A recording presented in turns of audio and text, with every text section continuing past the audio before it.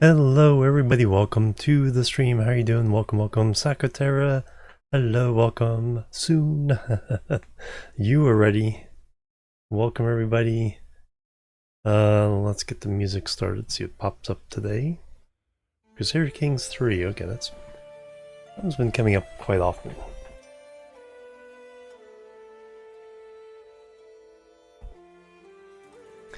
Alright, load in the world. I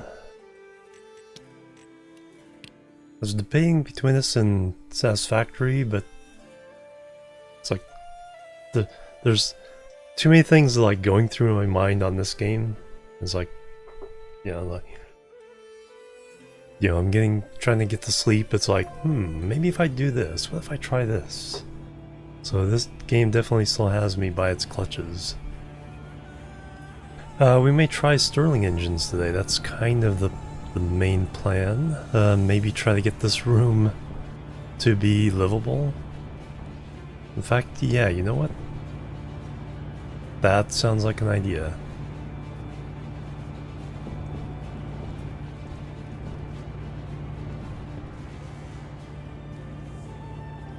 Is that what the noise is?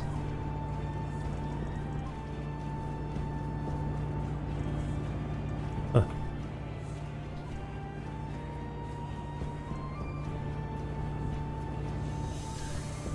Didn't realize these things made so much noise. Alright, let me get all my things in the right places.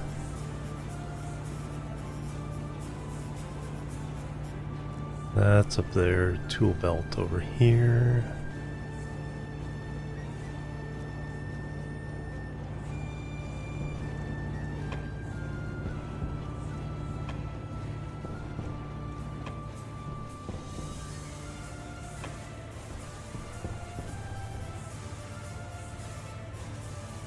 Yeah, I guess that was the noise.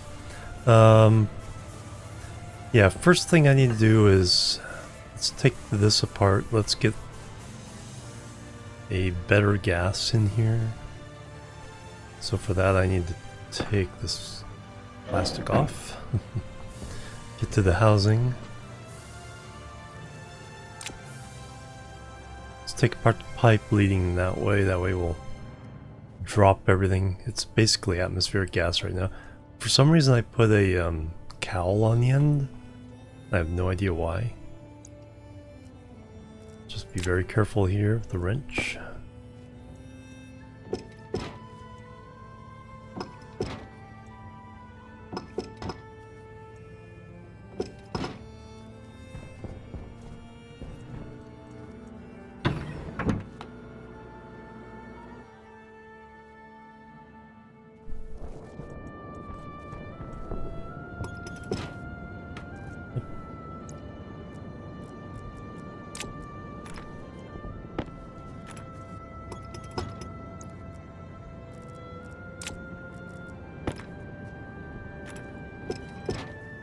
And boom. Alright, now we can put them back. Then we can try to fill this with some nice carbon dioxide somewhere.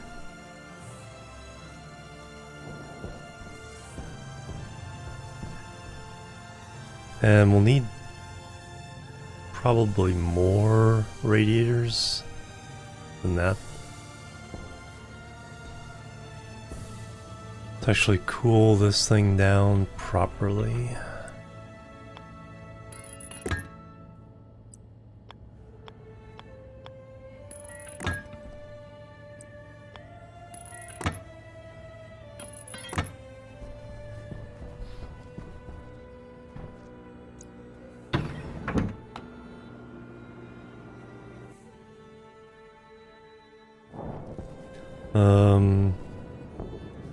Yeah, let's go ahead and also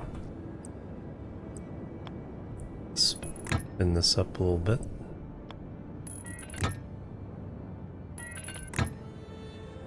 We'll put... Well, let me go ahead and put the two I have on here for now. It's doing a remarkable job already.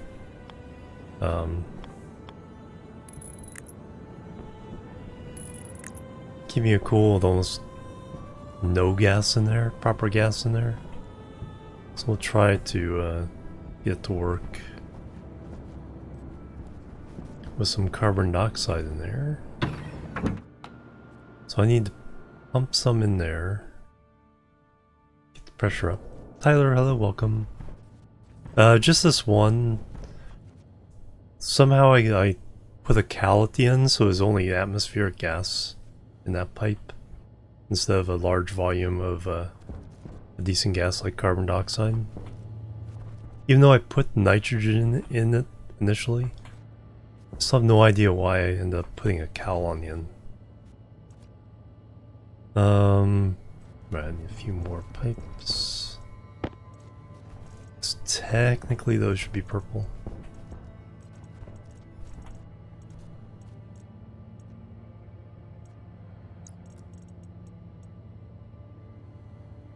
Do that. We're trying to do any kind of system here.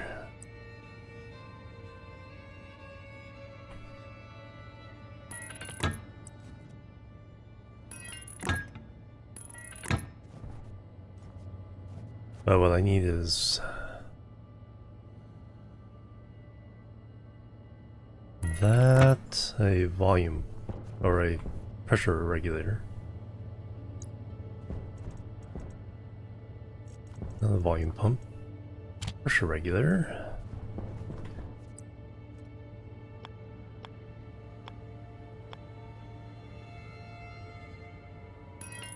Stick that on there, stick a wire.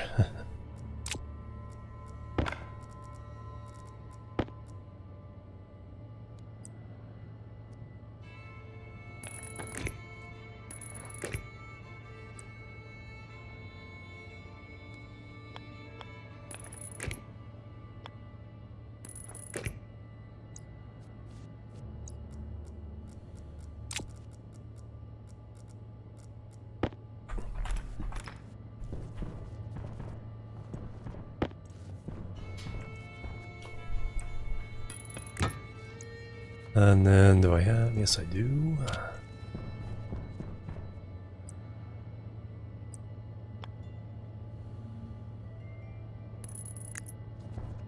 Oh, that's gonna be awkward as heck.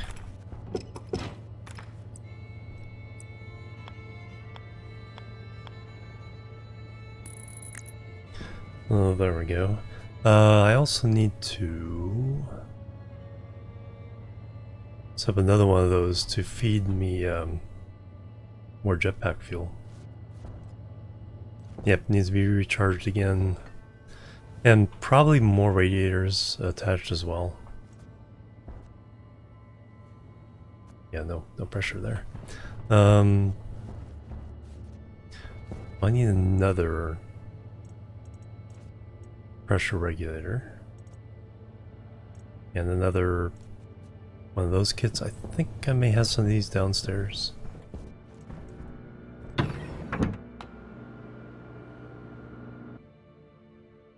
Yeah, let me see if we can get this space breathable again. It used to be breathable before the incident.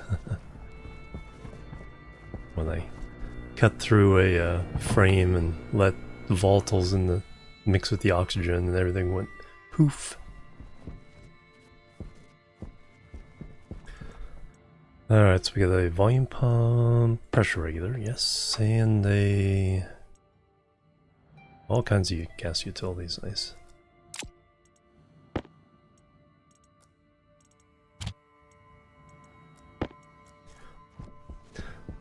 So let me get something. Actually, I should put that. I should start thinking about where I'm going to put those in my living room here. I mean, an oxygen one? Fireworks! Yeah, that. In fact, I wrote a command for that one. Careful with that wrench.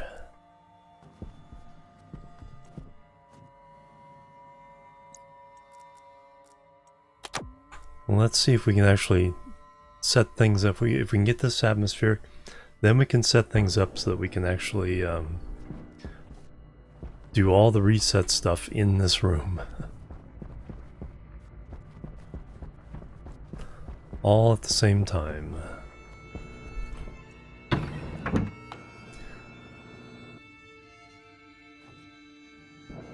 So this is eventually going to be a wall.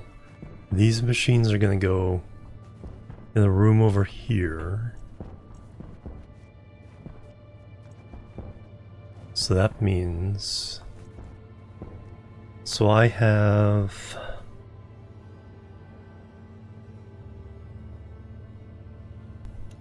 oxygen tank, waste tank, jetpack fuel. So really we want...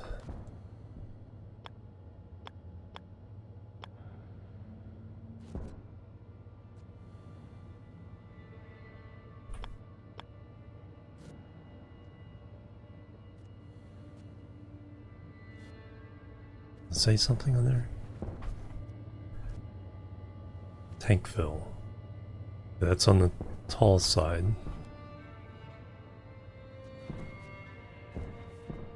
So yes, we want... yeah, 3 of these.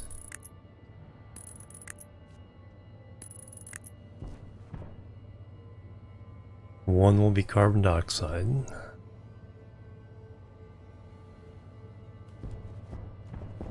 So let me run pipeline over here. So do oxygen, waste, carbon dioxide in that order. Am I able to paint just one of these?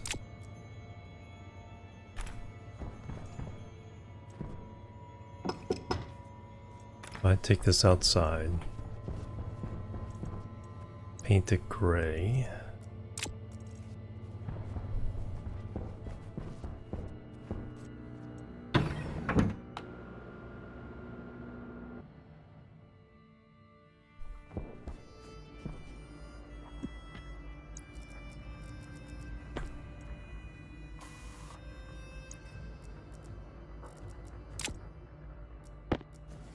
Yeah, as long as I don't mix it with the others.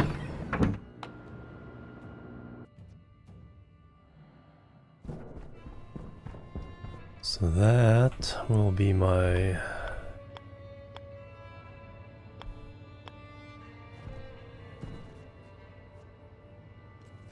CO2 fill.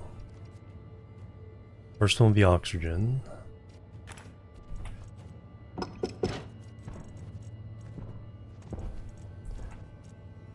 Alright, where's my... there's white paint. Waste. Is yellow fine for that? I think so.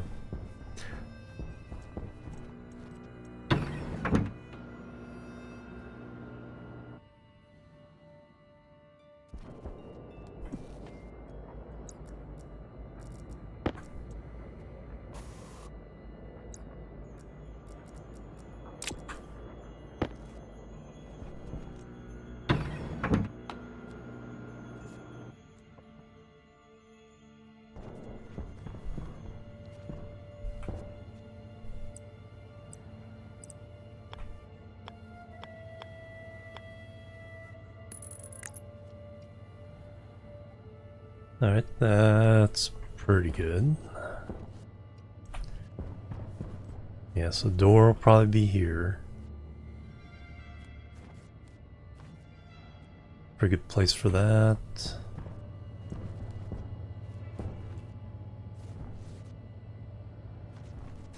Alright, but anyway, now we can run...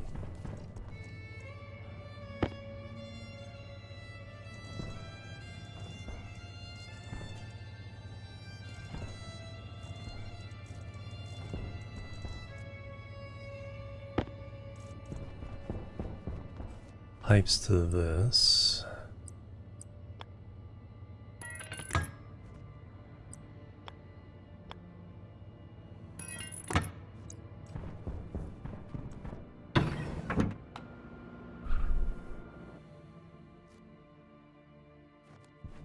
So this will be a hallway, so we gotta get all the way over here.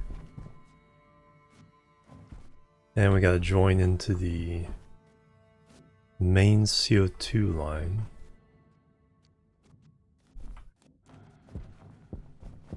This has to go under.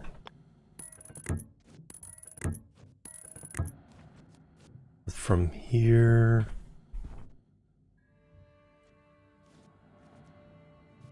let's go up from here. Autofiller still going bonkers? Not that I'm aware of.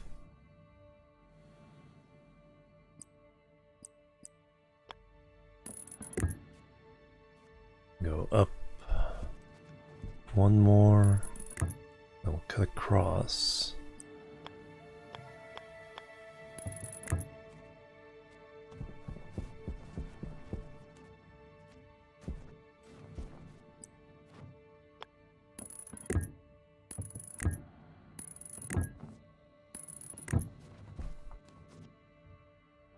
We want to go, so there'll be 3 there.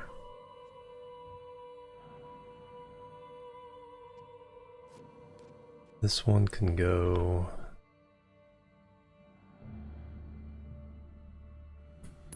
straight up the knower.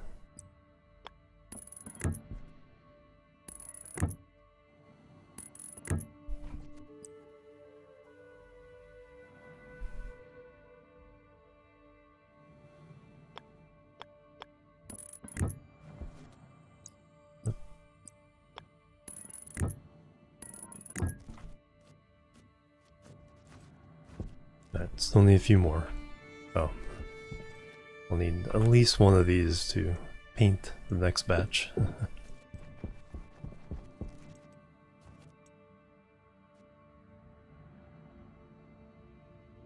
Doing a large CO2 tank. Oh,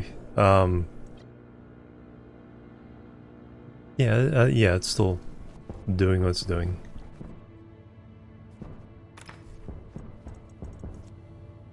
Yeah, that one's been running along pretty well. 3.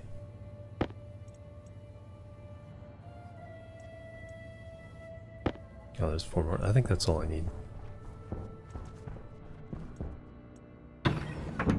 Yeah, I think we got that all solved, so that...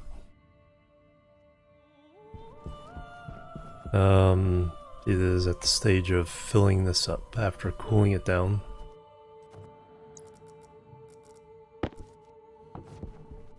So we now have 25 kilomoles.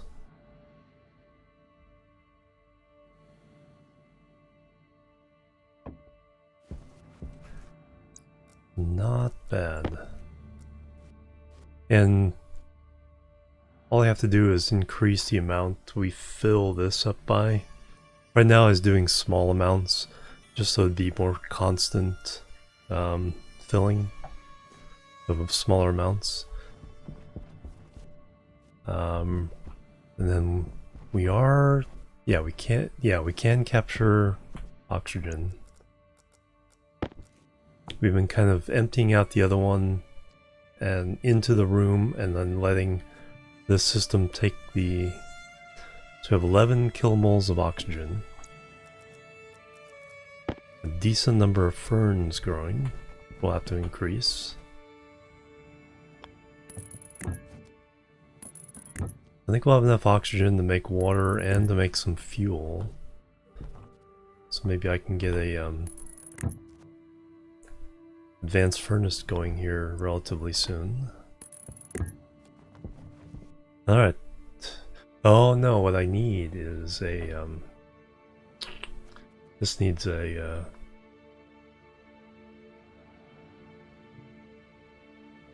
pressure regulator.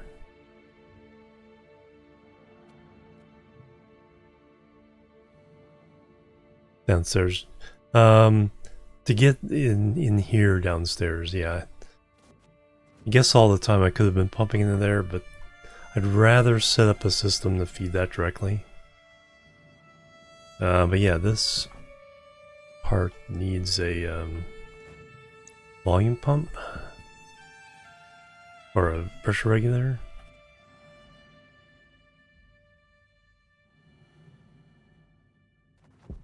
Can't do that. That's gonna be in the hallway.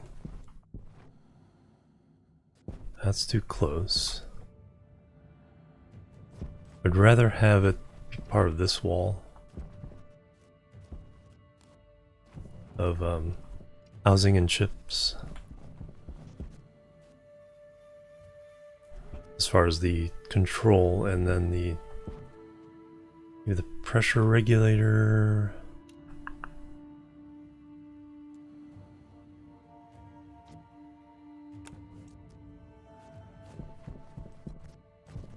Did I set that one up yet?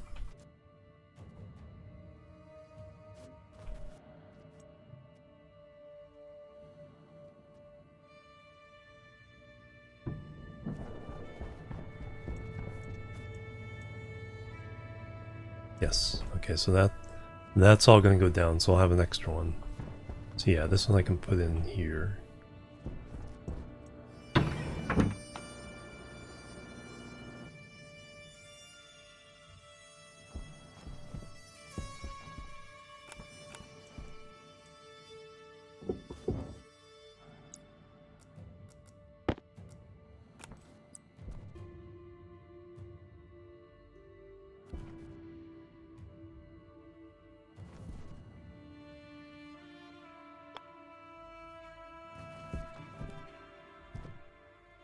Wrong way. That's fine.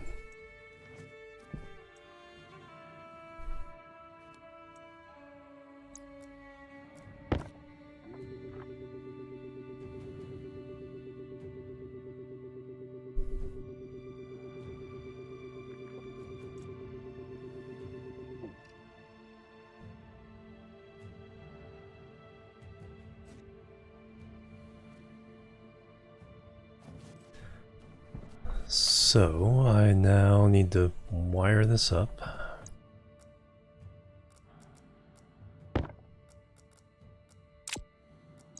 We'll need another chip and housing.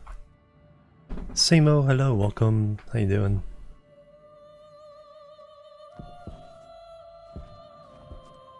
So this just keeps going across. And we'll likely go across for a few more things. Still need to put in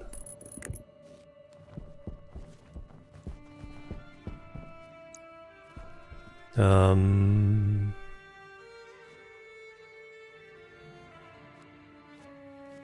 that's right. This needs to be on a different, because these three are operating in series. The waste heat is so much higher than a single one can handle. You just see what you did? We're gonna try to finally set up this room be livable. First thing I was trying to do is feed the wall cooler a waste gas. And I got distracted by, okay, let's make our jetpack fuel filler here.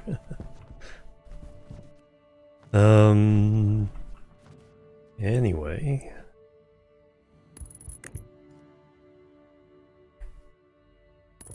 We need that.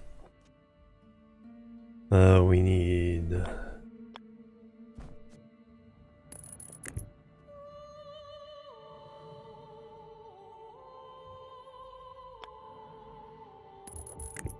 that.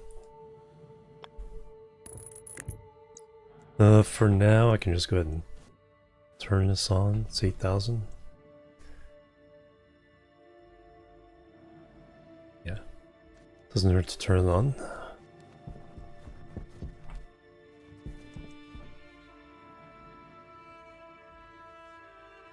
So now... do we have a spare carbon dioxide? That has oxygen in it, so I don't want to...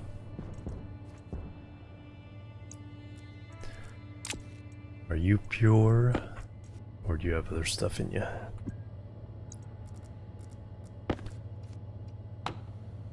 No, it has oxygen too.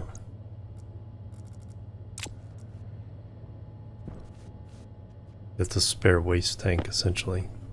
But I have a couple others over here. Ah, there's an empty one. Well, what's the other one have? If it's just carbon dioxide, then we'll use that. We'll also paint them. Although I don't want to take a full one outside, do I?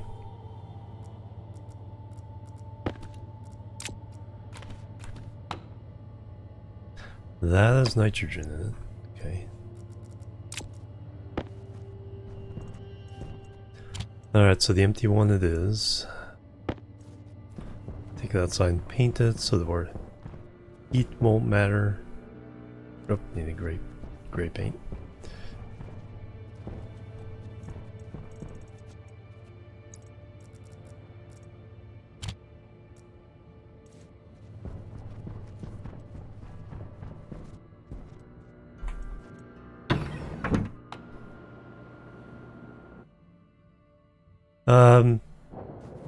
Just potential for hydration critical issues to happen.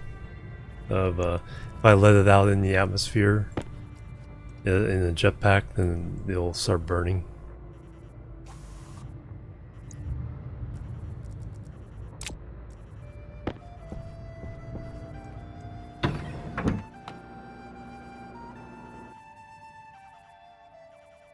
Just because well, I don't have much nitrogen, and carbon dioxide is better for has better heat capacity.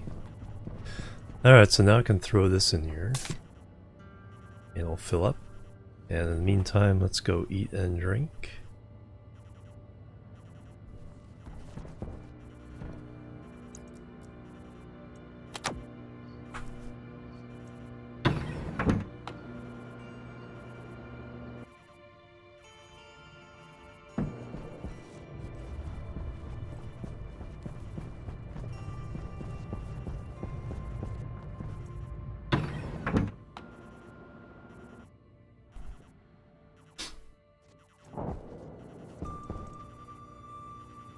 Hey, we got wheat seeds.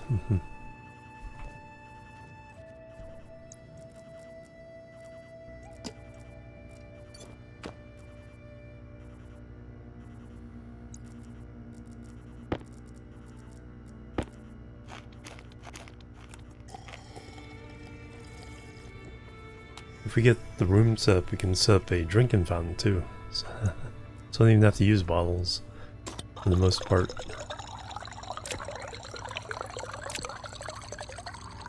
More ferns, yeah. Yeah, I need to get a bunch of iron so I can make these. These are 10 iron each.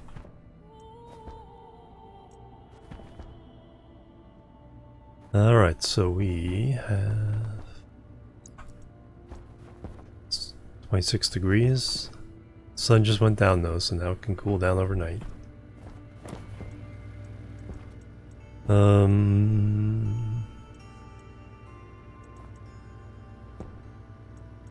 Yeah, so we can convert all those, get more flour.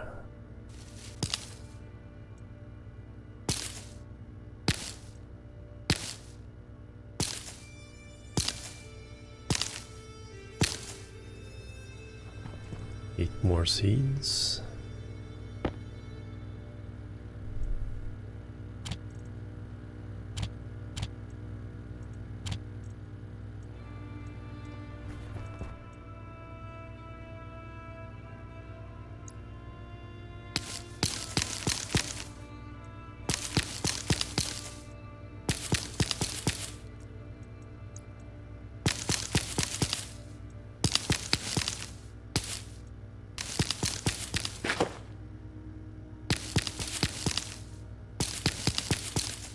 Go one more round of the wheat.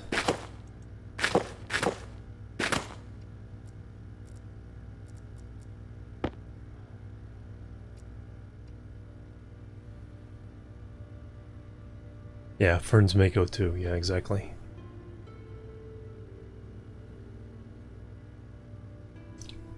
Which make more water, you know, than Makes more water using the oxygen than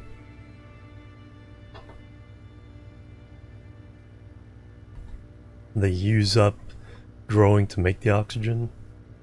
So this is water positive process.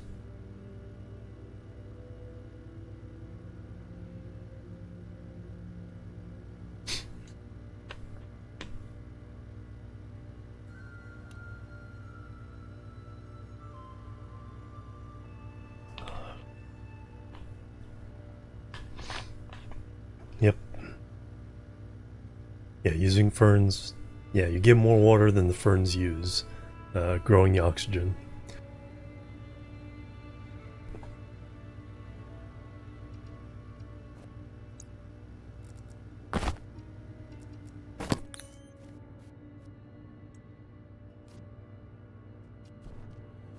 Yep.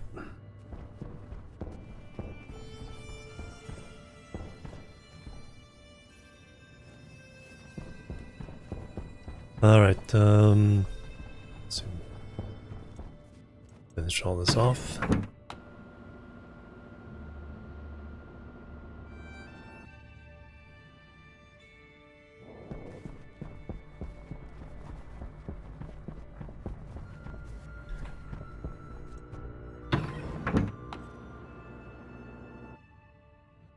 So the purpose of all that was so that I could now come over here.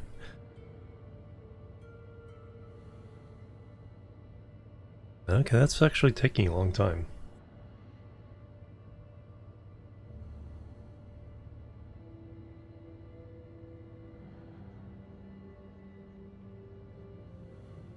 Didn't think it would take that long. This one...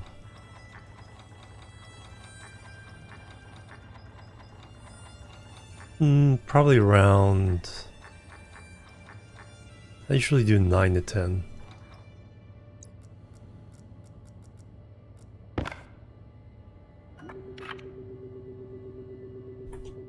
Try 9.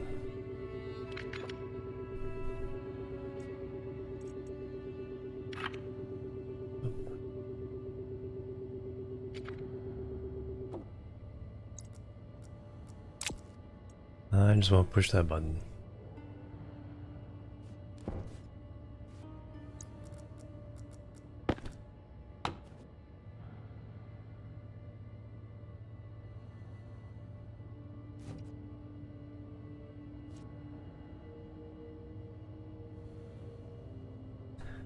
.5 from what?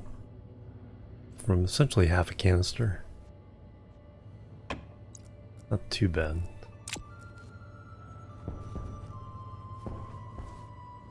Yeah. Oh, that's true. Yeah, it's gonna heat up.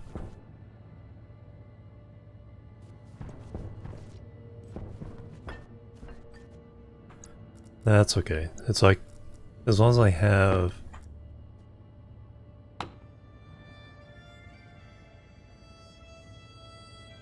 Yeah, 107 now. Plus it's also going to absorb heat from the radiators out there. See, I should have fed it with this off and those not on there yet. That way I could have controlled the pressure at a lower temperature. But overall, it's not going to matter too much. Man, these things feel slow right now because I want them to hurry up.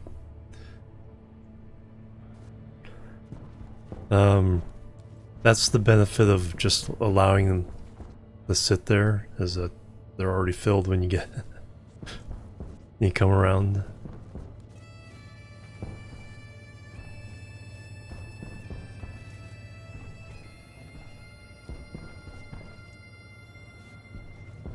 Hurry up, game.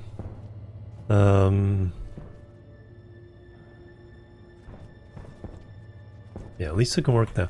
And it has better pressure than it did before, so it'll already be more efficient. Right.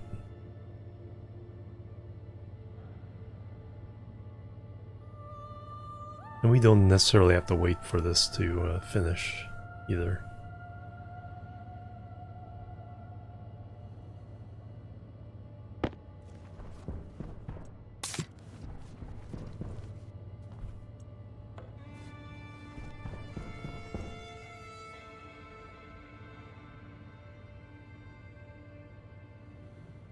See, it's already at 5,000, but it seems like it really slowed down when it got to that point.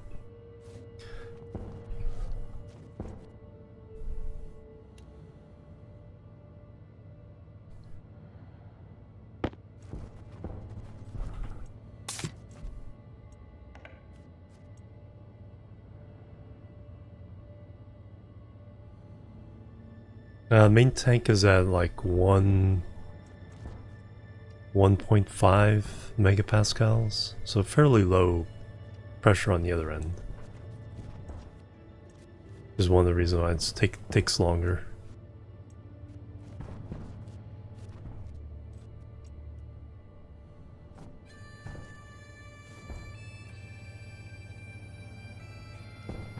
What can I do in the meantime? Well, sun's coming up as well. So that turned off. That will get a lot hotter now.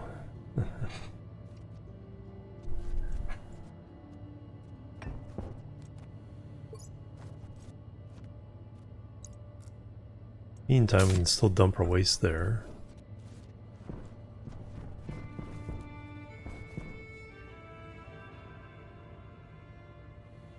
I can kind of leave that one on. I'd like to have something to turn off when it's full. These pumps do use quite a bit of energy, but it's not strictly necessary.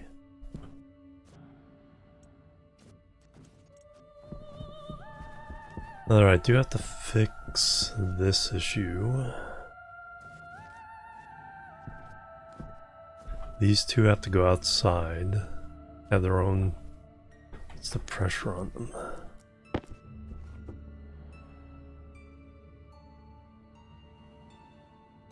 Not too bad.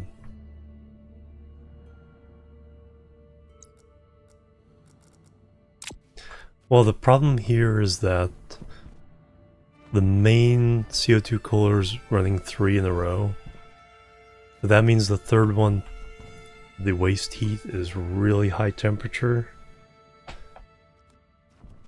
And these are just single coolers, one for the CO2 to maintain it, and one for the oxygen to maintain it. But they can't cool down from this hot temperature because they don't have the 3 stages. Hot.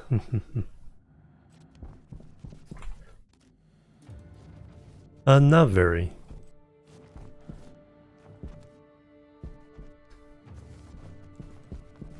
I don't think they're too bad. So it's not the but it's not the radiators, it's the fact that this is creating waste gas that's too hot for these to use. So I can't share the same pipeline. Yeah. It works because these are 3 stages at 10, 60, and 110. But that one's trying to cool down to 10 straight from this hot pipe and can't do it.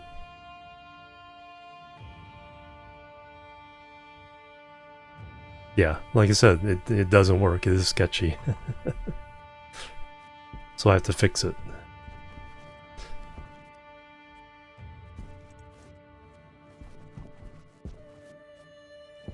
Well, that's why I'm talking about it. Phase change device? No, I'm not there yet. These work perfectly fine. These work perfectly. I just can't put a separate cooling loop on the hot pipe. No, I don't need more radiators. I just need different radiators. Same pipe, I just need to pump it out and have these have their own radiators working at night. So they're only working against 129 degrees and not 300 degrees. So I need to unhook this and then just take that same gas, put a pipe sticking outside and radiate that way.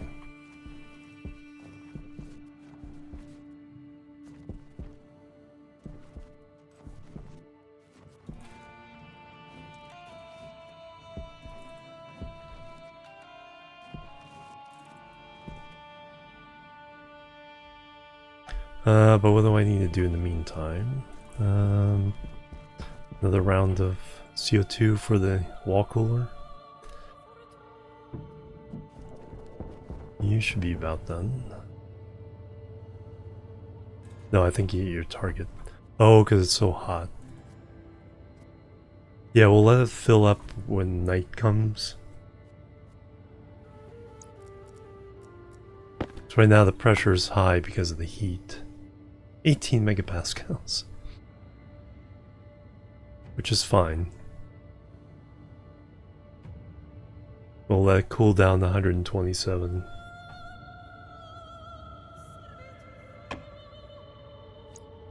Yeah.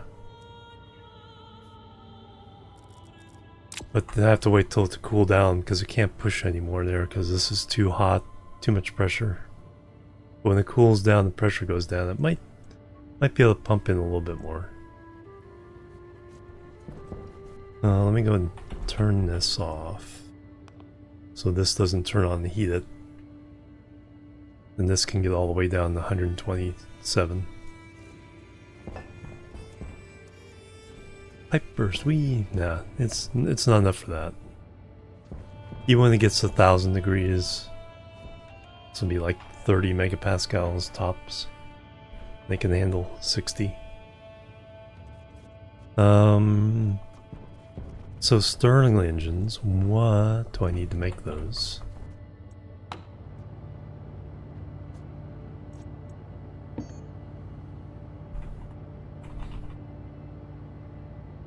Gold, copper, steel.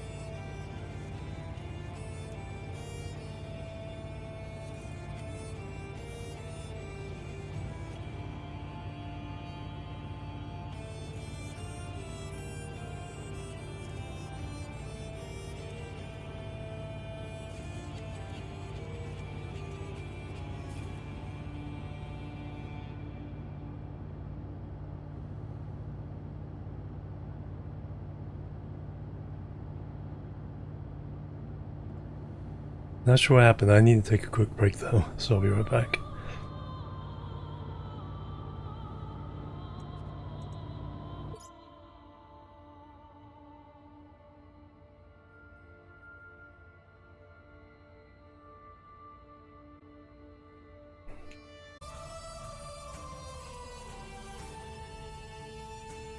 Yeah. Alright, that was weird. I yawned. It's like my jaw didn't hurt, but it felt a little weird coming, closing again. And then I felt really, really nauseous for a second. It's like, why? It's like, I'm not sure why. I just kind of laid down for a little bit, stretched my tummy out. I thought maybe it kind of felt like the start of like food poisoning, but I haven't eaten anything except for a few crackers earlier. I don't think that was it. That's just weirdly weird. Sometimes, very once in a while, it's like you get nauseous, like if you get gassy or something like that. A couple small burps, but nothing, and no big farts or anything. So it's like I don't think that was it. I have no idea what just happened.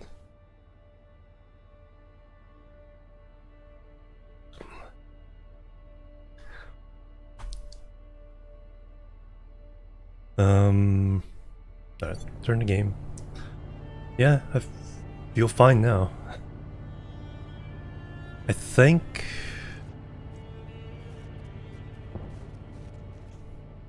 Like I said, my jaw felt weird after the stretch of the yawn. It wasn't... It felt like pain nausea, but nothing hurt that much. Yeah, getting older a blast, right? I think it's more some kind of weird, uncomfortable feeling with the jaw when I yawned that just threw my equilibrium off. Or maybe it might have been like yawning also might affect my inner ear a little bit. The Stationeers is going pretty good. Hey, Urban. Just talking about old people stuff. It's like, why did this just happen to me? Stationeering is going pretty well. We have a jetpack refueler. Yeah, I think that may be it. I have occasionally gotten actual vertigo, but when that happens, that's really, yeah, it's like things really go wacko then. I moved and now something hurts. Yep. I yawned. My jaw felt. I didn't like crack it or pop it or anything. It just felt weirdly uncomfortable. And then it's like, whoa. So yeah, I think I may have stretched like the inner ear or something and just made me feel nauseous for a moment. So I just laid down, stretched out, felt better.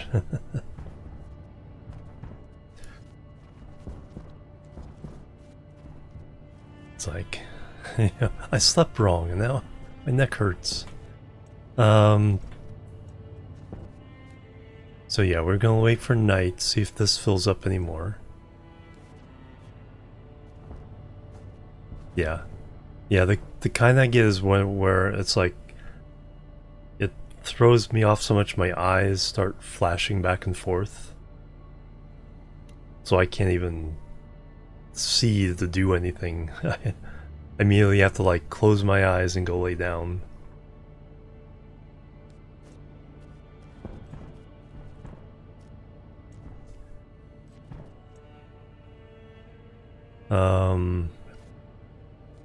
Anyway, disturb my train of thought. So that's one of the things we want to do, is just get this room up and running. The temperature has been under control, so it's not too bad. We need an actual oxygen.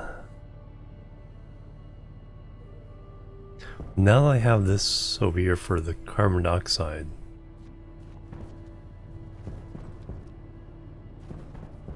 we can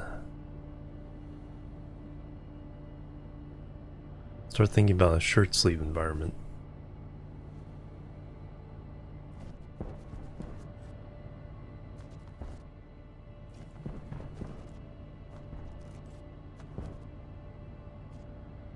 I think all we need there is an active vent. If partial pressure of oxygen goes below a certain amount,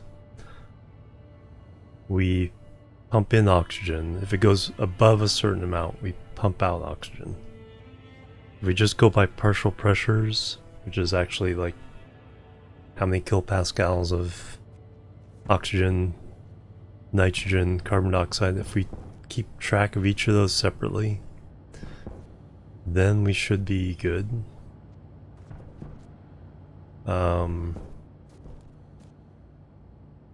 Alright, I need lots and lots of pipes, and I need to hook up. No, I need to cool down those two. Let's work on that first.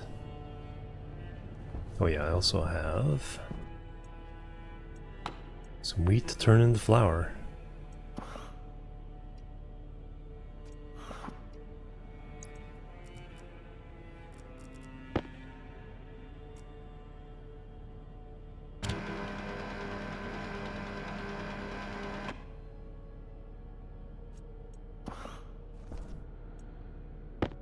And now we have...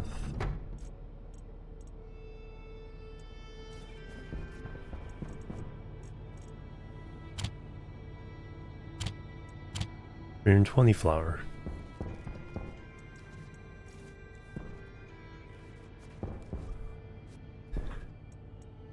What can I make with flour? Muffins? What is muffin steak? Oh, we needed a certain amount for bread. Muffin. Microwave. 50 flour, 10 milk, 1 egg. Bread. 200 flour and 50 oil.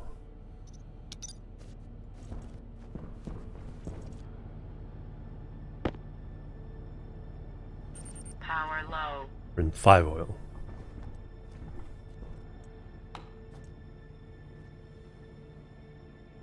Add 50 units.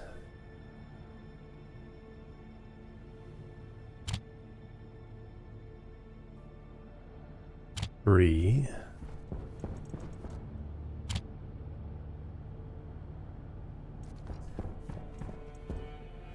Four.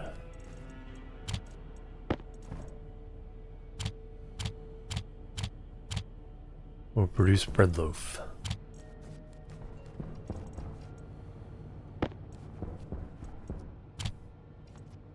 Yeah, 5 oil. Well, let's see what happens. The question I have is, how long does bread last in this environment?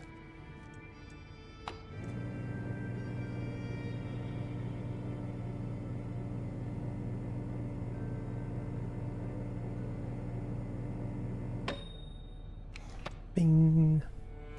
340 nutrition. Decay completely in 2 hours, alright. So we can put that up in our refrigerated vending machine.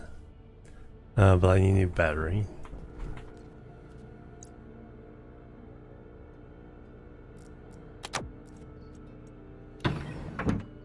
Alright, good to know. Bang bang, Warlord with a resub. Thank you very much. Bang. Hello my friend, happy Easter and a few nice days off. Yep. Thank you very much.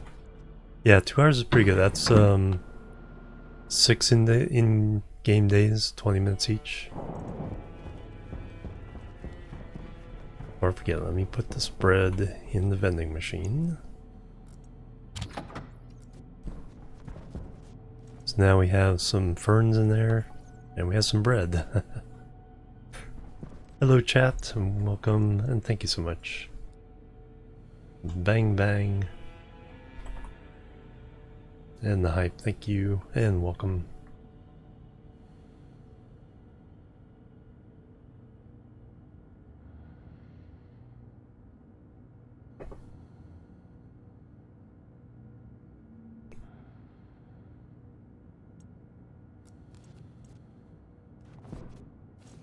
Alright, how is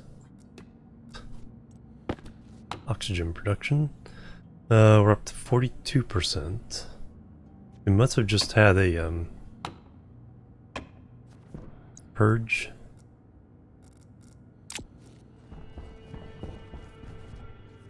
We should keep pumping this up.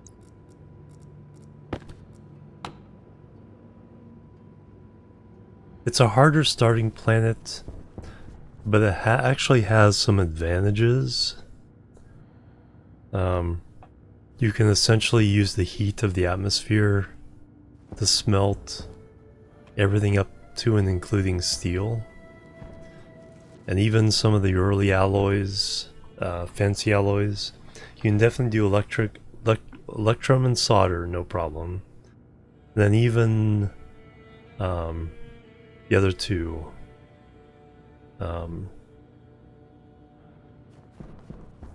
Invar and whatchamacallit, aren't too hard. Just using atmosphere and then maybe adding like a little bit of silver to boost the heat and pressure. We'll do an advanced furnace here fairly soon. But yeah, Vulcan, once you survive the initial harsh conditions, the fact that there's volatiles in the atmosphere, you can use those. Corona.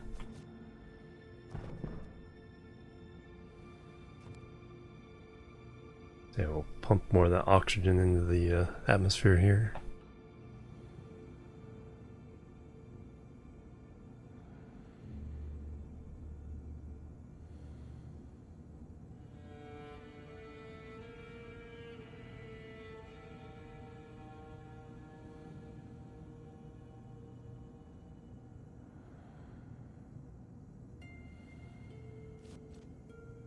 That is turned on again, take out some of the atmosphere. Since we went above 50%.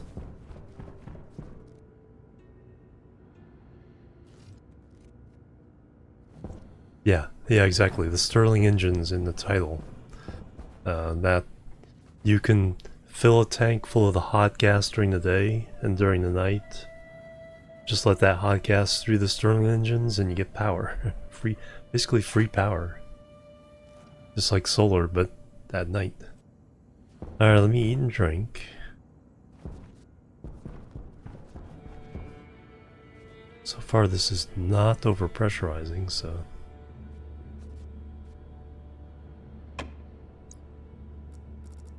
should have time to take care of that, and then we'll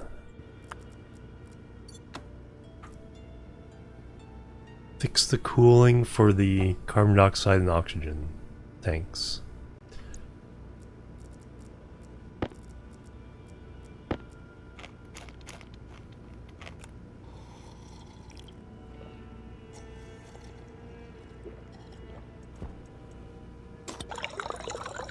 Yeah, that and the other big advantage is, like, you know, the ores are littered everywhere. There's no ice, but the ores themselves are everywhere. Plus you can see down into the crevasses for, you know, where more veins are. So mining is a little bit dangerous, but very rewarding at the same time.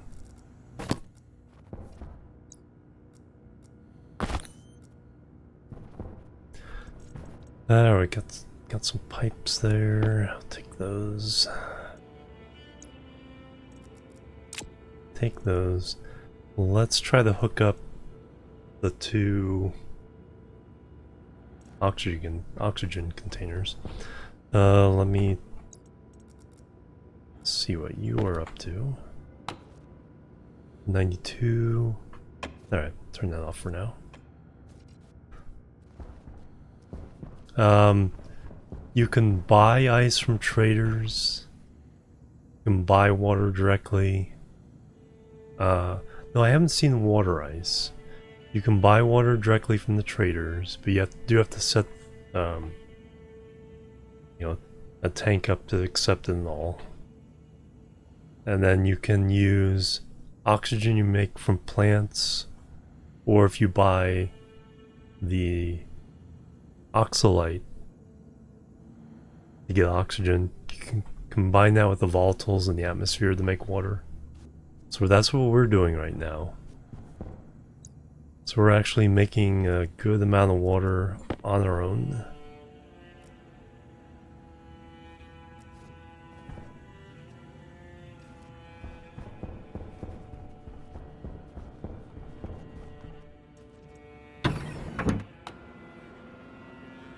We can make fuel.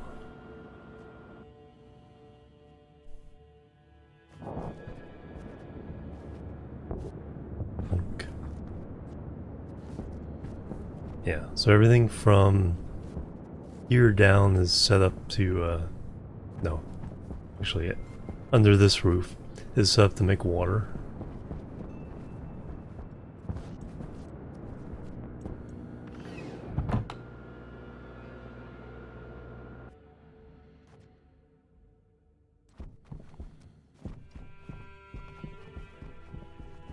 So if you make fuel with volatiles and oxygen, and then if you have a special machine called a combustor part of the product from that will be steam, as well as carbon dioxide pollutants.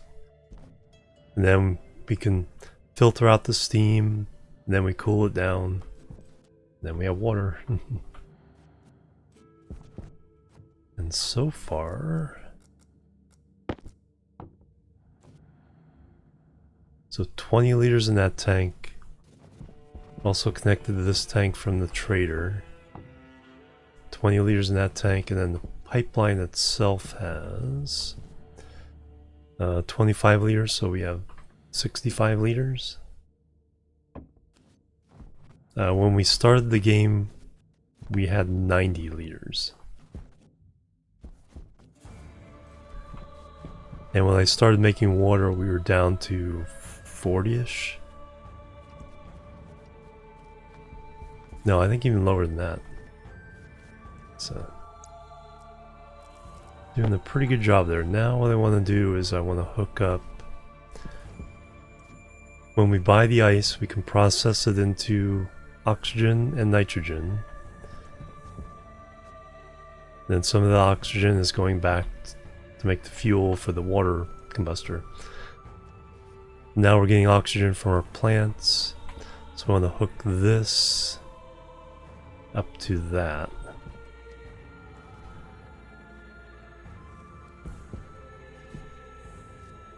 That's oxygen.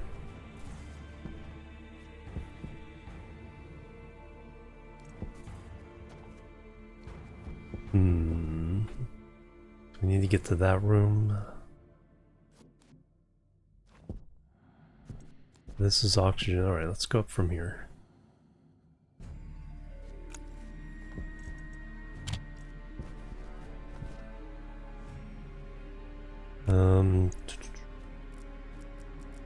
Wrench.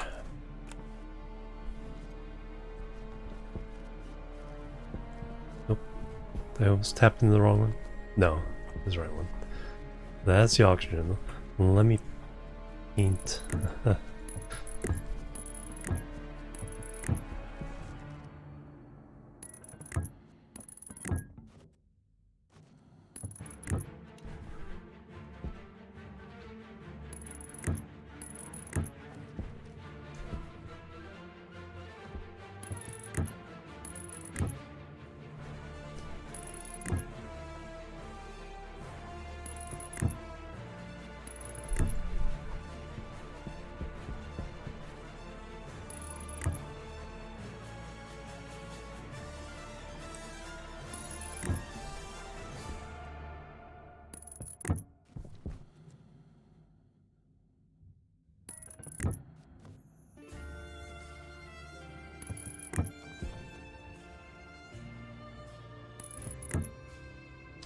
That's fuel.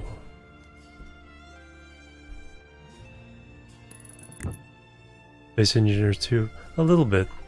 Yeah, looks like it's going to be really good. There's not much gameplay yet. It's all creative. They have been adding a little bit lately to kind of expand on that, but it's still creative. So the gameplay loop isn't there yet.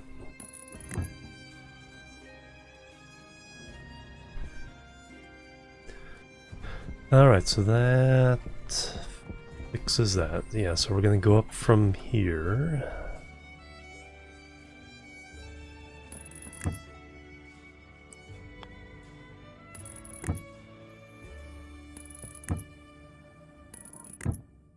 Up on the roof. We'll go that way first. And then since we're here, let's pick up some oxygen. Yeah, definitely needs work. You know, they're definitely very, very early on the journey. So unless, you know, you're 100% into going on that journey starting now, it's like you can definitely wait and see how the progress goes.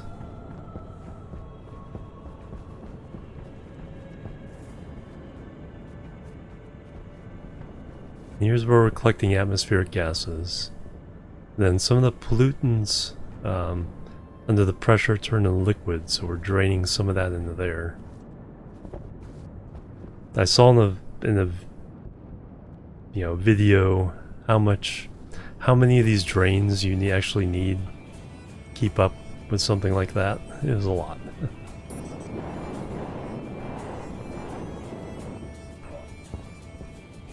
Alright, let's go. So oxygen is around the corner. We could poke in. Do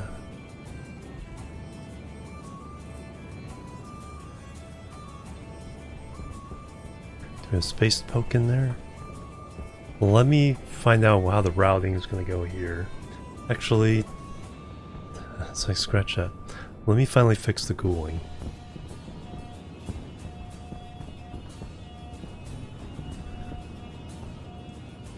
Probably need to go mining.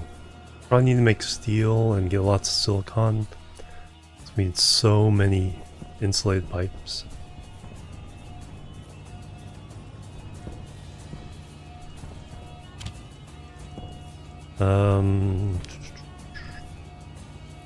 Grab those. I need to make some more radiators.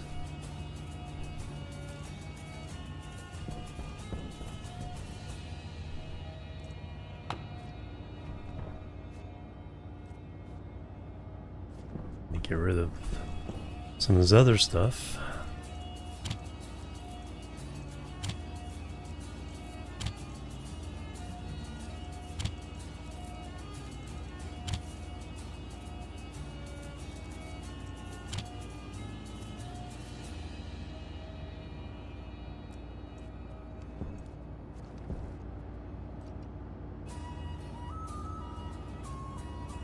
Gold and steel. We stuck everything in here.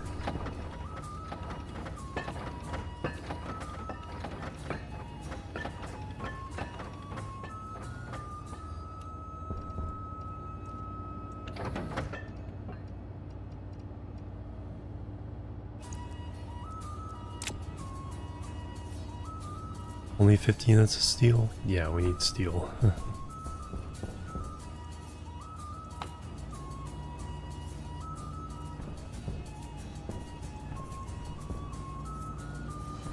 Nothing in there, nothing in there. Shouldn't be anything in there. That's silver, Invar, solder, Constantan.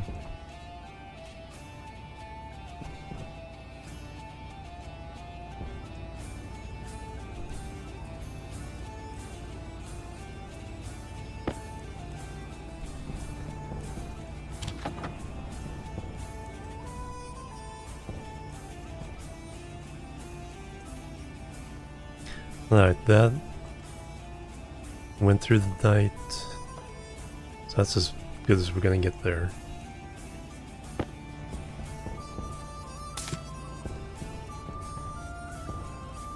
I'll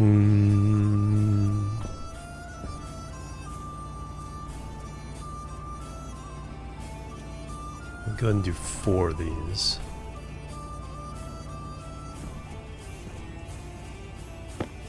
We'll do 5.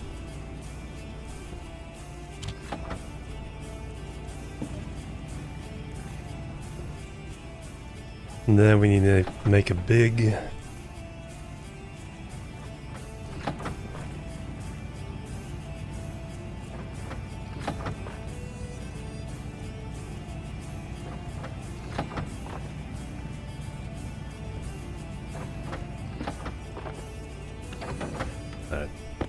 got some radiators, got some pipes.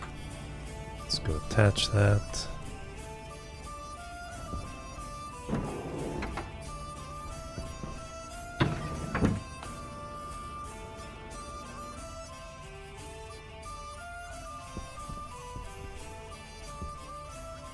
Alright, so like I said, that waste is way too hot for what we're doing here.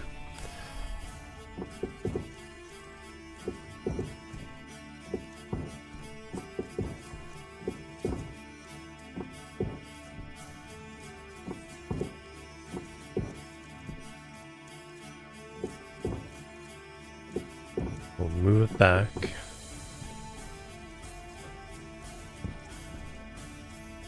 And then run it out this way.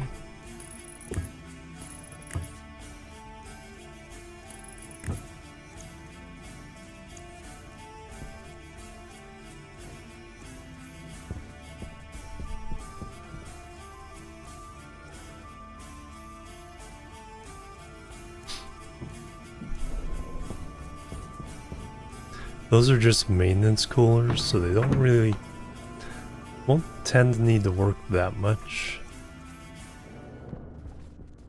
But we definitely want the ability to keep those tanks, you know, at around 20 degrees. And we're gonna have pipes sticking out all over the place over here.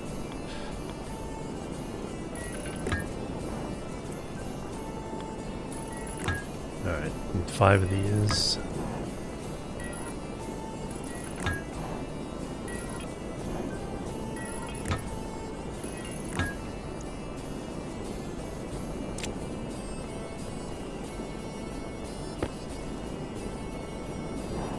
On Vulcan?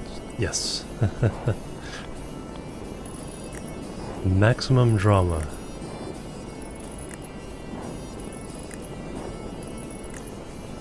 Alright, excellent.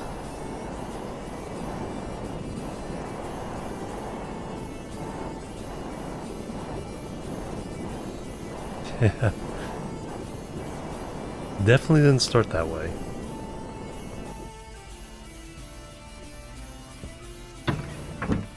Hey, Blue and Blue, welcome. Oh yeah, Ratsus, yeah. Just, it's like, how am I gonna get this one through? Alright, we'll poke through here and curl around that. Dodge that other pipe.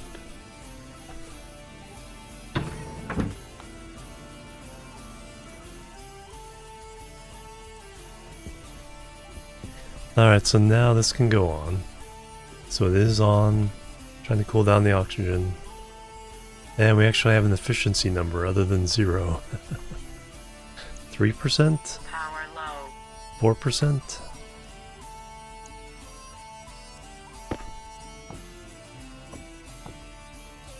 (162 degrees).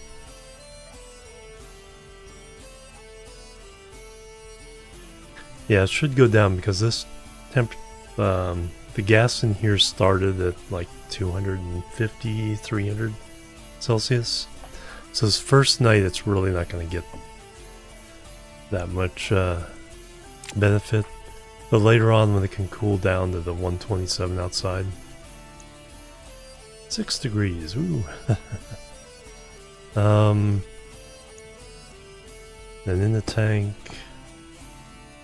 26.4. So I'm going to try to get that down while it's not so much mass. So we'll see if it works. We can always add more. And then this one can go to cool the CO2. I don't think the CO2 needs it. Right now we're pumping it in below 20.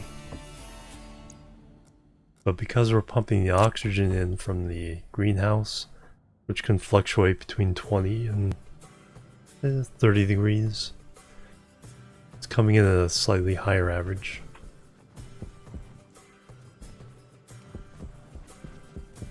And then we're pumping in our next batch of CO2.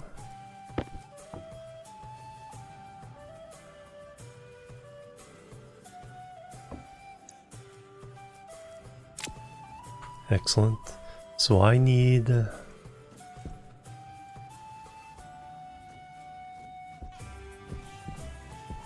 I don't need it right away, but the other IC chip for the cooler here.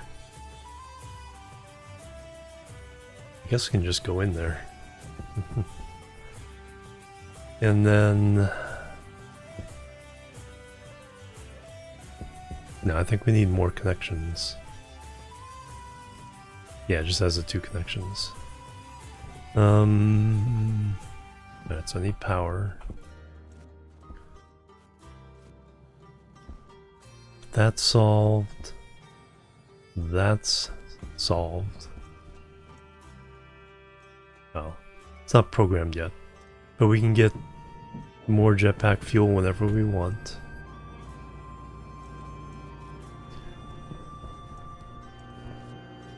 We can get batteries whenever we want, but we need to stop stealing them from the APCs.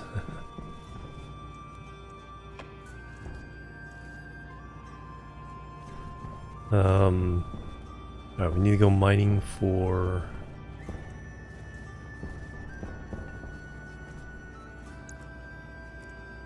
Mining to make steel first, but we're also on the lookout for silicon. Those are the two main...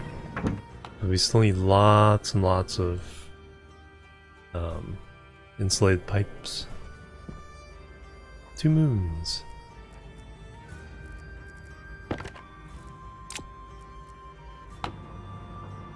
And the battery 75%. Should be good.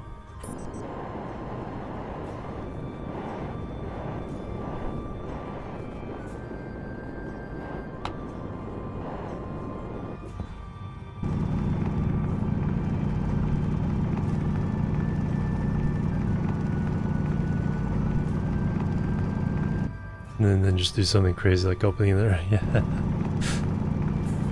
I usually don't do things like that. Hey Jafar, welcome.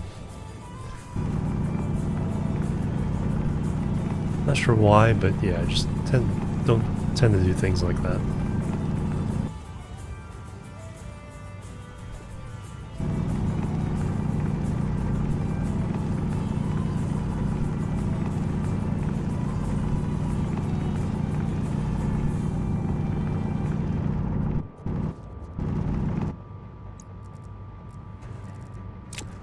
Alright, so we're gonna try to make 400 total steel.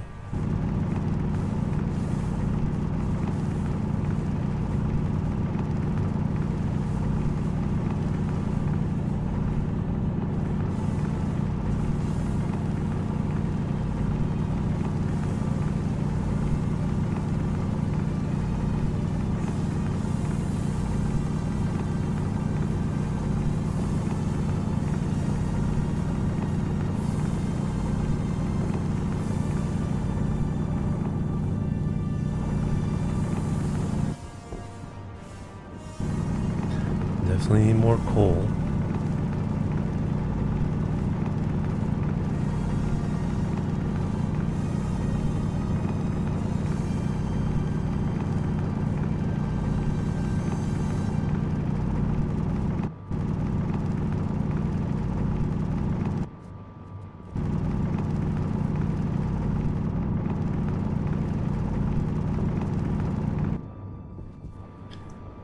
Space station? No.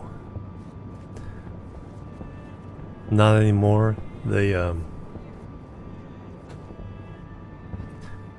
you can make a rocket, but you can't fly in it.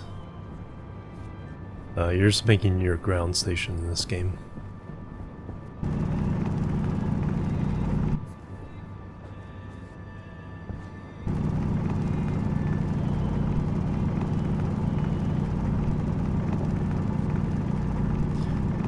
I mean, you can do like Minecraft. You could technically make your base in the sky and it won't fall down.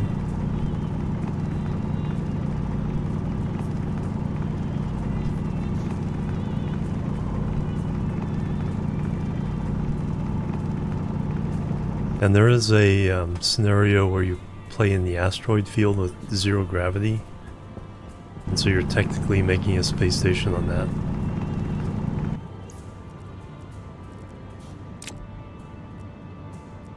But it's not like in orbit around anything or flying anywhere.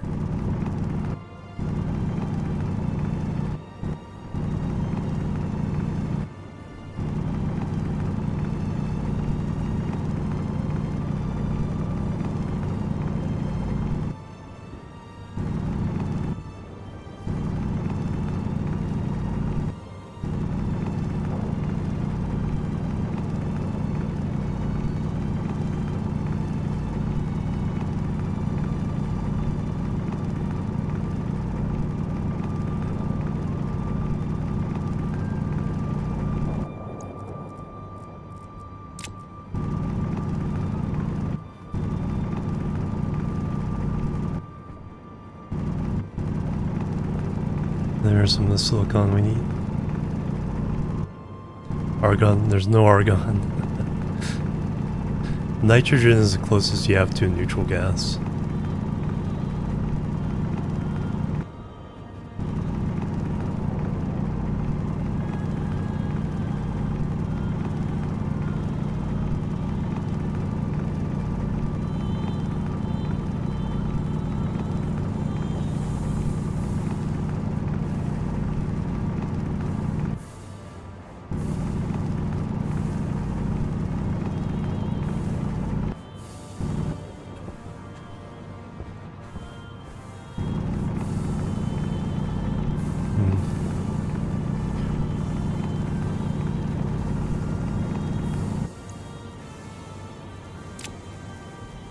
Got quite a bit of silicon.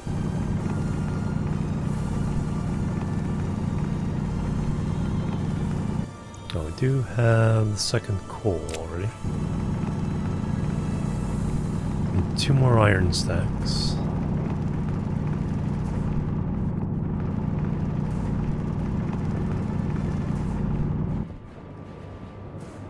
Yeah, exactly. No explosives. No big bad. No big bada boom.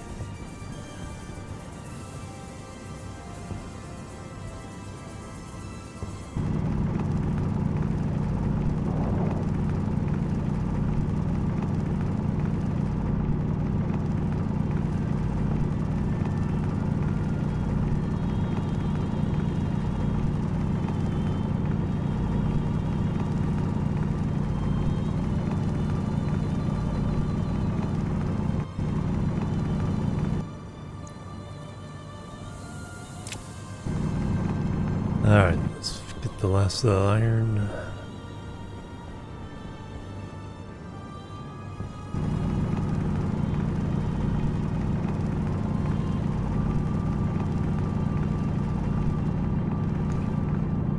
No, I haven't. Yeah, made by the same developer.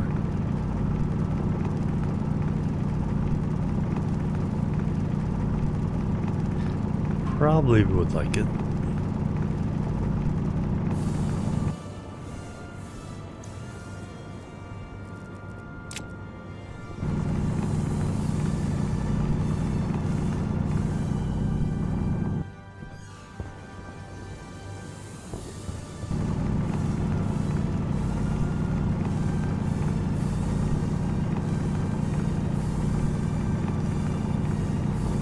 Alright, we have what we need to make steel.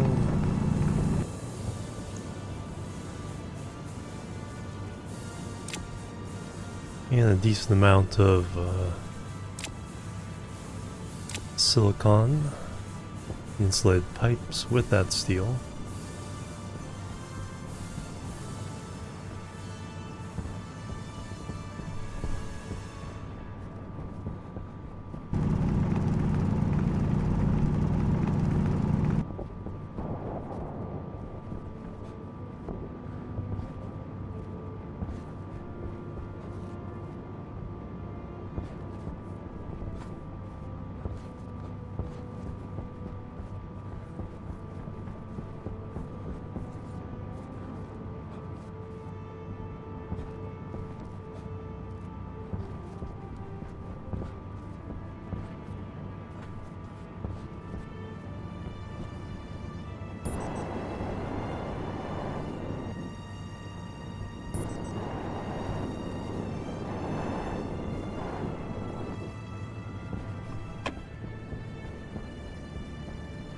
Alright, too late to make the steel, let's off gas all this.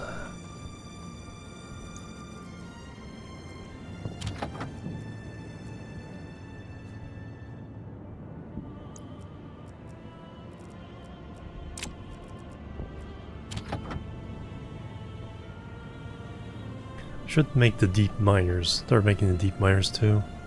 I think once we get a couple of Stirling engines going, keep the batteries charged at night.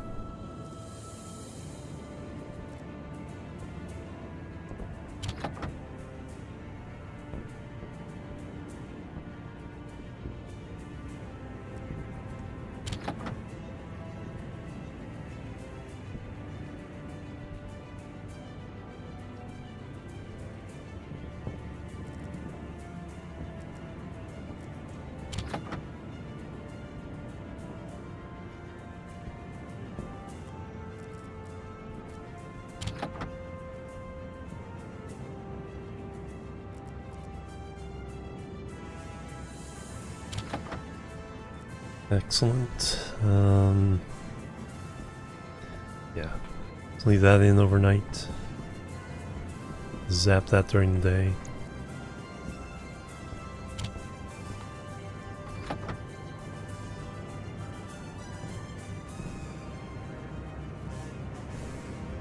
Full batteries.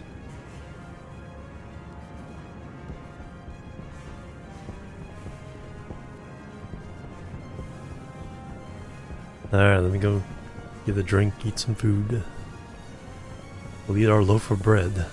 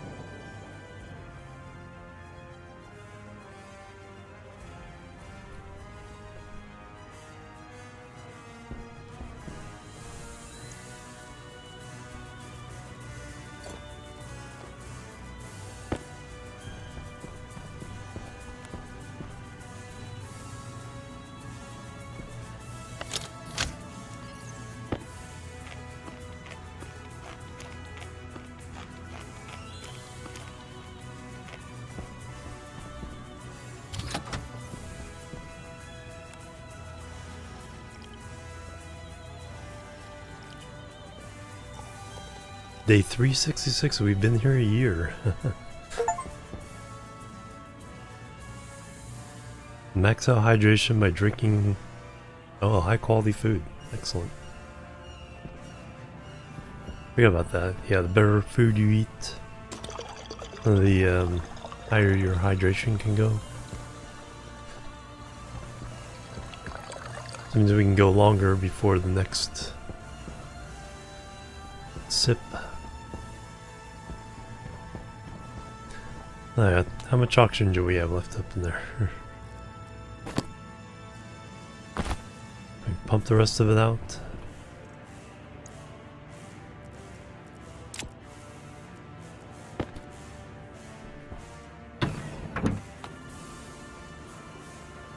Dramatic music.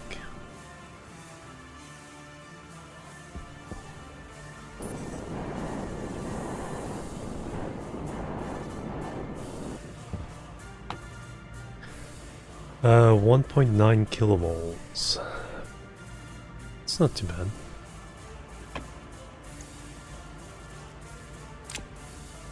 So that's where we were pumping the oxygen from here before.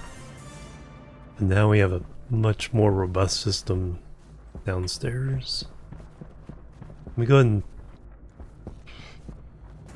probably just leave it open. Let's empty this out.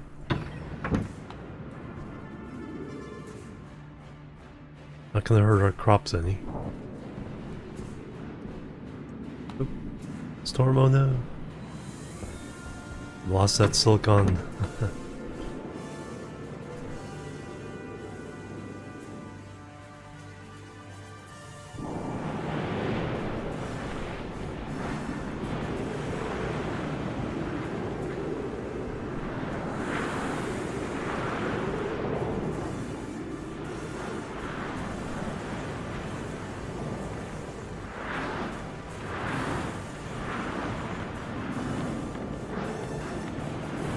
No, it's still there.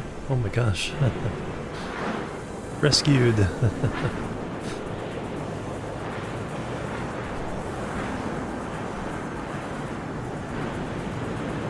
Those will keep the batteries charged.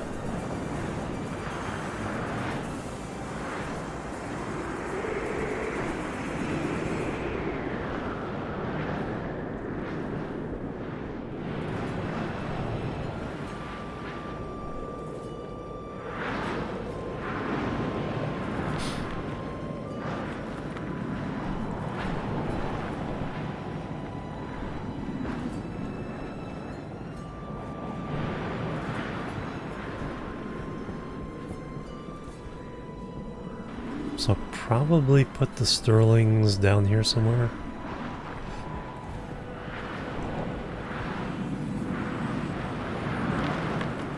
So we ran our heavy cable over here so we could put all the transformers closer to the final buildings.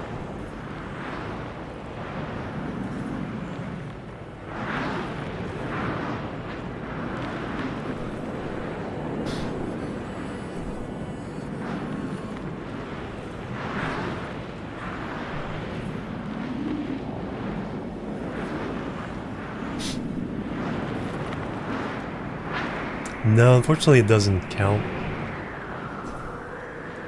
as geothermal. It just looks cool. But it'll look like we're using geothermal if we put it down there.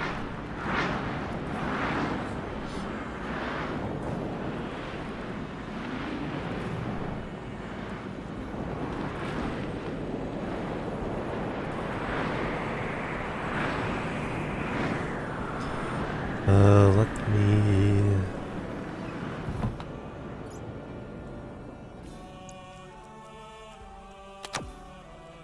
Still have to change oxygen in here for now.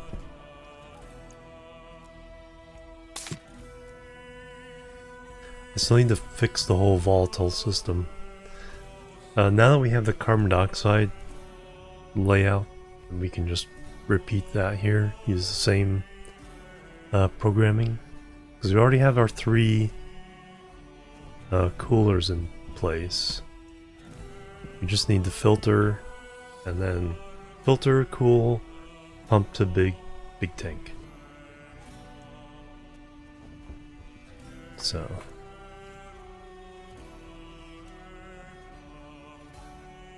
oh yeah, that was a portable composter we were trying out. We need the advanced composter, then we can make nitrogen. Where are you in the process? You're in the cooling phase.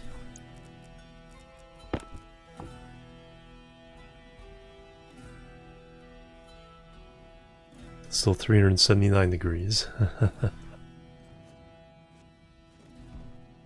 But we have...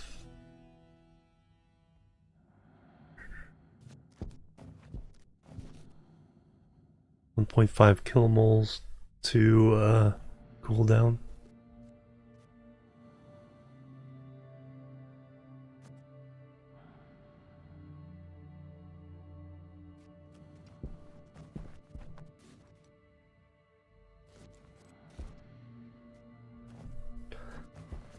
So that's 1 kilomole is about 20 liters. A little less. We have about 26, 27 liters of water in this batch. Add to our system.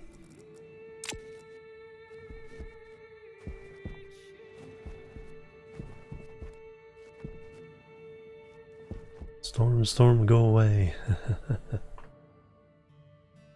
Oh yeah, we have lots of silver.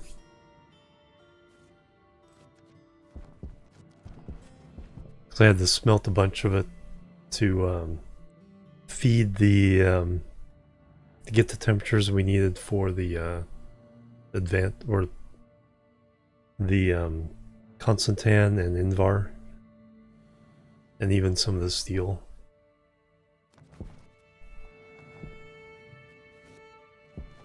At least until I figured out the system, you know, when to do the smelting.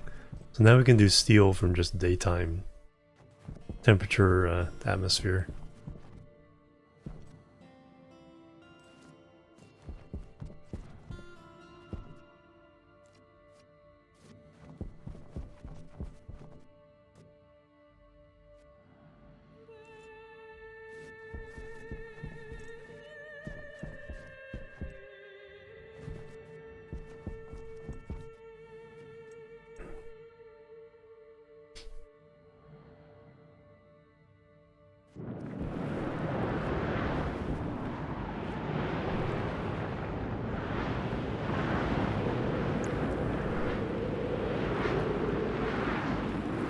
Oh, and got damaged.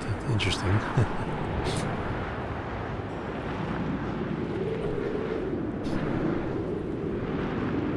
Never knew ingots could get damaged.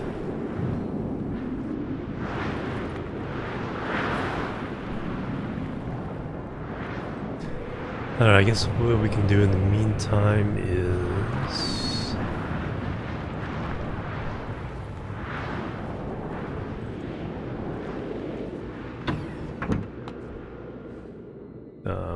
figure out how we're going to run the oxygen.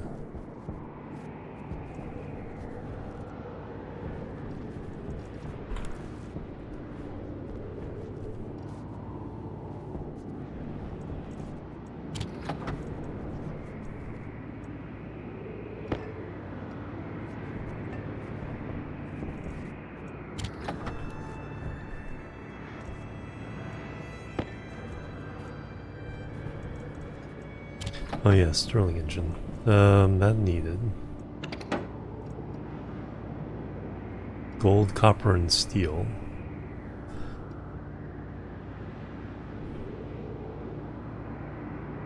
That's right, that's why we're making the steel, rather than almost out of steel.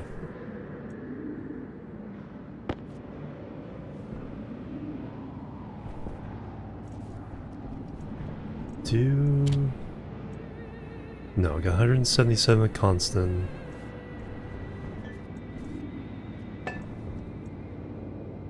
$166 of solder.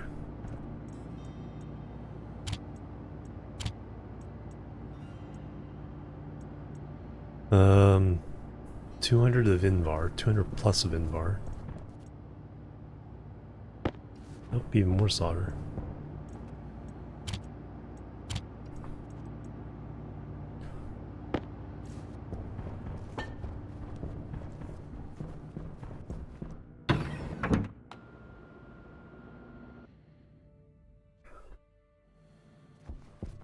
Alright, so oxygen that's poke out somewhere over here. That tank is in the way.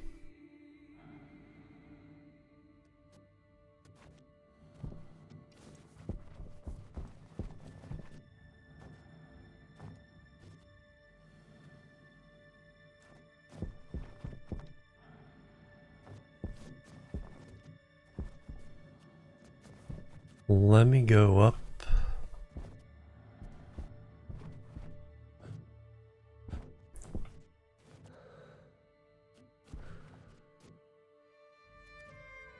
Really is no good way.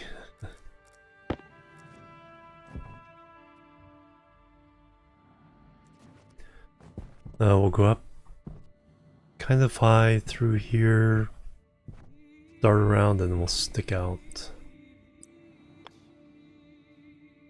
There.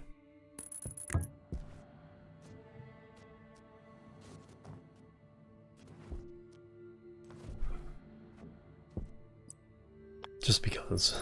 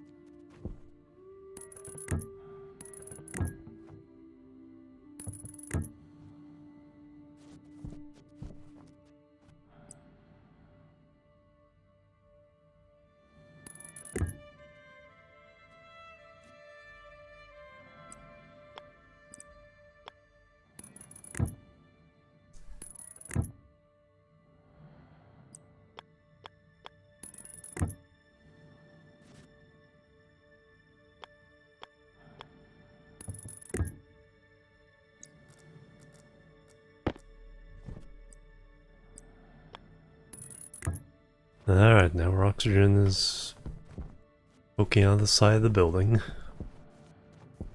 Storm's over.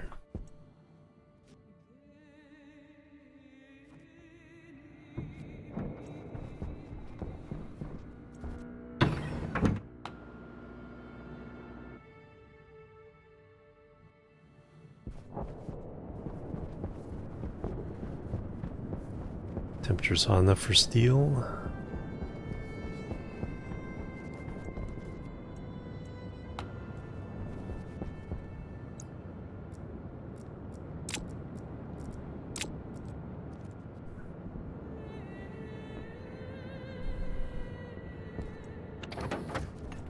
Boom.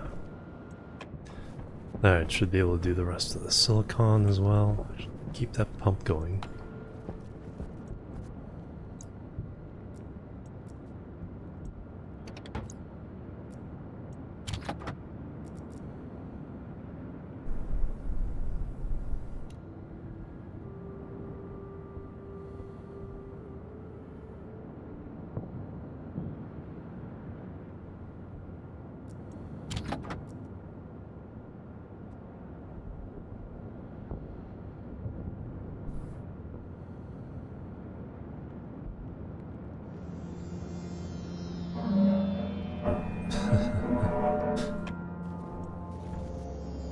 Wine, wine, wine.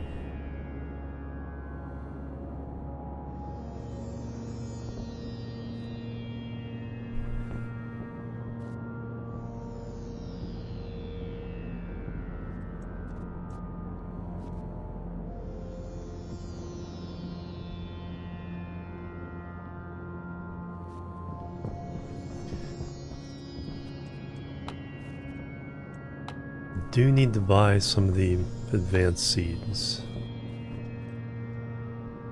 Asteroid assayers.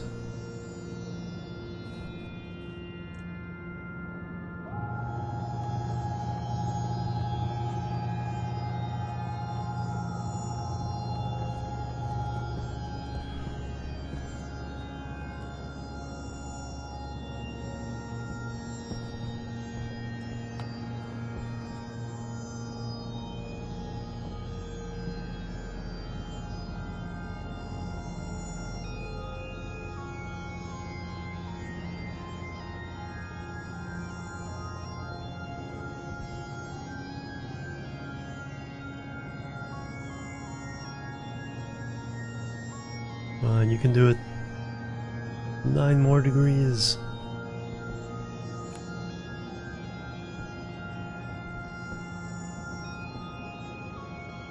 Ah, temperature's falling again. Just missed it.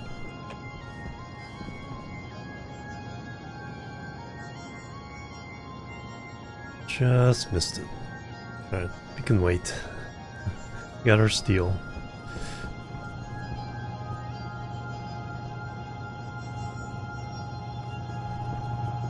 Are you there yet?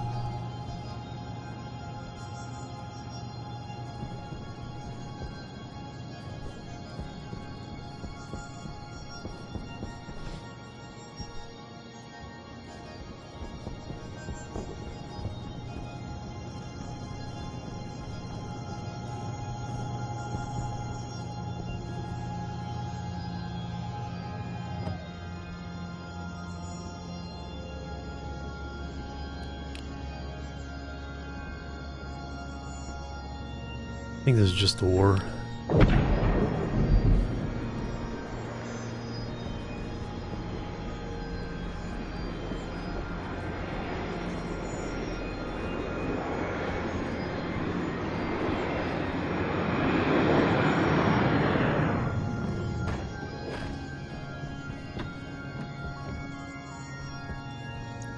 Yep.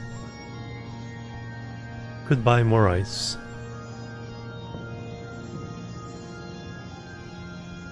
$800 junk ore we could run through. You get 80 of something. I'll buy a heavy mining drill for $250.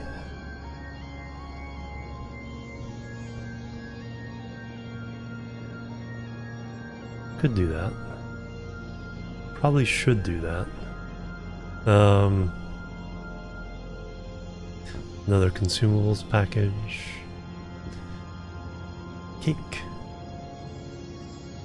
Boy, when we can make cake, we'll be making the big bucks. I don't really need the money.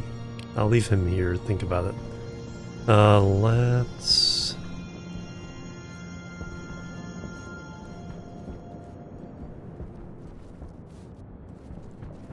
Yeah, let's make the Stirling engine. And then we'll,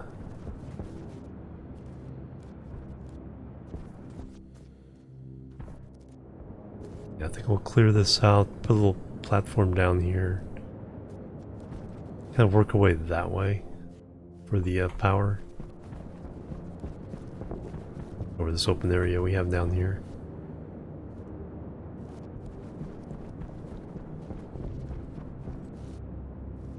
Still have some original iron frames. Oh, did we get everything out of here?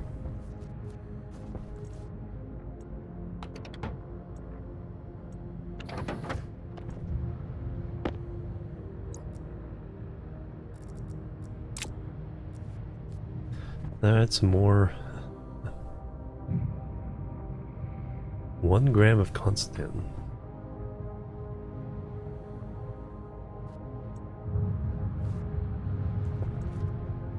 Why didn't you come out?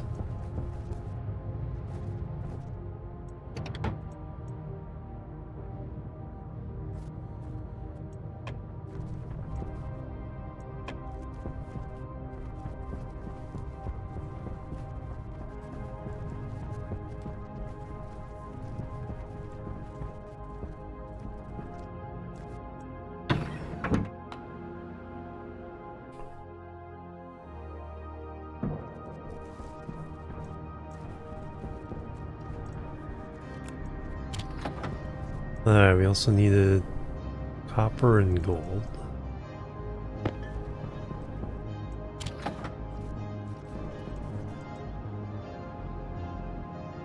Oh yeah, I definitely need to go get some more gold.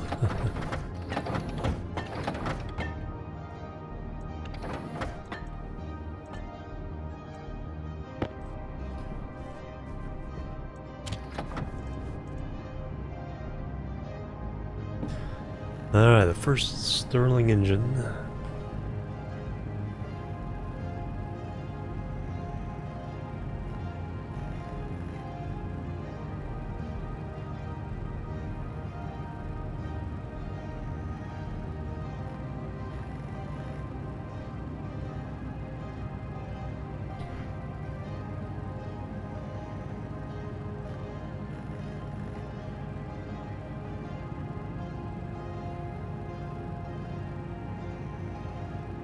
I'm afraid to yawn now.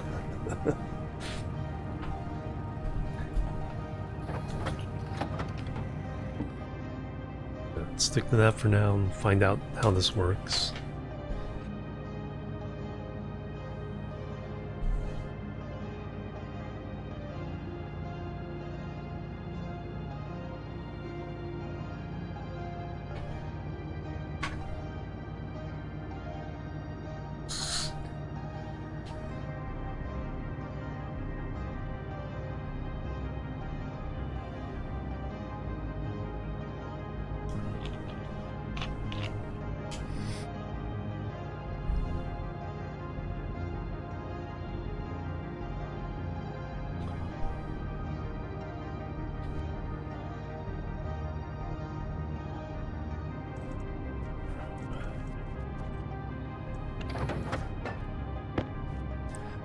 Alright, big old beast there.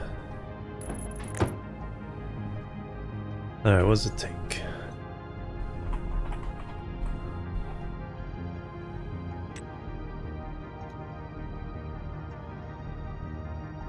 Two steel, 2 electronic parts. Snow, hello, welcome.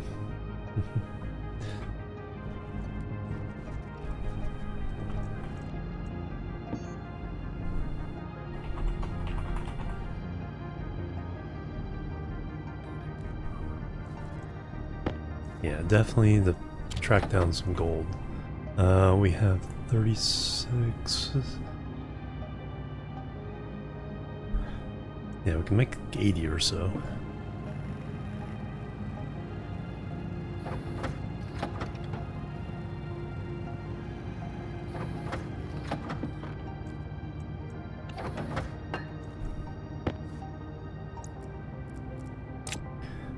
I need a few steel frames. That'd be perfect.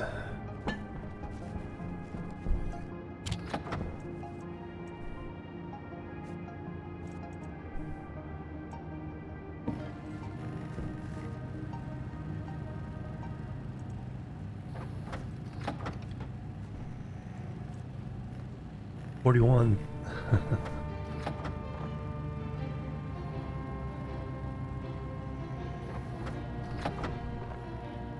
Oh, the sensors near the radiators.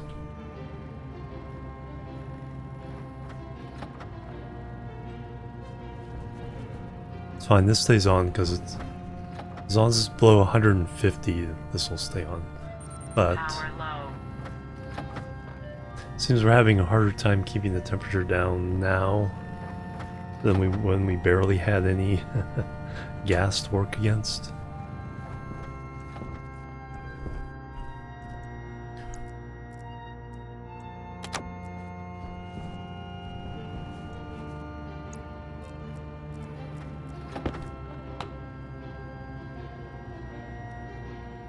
$169 degrees.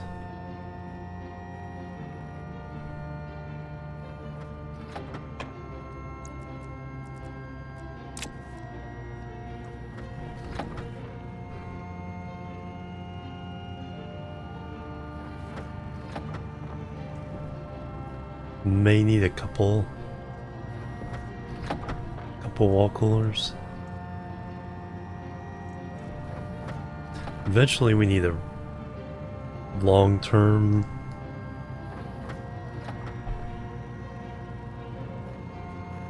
cooling system in place.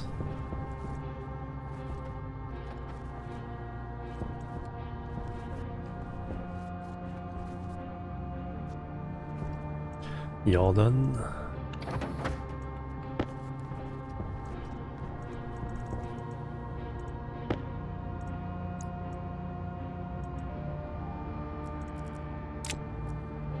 Now we got electronic parts.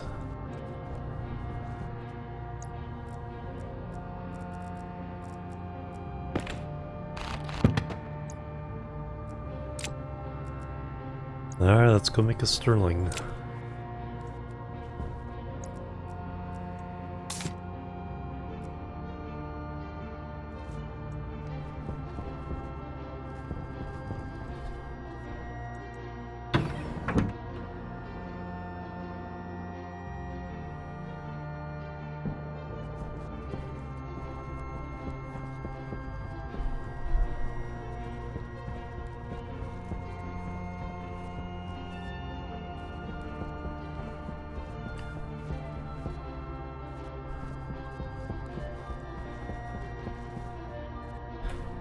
Alright, we also need to mine stuff out.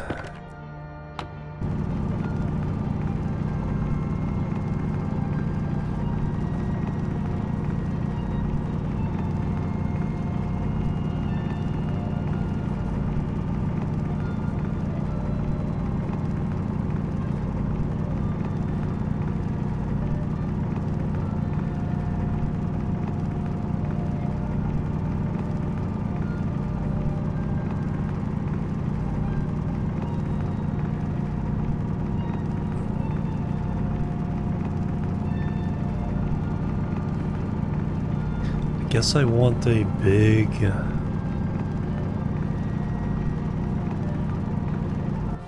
tank like that so we can get enough gases to really do some damage. So that and a big or medium vent. It's probably what we need.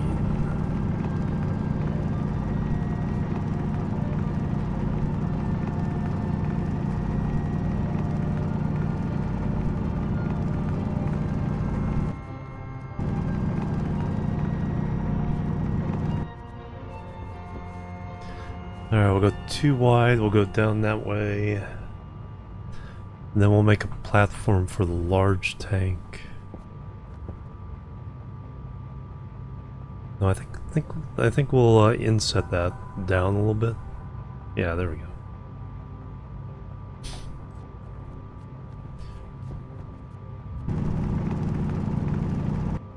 Cold gas? You don't. Just run at night. So the night will be the relatively cold gas compared to the daytime gas.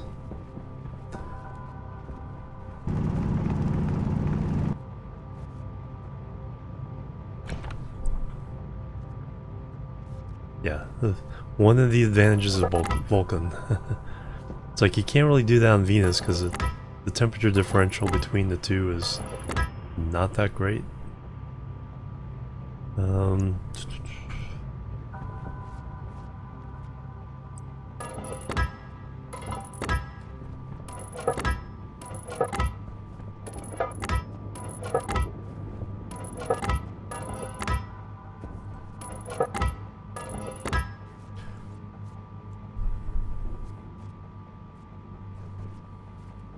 Alright, now we'll do...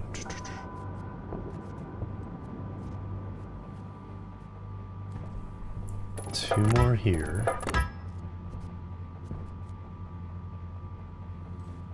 And get plates on all these.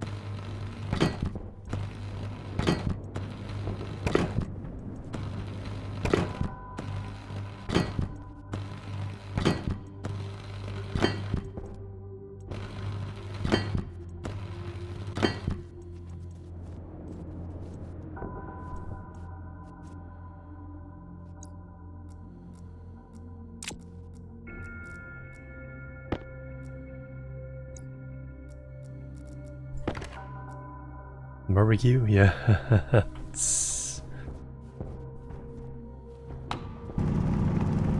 Be almost as hot as a playground slide.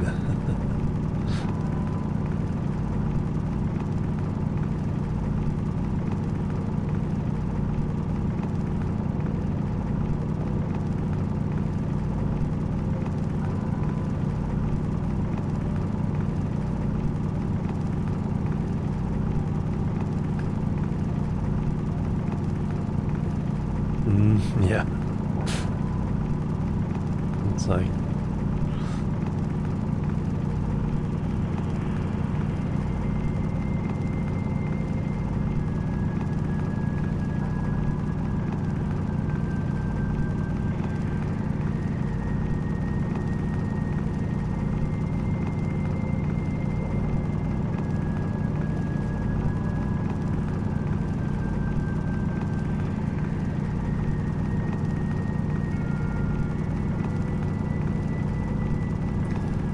Alright, so we're out here. I think I'm gonna put the tank. So I think I want to inset it.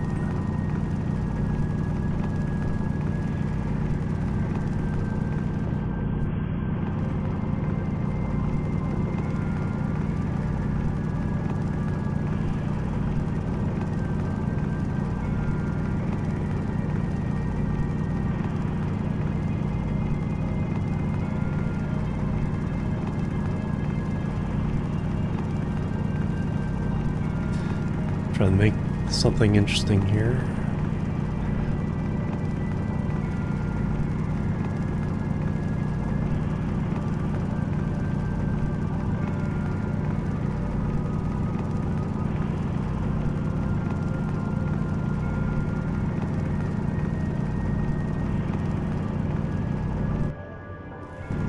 Oh yeah, I need to smelt that.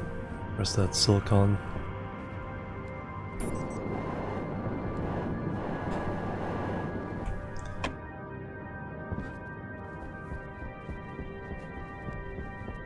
Alright, let's try that one more time. Oh, temperature's already high enough, just need a little bit more pressure.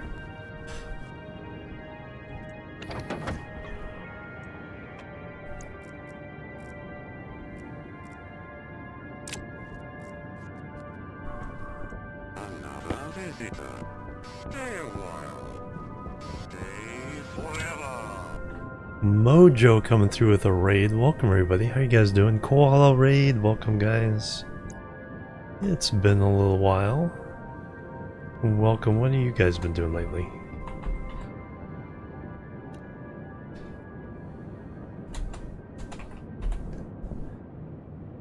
Things are going really well here.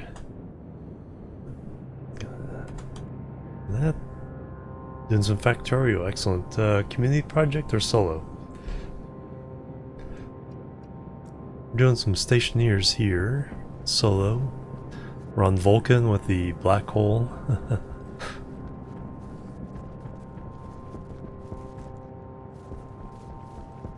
So we have our solar panels hidden away in a greenhouse. Avoid the storms. I try to make a Stirling engine generator. So I'm clearing out some space down here. Solo space age. The mega and science mega base, nice.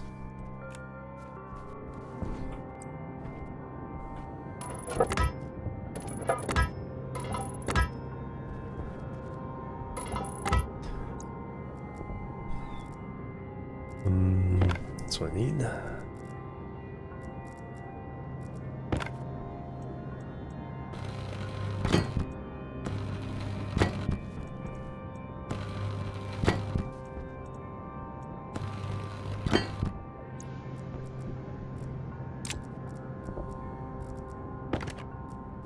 Yeah, I've been doing pretty well finally learning some of the scripting.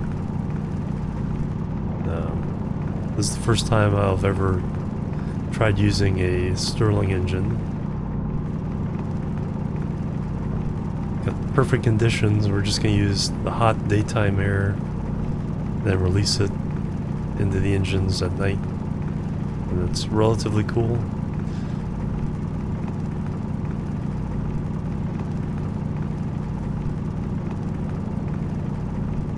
So I guess we'll put the tank here. Let me put the last two of these down.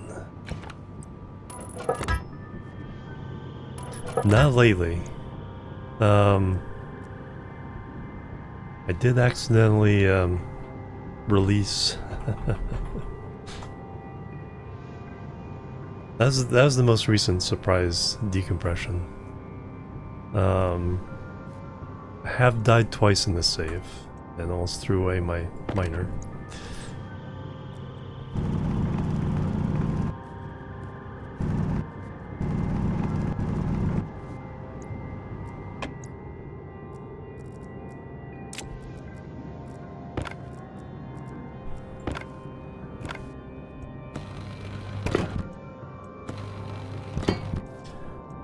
Alright, let's go make a tank.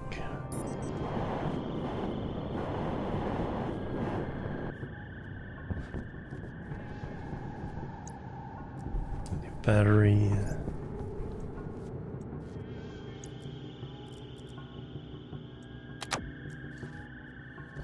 Yeah, it's like, wow, how did that happen? Totally did not notice that the wrench I was picking the pipe up also picked up the steel plate.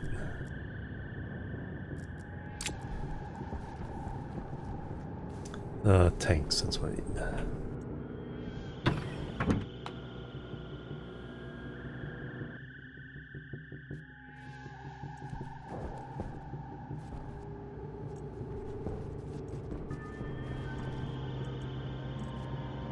What do we got?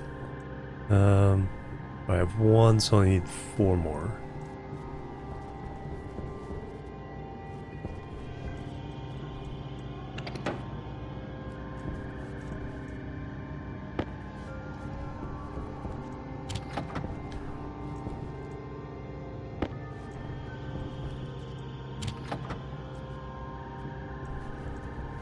steel is in here.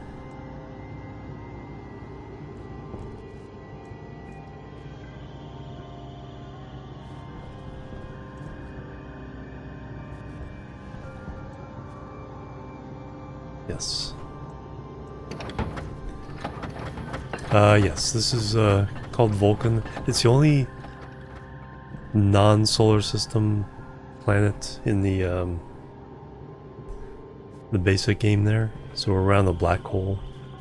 So very high daytime temperatures. It's only 127 Celsius at night.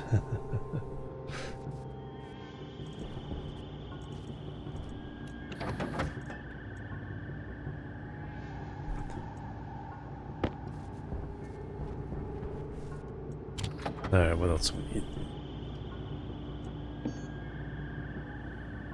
Tank, insulated, copper. Pretty good on copper.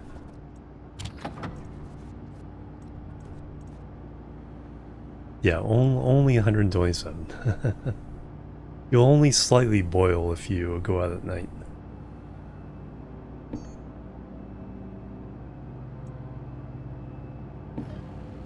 So we already have one, so we just need 4 more.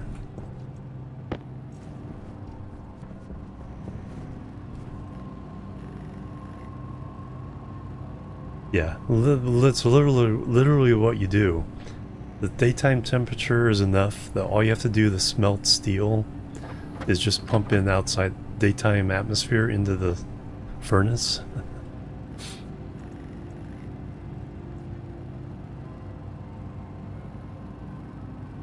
The advanced alloys take a little more work. You can still basically smelt the any of the first 4 advanced alloys with atmospheric gas and just a little bit of like nitrates from silver.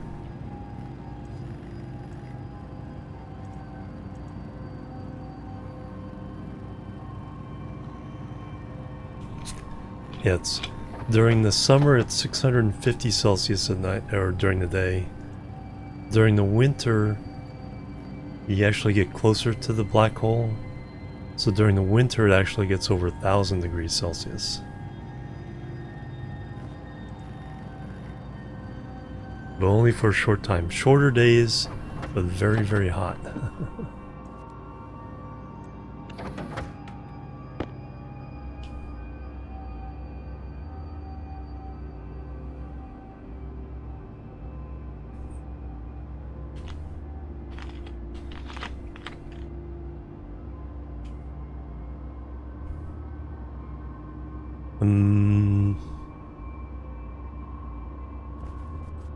Alright, so that gives me...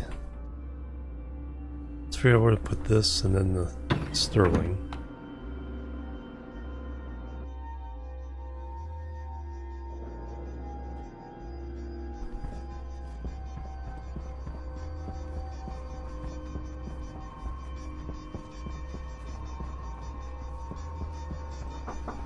Oh, just a moment.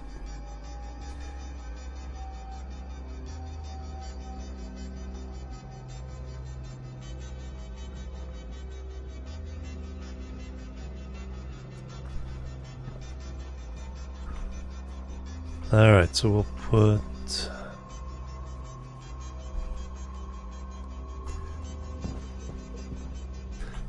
tank here.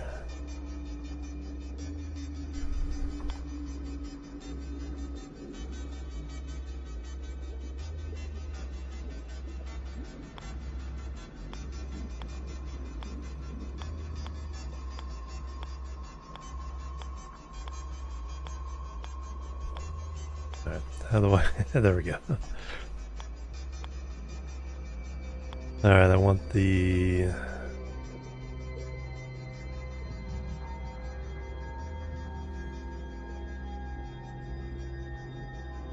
yeah, gas can go there. Electronic connection there.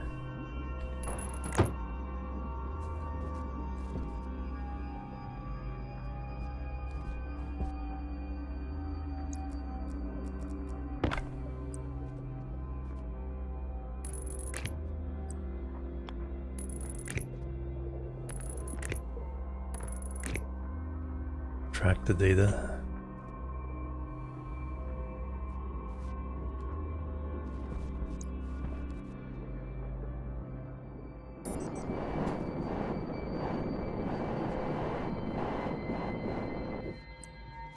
Alright, and then we'll put the Stirling itself.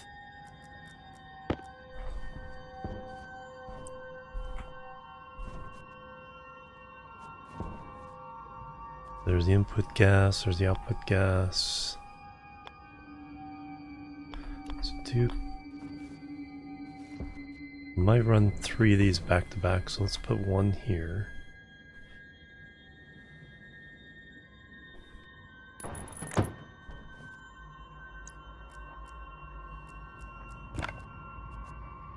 Welding torch, steel sheets, and 2 electronic parts.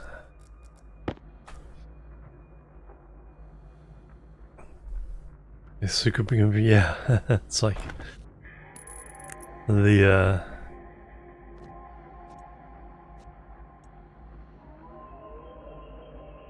needs a gas canister. Yeah, so we connect hot there, cold there. It can go to atmosphere, but we need a script to run it only at night. Then we need to hook it into our main power main. That's after the batteries, isn't it? We need to hook it pre-battery.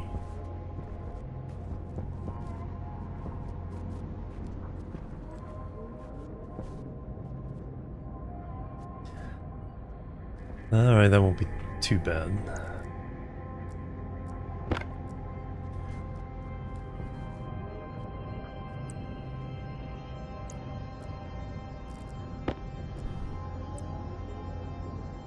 Oh, wrong tool. Hunger caution.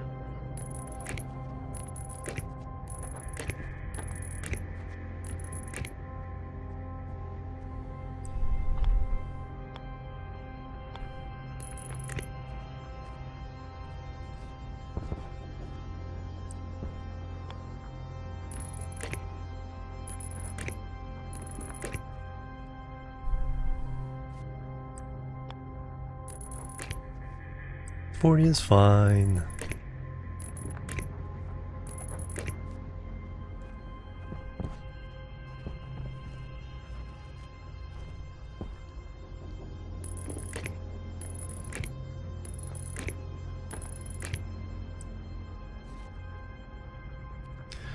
Alright, we'll go... Power low. Guess I need to reset. Oh no, that's right.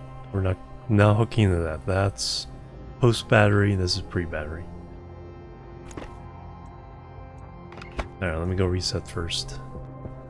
Then we shall continue. Try to figure this whole thing out. We need some kind of canister in there.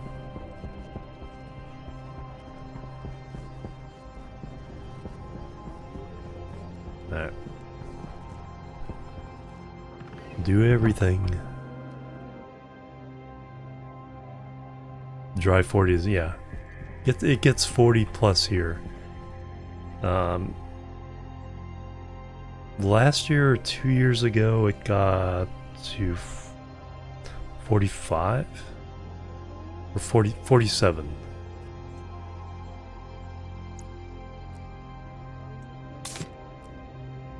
What was that? 118 degrees Fahrenheit?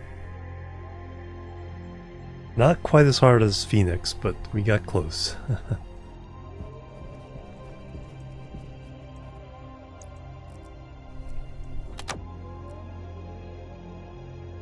Mm-hmm.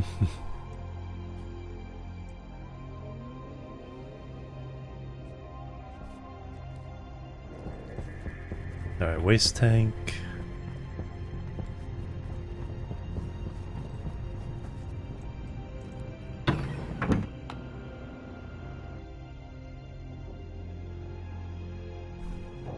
And then food and drink.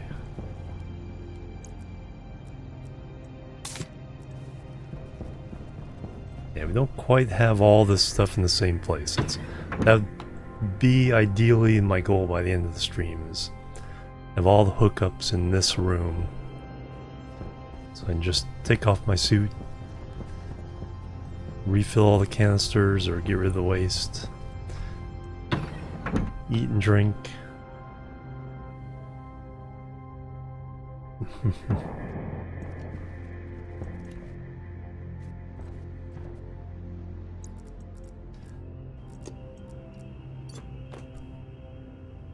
Alright, so we have our water. We also have bread we can eat.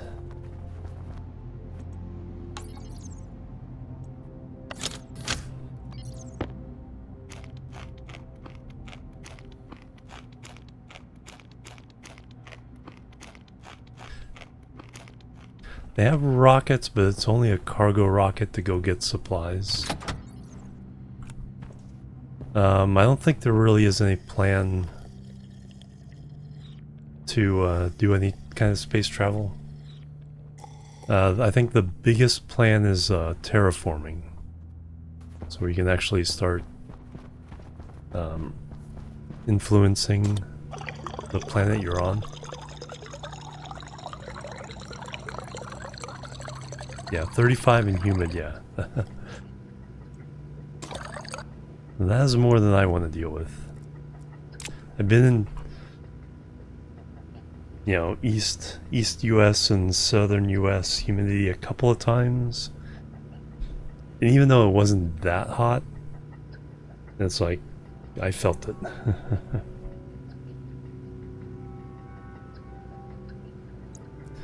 That goes there. So we've eaten, drank, we got rid of the stinky. We've left that on, so that should be empty by now.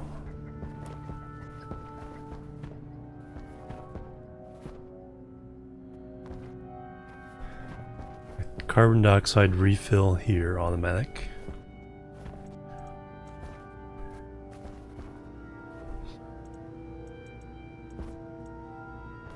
Alright, let me... So we've done a bunch of... We've done tomatoes, we've done potatoes. We have the ferns. Now let me do rice. Get some extra rice seeds. Yeah.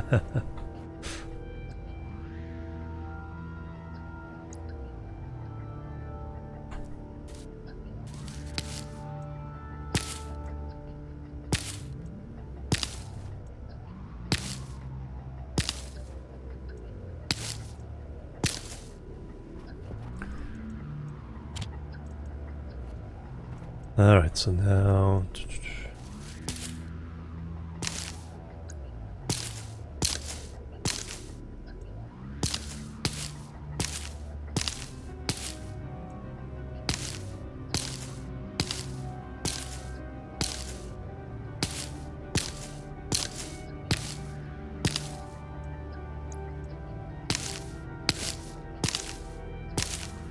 Yeah, if I hold Alt, you can do this instantly with one click.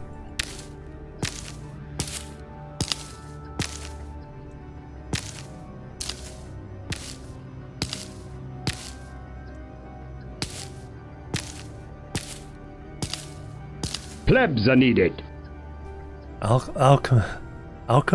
Mechanist. There we go. Mechanist. Thank you for the follow. Welcome to the Joel team. That's a good combination of words.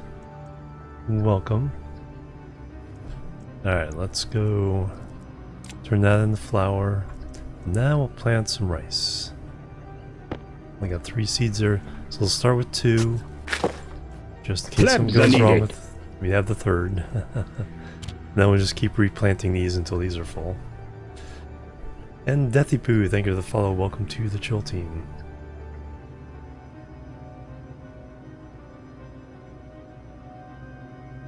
Oh yeah, naps more. Yeah.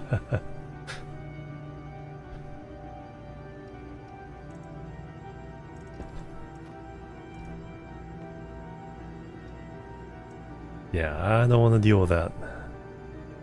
Okay, there's a canister. Is that carbon dioxide or is that something else? I think this is empty. So now I can tear that apart.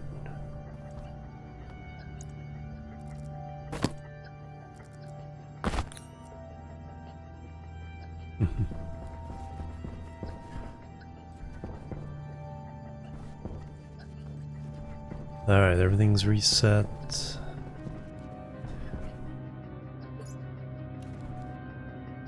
Battery's still fresh. Let's check the... see if the oxygen is empty.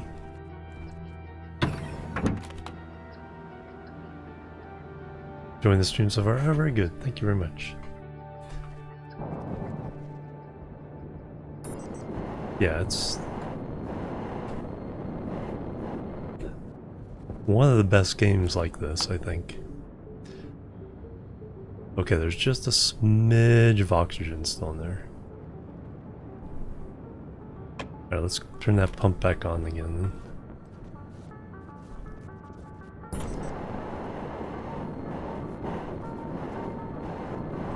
Because you can just do so much with it. I mean, it is complicated. Pretty darn heavy learning curve. But I think there's still a lot about it that's accessible. Alright. Try to empty that out. And then we'll get rid of that stuff. Alright, let's go continue our other project. Yeah, it is... we're essentially self-sufficient. We can make oxygen, and we can make water, we can grow food, we have enough power. So now it's just a matter of, you know, bigger and better, more automation.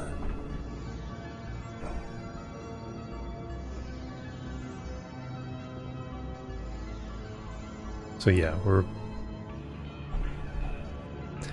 I think most players would be happy to get to this point. Explosions, yeah. Yeah. I was watching Splitsy, it's like, you know, it's like, the antagonist in this game is you. It's your mistakes. I mean, it may be a mistake out of ignorance, like I didn't know taking the liquid nitrogen canister out of its insulation would lead to an explosion like this.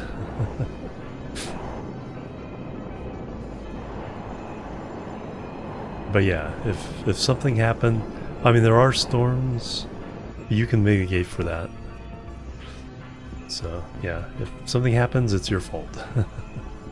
For the most part. Alright, so we're coming down, so that's power. I do need more cables. Which I do have those. I need another large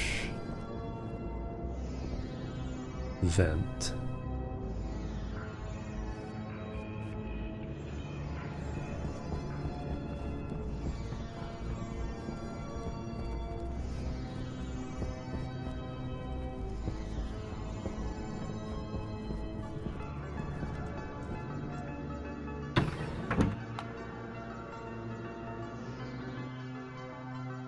Yeah, there are...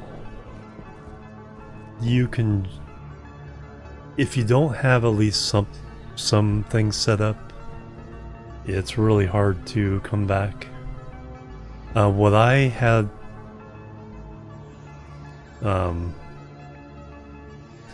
when that canister first...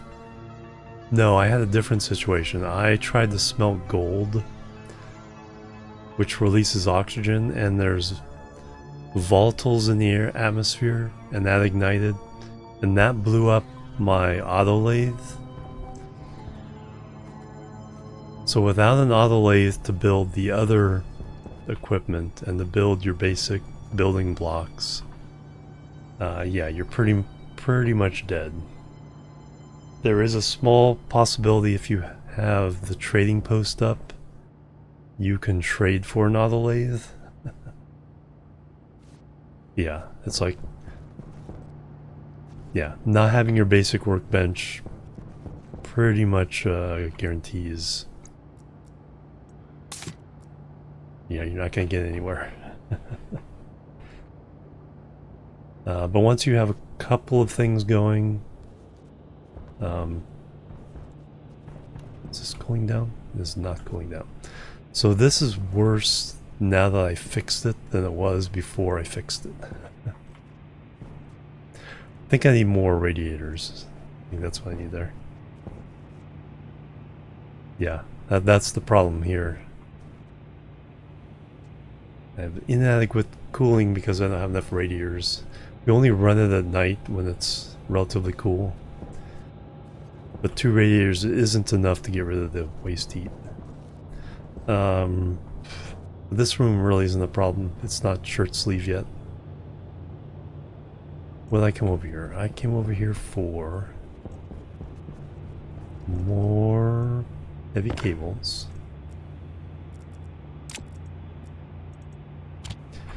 For a more pipes.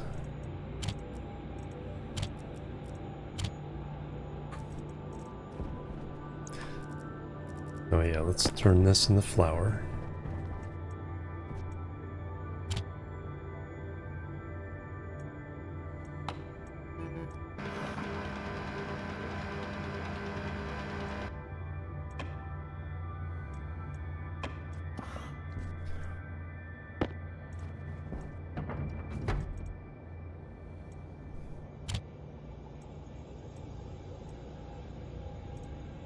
We have a bunch of flour. Make more bread later. Hey Logan, welcome. Yeah.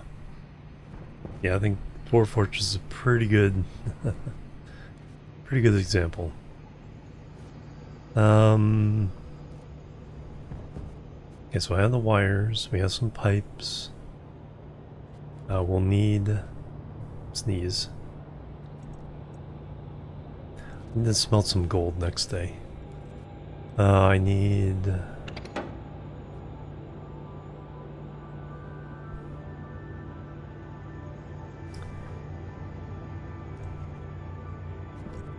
what's in here?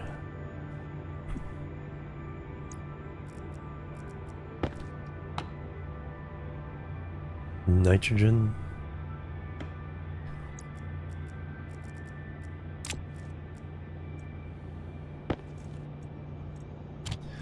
Let me get a pneumatic fuel. Let me get a smaller bottle of. Let me just set this aside for a second. Let me get another canister.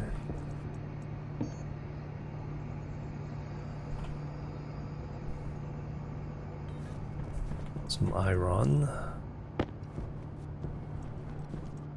Full of CO2 but at a lower pressure, so let me turn this down.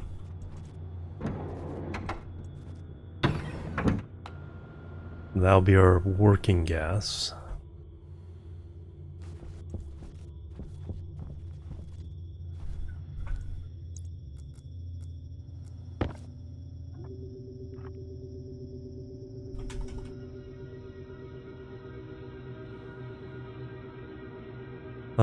Is that...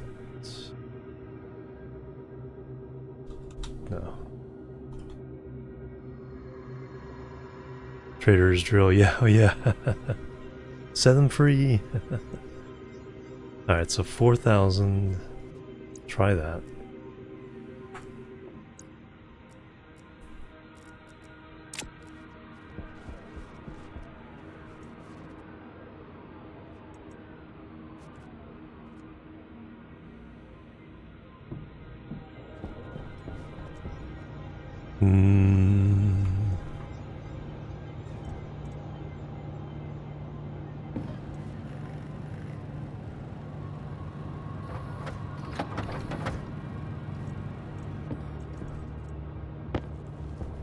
Alright.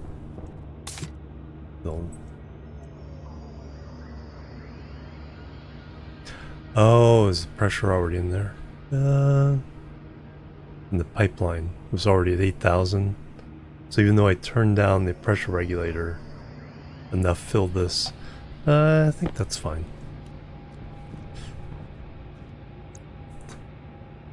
Hope it's fine. What else do I need?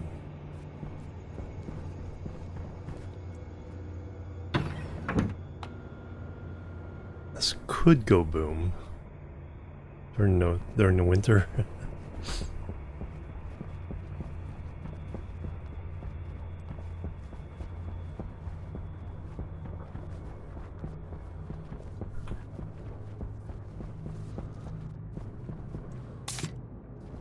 It's fine.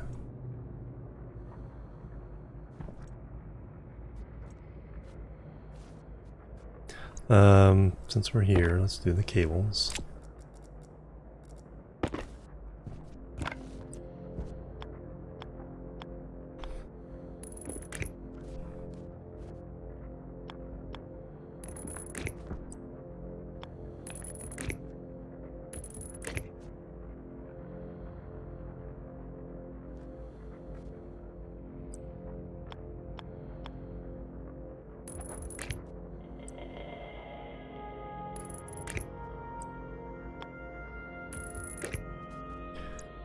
Alright, there's that.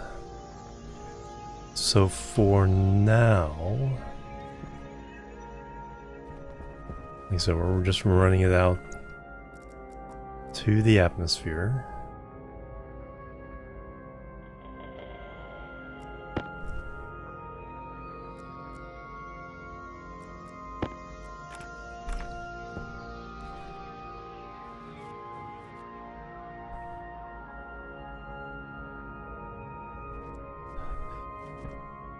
I could totally see this needing to be much bigger, but for now.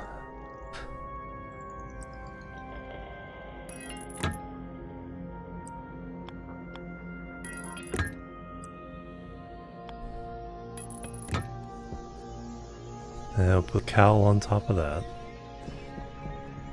Here.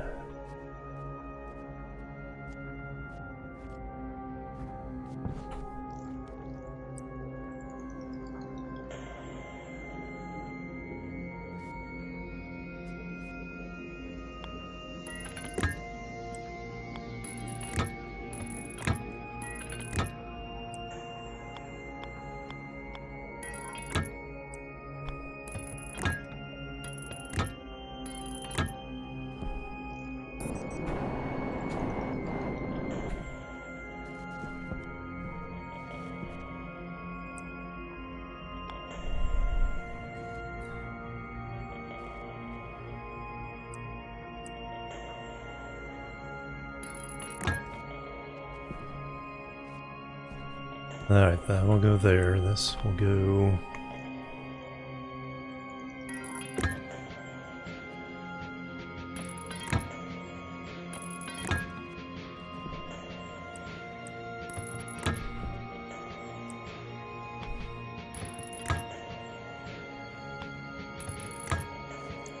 Alright, need more of those.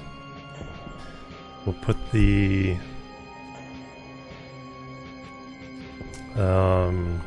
thingamabob there. Technical term.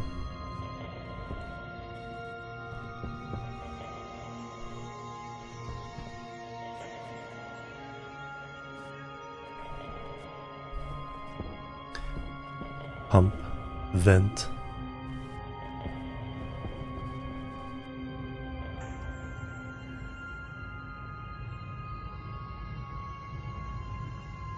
Whatchamacallit, that will go over here. We need the programming chip.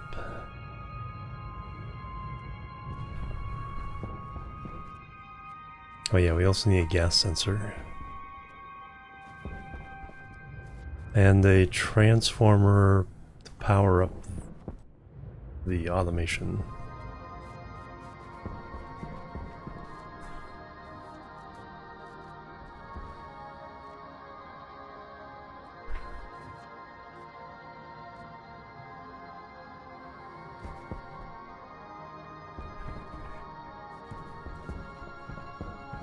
Alright, so chips. Alright, I need to smelt some gold.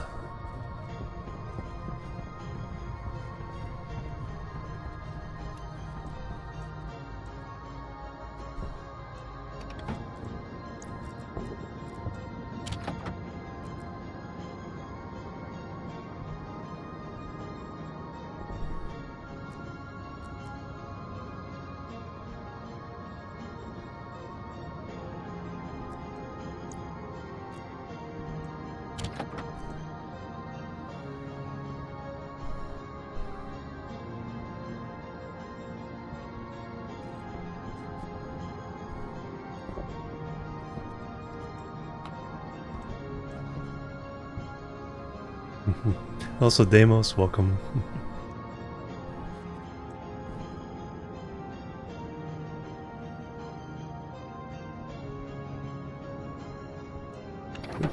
Alright, got some gold.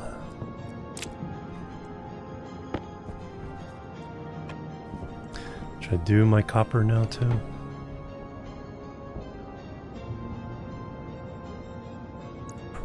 Oh yeah, the gold released some oxygen that ignited with the volatiles. That's high temperature right now. Always use more copper.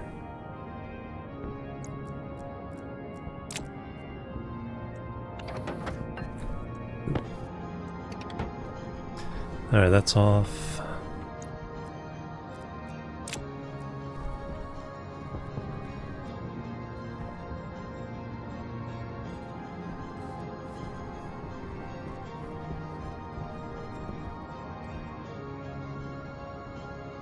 Stellar System Store. Alright, you know what, you can leave.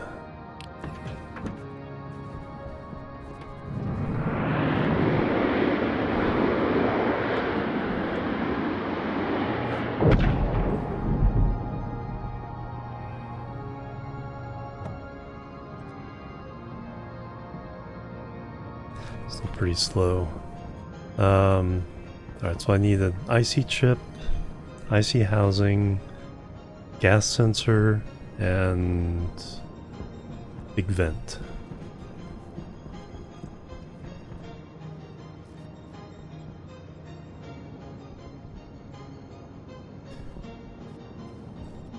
Apparently the wrong way. Because it was 78%, now it's 104 degrees.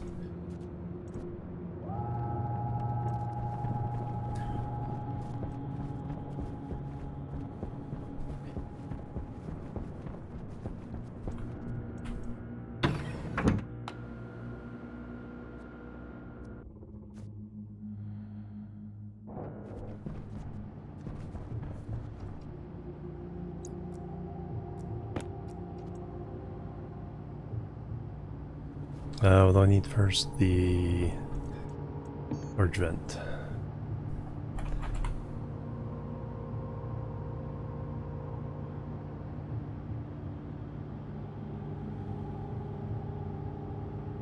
That's what I want, right?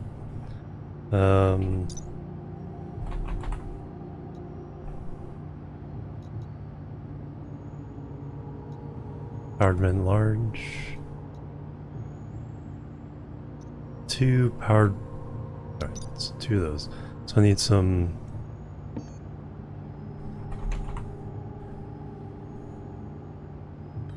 Electrum and silver.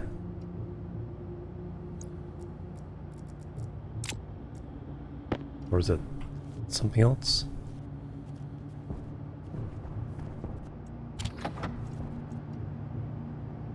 Invar. Yeah, I'm pretty good on Invar.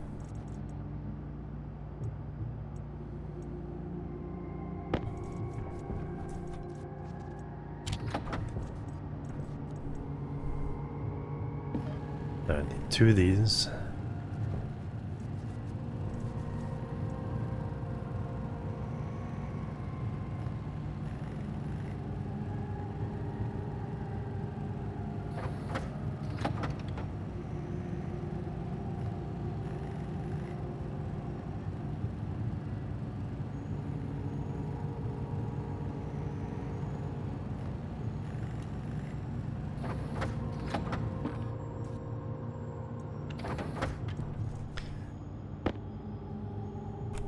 Alright, then I need ship and the housing. I have some around, but we'll just get a new one. Power low. I see. Gold, steel, electrum, solder. Do I need to make more electrum? Looks like it.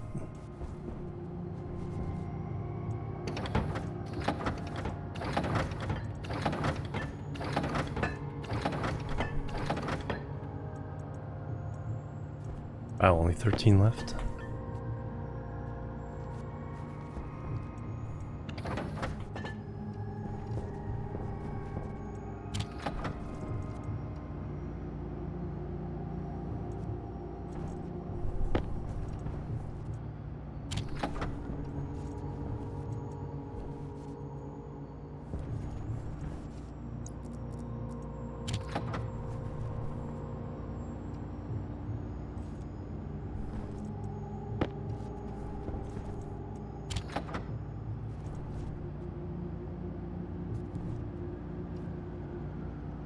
Solder, I think is, yes.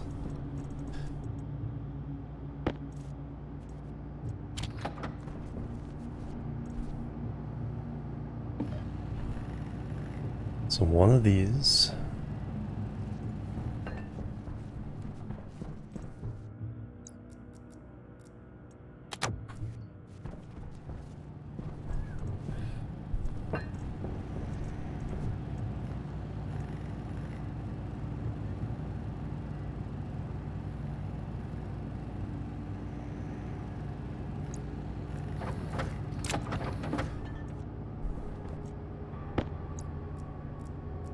And the housing.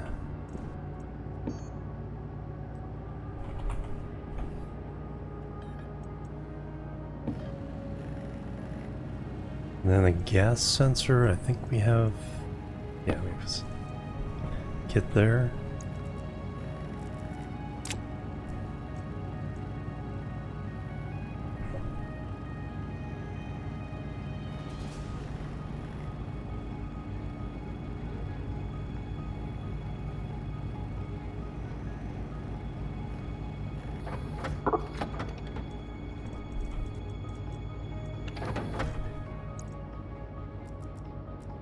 Alright, I think we have everything we need. Oh, I need a transformer.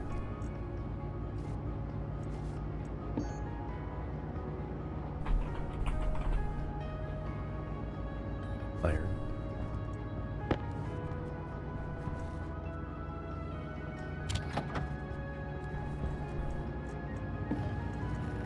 Mars Survival, yep, that's the soundtrack.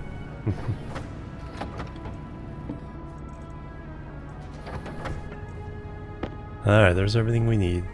I'm gonna take a break though. Let me... Probably a little bit longer. I'm gonna get a little bit something to eat. Had a really weird thing where earlier I felt suddenly nauseous and then suddenly I was fine again. But let me get a little bit bite to eat. Then we'll continue. We'll get to see if we can at least get the Stirling engine up and running. Just see how it works. See how much power we get. Be right back. Yeah, drink some water. Boop. Boop and boop.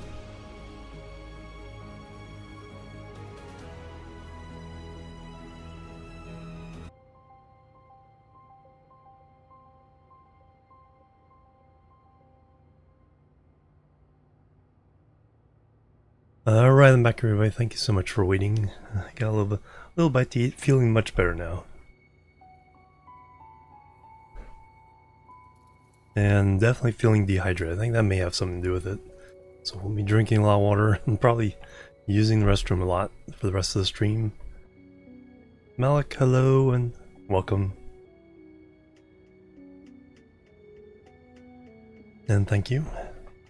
Alright, back to the game. We got everything we should need to get a Stirling engine up and running.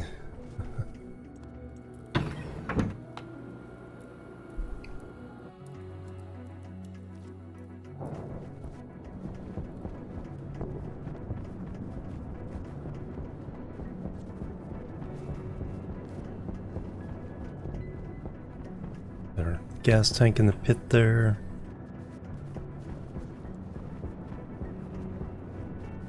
So I need to break off some power.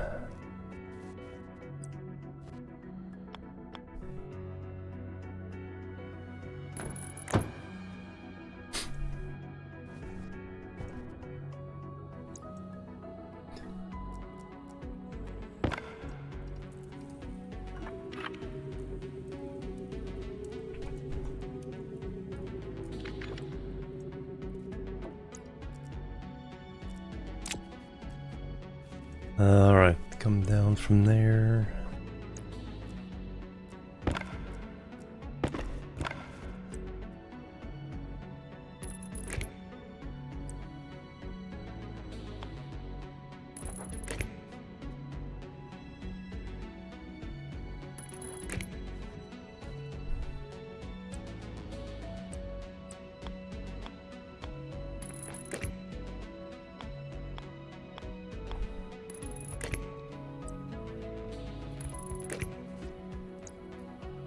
Alright, now we have power for the control stuff. Now we need the powered vent. That's right, it needs other bits and pieces. Yeah,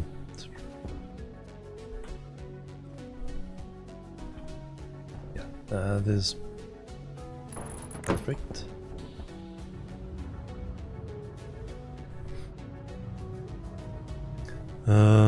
Plastic I think it needs.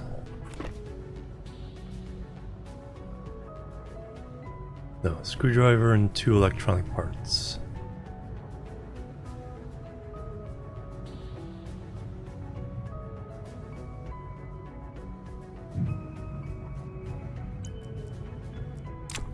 Alright, let's go make some more electronic parts.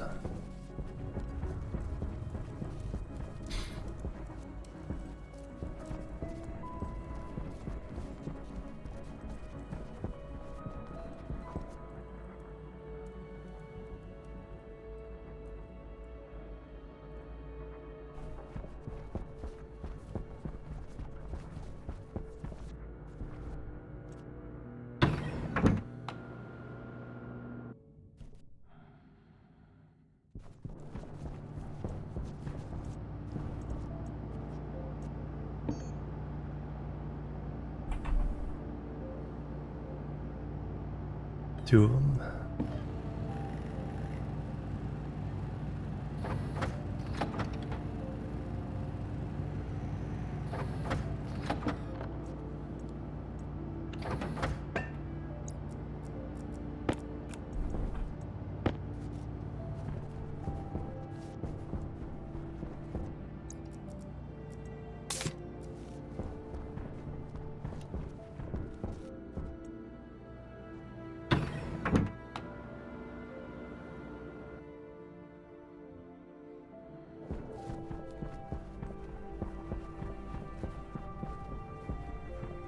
I think it still needs plastic as well. Not sure though. I haven't built too many of these. Welding torch 4 plastic sheets.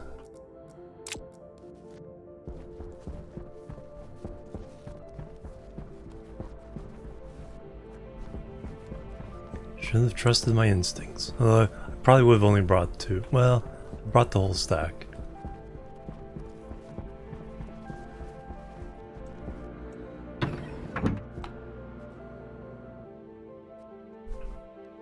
Wow, there's an old memory unlocked. I was thinking of the absurdity of the idea of welding plastic. But there used to be a toy where you essentially did that.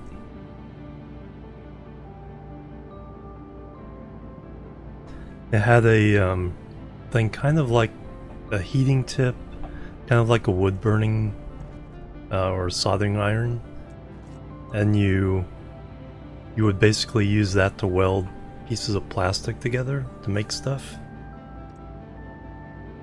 That's about all I remember of it. I remember the ads for it. It's like, I want that. I'm not sure how many different things you could do with that, but yeah, I remember that now.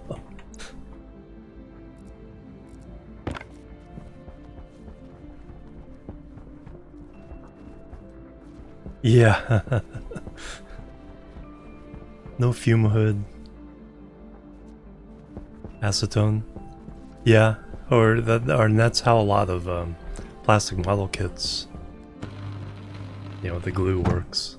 There's the gel glue, the testers, which forms, but then there's also the liquid glue that would melt the polystyrene and basically weld it together. Alright, so now we need cables. Probably need more than this.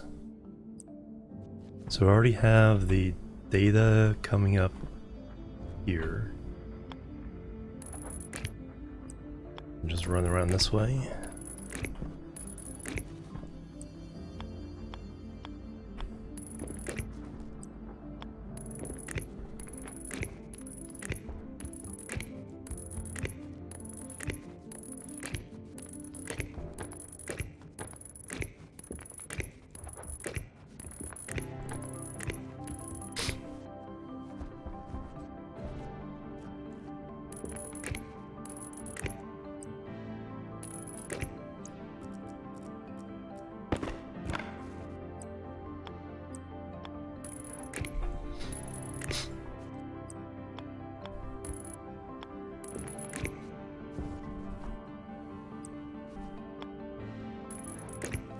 And we're out.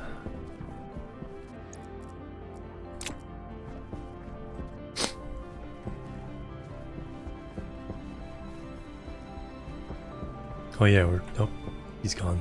He's gone. Orblops hardware.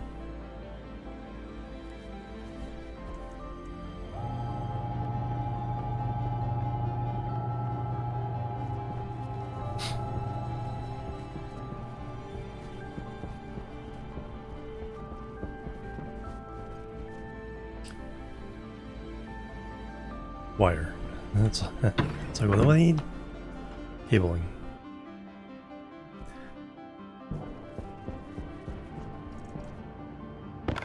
Have a little bit.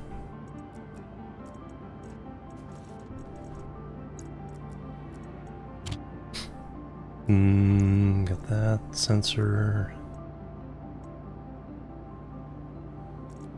Oh, I need a passive vent.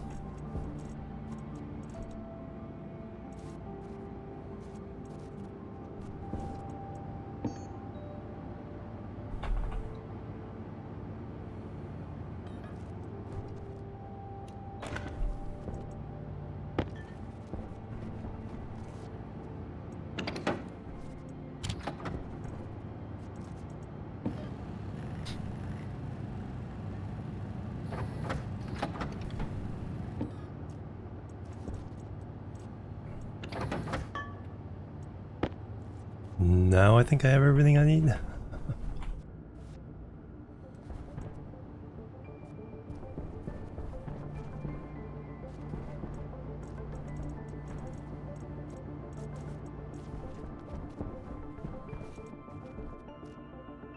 No, definitely need more pipes.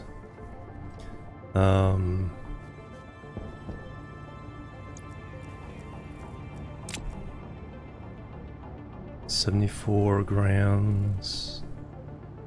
150 wire.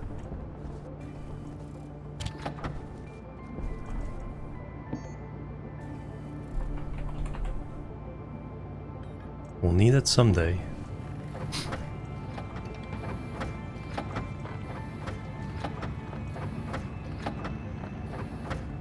Oh, there's more copper than I thought.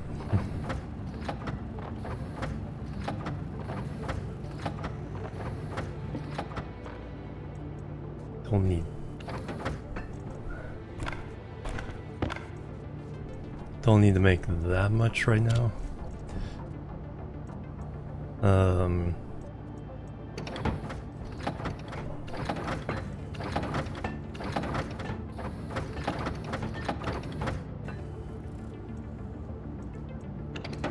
Whatever the smallest one there is, 50. It's another 100 cable. So I got the passive vent. Pipes, I need pipes. I need pipes.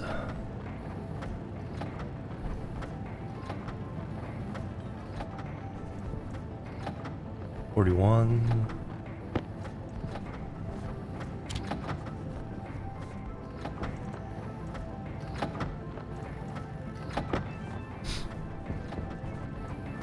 Alright, you guys can work on that one. As much as we can together. You find laundry, sir. Hey, duck. Vice versa, yeah.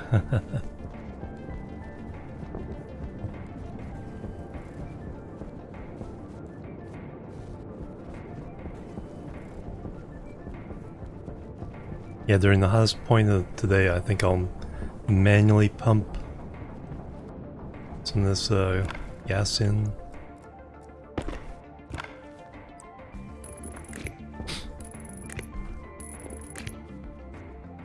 We get the pollution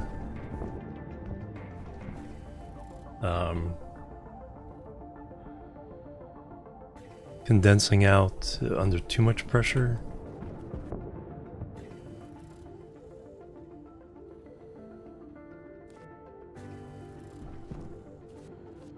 So that's why I want a big tank, so that way we can pump it up without too much pressure, but then, you know, have a good volume to run through these Stirlings. So that... Okay, so that does connect... Oh, we need a cowl. Okay, so that's the one thing I forgot. But we got power. Now we just need the data.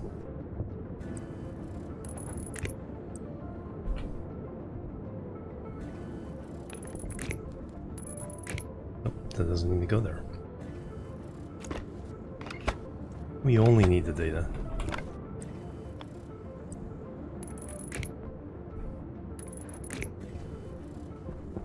We got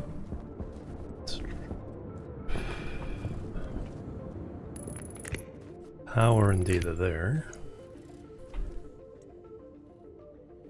So set inward.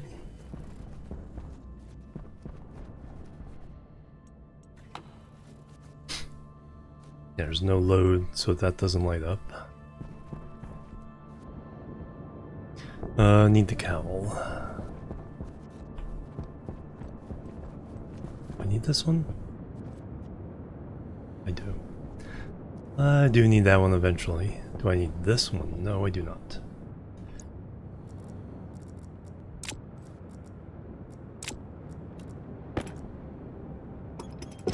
I need neither of these. Same with the pipe.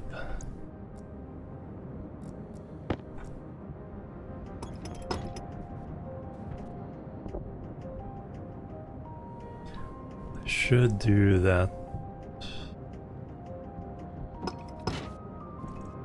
I think I just let some stuff inside. Oh, the way I should have done that is put a piece on here first. That's fully outside. Then take that one apart to chase the gas into there, then take that one apart.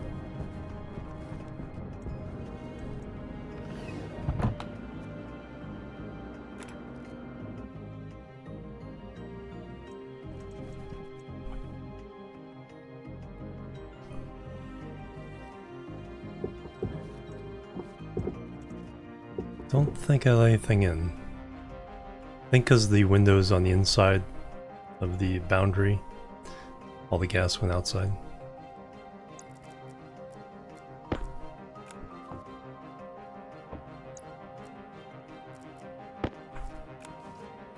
But that's the way to make sure is,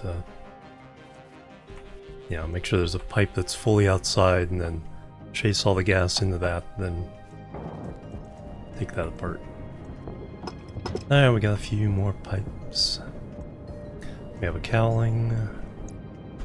Cowl. all the gas out.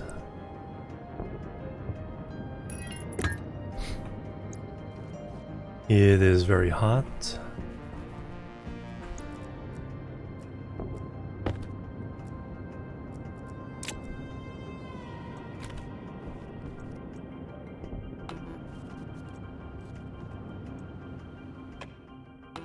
Flashing error. Flow rate is none. Oh. I did not hook this up.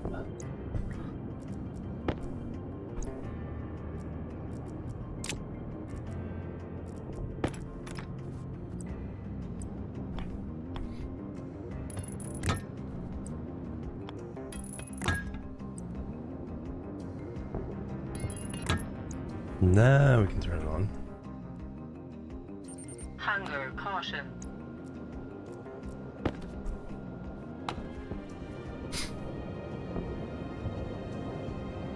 Nope, getting blown towards the...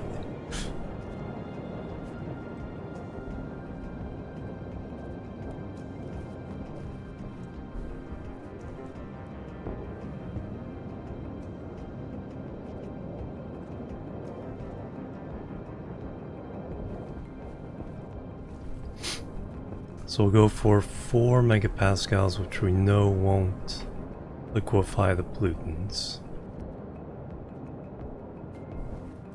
Then when night comes on, we'll just turn on the Stirling Engines, see how much juice it gives us.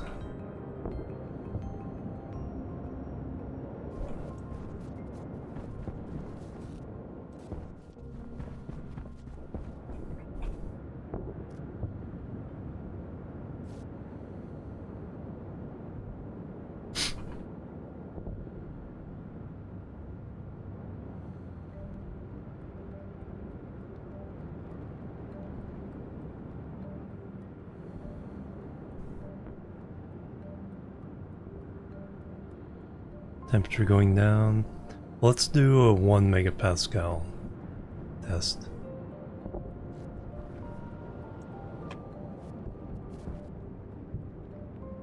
$652.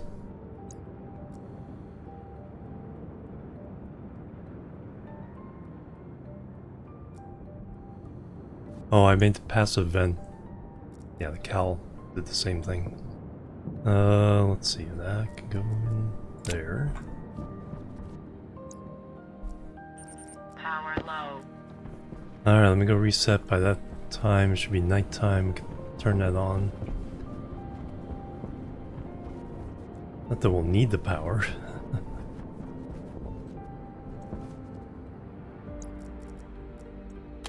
Power low, let's get oxygen. Just have to hook up the 2 oxygen systems together.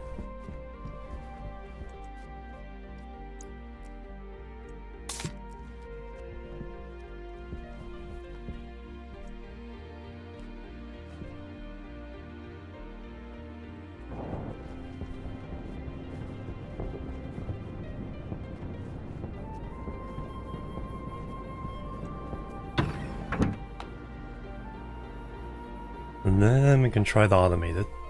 I don't really care if it's super efficient or not. It's free power.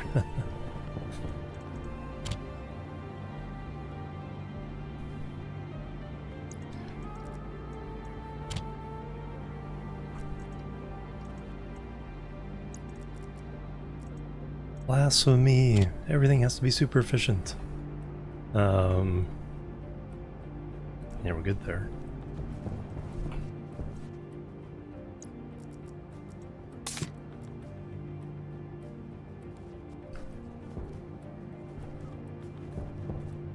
Food and water.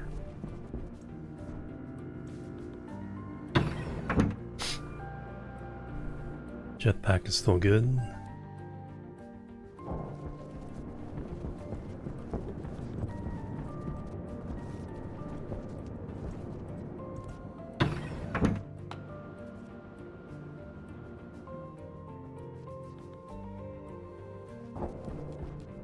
Looks like the rice is doing pretty well.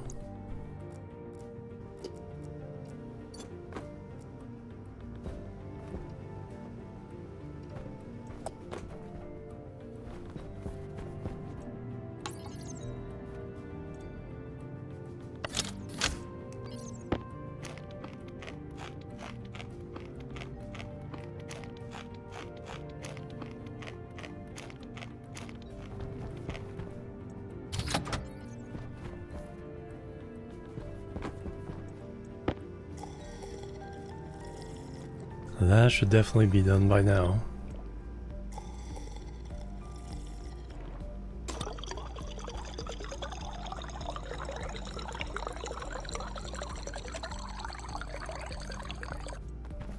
Excellent.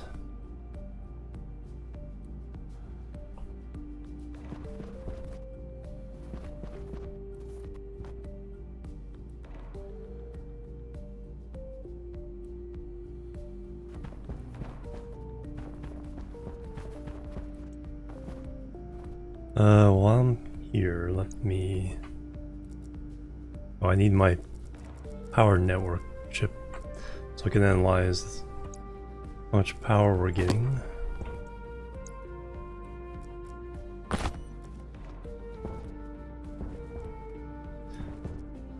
Or at least, hopefully. That...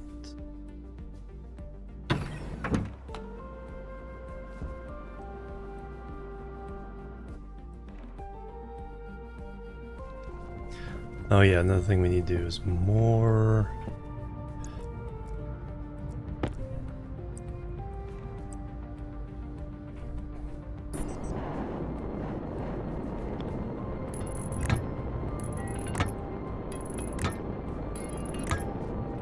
More on that.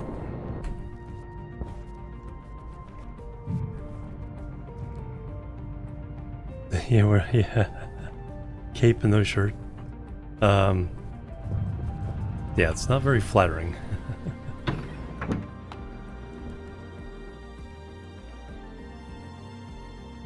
How are we getting? 45? Alright, but now we can... Oh, I need the network analyzer chip.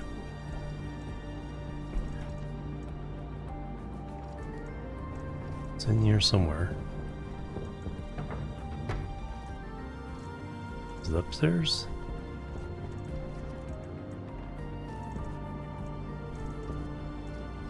Is it downstairs?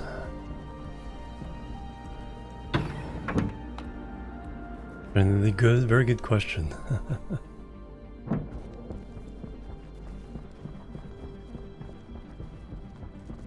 Let me go ahead and just turn it on and see what it tells me the number. So we have...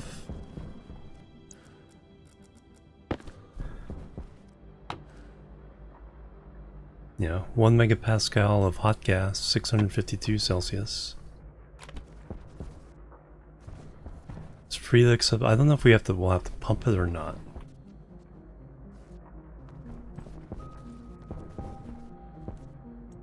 We got our working tank, we got our exhaust into the cool night air of 126. Turn it on. Generating 300 watts. Outside 470.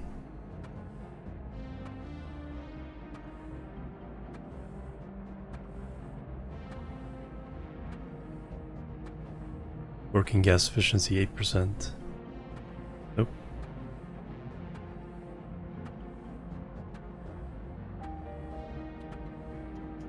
Might be too much gas in here.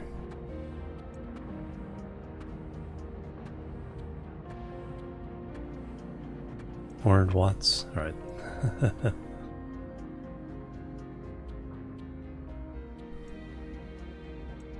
Alright, definitely need to lower that down. So 400 watts is... what the solar panel is giving us during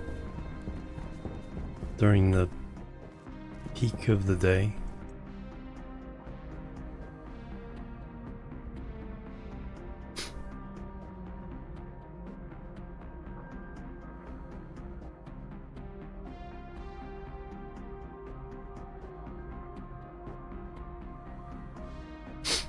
Do way better than that, yeah.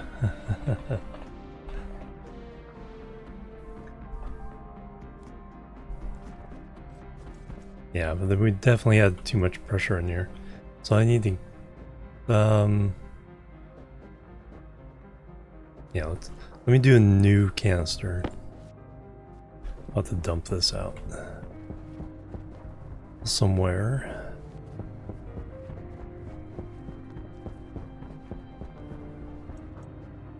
Then there.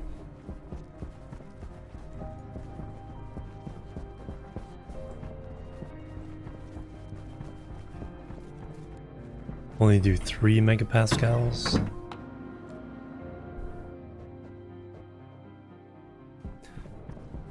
Still turned down.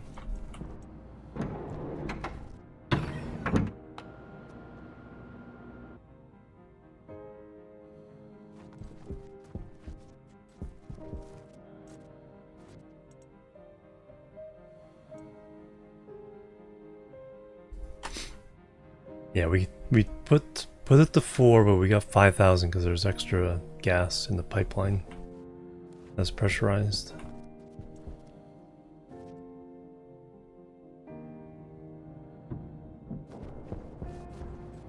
Yeah, carbon dioxide has pretty good thermal properties for stuff like this. I need canister.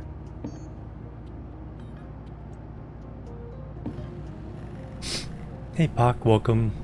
But yeah, it would be interesting to experiment with that. So we just go bowling. 3,600. All right. I think that sounds acceptable. Yeet.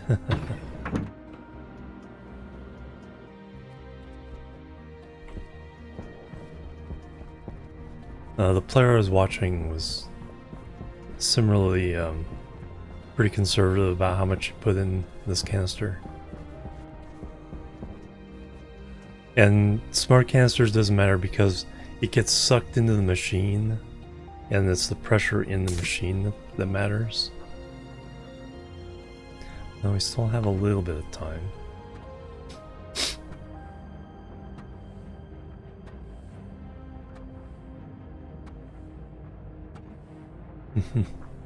Although during, like I said, during the winter it gets up to over 1,000 degrees Celsius. So like 1,300 degrees Kelvin.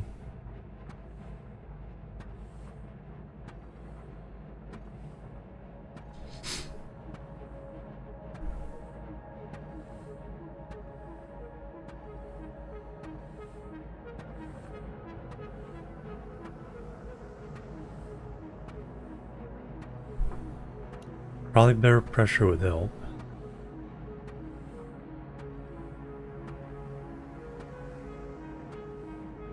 We can also run a bunch of these in series.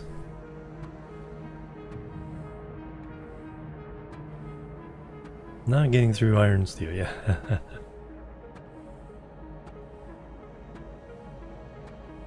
Okay, outside temperature is going up, but the temperature drop means it's still...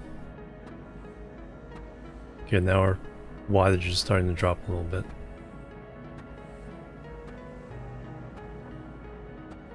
So more pressure in the tank.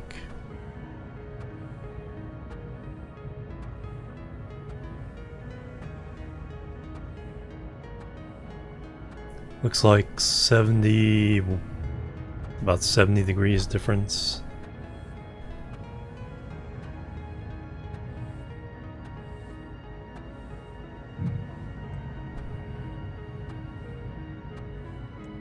All right.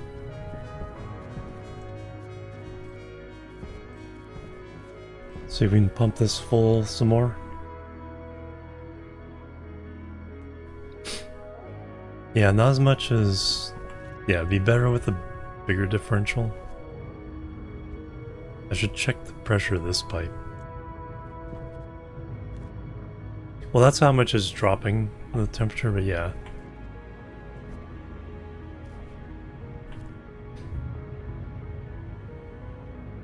You could have this... You can either have it... We're emptying into the atmosphere at 127. You could hook this up to a cold tank that you're keeping cool otherwise.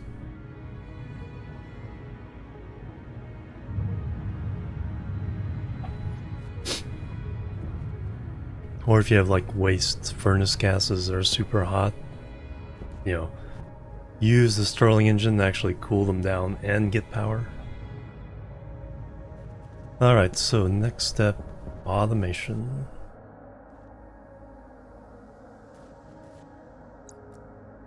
So we need a gas sensor.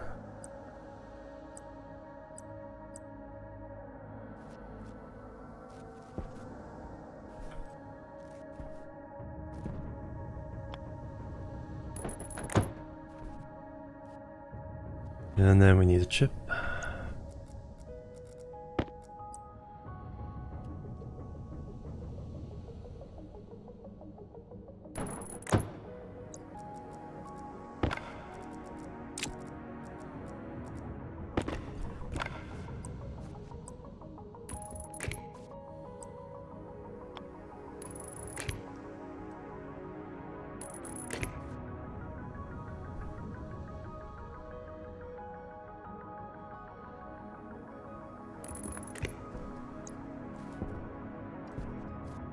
Alright, now we need to label everything.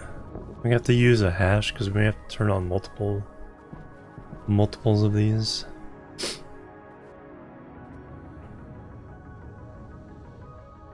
Yeah, right. Yeah, because it's like, yeah, on Venus right now it's like, yeah, anything will turn to slag. What's that, 400 Celsius? 600 or 900? That's why.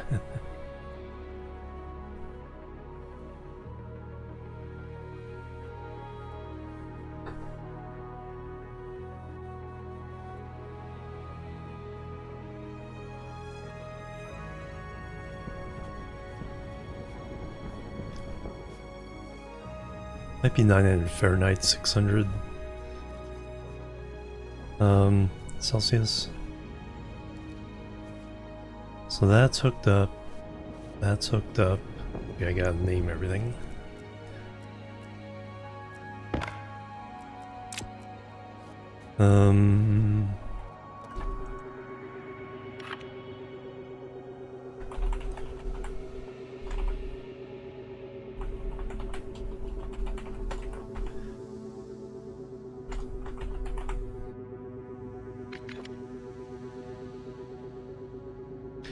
No. Well, you picked a planet.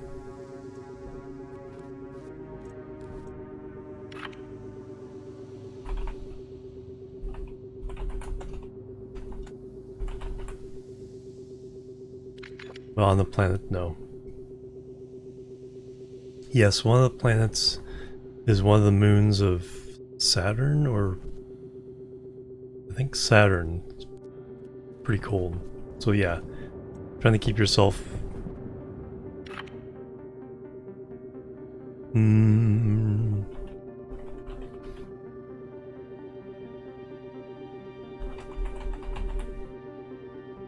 I'm just gonna call it Stirling. So Pluto is out. Yeah, it's not that cold.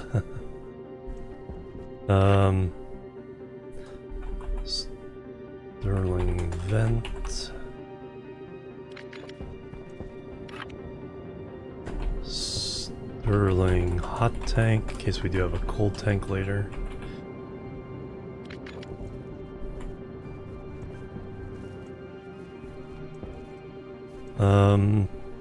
That's it.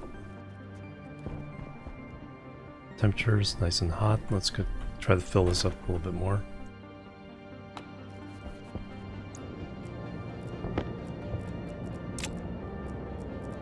It's sucked into the vent. Just stand on it. That way I can't.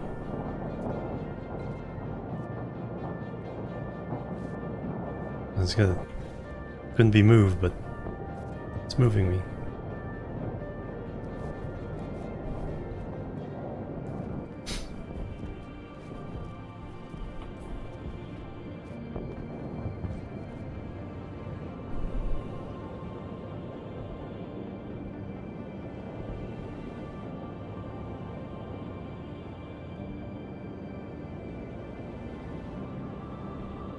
Yeah, exactly. Yeah.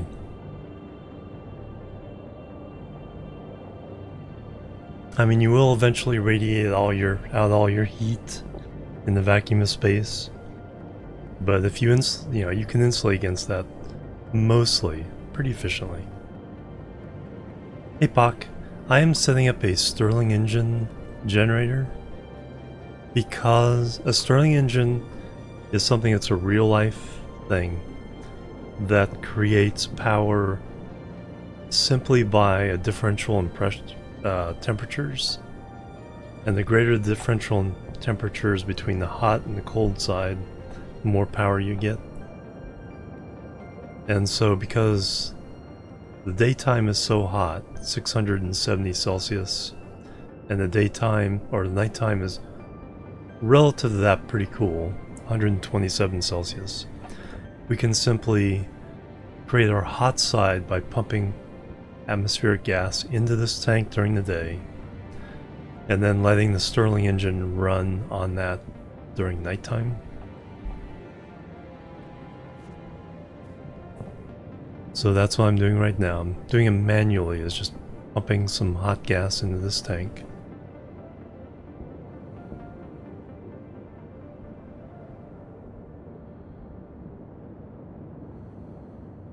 Okay, I'm going to turn that off.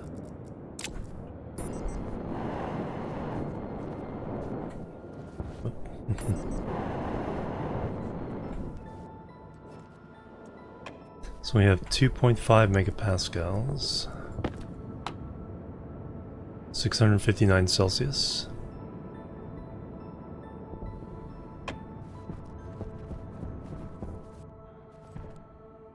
It's a real thing that works. It doesn't provide a lot of power compared to stuff like an internal combustion engine.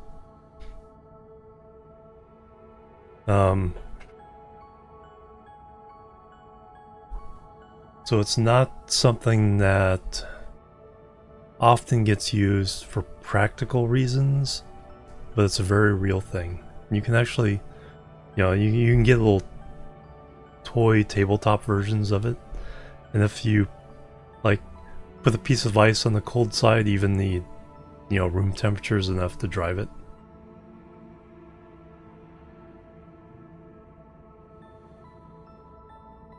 Yeah, and for this, you can create a cold tank. I'm using the atmosphere by just venting the cold side to the atmosphere.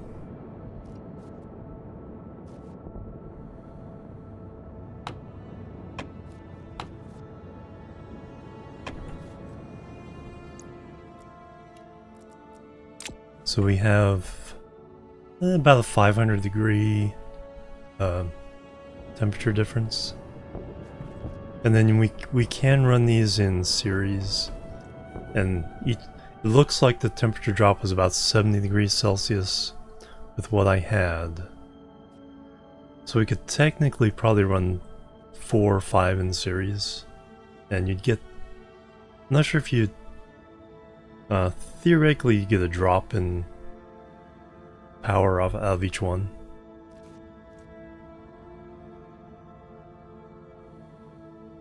Yeah, exactly. Yeah, yeah, they're pretty neat. There's who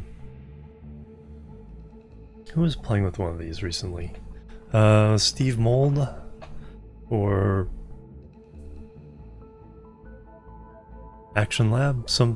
One of the popular science guys was playing around with one recently. Semi-recently, at least.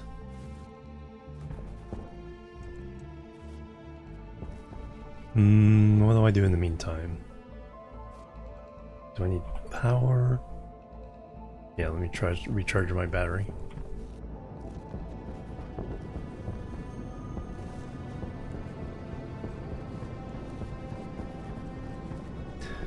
But this means we'll get solar panel energy during the day, and then these will run during nighttime. Power low. I knew you were gonna say that.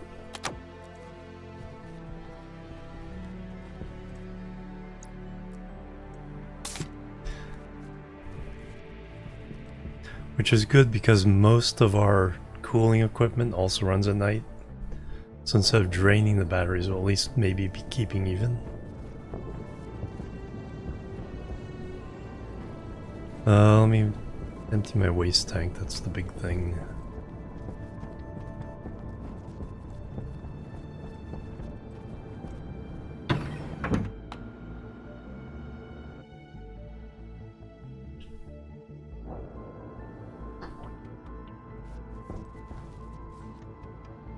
Well, we've stabilized the temperature.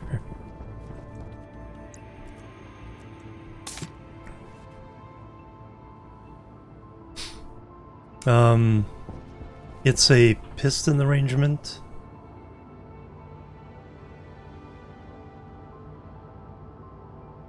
So it's a closed gas system within. So when the piston's on one side, it opens a valve to the hot plate, and so the gas touches that, heats up and expands, pushes the piston to the other side. When the piston gets to the other side, it opens the valve to the cold side, which allows the gas to contract, which will pull the piston back.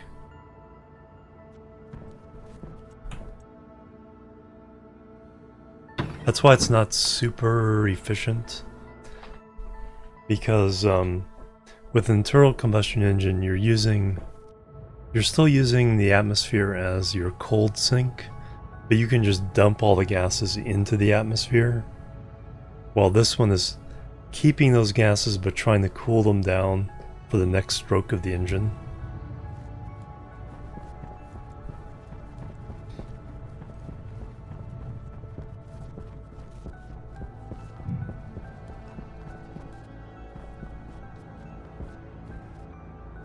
Exactly. Yeah, you attach that to a drive shaft or, you know, a flywheel, and you get circular motion, which can turn into movement. So we're just waiting for the next test. Outside temperature 137. Alright, that's low enough. And so this little canister provides that internal supply of gas.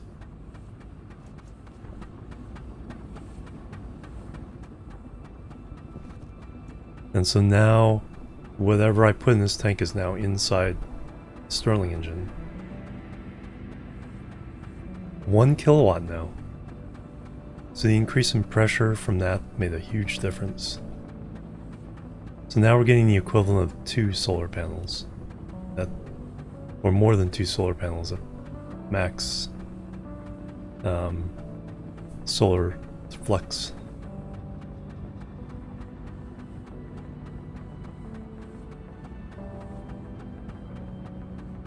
So if I can get up to 4 or 5 megapascals, beyond 5 is problematic because of the liquid accumulating from the pollutants.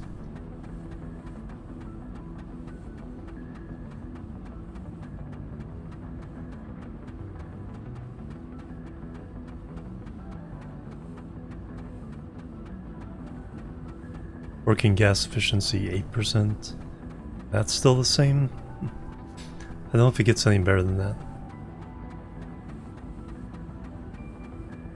Yeah, 1 kilowatt. So if we, and then the temperature differential, that's better as well. It's now 125 degrees. So the pressure differential is seems like it's a pretty big deal. And we went from 2.8, 2.7.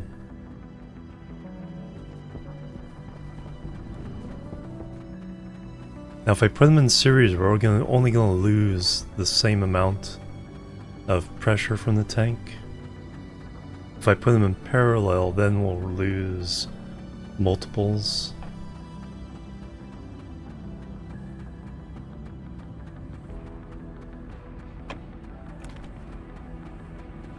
Yeah, 1 kilowatt. So that'd be the next experiment, is building 3 more of these.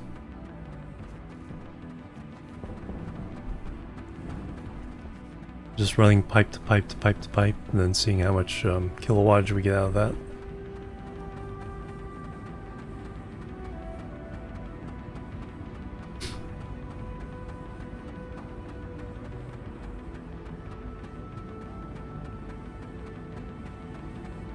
We could do that, but you need a lot of them.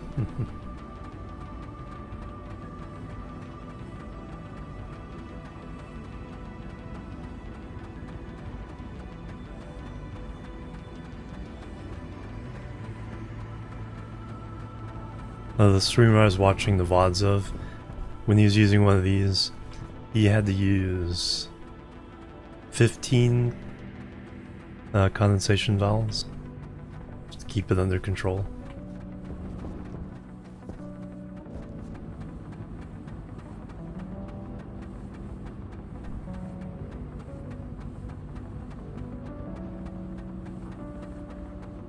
So this is a relatively short night.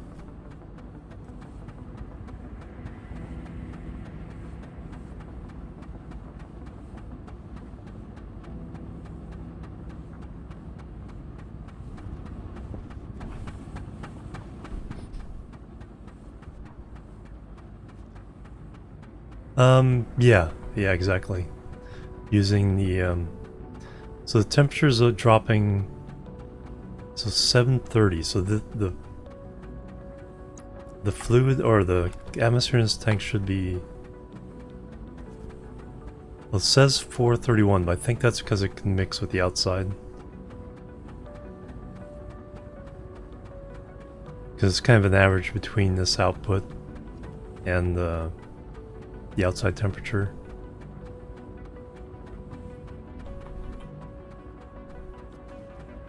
Inside the pipes here. Because the mixing is almost instantaneous inside the pipe network. So I think with the next one, like I said, we'd show in the next one hot side of 605.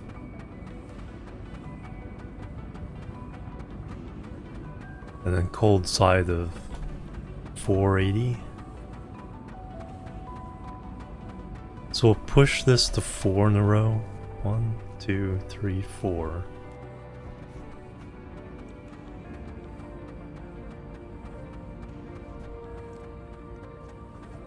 We're still getting 972 watts.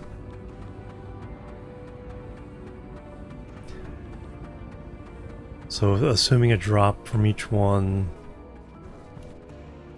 that's 3, it's still probably about 3 kilowatts total out of 4. Yeah, I think it's just a limit of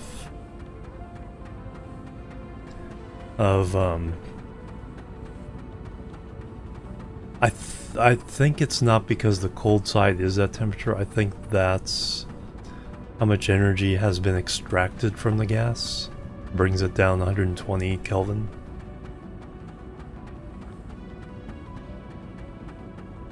Temperature is definitely going up. So this is when the automation would turn it off. And then when the temperature hit 600, this would turn on again. Yeah, cool as it expands. So yeah, we're extracting that energy from them. So I think that's representing how much energy was extracted through the process. So 3 more Stirlings. Let me go fully reset.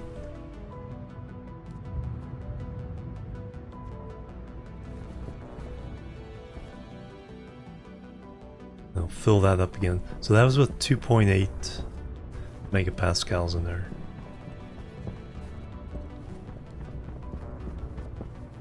I could see running 2 or 3 of those pumps or vents to fill it up as much as possible.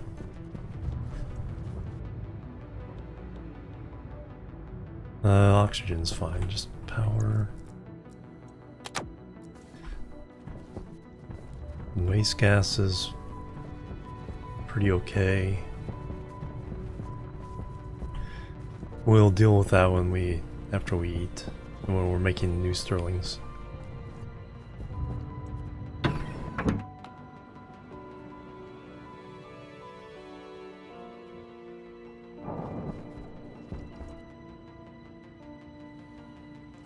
Not quite seeded, but the rice is in good shape.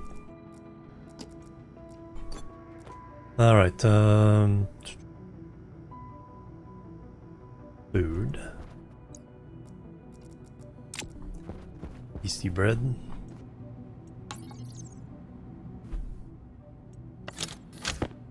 Got it.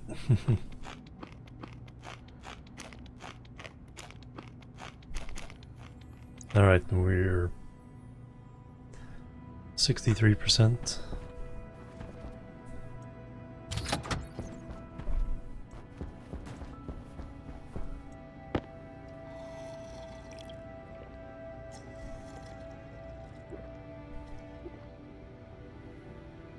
Ambient for the environment. Low flash, yeah.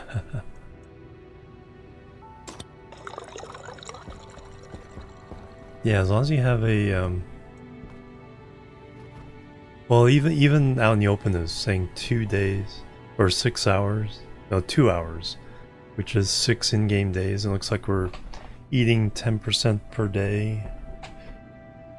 So it would have spoiled before I finished if we didn't have this is a refrigerated vending machine. Yeah, closed system question, yeah. So let's go make 3 more of those.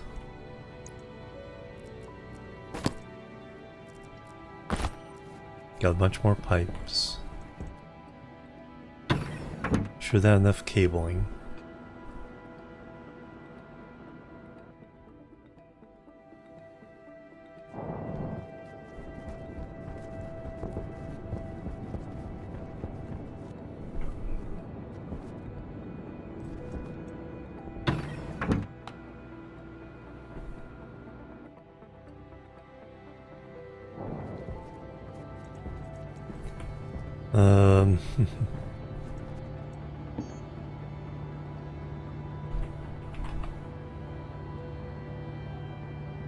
Alright, gold.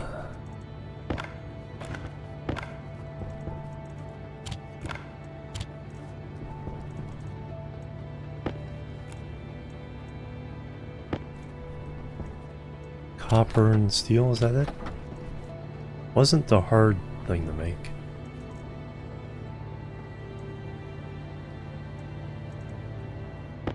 I'll make 3. Yep. So I just leave that running.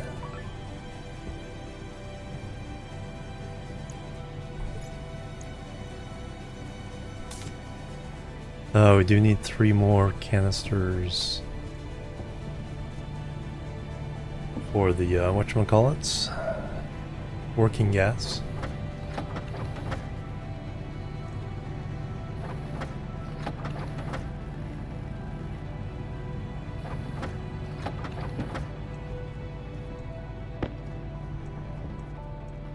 This should limit it to 3,000 this time.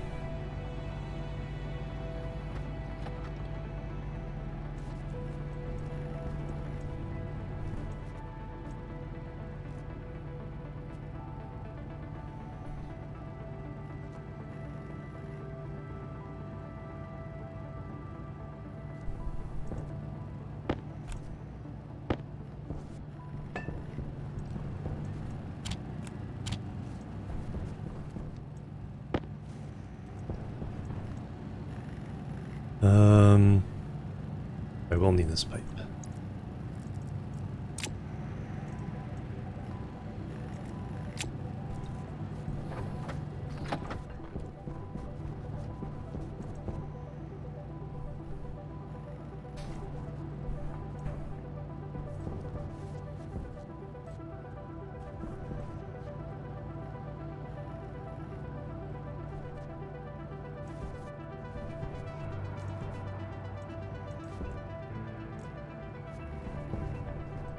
And then I need steel sheets.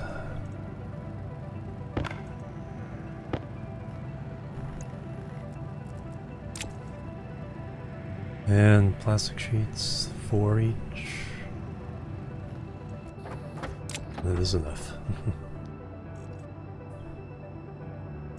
Chip we're not gonna need just yet.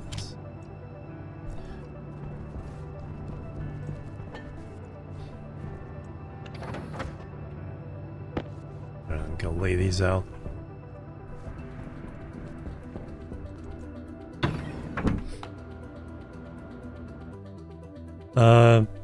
Just in case I wanted to hook it up to the vendor. Though I'd have to run a long wire to get it on the same network.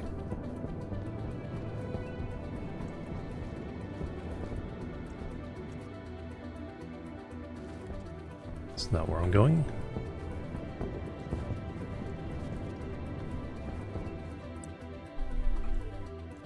Let's see, I'm doing, yeah, one back from there.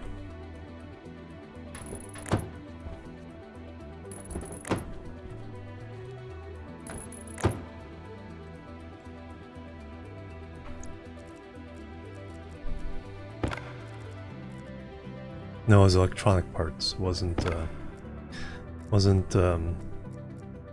steel sheets.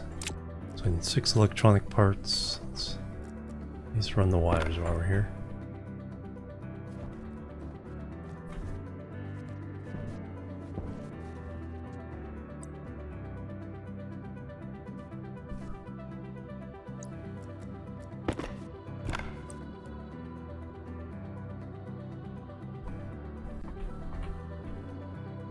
Maybe, but I've never run a refrigerator before either, so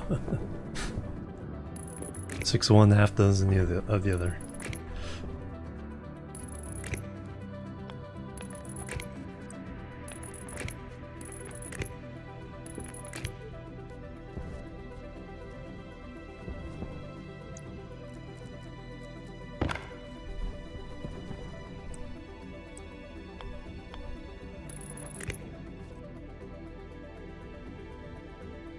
Well, yes, but that's the gas pushing the piston is a closed system inside the machine.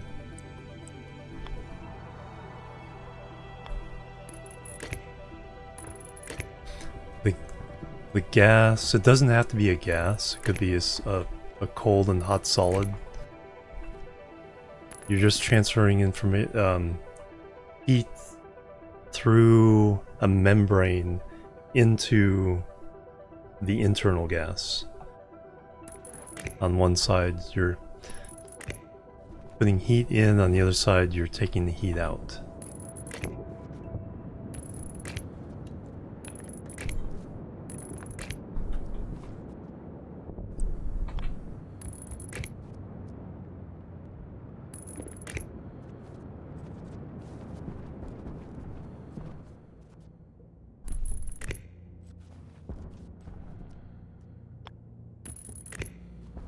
Alright, so those are all hooked up, so now I need 6 electronic parts. Oh, I didn't get a chance to pump hot gas in.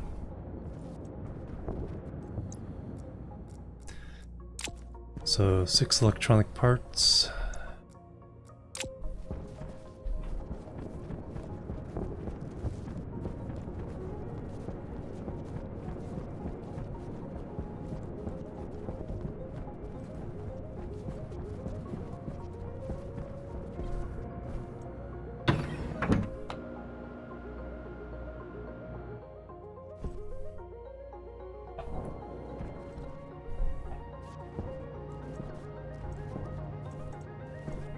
Oh yeah, then they're gas canisters.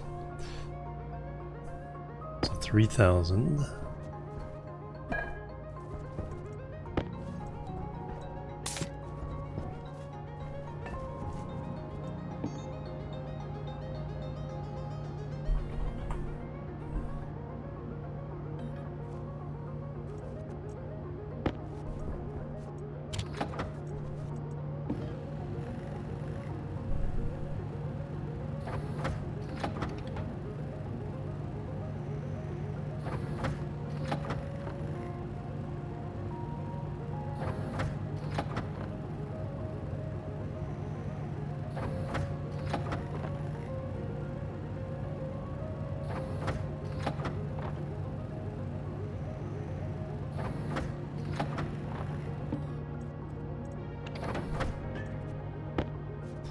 Alright, now I should be able to complete it.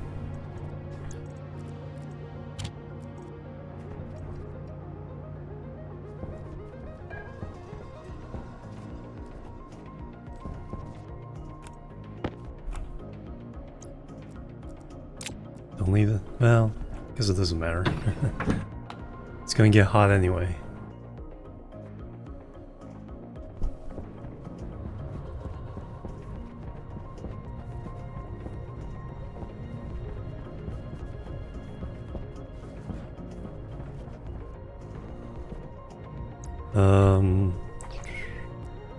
Screwdriver? Oh, it was steel sheets. Dang it.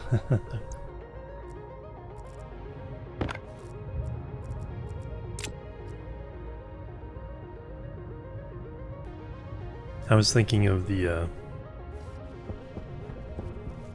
vent.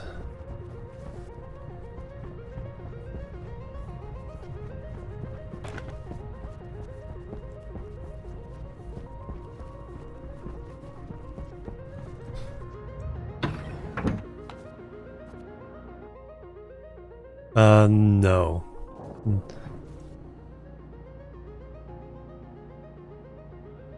The only thing that can damage equipment is fire, an internal explosion of pressure or external explosion of pressure, or a storm.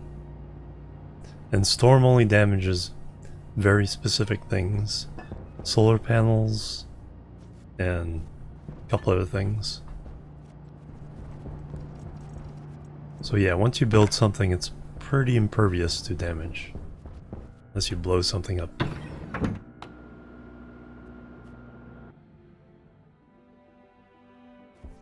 Walls and such do have max pressure differential, depending on the wall type and the materials.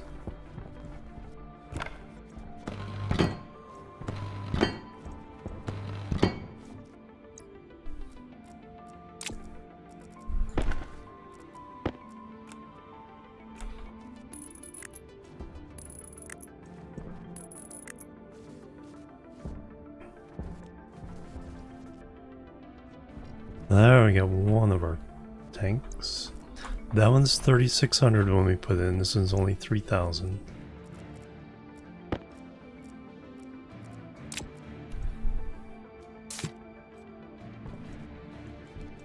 Now we hook up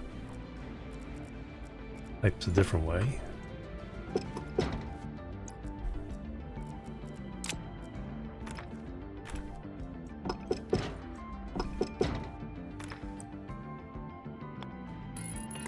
One and the other.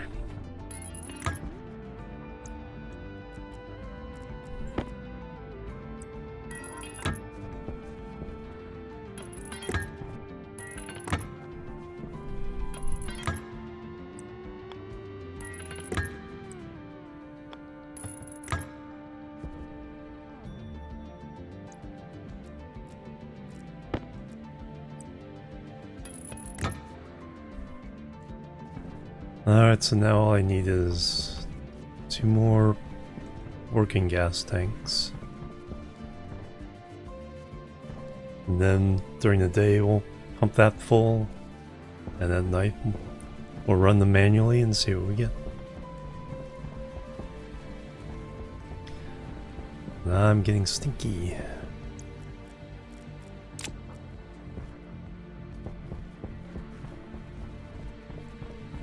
Should have our 3rd tank ready here.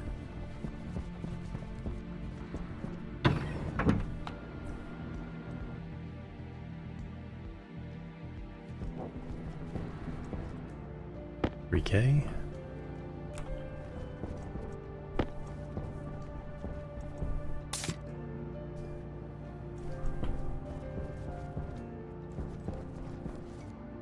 Can I finally breathe in here? Oxygen low. No. 45 degrees. I should make the other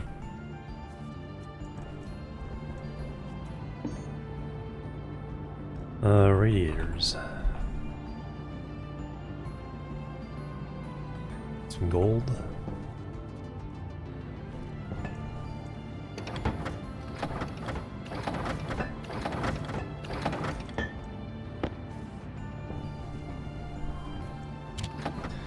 How many more do I need? 4?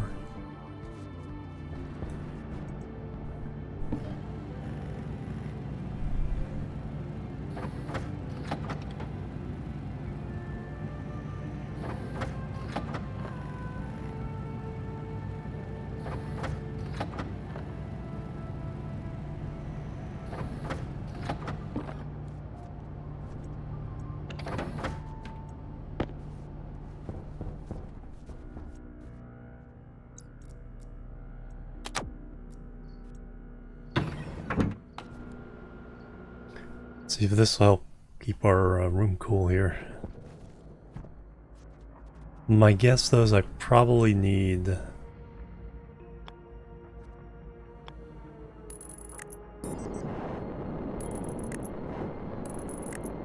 a second wall cooler at least.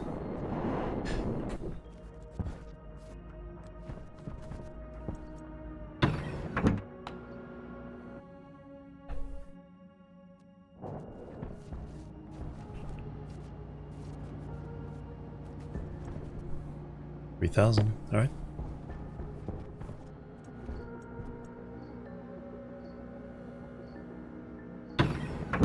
Is that all I need? Yeah. Wait for daytime, get hot gas.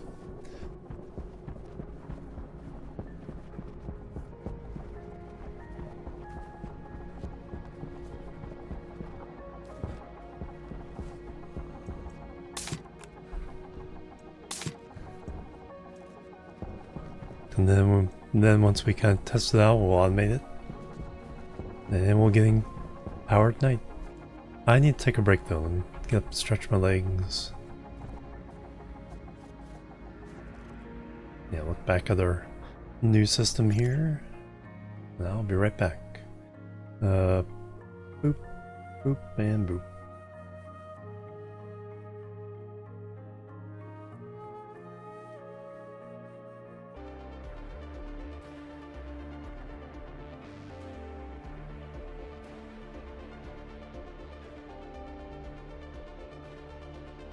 Alright, I'm back everybody. Thanks so much for waiting. A little more to eat. Feeling even better now. Alright. Back to the game. So everything's in place. Did we just get sunset? Yeah, I think it was just sunset. So we have to wait for day to get the hot gas.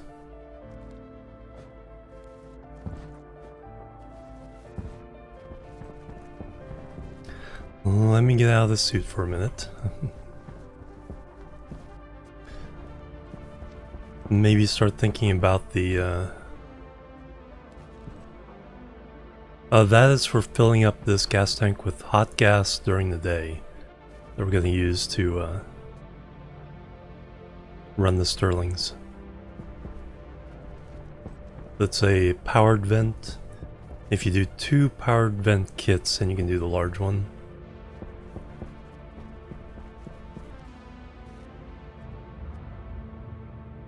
Yeah, powered vent, yeah. Use 2 of them.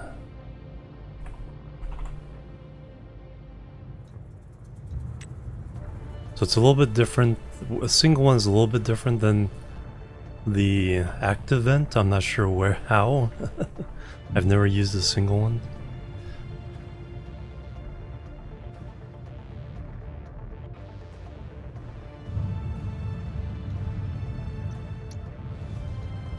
But then you get powered vent large from 2 kits.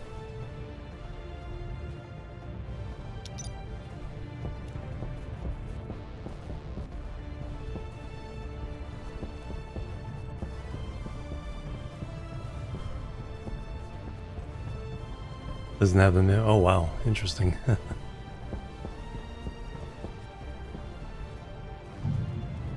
Oh, it is sunrise. All right.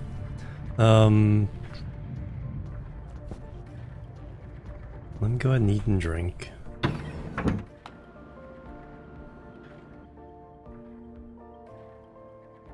On the way down, and exit the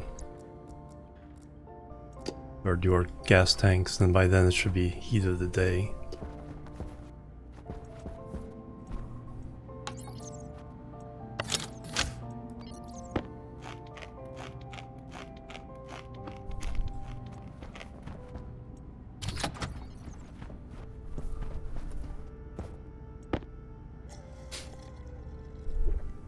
And do we have seeds for our rice?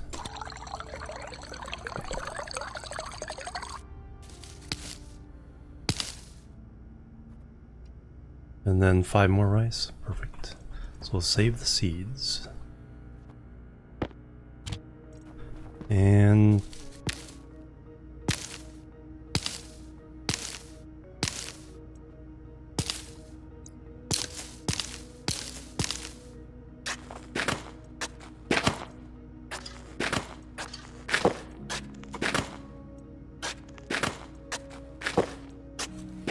then we have 2 left.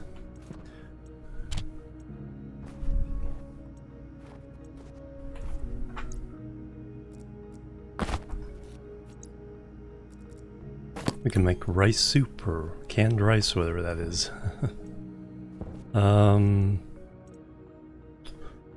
Actually, I keep forgetting we can do that. Let's preserve them. Alright, battery. Then we'll do waste tank, then we'll go pump that thing full. Hey Cisco, welcome. We're trying to create power, free power from the atmosphere.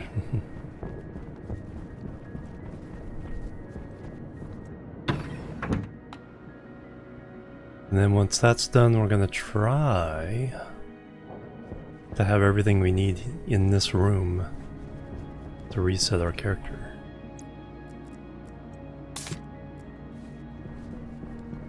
Food, water, power,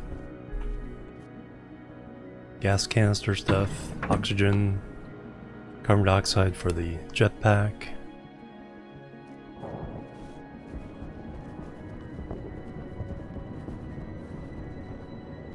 Still only 570.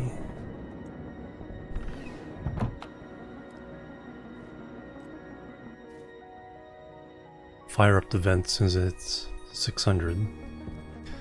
And oxygen. I've run a lot of the pipes I need to connect the oxygen systems together. So we're sticking out there, and then we have a little bit on the roof. Just have to plant them together.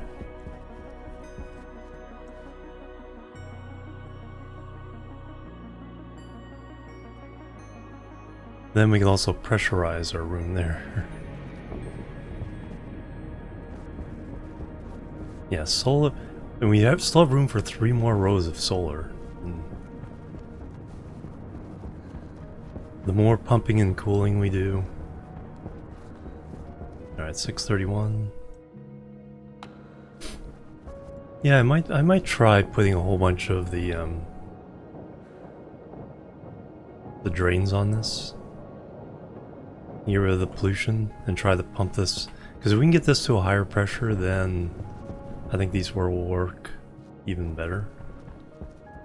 But the pollutants condensing out under pressure is like a limiting factor in how much gas we can get into these tanks. So that might be our answer. Just go ham with the so 3 megapascals.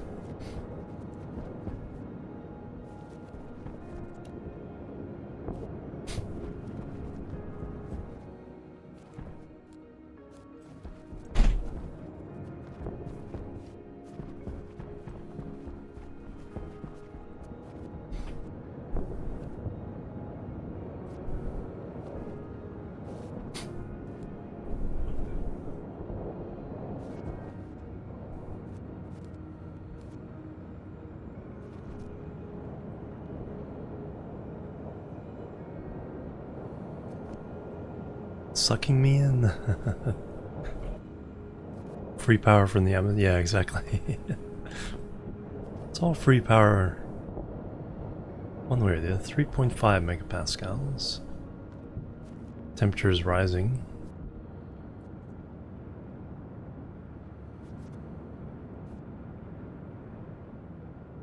Can't get close enough to read that without getting sucked in. There we go. Perfect distance.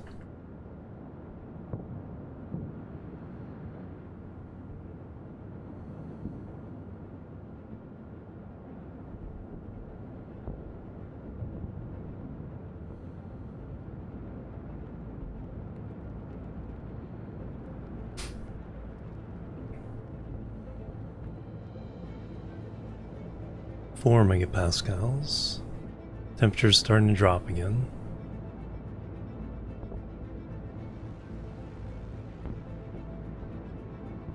I'll shut it off at 650 or 5 megapascals, whichever comes first.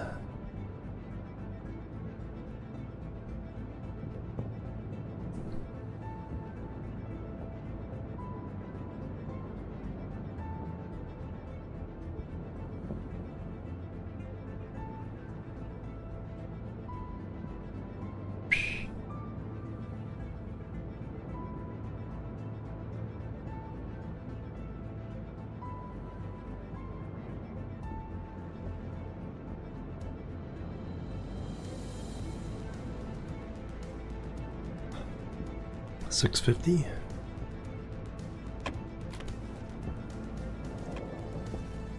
Alright, this will be interesting, how much we get out of this. Gotta wait for night though. Let me go hang out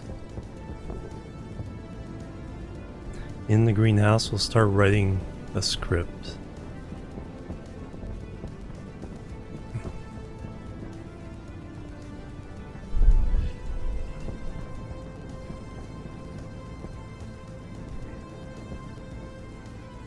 Greenhouse.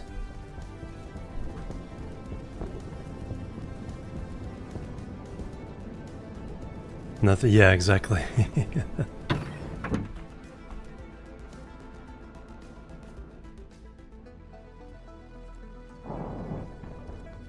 We just found all that coal in the ground. Didn't cost anything to dig it up.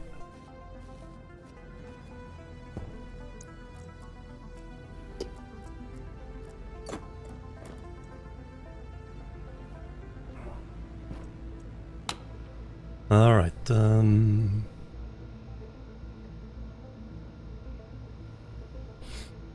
so that's the oxygen... No, cool water tank mint. Oh yeah, we just use that for the oxygen tank maintenance. We need to check the temperature of that. Anyway, clear, so... Stirling engine...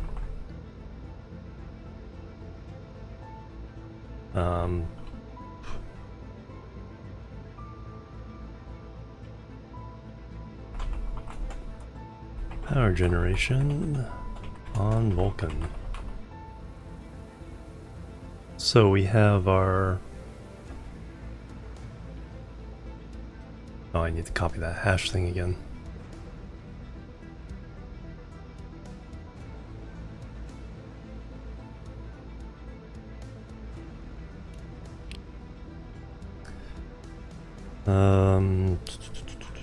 There it is.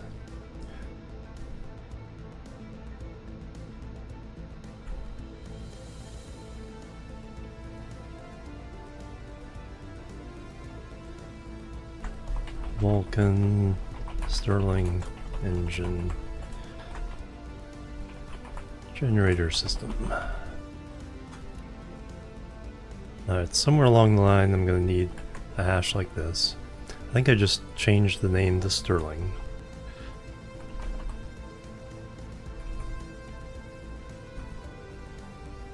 And I need to get the Stirling hash.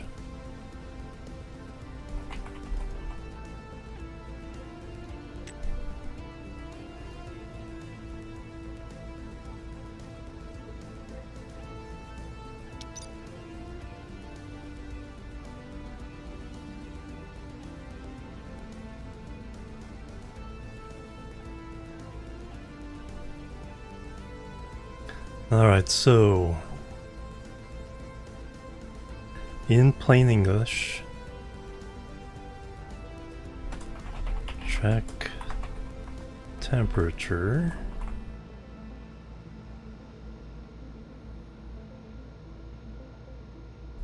If greater than 600 Celsius, then run pump.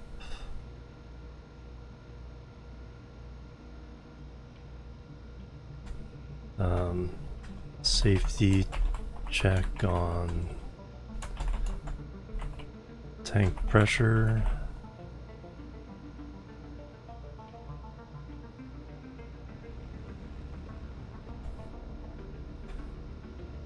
If less than, and we'll start at 150 Celsius, then run Stirlings. Do I care if the pressure runs out? Not really.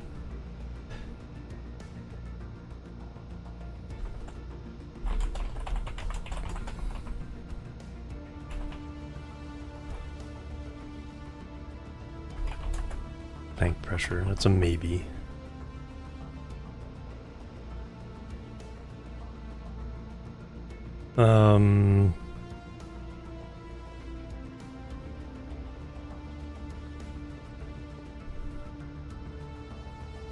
Ideally, I'd also be checking for like battery stuff, but again, once this is set up, the only cost is the vent running. That probably means it's nighttime. Confirm.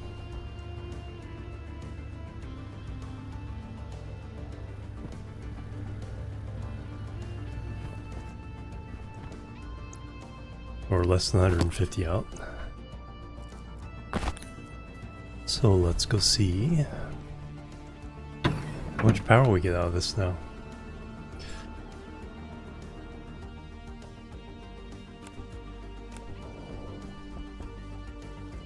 Whee!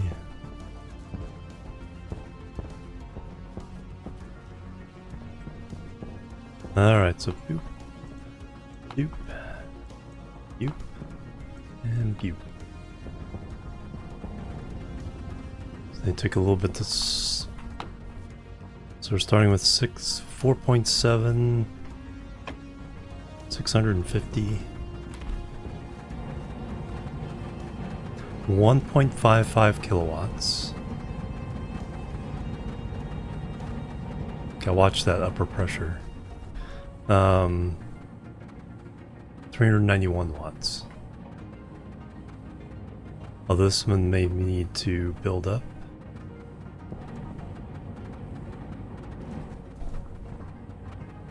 So 400 watts, 1.5, so 1.9.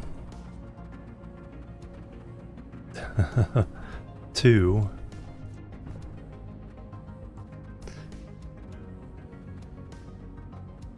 $2.01.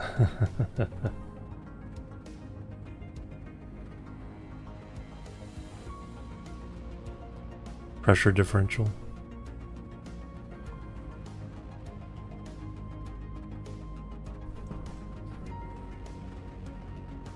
That seems to be the big difference. The operational 90 degrees difference, 150, 45,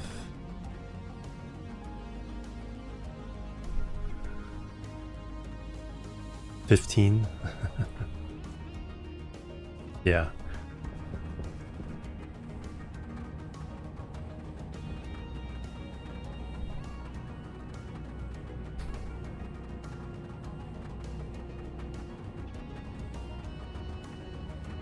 Pressure differential.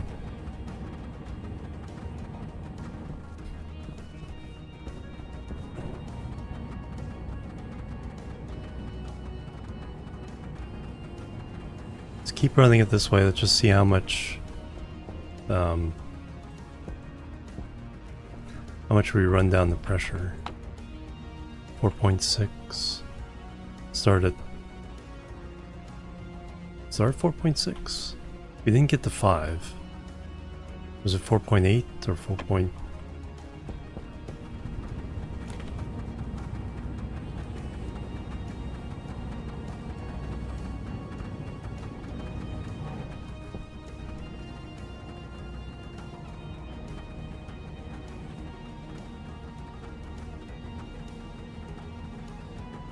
Yeah, temperature difference.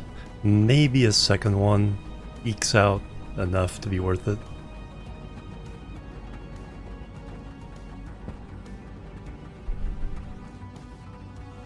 Oh, that one. Is that one stopped? No, it's 91. Still has some watts.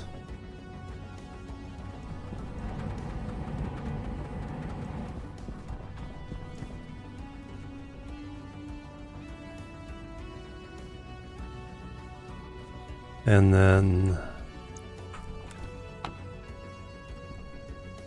160 C.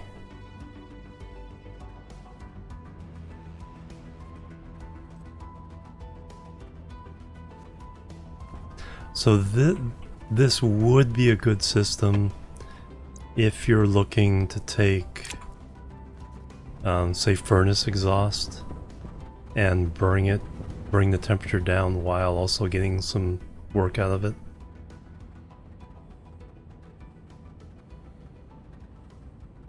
Cold side 424, but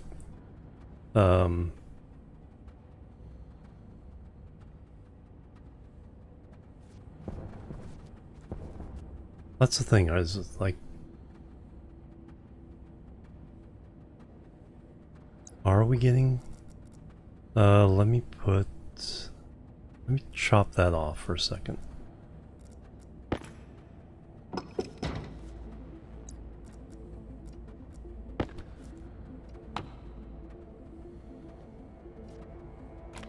Are we changing anything? 17 watts. Because this does not necessarily need to be open. It's open to get, you know, the temperature differential. But it can be closed. It's just this small amount of gas would heat up pretty fast.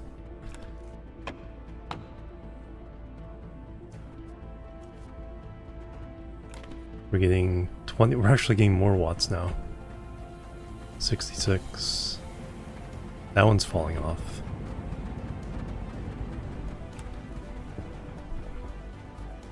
Uh, 4.5, so we've only lost 1 or 0.1 megapascals. Temperatures dropped quite a bit though.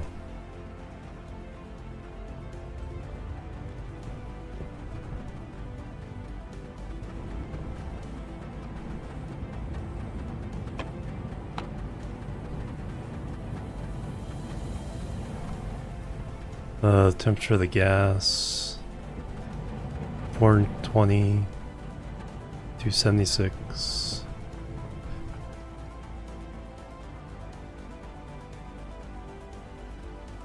$221, 200.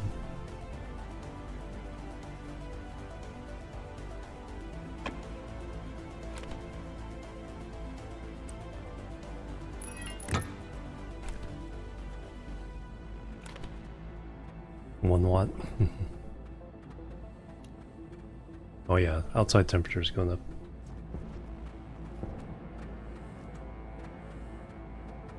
You know, that's a good point. Well, no, we are losing... Yeah, they don't mix. They do flow through. Well, we're losing... Well, are we losing only temperature differential here? That's a good question.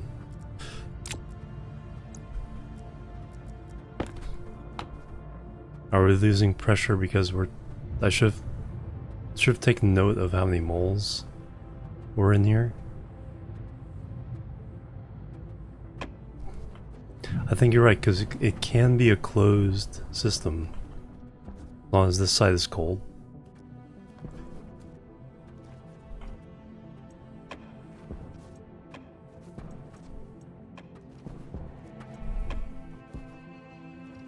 cooling because no, because it's just simply taking the energy out of the to run the machines.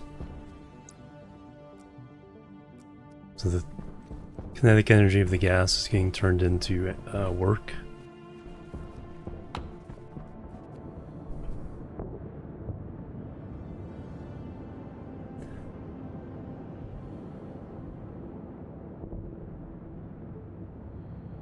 So down to 4 point, I think we hit, I can't remember if we hit 4.8 or 4.7. Definitely dropped from 657 to 631.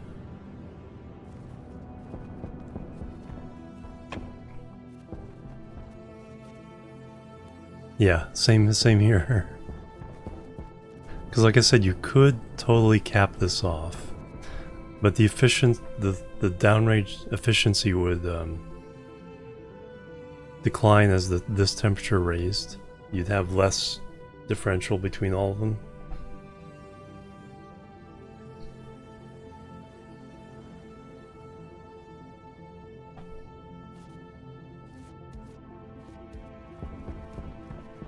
Yeah, I should have taken note of how many moles.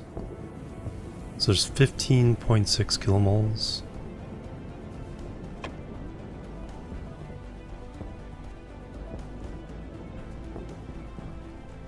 Yeah. I mean, it puts some gases come through. Obviously some, yeah. Gas has to flow for this to get full.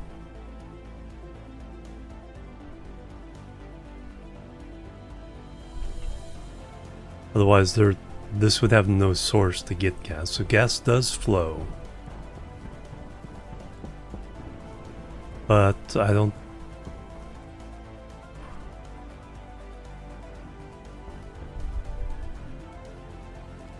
So that one's 1.45. 2.65, 3.83. Is that perfectly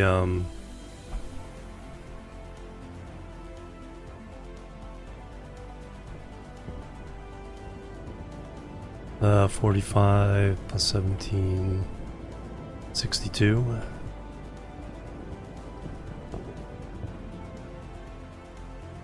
.62 or 0.62 megapascals difference there, but this drop is 1.2 and this drop is also 1.2.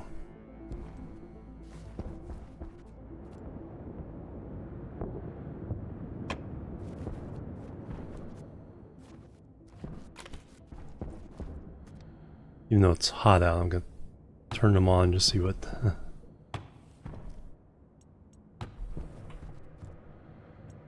There really should be no power generator right now.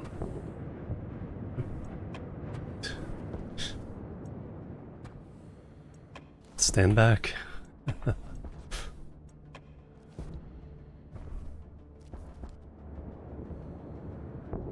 Yeah. These two were the same differential, but between the first and the second.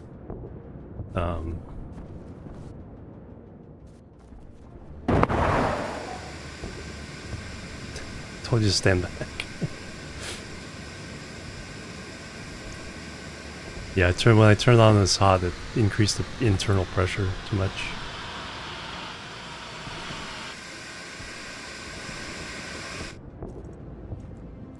Alright, how much damage did we do?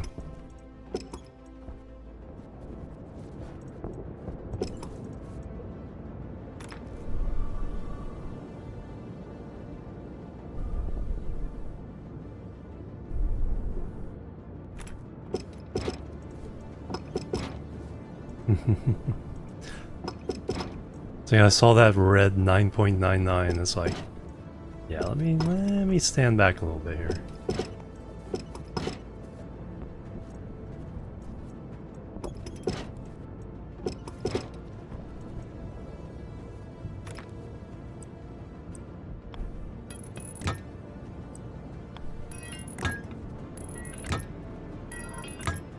that was a me goof.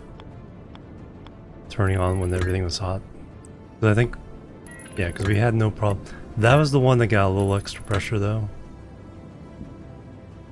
That should go.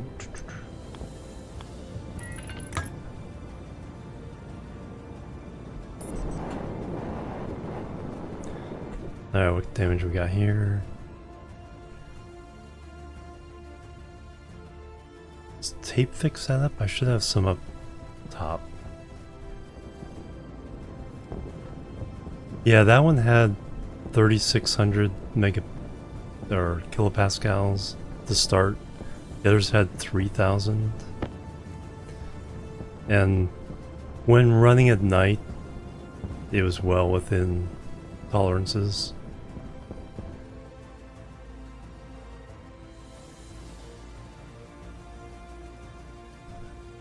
Alright, can't fix it with this.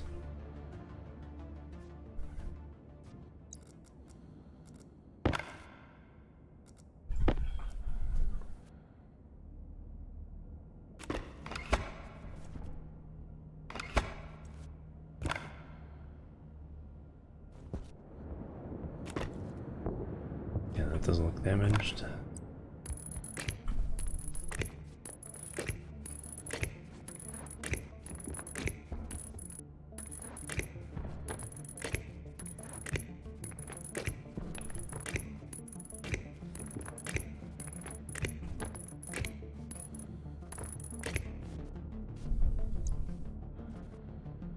Damage is 57%.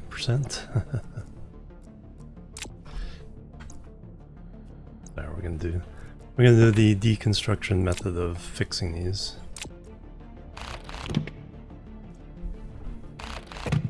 Power low. I didn't take any more damage today. 62%. Yeah, that suits the same as before.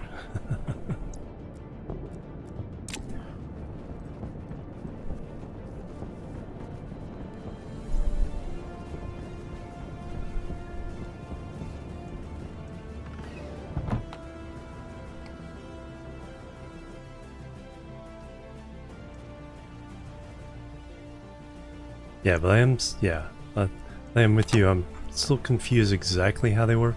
Gas does have to travel through, but the cold side can be a static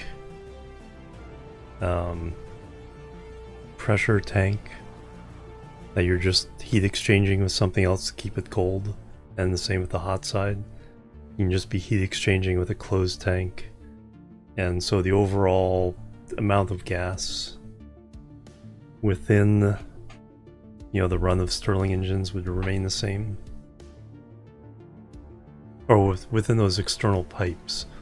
The internal tank, like I said, that's separate. That's fed from the canister I put in. So the number of moles in there stays the same forever. Until it blows up.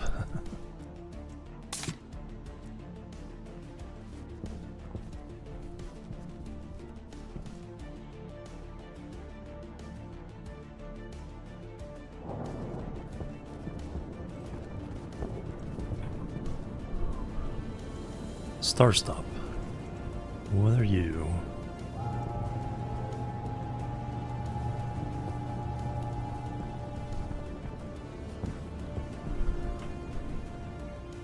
So now I need wrench.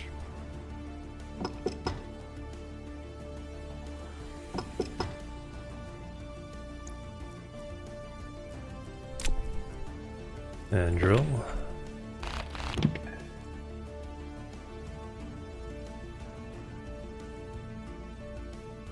Oops.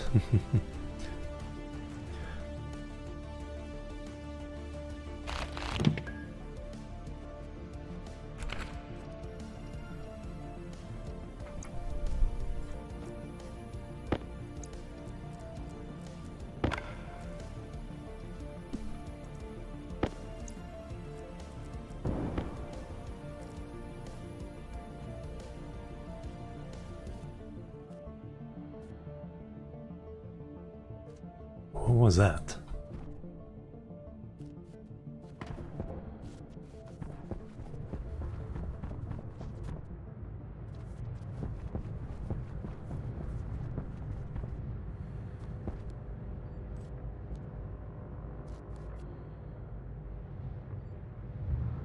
Oh, I put a canister over here. I put a canister in the locker that was here. That's why I put these canisters in my jetpack, so they wouldn't blow up.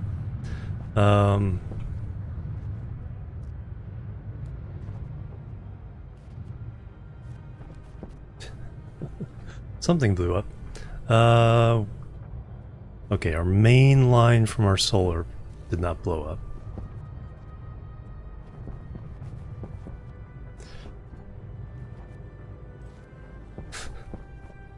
It's like, what would even blow up at that point? Okay, you seem all fine.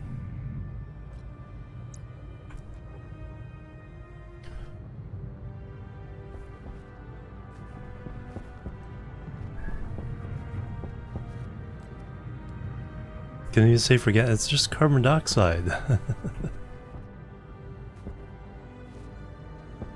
Alright, what? Okay, that's not damaged. That is damaged.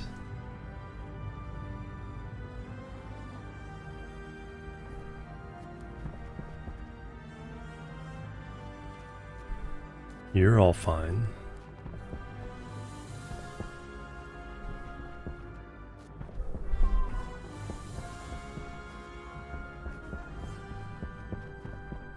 Alright, let me put some stuff in here.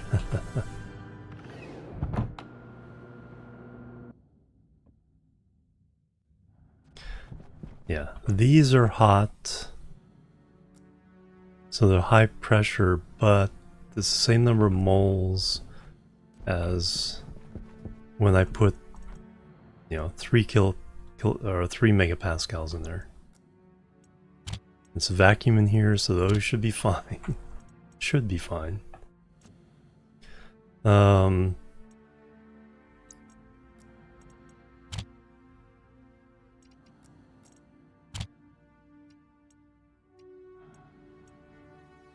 Okay, there's a couple things on the ground. Let me pick them up before a storm comes.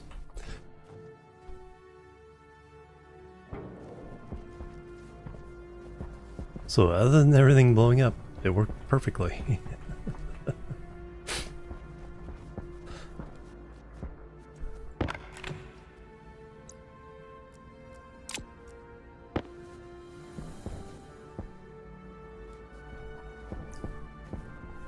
So we replaced all those pipes. 2,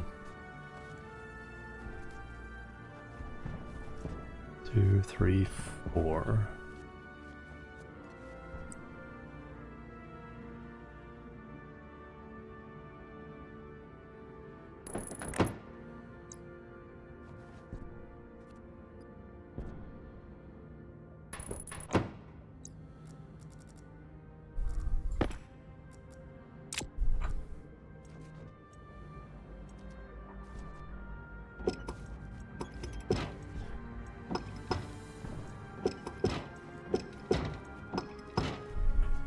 So we're pretty sure at this point that, yeah, at most 2 in a row makes sense.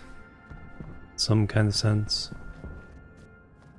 Parallel is probably better.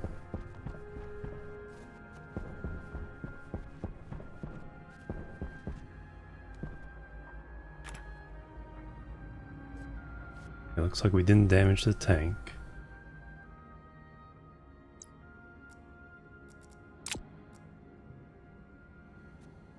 Angle grinder.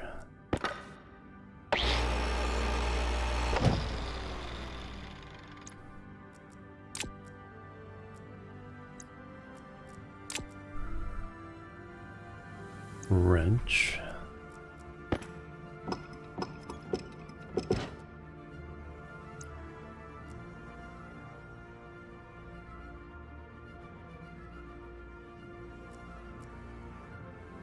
And then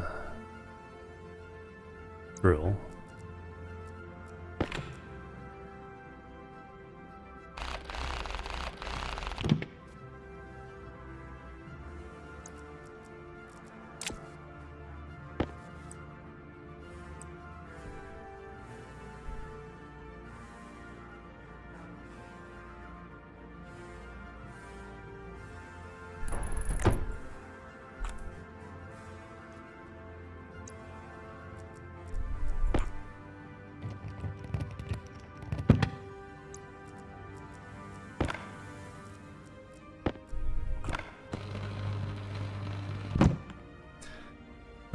So that's reset.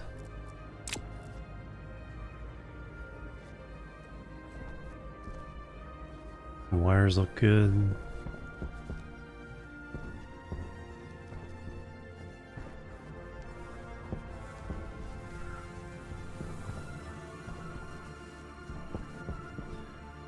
We needed steel and electronic parts, which are upstairs.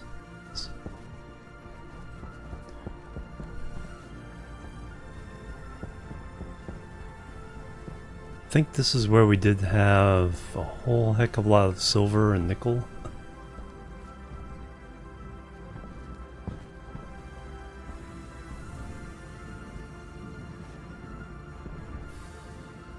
So those are gone.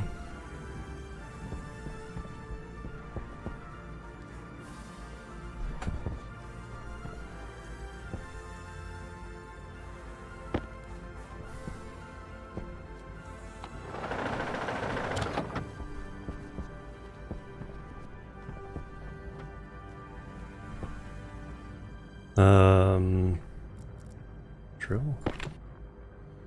Angle grinder. Oh yeah, if it's destroyed, angle grinder is usually the thing you need.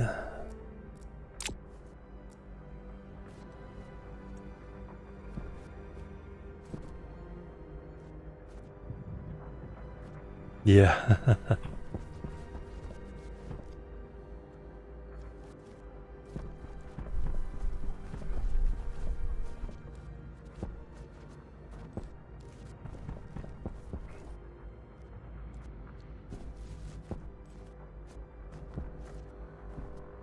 Yeah, they got disconnected. That's damaged.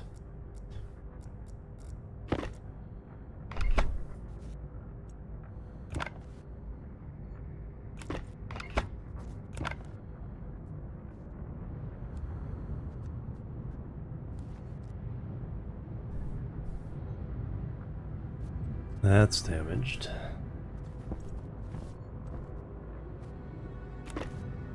Battery is not damaged. Transformer is not damaged.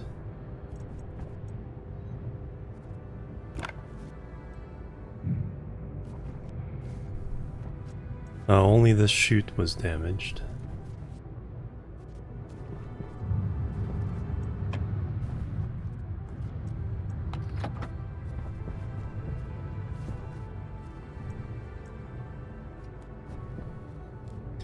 That was power to the furnace.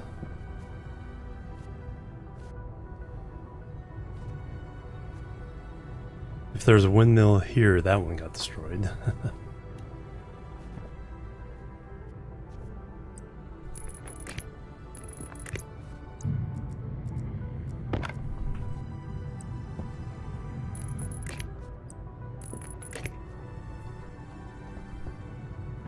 You're hooked up through there.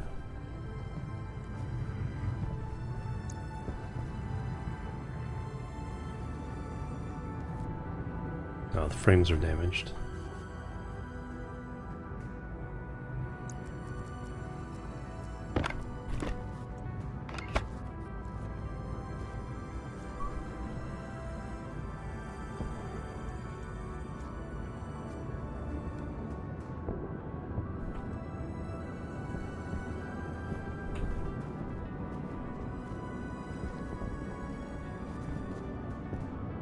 I don't think I care. The iron frame's going to eventually rip out and replace with steel, and then recycle.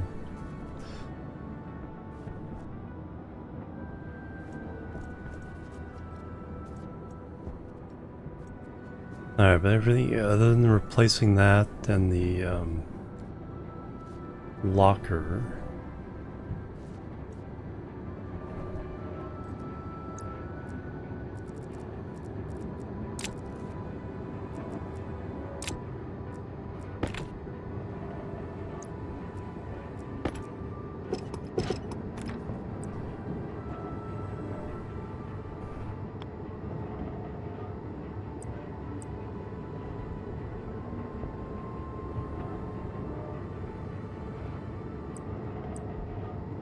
Not even sure why I had this here.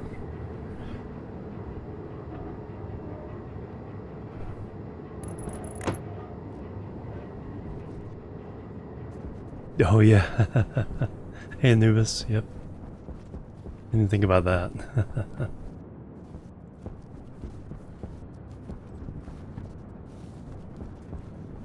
Alright, down here. No damage there.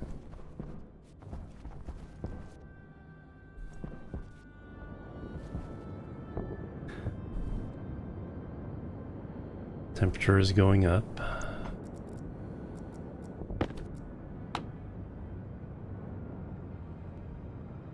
$631. It was $650.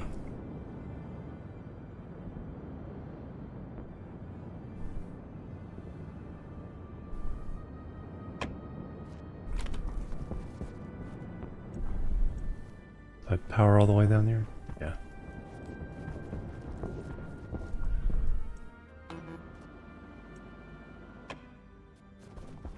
Oh, I didn't finish hooking up. That would help.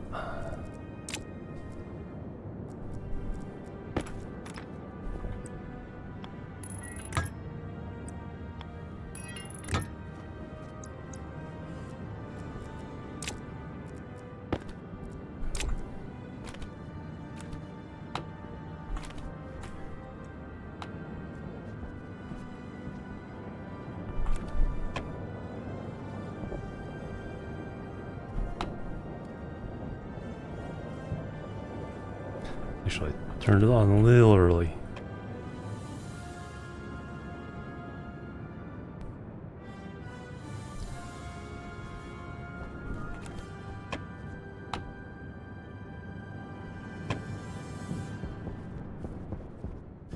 But now...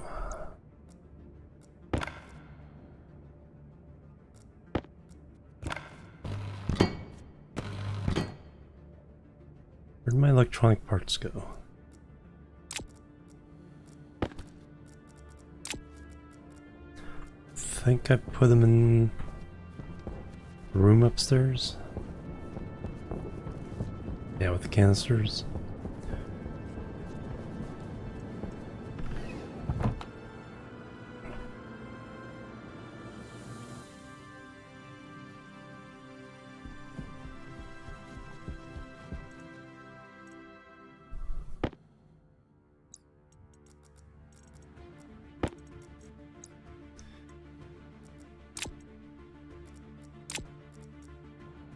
Should be able to install those fine.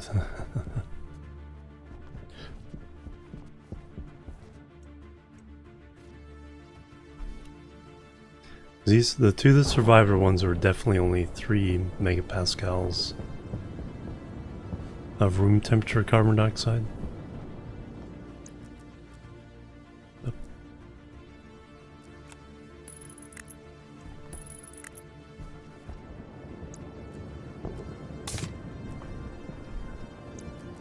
Waste tank caution. Alright.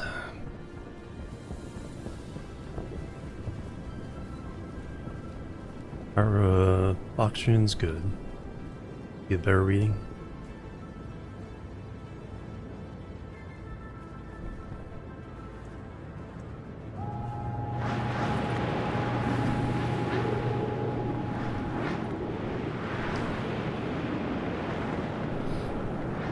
Of course, a storm.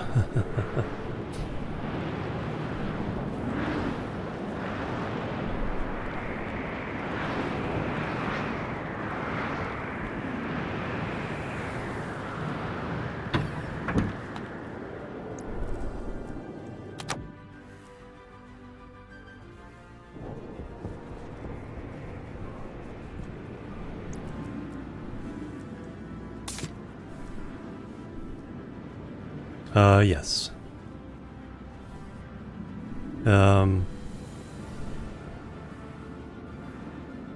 Would be nice to double check that, but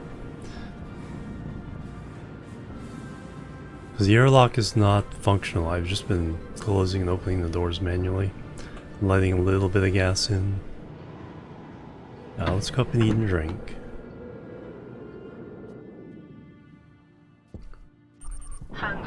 caution.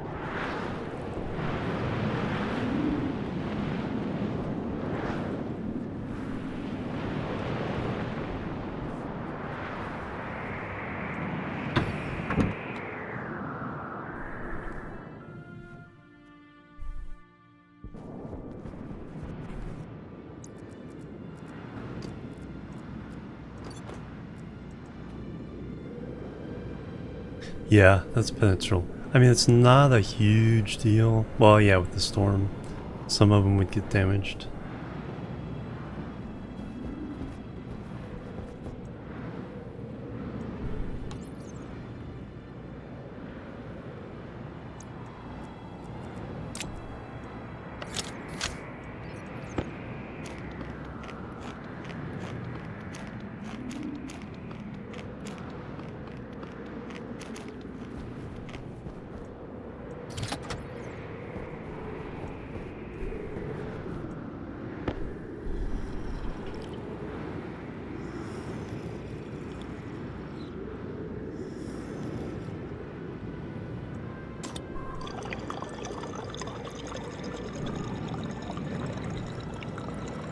We're keeping it 23 in here. Downstairs, probably not so much. I need a bunch of iron and expand the ferns.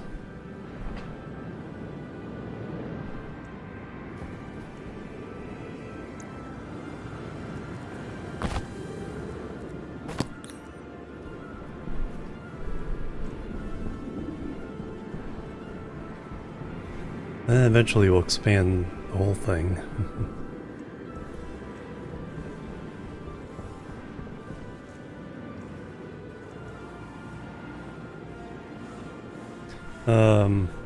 What gas is in here?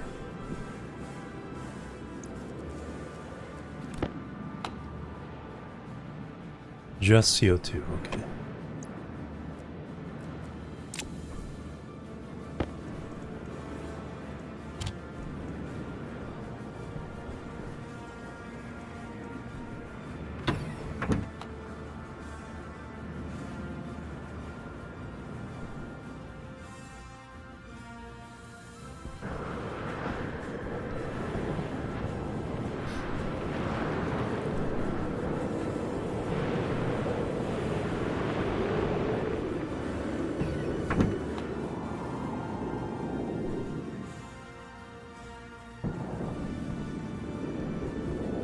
Uh, 43.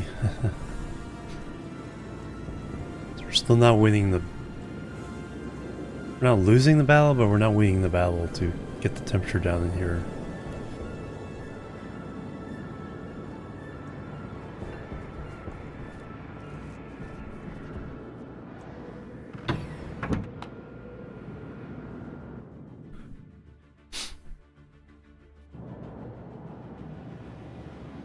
Oh, for the Stirlings.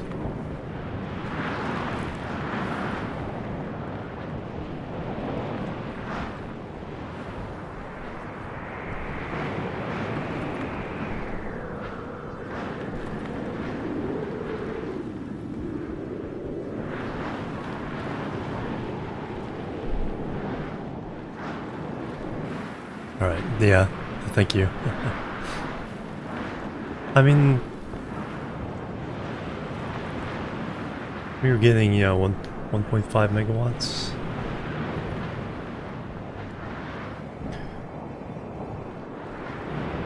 Alright, do you need to rehook the mains? Oh, I did lose some. No, I didn't.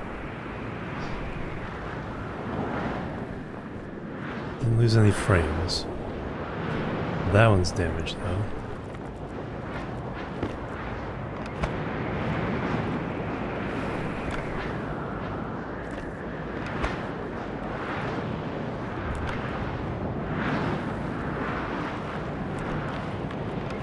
Place that one too.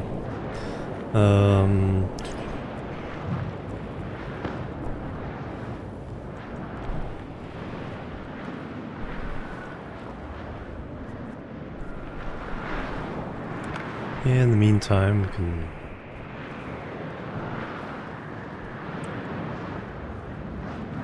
Now, do I want to try to do 4 but parallel?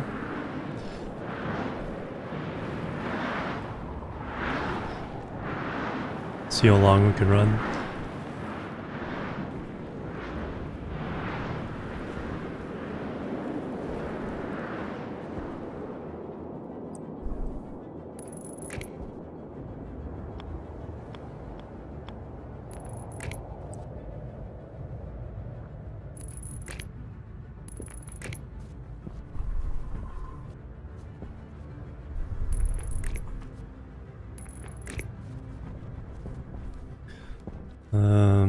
Wait, I do need to go here. We go down here.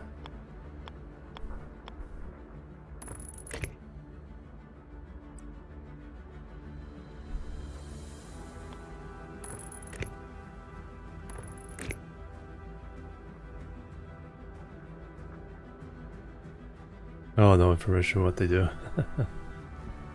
Huh. Yeah, I don't know how new...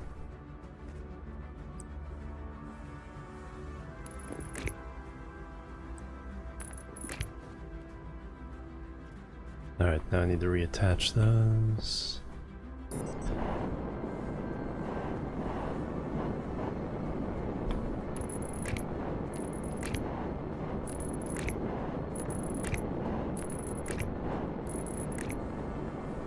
And that one is not damaged.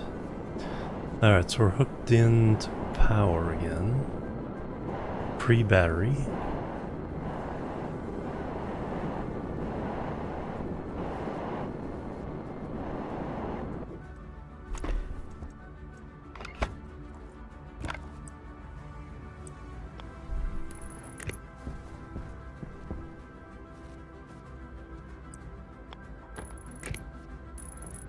Hook those up again. Data.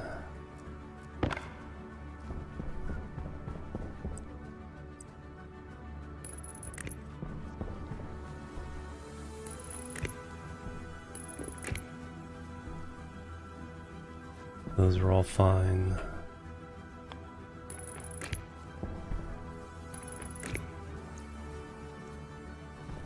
Alright, so technically we should be able to run now.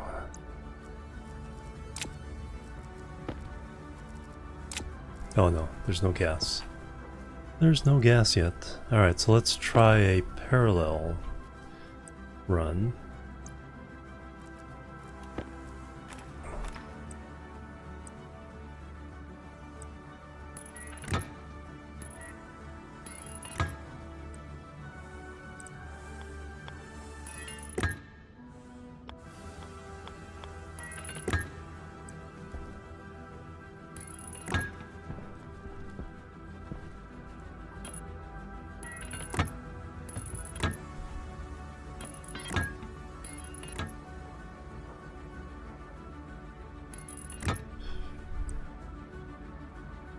That can't be there.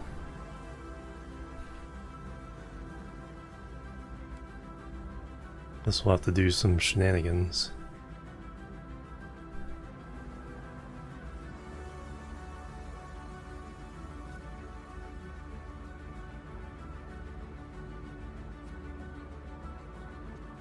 Or the wire will have to do shenanigans.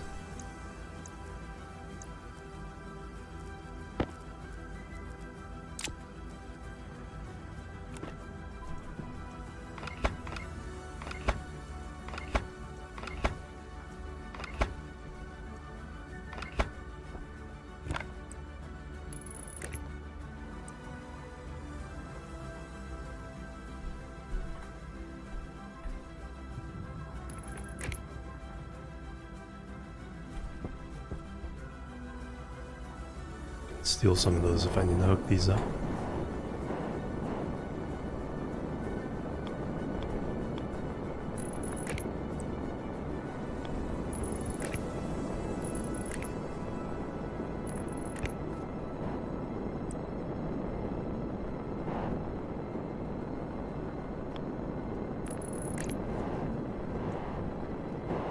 Get them hooked up.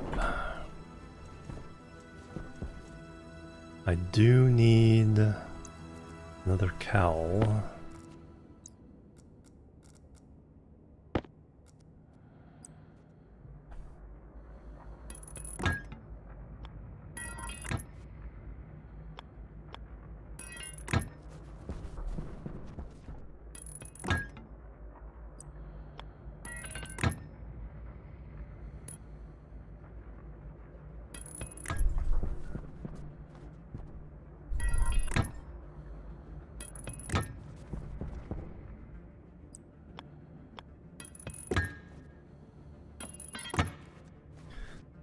Alright, so there's our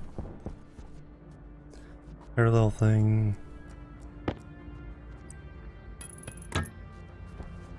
Alright, do I have another cowl somewhere? I think. Oh, yeah. We originally had two.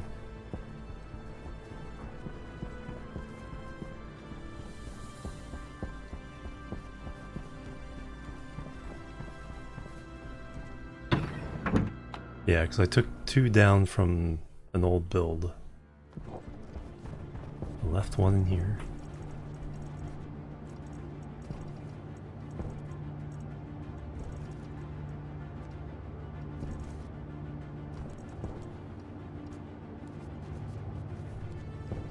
Not usually on the ground.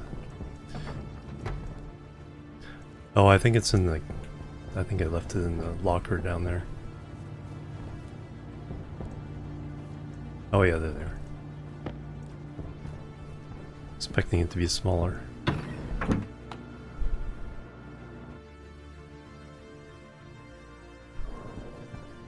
Ah, too late to run the Stirlings for tonight. Well, that means I can just set up two more and we can run four.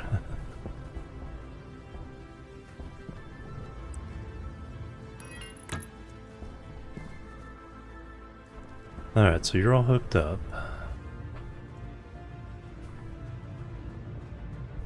Yeah, we learned the mistake of trying to run them during the day.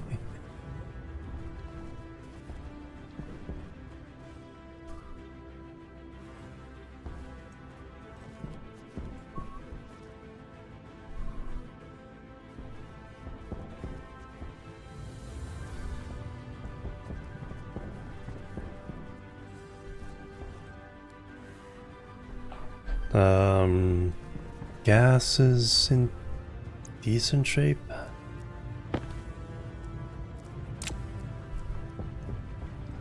It's over 600 degrees still. 4.5 megapascals. 15.7 kilomoles on the volatiles.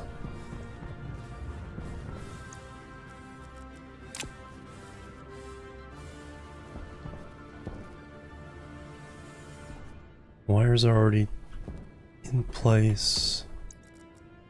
Pick up.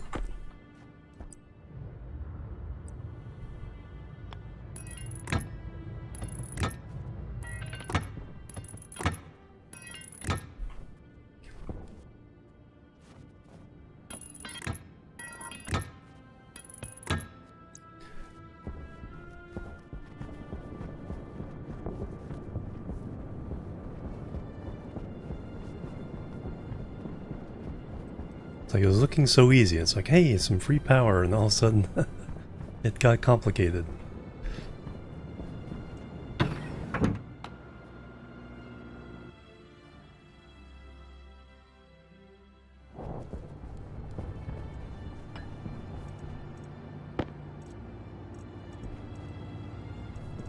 So we need... There's another cow. Need one more.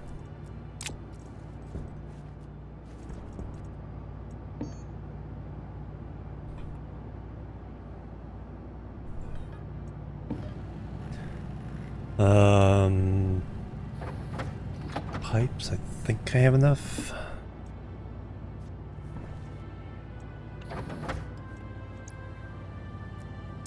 Need more electronic parts. Iron, gold, copper.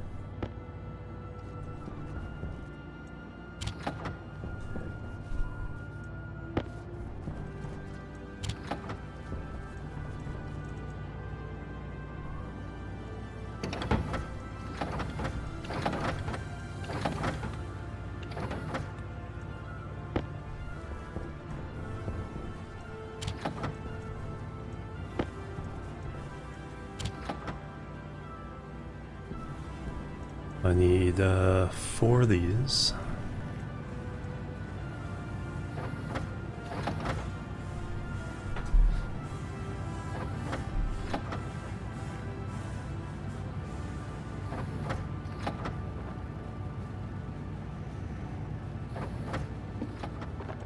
Alright, I'm done with those. We have our steel sheets, so we're good there. Should have enough pipes. Now we just need... we need 2 more canisters.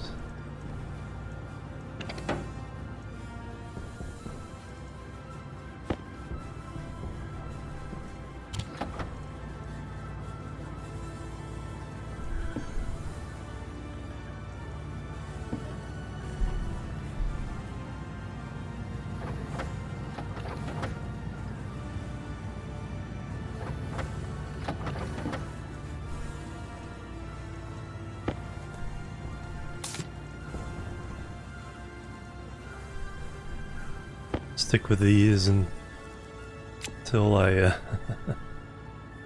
do some research.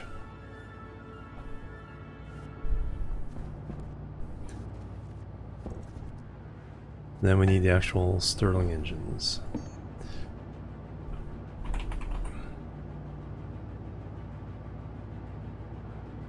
Got enough for 2 more there, just need some steel.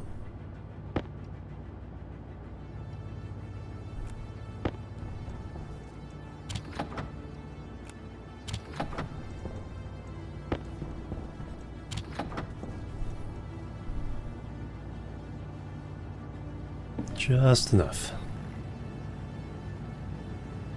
Found them.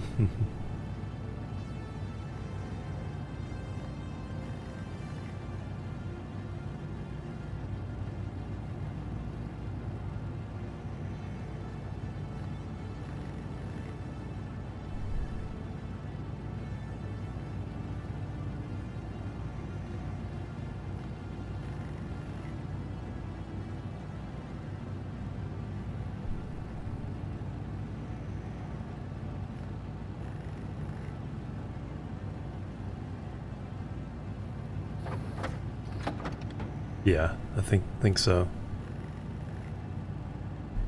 It would be nice to kind of... it's like... then you need to pay a lot of attention to the sun angle and stuff, but like to wait until the last half of the night after the batteries are run down a little bit.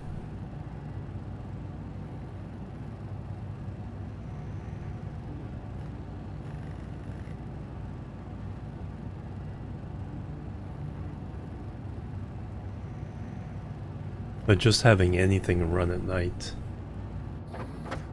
Because they'll still have to wait for the sun to go down a little bit before the temperature drops enough to turn them on.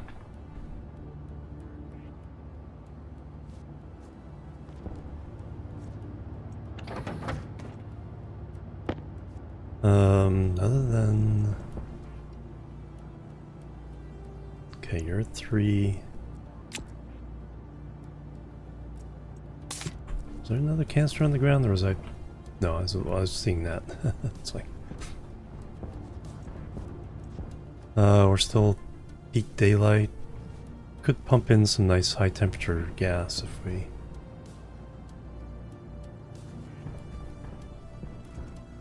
let me go build these.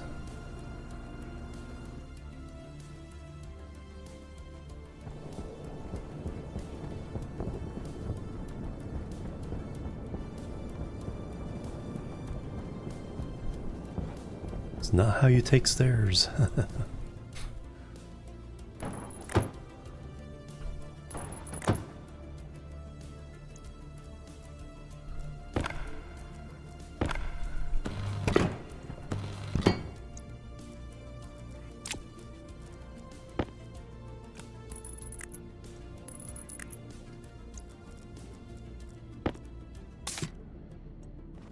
Alright, yes, we do have the other cows. So now we need wrench, pipes.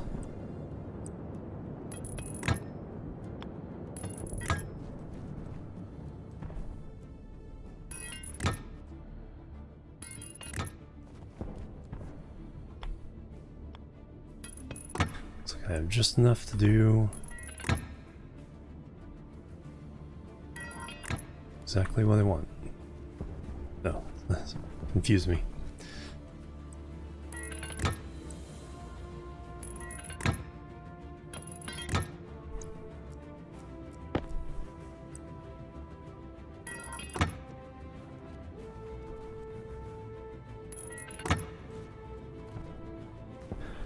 So now I just need the last canister. Power's hooked up. Oh, I was gonna... Yeah, we already dropped below peak temperature. That's okay. Once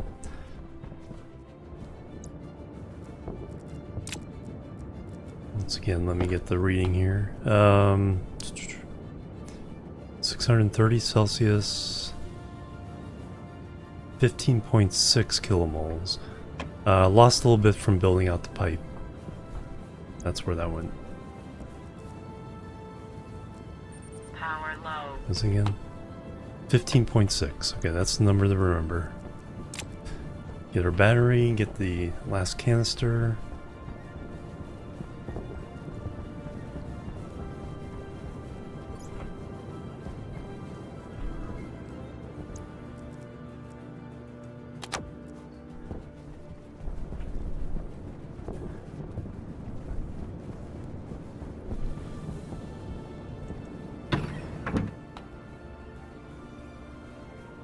Find the sweet spots. Yeah, exactly.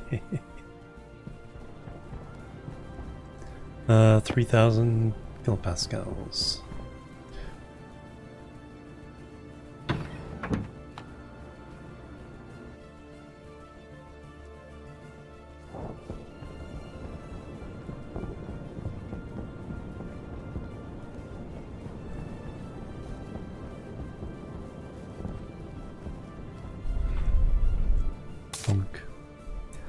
Alright, we are ready for our next test.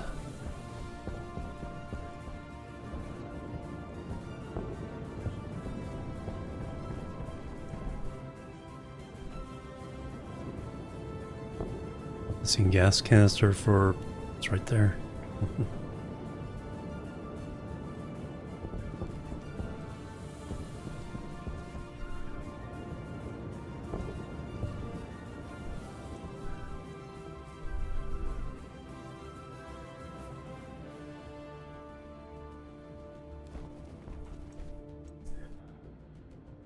Let me swap that with...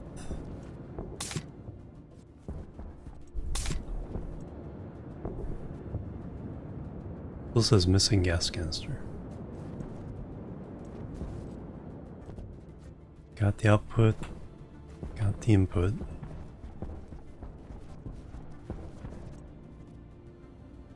That one says missing as well. Yeah, I just need to get turned on. Still 375.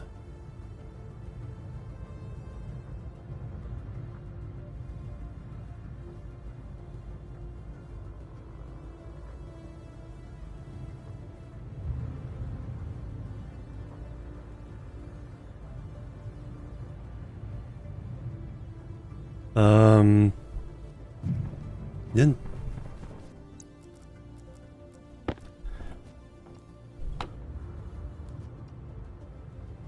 I can't read it when they're inside.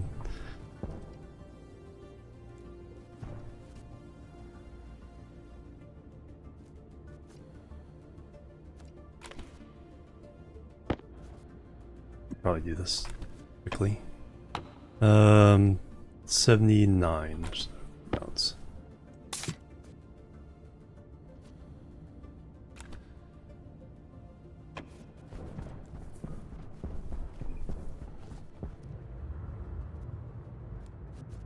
Getting down to 200 Celsius.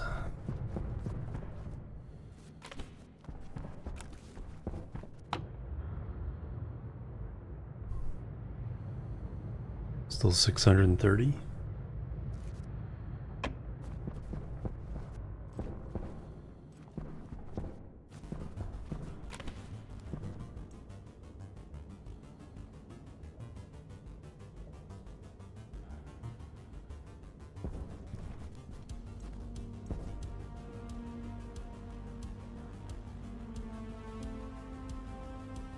So 150 is probably where I would go ahead and turn them on. We'll wait for 130.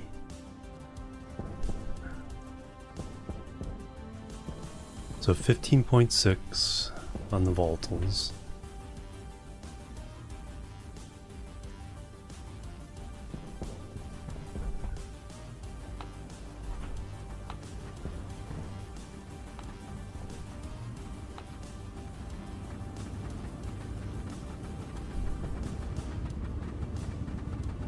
Two kilowatts.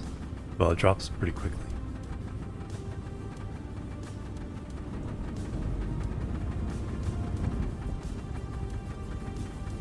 Interesting, this last one is making a little bit more than the others. Pressure differential 66%, 64.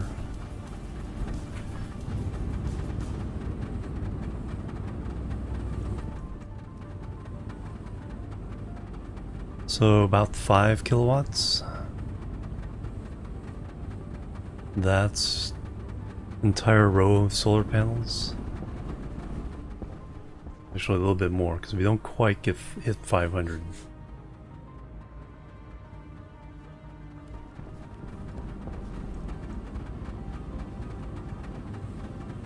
Dropping a little.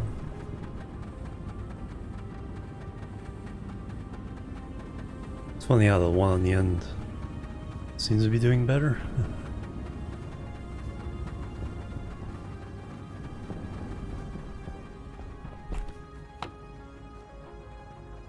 Down to 4.3, 15.2.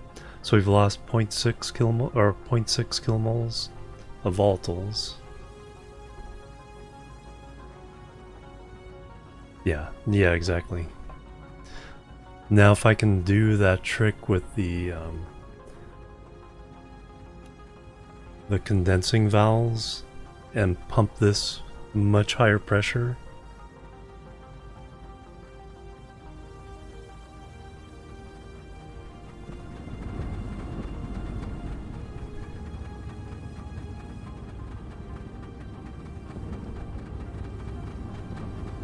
temperature is all the same. 66 moles. Yeah, see, the moles were all the same.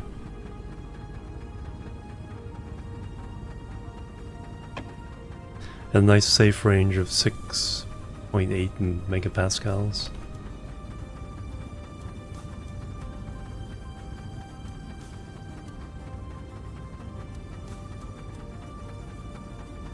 Yeah, still over 1.1.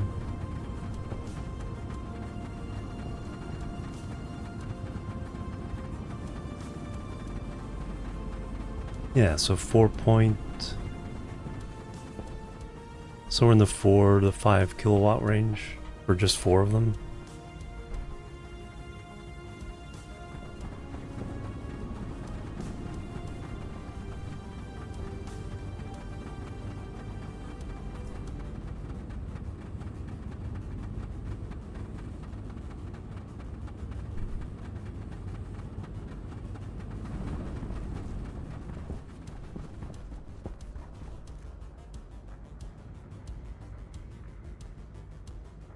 Yeah, keeping the batteries not quite topped off, but even with all the cooling going on in various places.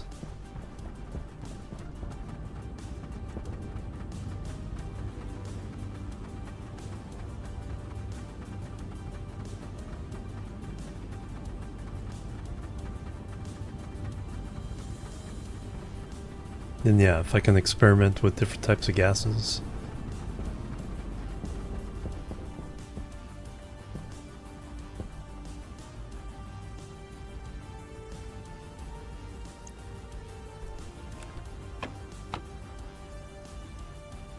We dropped to 593 Celsius. So we're taking energy out for sure. We've lost from 15.6 to 14.4 kilomoles. So 1.2 kilomoles so far on Vulcan now. Yep, hey Neff, welcome. Yeah, first time I've done in Vulcan and learning a lot about this game.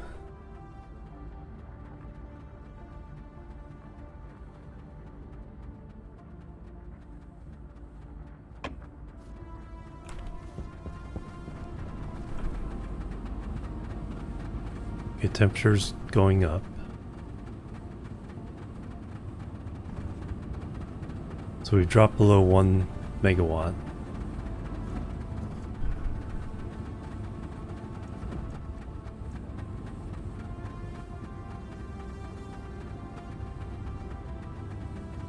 Sterling on in this for a long time. No, nice. Yeah. A lot to learn about them. Yeah, Mimus, yeah, you just use whatever exhaust you have and against the cold temperature. So 154, this is where I would turn them off.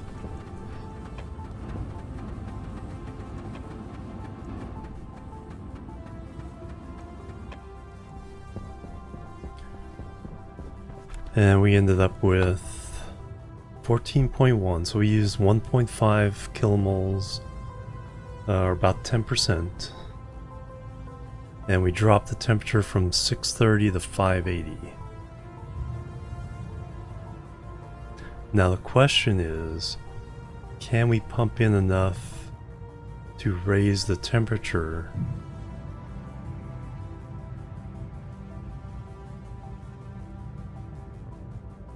yeah, vent the rest of the gas in the tank. There's another option is open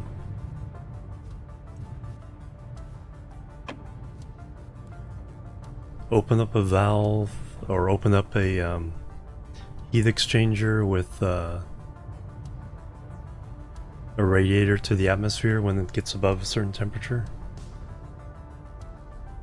I don't know if we can radiate enough into something this big.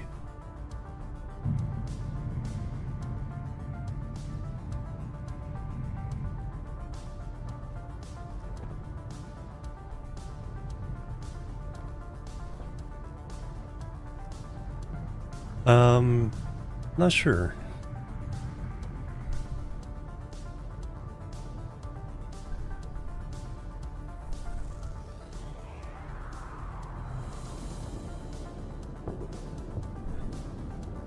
I'll see how much I can get. Let me go get new oxygen. Let's see what pumping it back up to 5 megapascals at the height of the thing, how much temperature we lose per day. Let me get new oxygen and empty the waste tank. Yeah, because something has to... Because we're pumping in the hottest gas, but we're fighting against a large mass of cooler gas. So we're never going to reach the same temperature again. So you either purge it,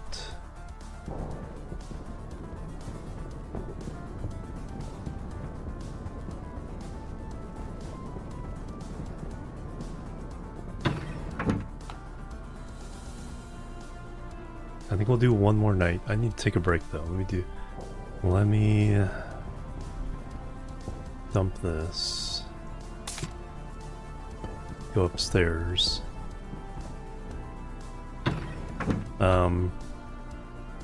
We'll do one night to see, or fill up during the day, do one more night, see how much we're losing, and then we'll look at the possibility of using the vent to purge the tank, and then earlier in the morning when the temperature isn't what we want, then can we fill it in time for the night? I don't think one vent will do it.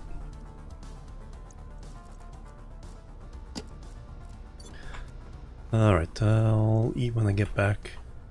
I also need to use the restroom, so I'll be right back and we'll continue the experiments. So yeah, that's another important thing. higher temperatures, but I may not be able to, unless I adapt for it, may not be able to capture the higher temperatures, and longer nights, so it's gonna tail out more. So here be boop, boop, and boop.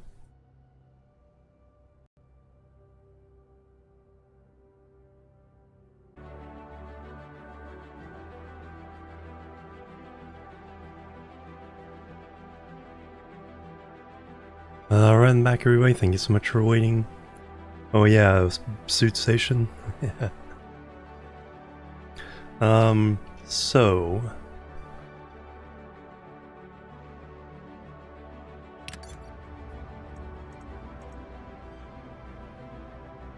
don't have the seeds yet.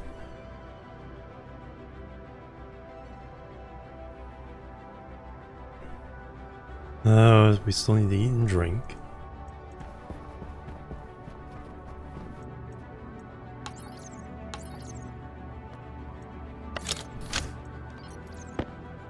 Hiccup. Hiccup.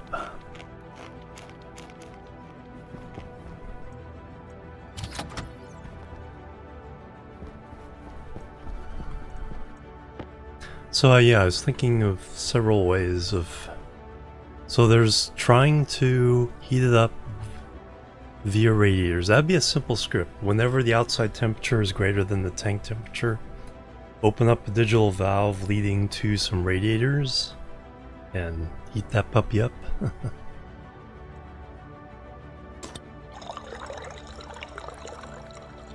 So that would be a simple thing. Like I said, the whole idea of condensing valves to be able to pump a higher pressure without the liquid happening with the pollutants. So we have a larger mass to work with.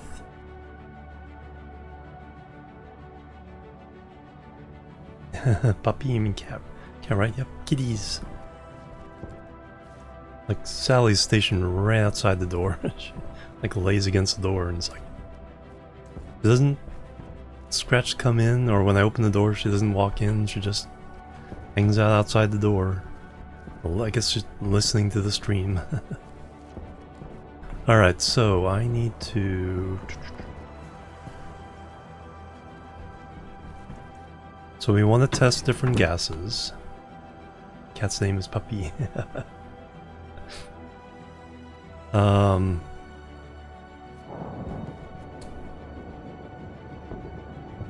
Okay. We're at the right temperature to pump it full again. See how much we can get just doing this.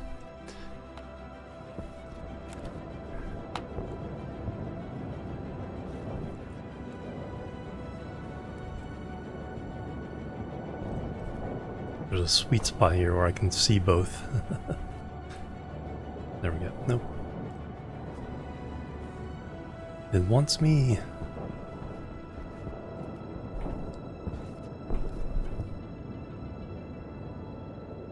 Yeah, temperature is not going up. Because we're only adding, 20% of the mass back of hotter gas. But the cooler gas still overwhelms it. So yeah, either a purge or radiators. That's essentially how I'm doing my furnace, is I pretty much leave that valve open all the time to purge all the gas, the cooler gases, and I only pump it up when I need to smelt something, and still leave the purge valve open.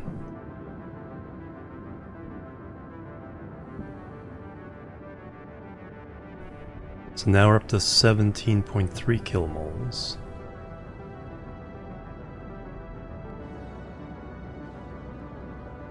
We'll keep this on until pollutants start to... Well, we're usually pumping at night, so we got the temperature advantage with the pollutants not trying to liquefy.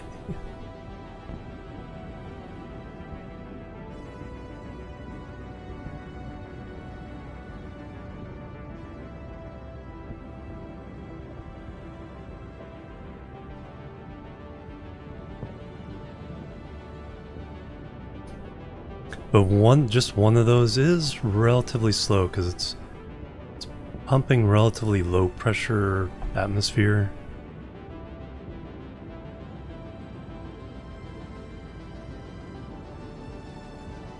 Temperature's dropping again. And it's 6:30, we'll go turn it off.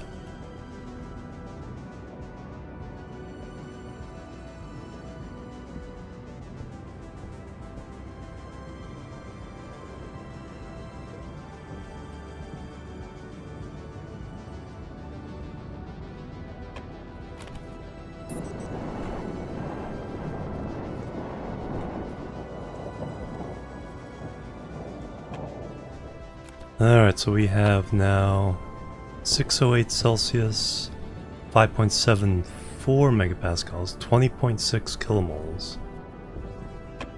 So now we have more pressure but less temperature.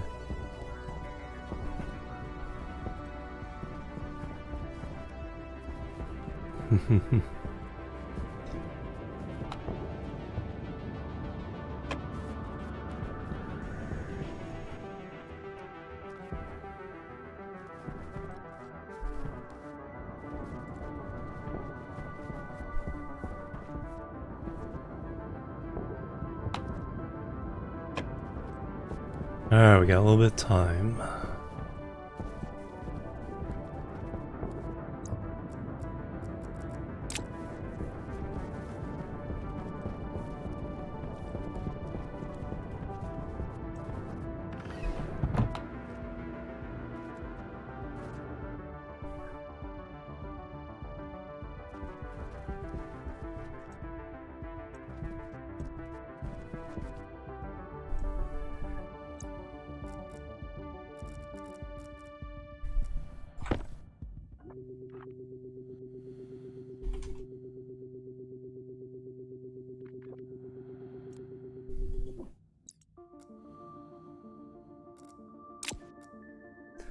Alright, need a new canister.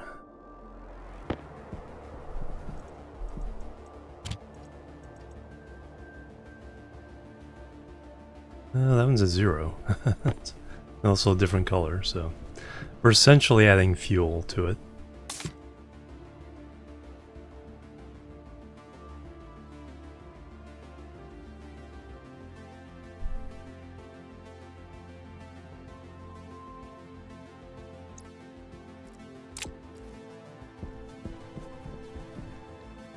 So let's see what the different type of gas will do.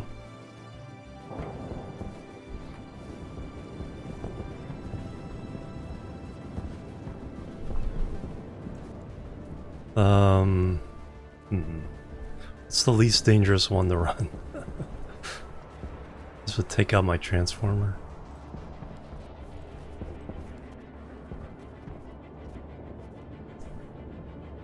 Non-isolate tank.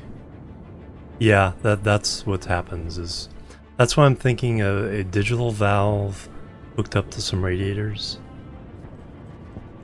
Some of those big medium radiators. Alright, do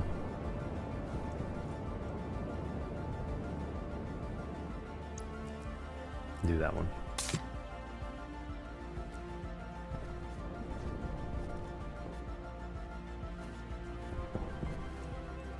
And like I said, only open the digital valve when the outside temperature is above the temperature of the tank. So that way, no matter when that happens, we're still pushing heat into the tank. And it also helps us during the winter when we get the really high temperatures. My script can still say turn the vent on at 600, but we'd still get heat from the environment going in even after the pump stops.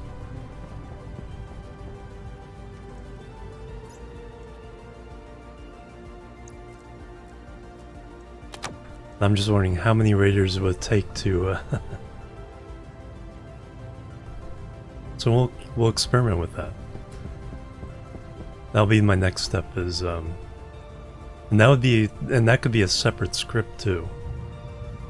Because that's just simple. Hey, is the tank temperature higher or lower? It's like it's lower. Open up the valve. Let's get some heat. Can run completely independently of everything else.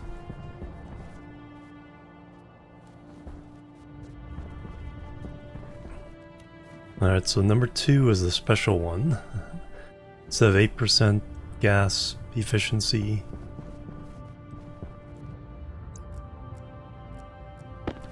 so 20.6 kilomoles.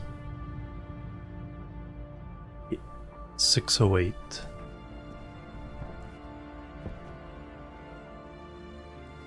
We're below 150.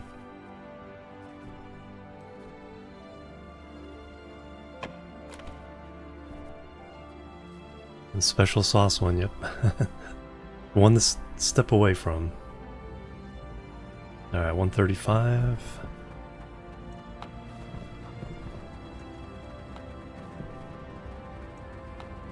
What was that number again? 20.1 kilomoles?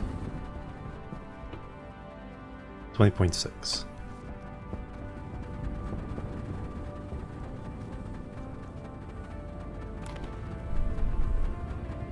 .34 kilowatts, so higher pressure, definitely boosting the generation. Pressure differential 68%, working gas efficiency 8%, 1.2, 2. Oh, well, okay, there we go. Working gas efficiency 12%, so oxygen is better than carbon dioxide.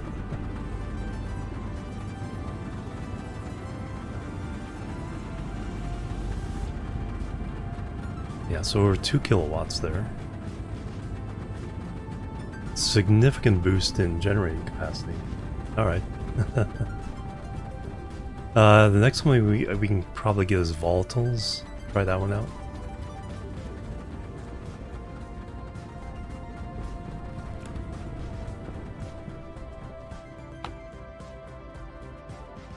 Hey Celdring, good evening, morning. It's still evening here for another half hour.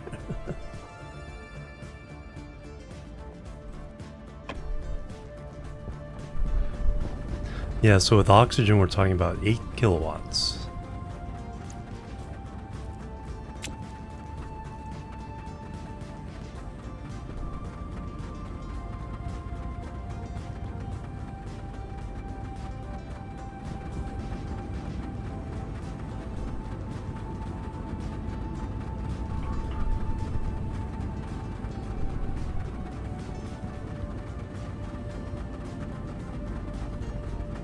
And with higher pressure,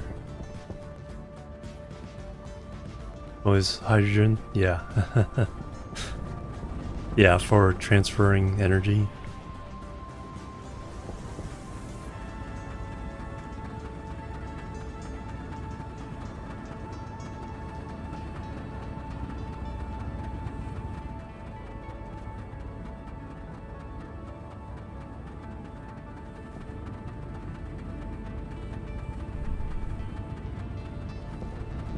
Alright, hot side 769, 580,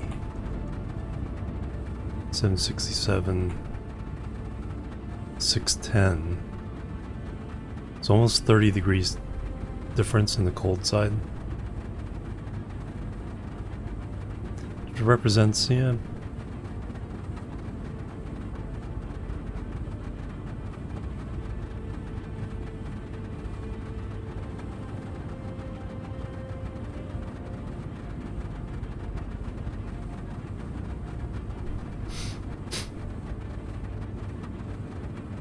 okay, we dropped below 2 kilowatts. 20.6 is down to 19.4. Temperature is down from 608 to 584.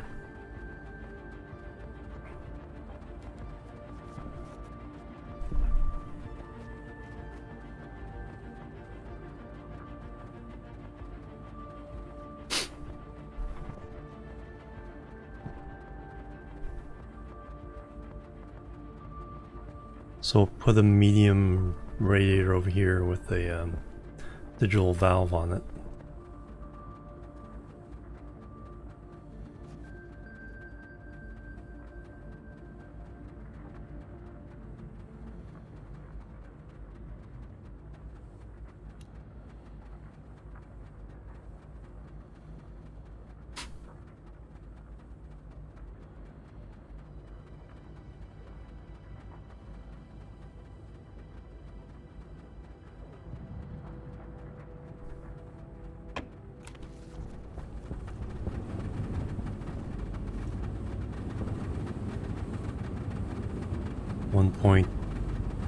.8.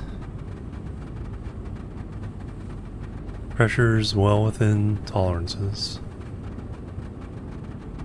We could probably push the pressure up a bit, but I don't think there's really a need to try to push the limit on safety here. It's already a nice bonus of power. Speaking of,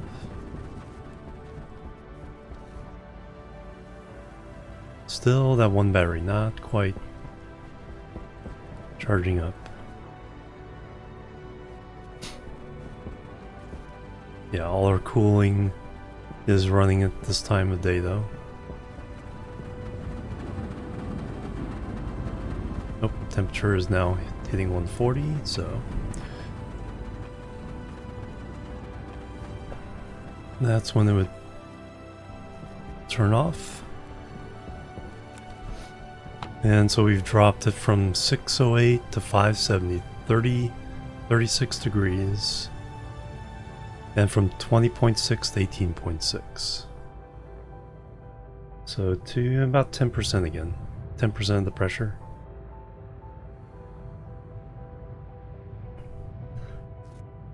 Alright, radiator.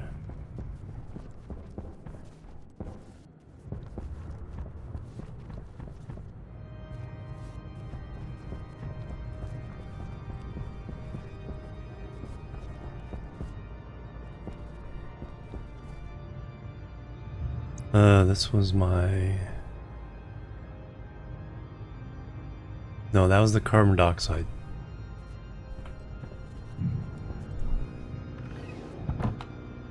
From the Stirling.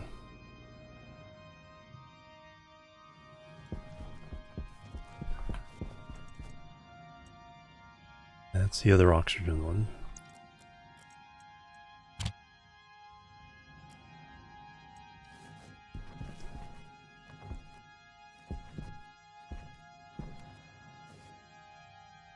Yeah, I don't think much more pressure will... I think pressure did help, but only because we were in an inefficient pressure range. 10 megapascals is probably going to essentially max it out.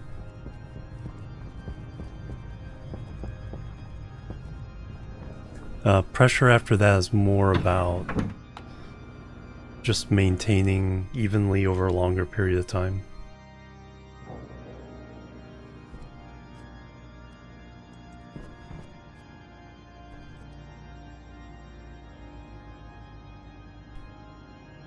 Not sure. In-game is kind of weird. If you change the temperature, you change the pressure. But it does not work like real life. If you change the pressure, the temperature stays the same. So that way you don't have to worry about pumping something and bursting it just because both pressure and heat are building up. So it's not fully adiabatic, I think is the term someone used in another stream. So, radiator. Let me go ahead and make another one of these. And I'm running out of materials. I need to just go get materials. So that will be our volatiles attempt.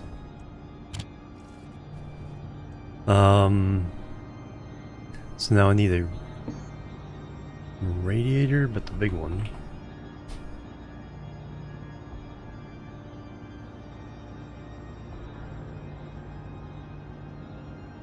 Kit, the large extendable radiator. Is that what I have upstairs? Actually, I can steal that one.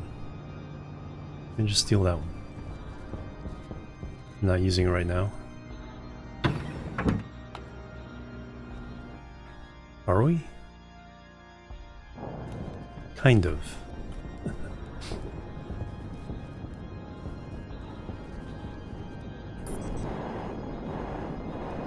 Only in such that it's acting as a pipe to go to those.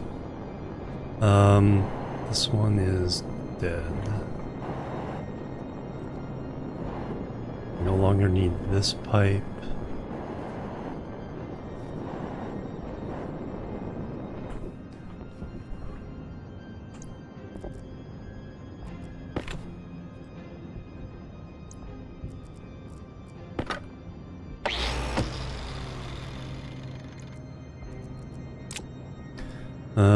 Wrench.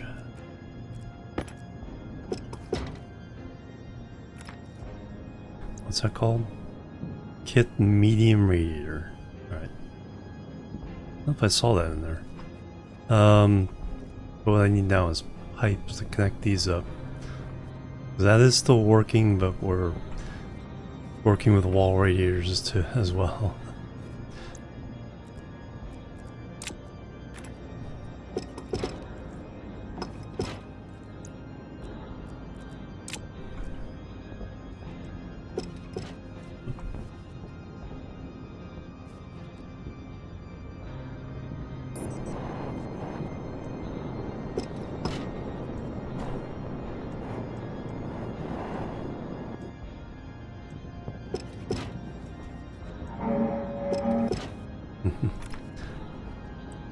So now I need to hook these up again. So that can work. Could have, yeah, but that would have been a lot of work.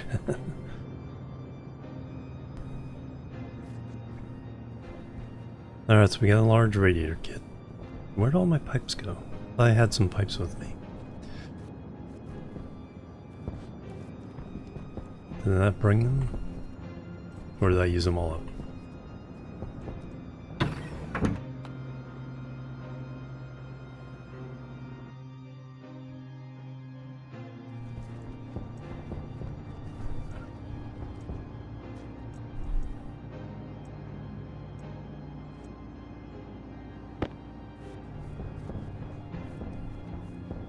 Puppy ate them, yep.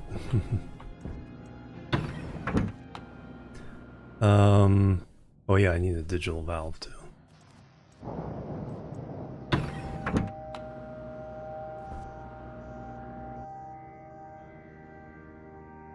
Could use a...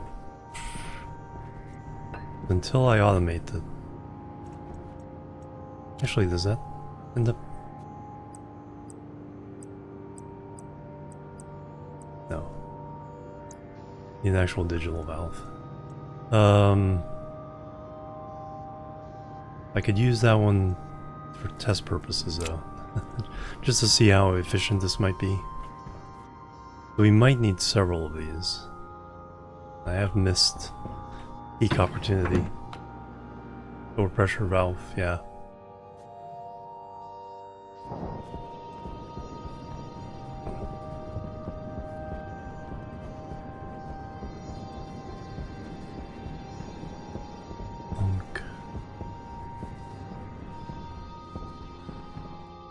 So the main thing, medium radiator.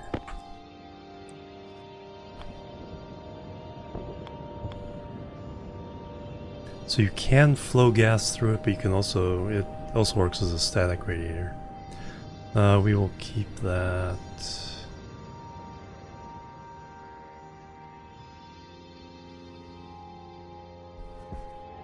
Oh, it does need some breathing room. Okay, that's interesting.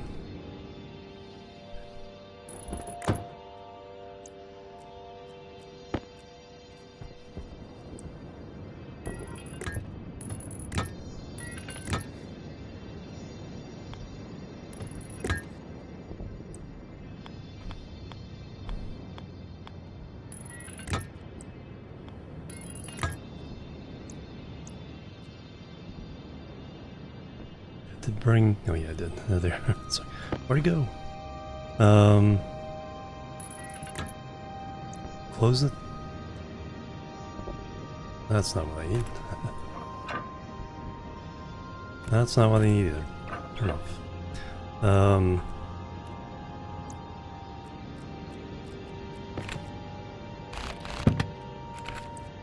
It's a regular old valve.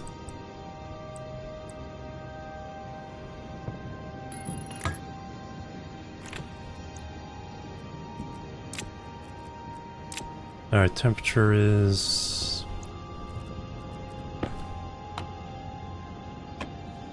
Well, still a little bit above.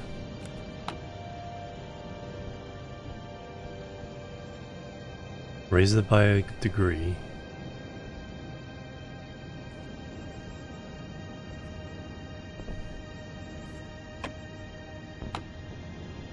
Yeah, it's already like...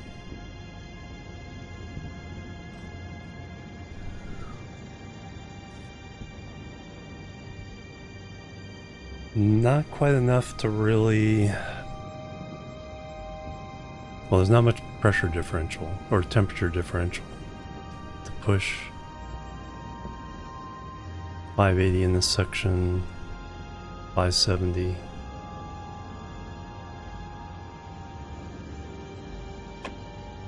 Now we reach the point where it's about the same. Oh, I never built this. That's why.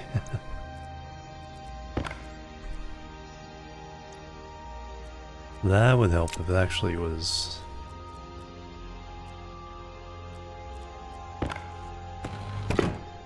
complete.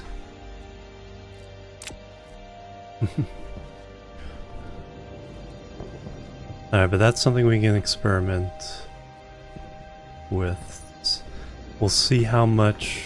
We'll just leave everything the way it is. We'll see how much temperature we can get with one of these during the heat of the day. And that'll kind of inform us, like, do we need 5 of these? Do we need...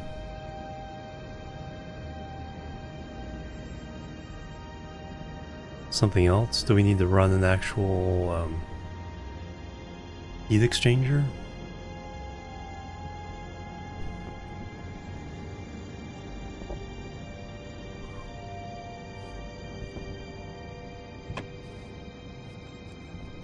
So while that's... So how am I doing?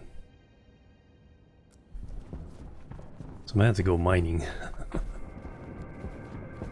Like running out of everything. Alright, let me reset my oxygen canister filler.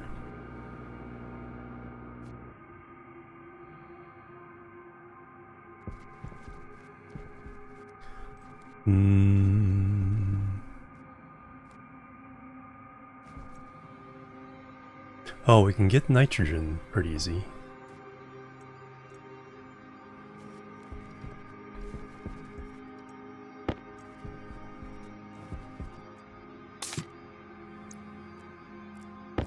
We can try that.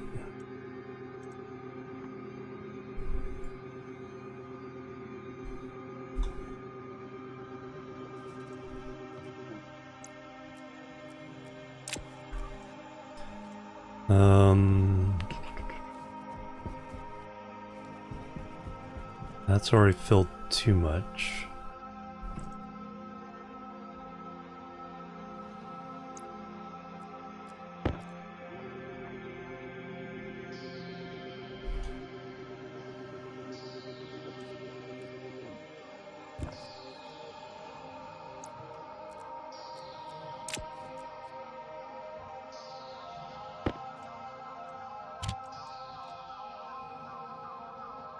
That's hot CO2. That's cool nitrogen. That's oxygen.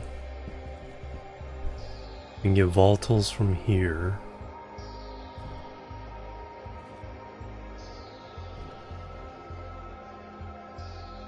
Yeah, we could just detach these temporarily, get some volatiles.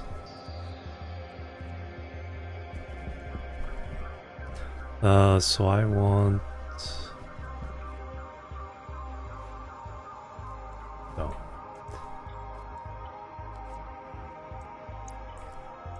Want new oxygen. Alright. Catch you later, Snow. Let's see if we can figure this out. Now I want... Oh, we got rid of our canister here. Let me make a canister and some green paint. Or do I want to do black paint like the filters? Nitrogen is black.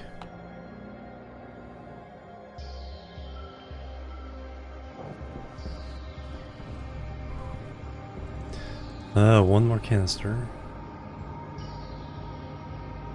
Didn't we make a canister? Power low. There it is. Yeah, then we just need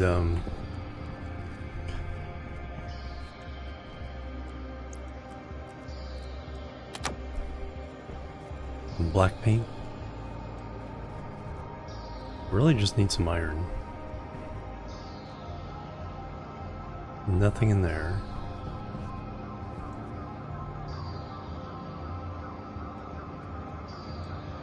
Oh, we'll need one for the volatiles too, so let's make one more of these.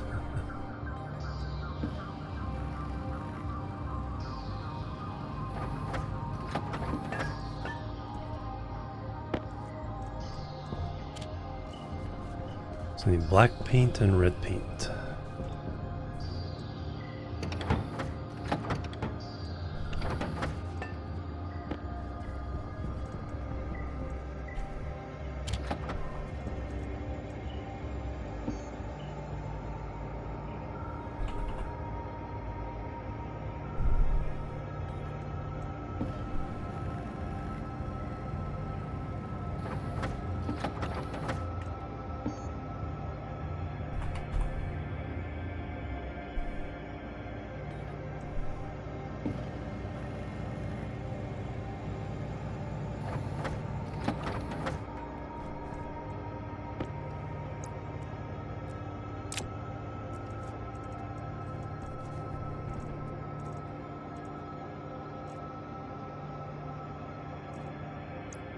Too many canisters, I just need to empty them all out.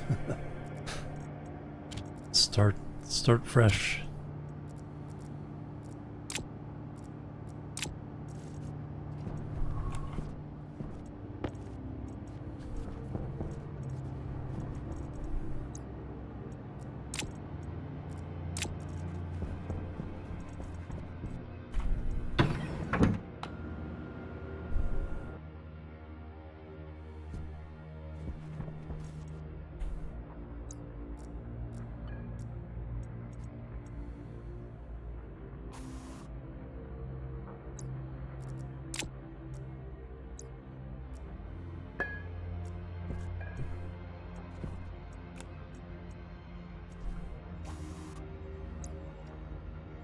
Alright, so we got those.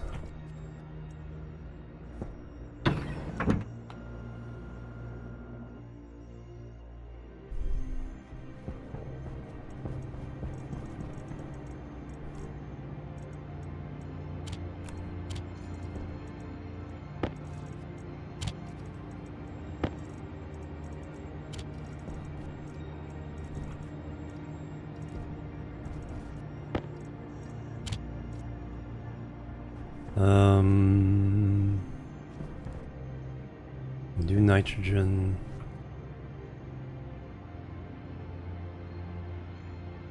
Yeah, let me do that.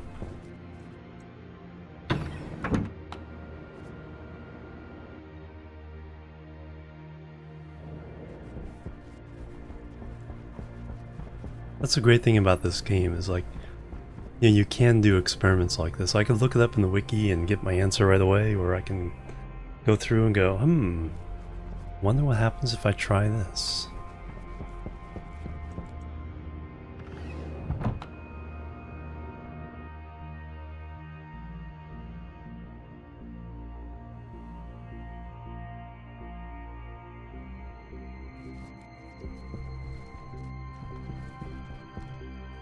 Alright, so we set that to 3,000.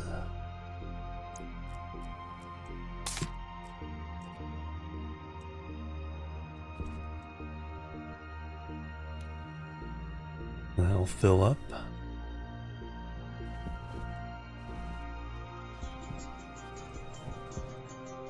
When that's done, yeah, we'll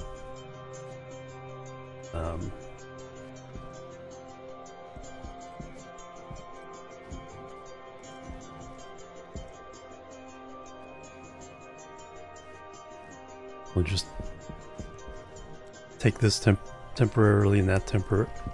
No, we got an extra one here. It's a volume pump though. Yeah, we can set this up.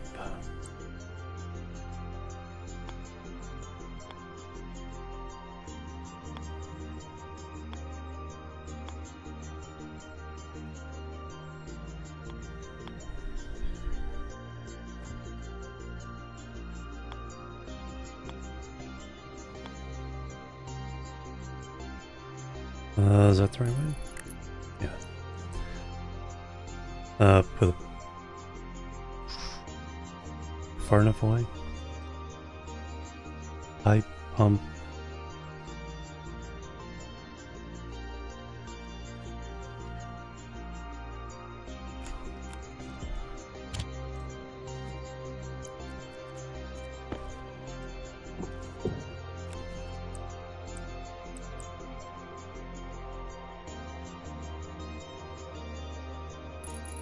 Alright, doesn't interfere with the doors, I guess.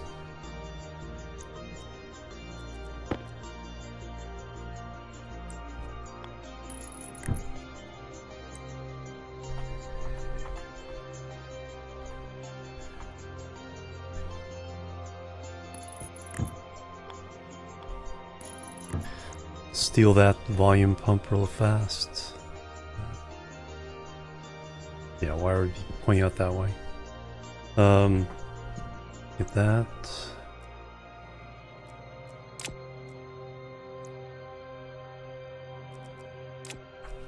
Excellent.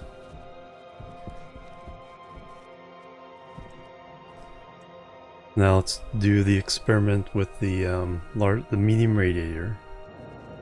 See how many degrees we can get. Alright, so nitrogen will be on the end.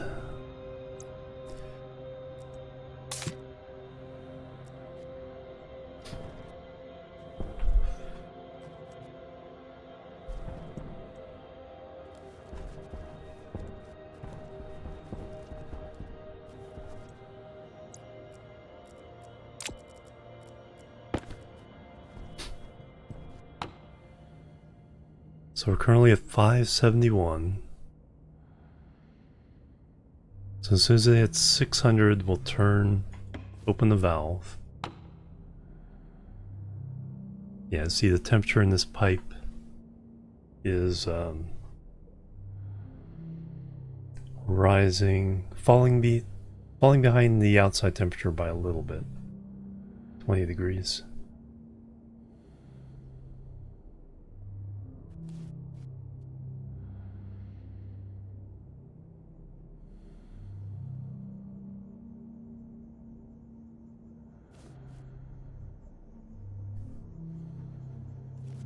Oof, my waste tank is really full. Let me go.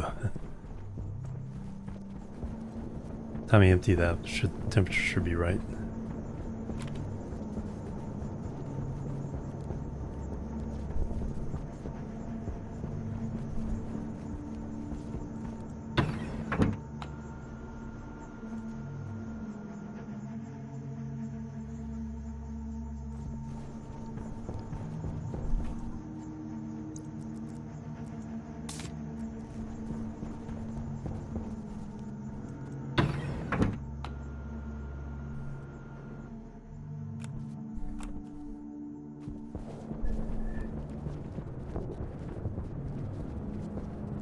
$500.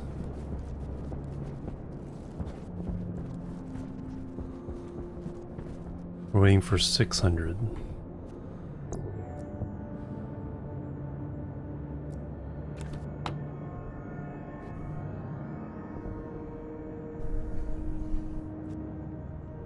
571 inside.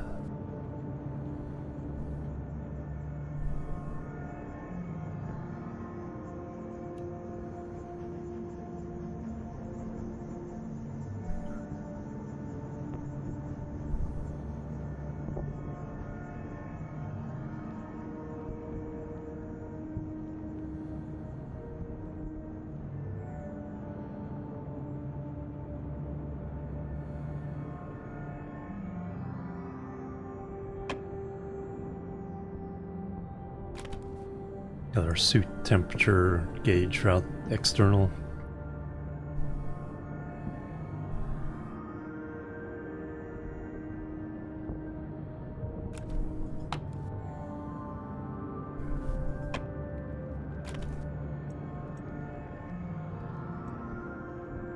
Alright, 98, 99, 600. Alright, open that up.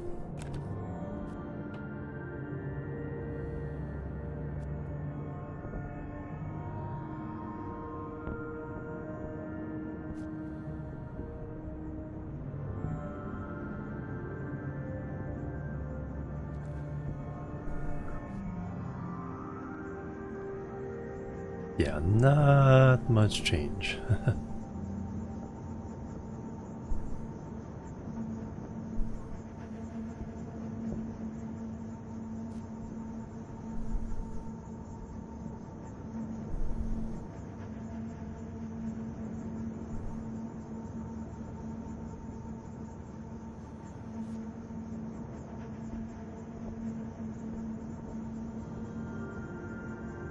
Wonder if we need more mass.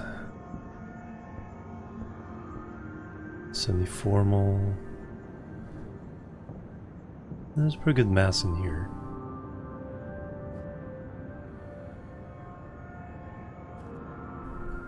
We haven't even budged.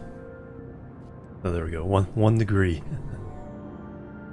So one of these is definitely not the solution.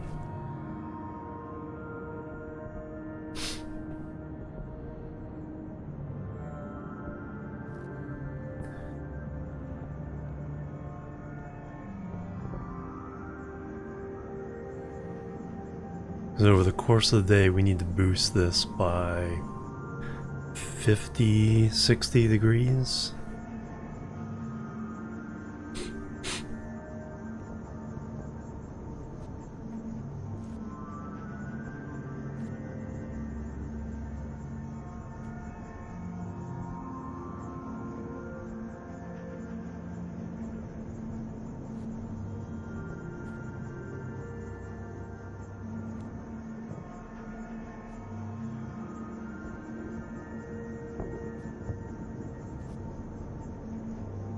We've gotten 2, so even if we like ran a bunch parallel, like 25 of these, at that point you're getting, it's like, well, I just make 25 more solar panels.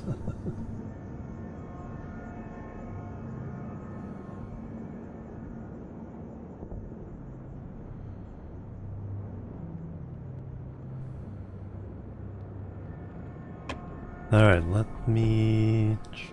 In the meantime, let's pump this back up. So we at least test the nitrogen gas.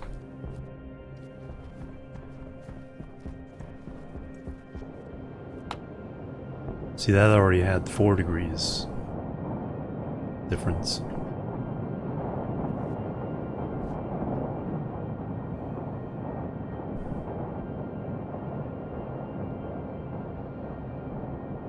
So it's looking like a purge repressurization every day. I don't think one of these can do enough.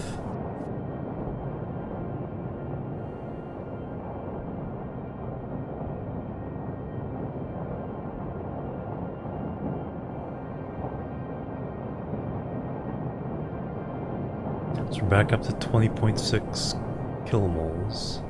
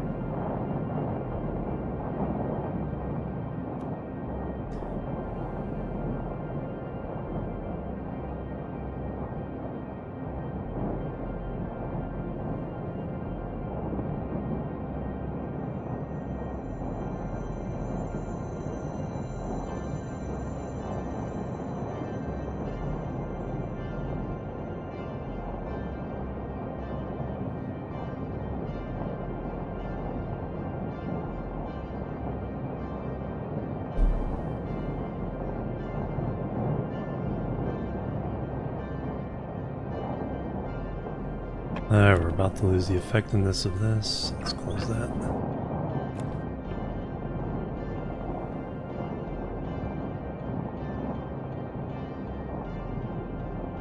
And now the temperature differential here is not that great. So now we have 23.7, 591.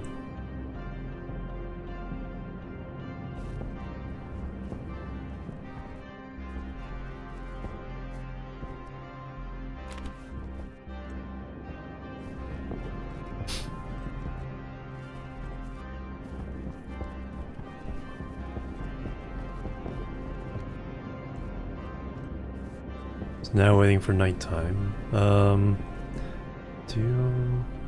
I need to eat and drink. Let's do that. It's gonna go mining, but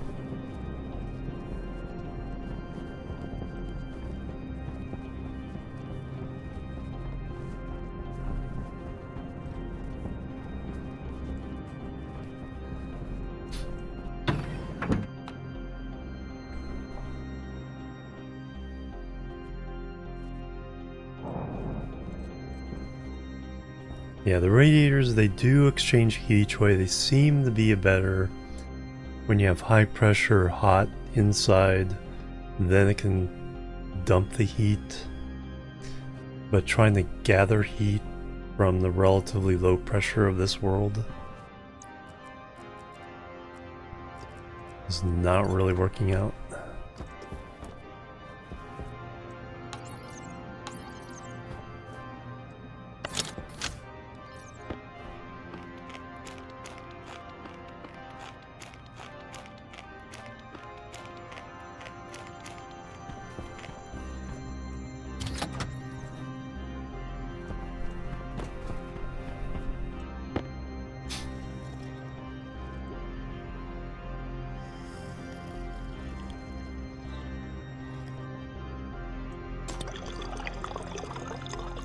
Rice seeds.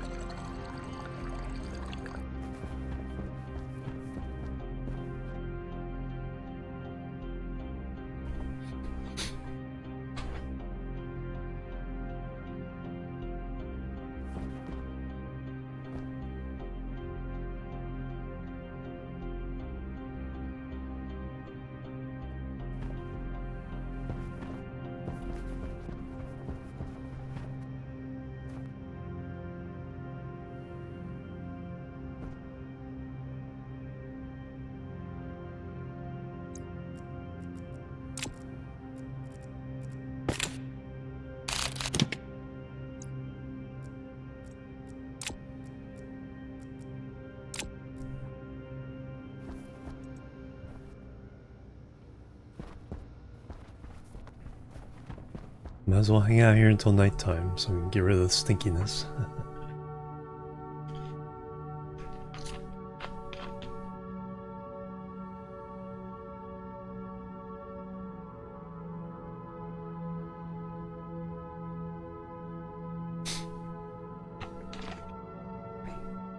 Yeah, I think 2 or 3 of the vents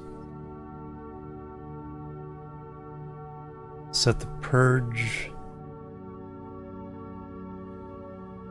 while the temperature is rising, and then fill once it hits 600 degrees. Then we get the old Eve music, right? Virtue Web, welcome. I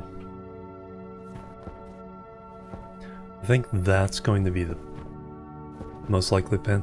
I like the idea of being able to gather heat from the via radiators or via something. I think it would just take too many.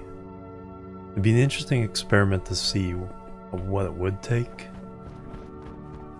which I may run anyway, just so it's like, okay, what does it take? Just gather all this heat from the atmosphere that's, you know, there for free.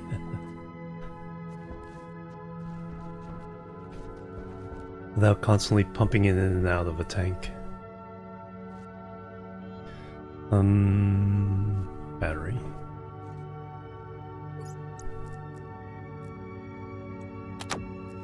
Alright, let's go see what nitrogen gas does for us.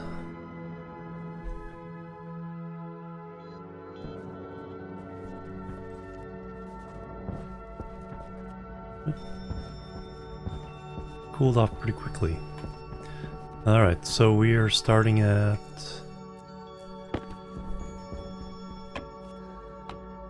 591, 23.7 kilomoles. 23.7.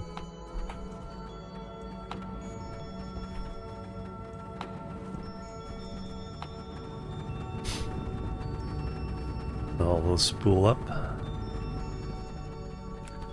So lower temperature, we were at 608 last time.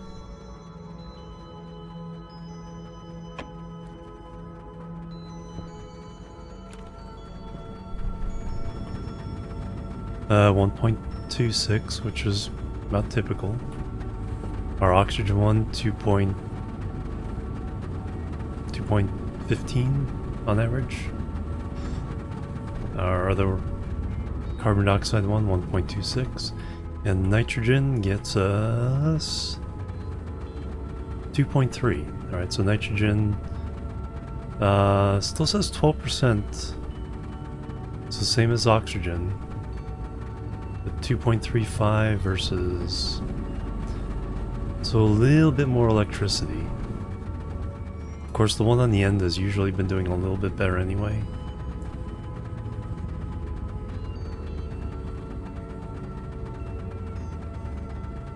$85, $85, $12, $84, $82, $12.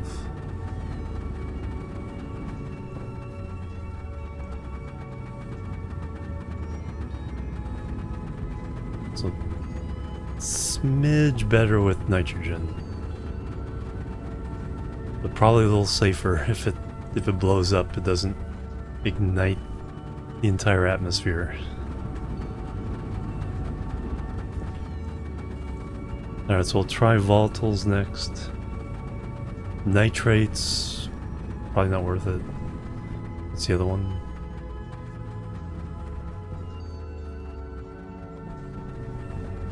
Is there anything else? Oh, pollution or something like that? Yeah, probably not. Could try it.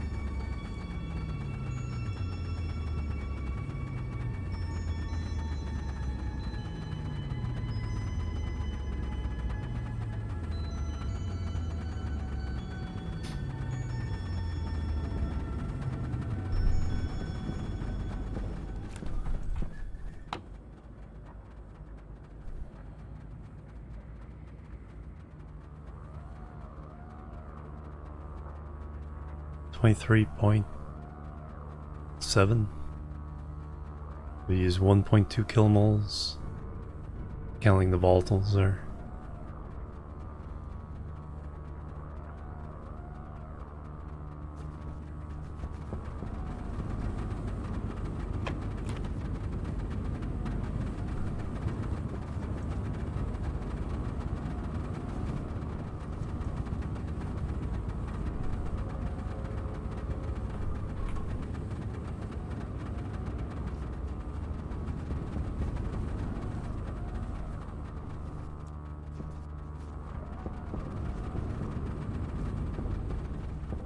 Yeah, so just first blush,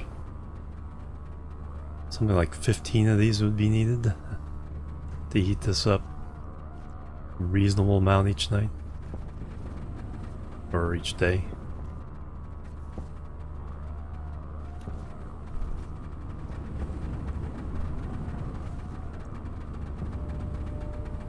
Still over 2 kilowatts.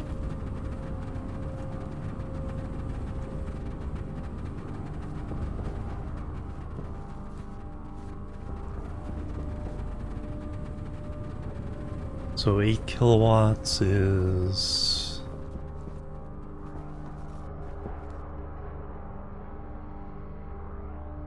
nearly 2 rows of the solar panels. We have 4 rows right now.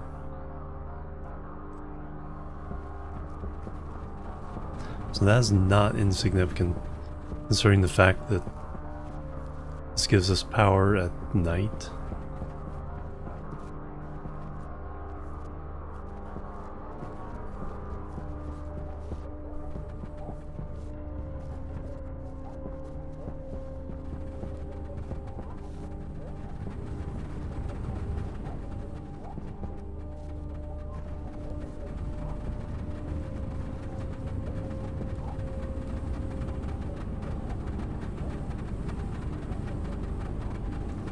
That's dropped off. It's down to 1.8. Oh yeah, temperature is risen above where the automation would trip it off.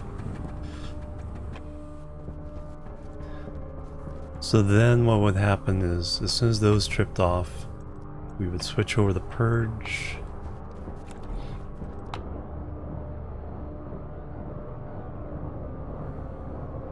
Can we even do it in time? Not with one.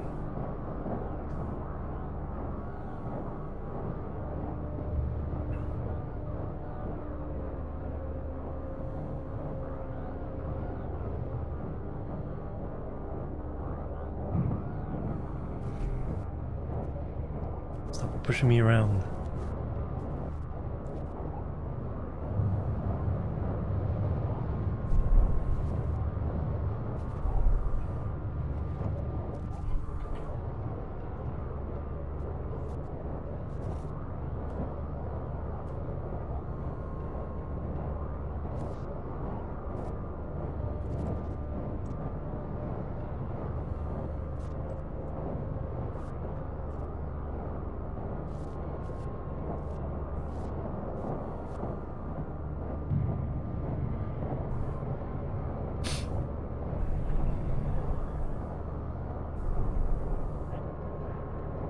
So this would purge the tank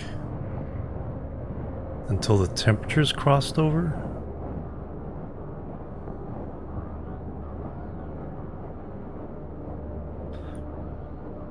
So we were at 6, we got 1.4. I think we need 4 of these vents. And we want to spread them out so that there's at least one air cube between them all.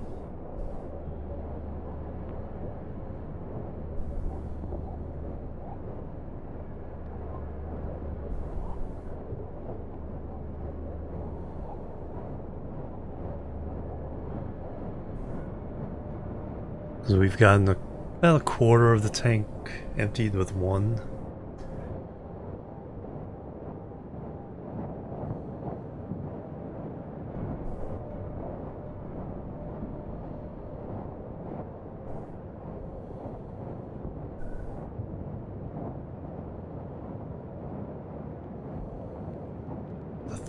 Third of the tank.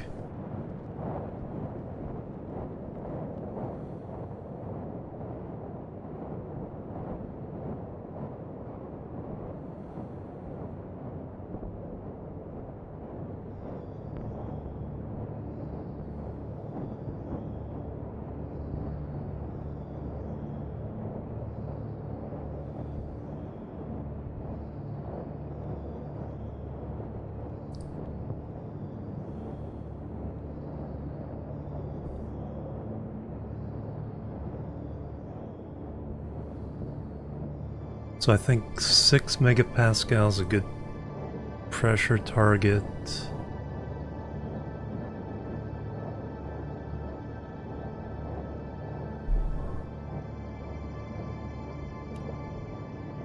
About to cross over temperatures.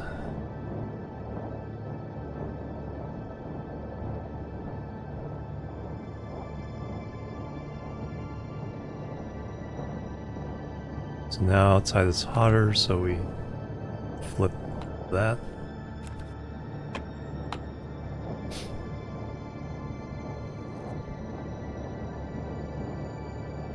Now we're getting sucked the opposite way.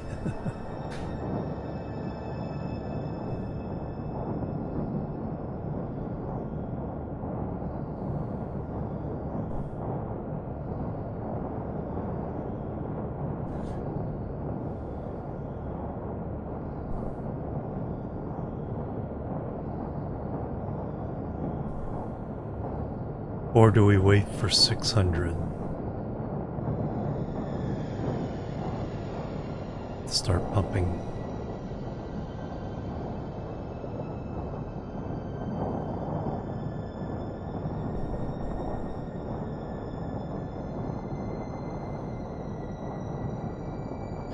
So we dropped to what, 570?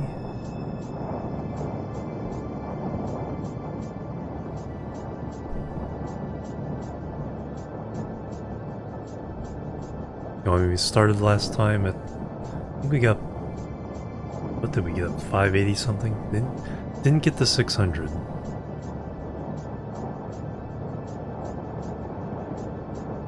But if we're in this range and we have nitrogen, we're getting 8 kilowatts.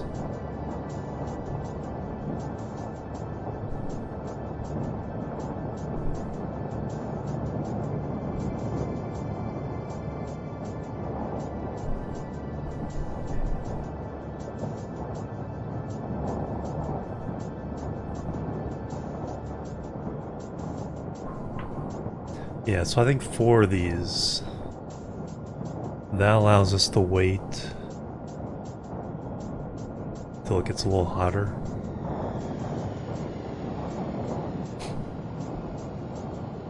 Instantly start purging as soon as the temperature drops and we shut off the Stirlings.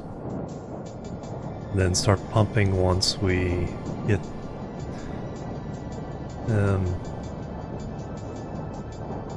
620.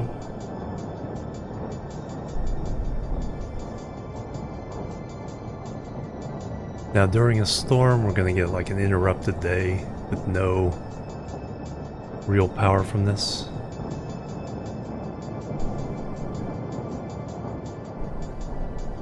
Which is also true of the solar panels.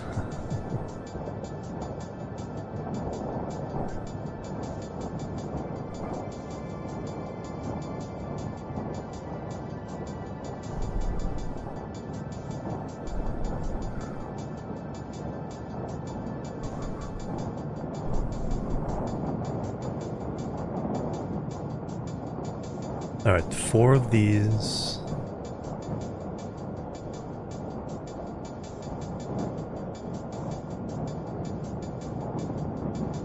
And then the right, we gotta try the volatiles tank in one of these as well.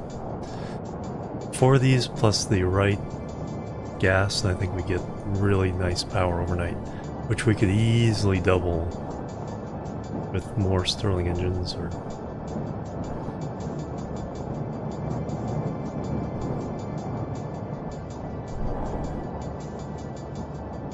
we got back up to 600C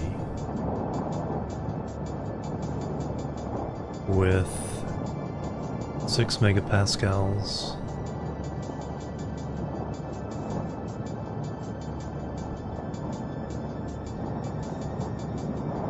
Boom.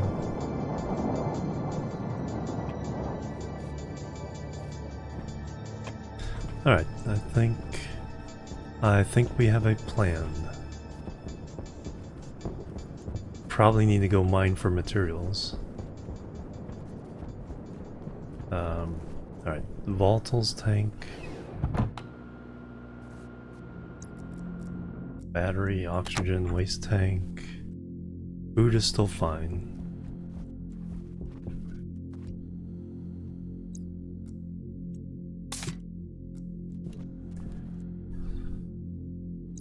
Alright, so I need the steel. Pressure regulator.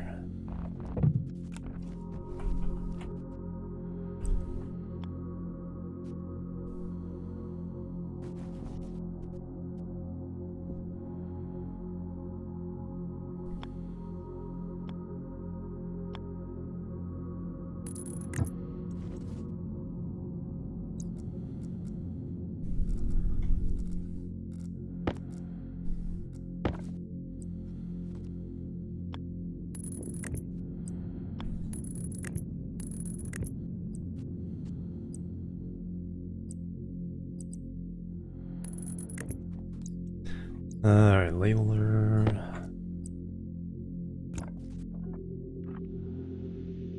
3,000.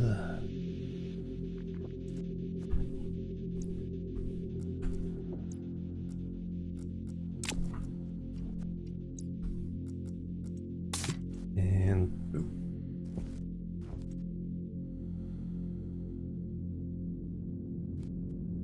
Nice. Waste tank.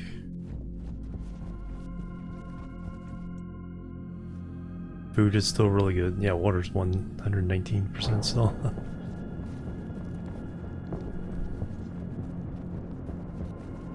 And then what do I need to make? 4 more of these large, or 3 more of these large vents. And we also need more frames. Waste tank.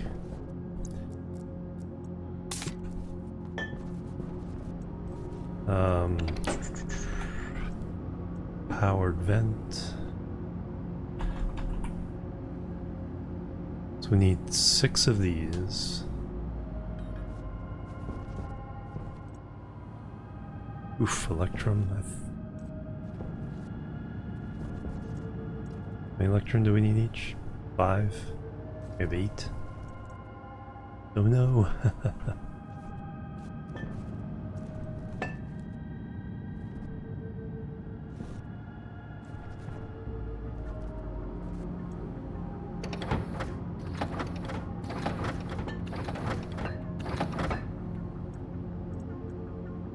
$23 gold. Well, I can make 1. No, I can't. Because I need 2 powered vent. Oh, wrong area. Yeah, I only have 8. Yeah, I don't even have enough to make a big one. So we need to get some gold. We need to go mining.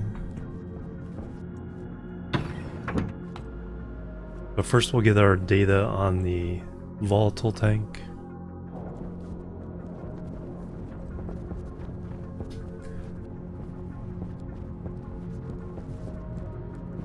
Then we'll go mining for gold and iron. I think I have enough steel.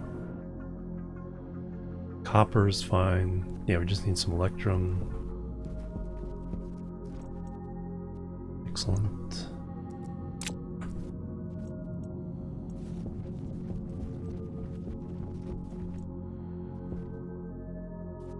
Do I need a battery in this?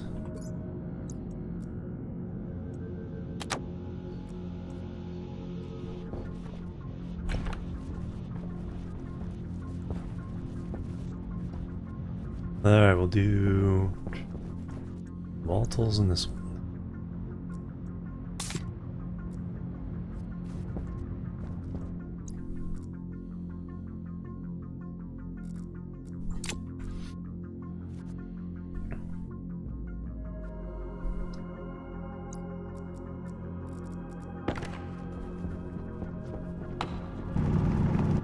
Keeps bothering me. It's like, what's wrong with my pipe?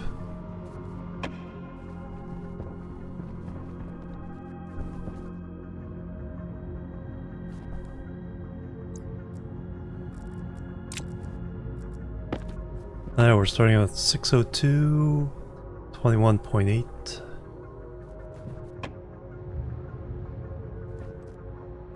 Temperature is almost dropped enough.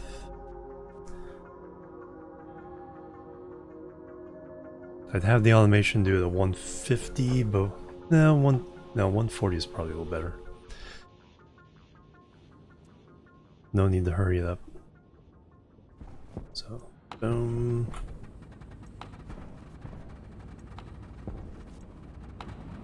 Alright, we got all 4 gases in there except for nitrates and pollution and steam, of course.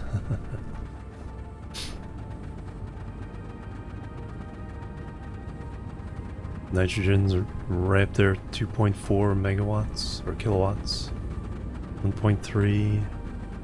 2.2 and 2.98. Okay, we have a winner. That gives us 12 kilowatts to start off with.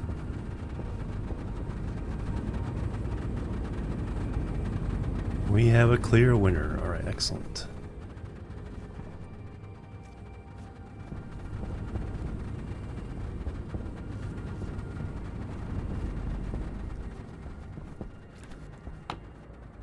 Alright, I really don't need to stick around for the rest of this.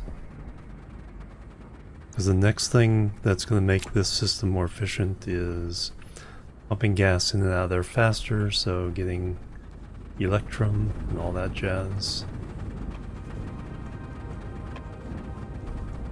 Let's go mining. We need gold, we have silver, we also probably need iron.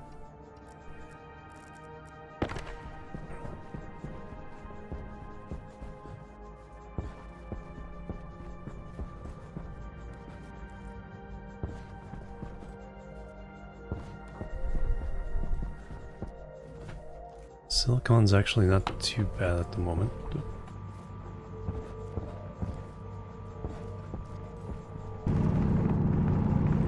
Oh yeah, we lost all our nickel to the accident.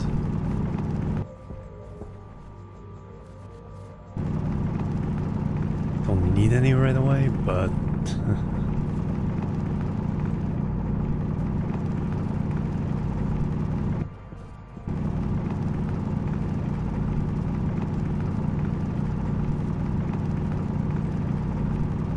yeah, I'm glad I set up some really big smelts of the alloys.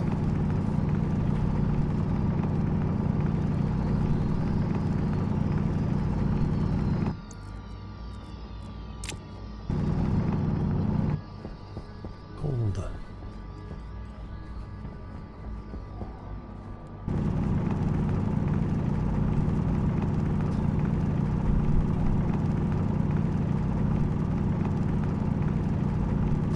Thing is, we need gold, just plain gold as well. So give me gold.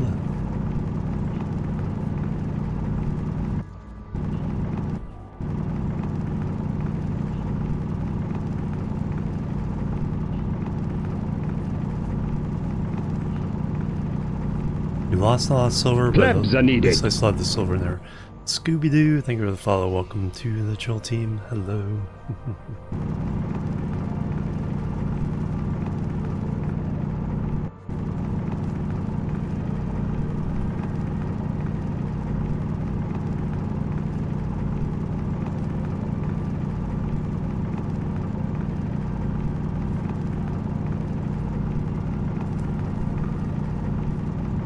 Alright, 21 gold.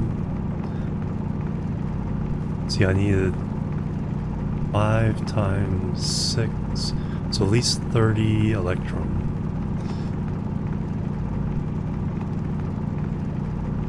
So 20 gold and 20 silver would give me 40.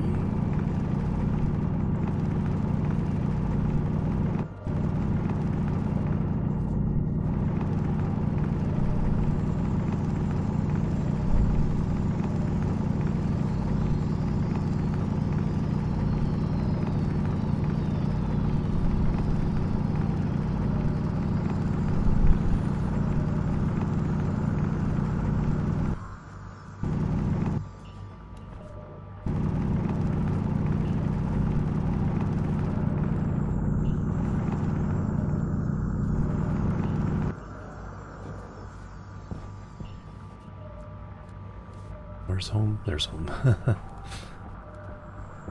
Get lost.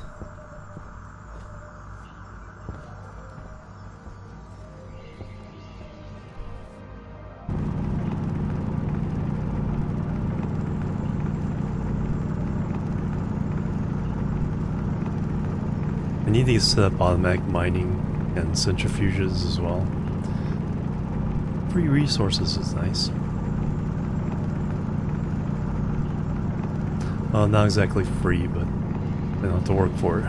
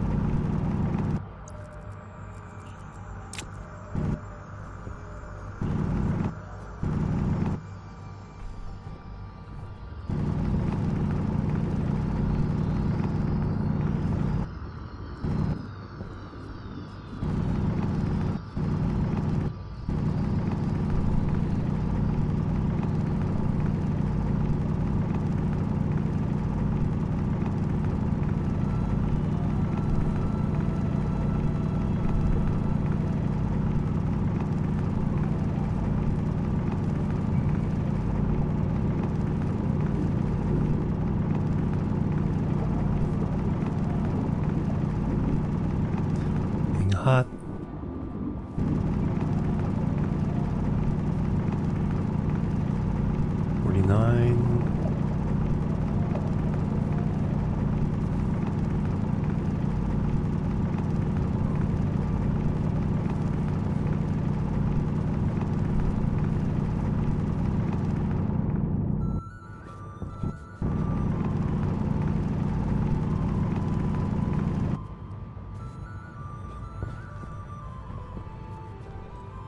Alright, I need one more.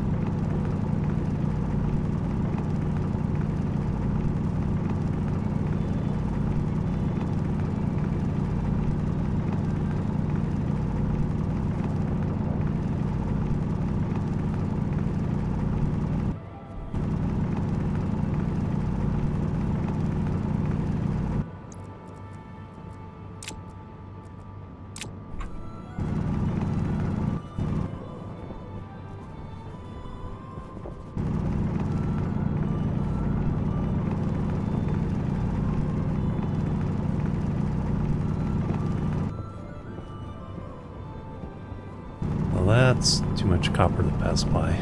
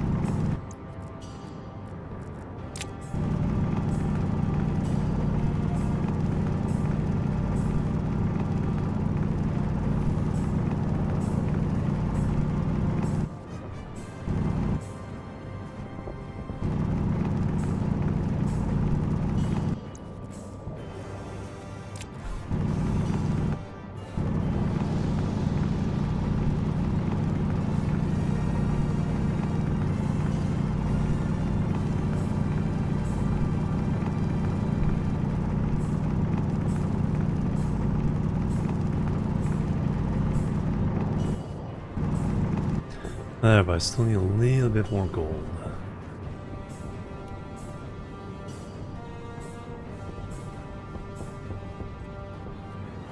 Holy cow, this field.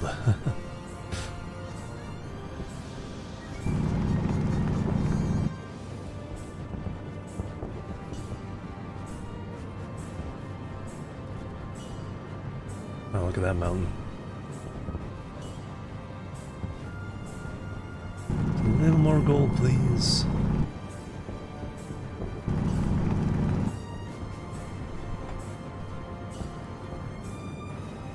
There it is.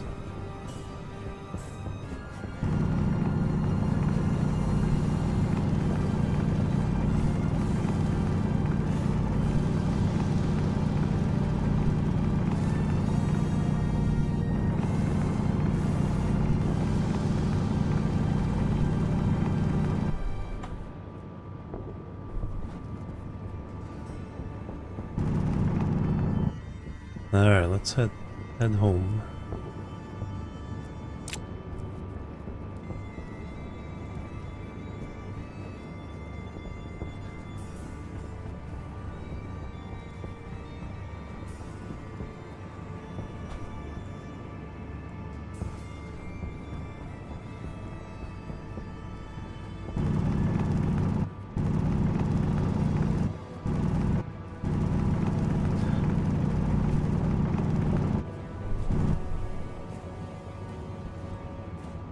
It's like, will I fall all the way in? Give myself a ledge. That clipping scared the heck out of me. It's like, why am I over lava?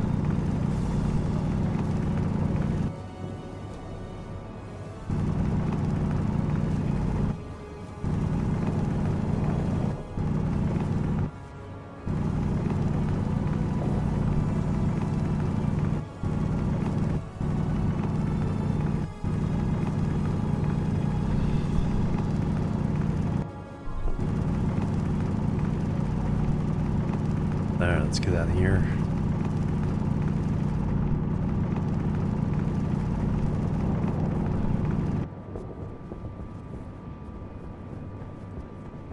Alright, I think I'm gonna have to off-gas the... Well, no, I think what I'll do is I'll smelt the gold and silver. And then we'll use a stacker to get nice 250 stacks of the ingots, and then we'll smelt that into electrum.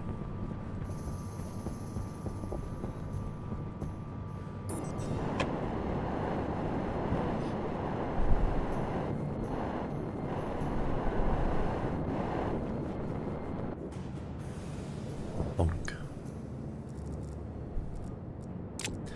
Alright,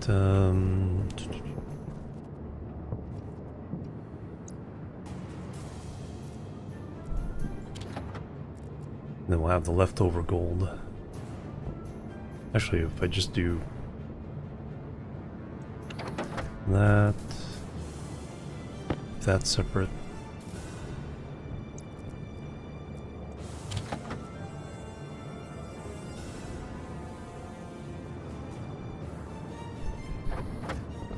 There we go. Now it's pre-off-gassed.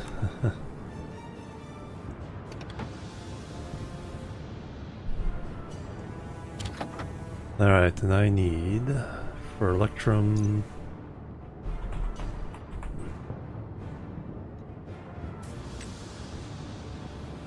$600 and 800 kilopascals.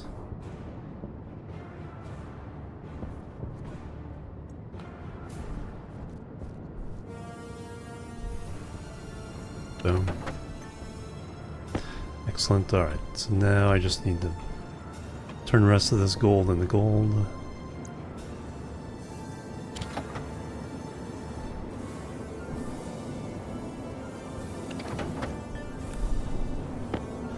And let me turn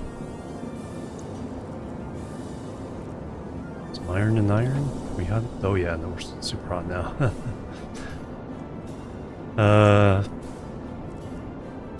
Yeah, we'll do all the things now. Silicon.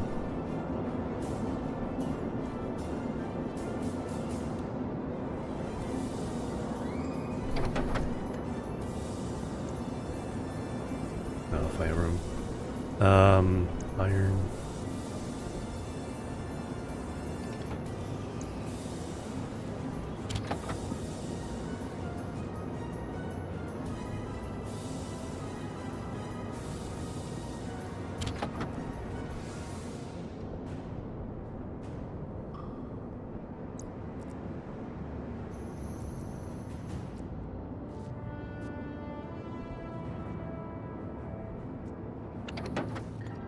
Alright, get rid of some stuff before I storm comes, blows those away.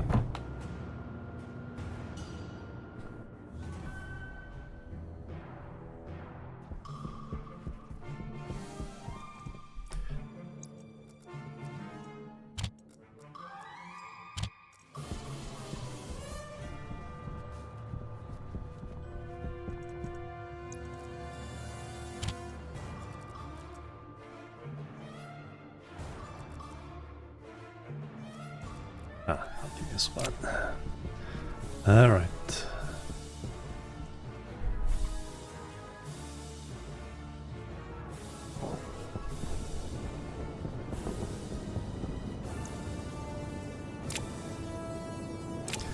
And might as well get... Can we still get the copper? Yeah.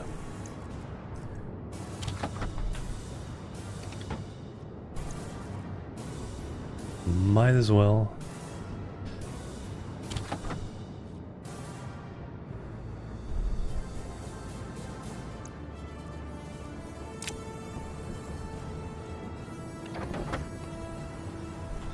Alright, that gives us something to work with.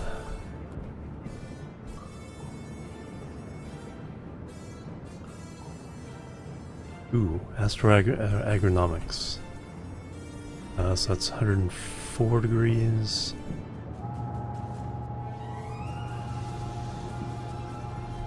We need to buy some of the advanced seeds.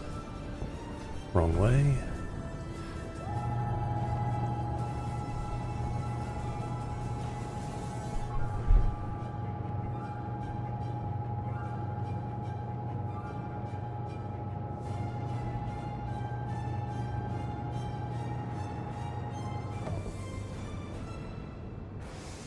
$114.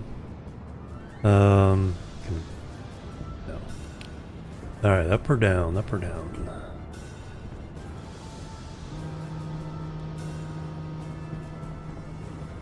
Ochiniwa, hello, welcome.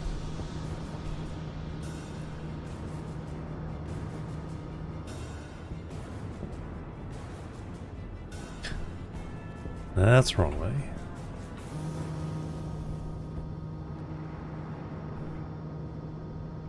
I think I need to spin it quite a ways, one way or the other. I think because it's tilting back, it's somewhere over here. It's still gonna get closer.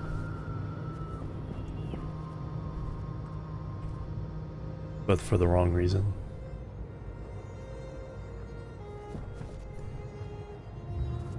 Can we get it? Close enough.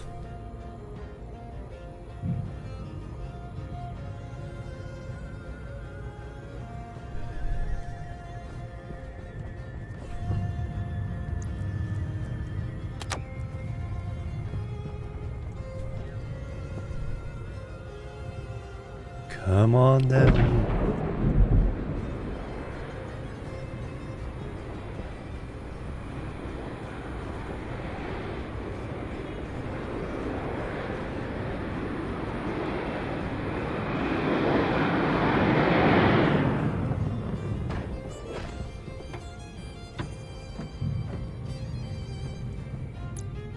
Alright, you sell ferns. We have ferns. Mushrooms we do not have. Corn we do not have. Potatoes we do. Pumpkins we do not. Rice we do. Soybeans we do. Switchgrass we do not. Tomatoes we do. Wheat we do. Sugarcane we do not. Cocoa bone. Alright, so blueberry and strawberries.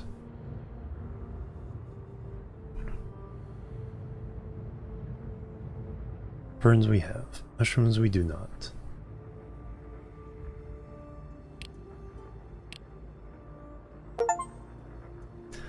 Complete a trade with a trader. That'll be 3. I think I've done this before. Corn we don't have.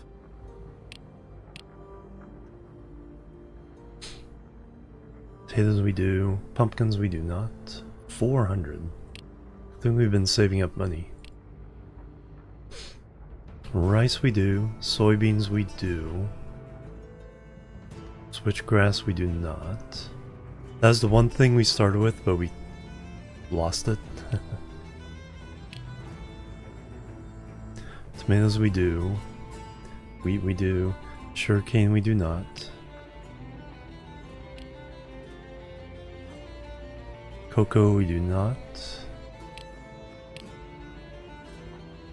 Blueberries we do not. And strawberries we do not. Alright, I think we have all... Well, if there's a couple of advanced seeds, I think we need like tier 7 or better. And bulk carbon dioxide. Only wants 20, only with 100.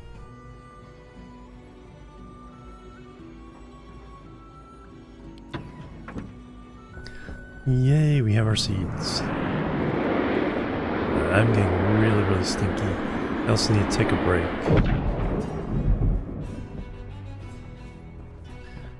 Let me start from the beginning on this reset.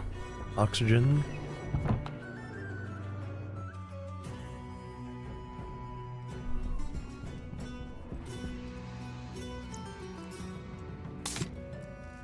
Battery we just did, we'll do again.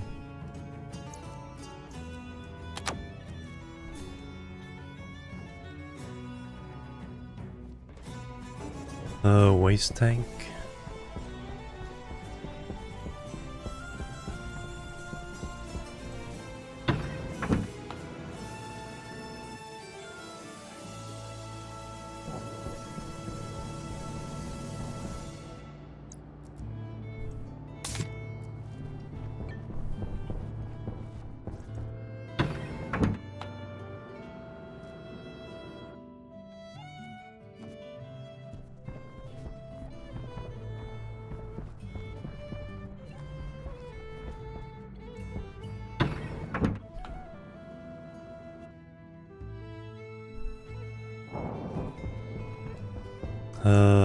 Suit off.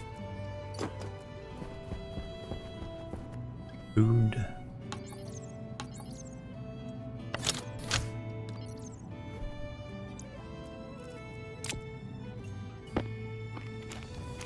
Oh, our loaf of bread is almost done.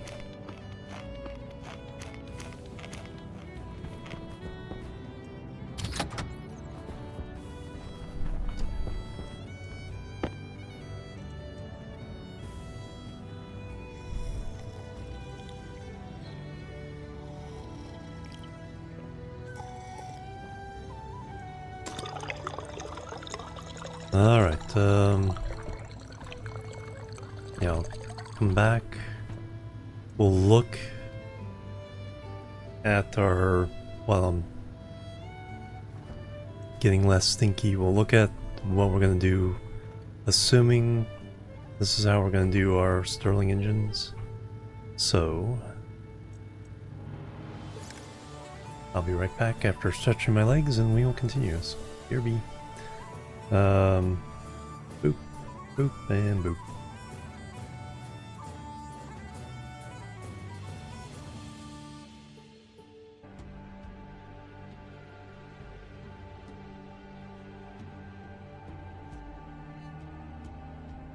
Alright, I'm back everybody, thanks so much for waiting. Pastor, and hello, welcome.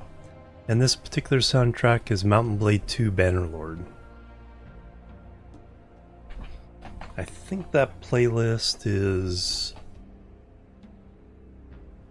fairly complete right now. Oh, you're very welcome. Yeah, game music is such good music, with background music and good meowing. Hello, Finnan, welcome. There's so many amazing soundtracks out there. If you want to be chill, you want to be inspired, you wanna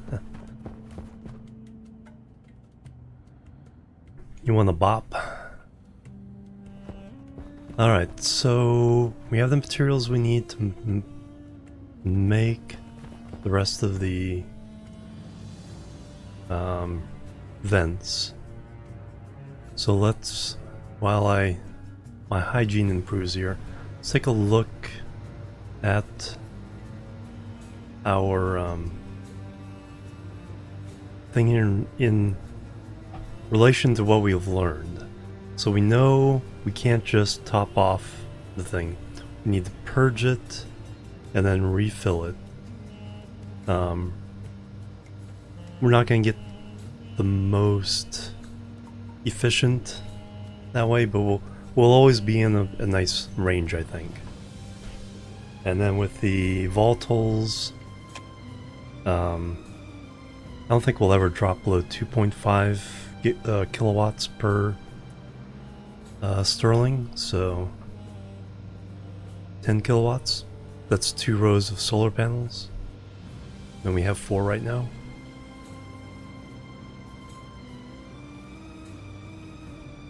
Power coming in at night when most of our machines are on. Alright, so we check the temperature. If greater than 65, then run the pump.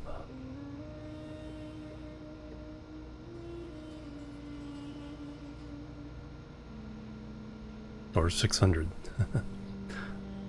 Then run the pump. Safety check on tank pressure. So that's going to be right now just 6 megapascal.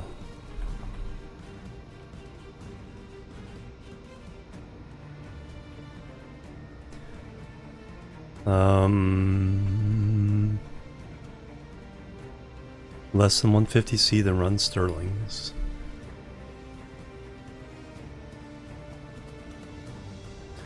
So we're in a situation where we're traveling through various regimes.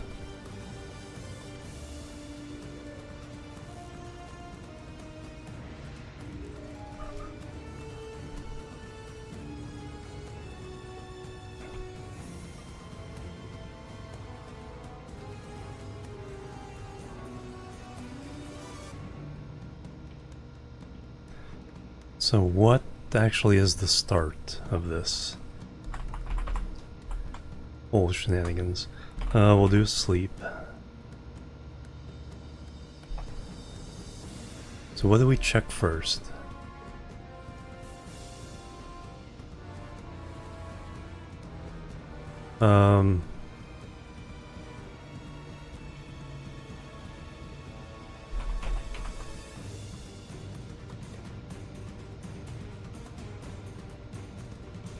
Check temp.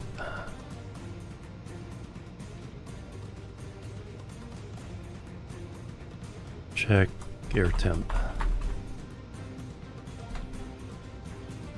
Oh, happy happy Easter as well. Easter Moon Day. And thank you, Walking. Check the air temperature.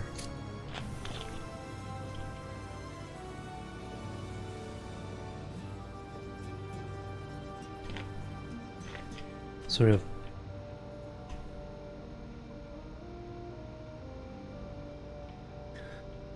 So if we have branch greater than... No, first we gotta load in the air temperature. So we have alias,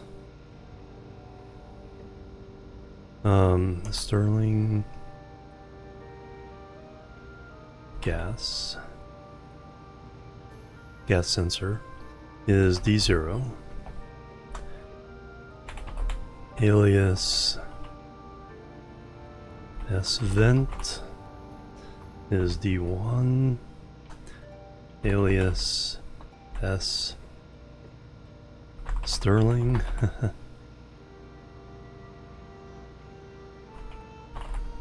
is D2. Actually D3.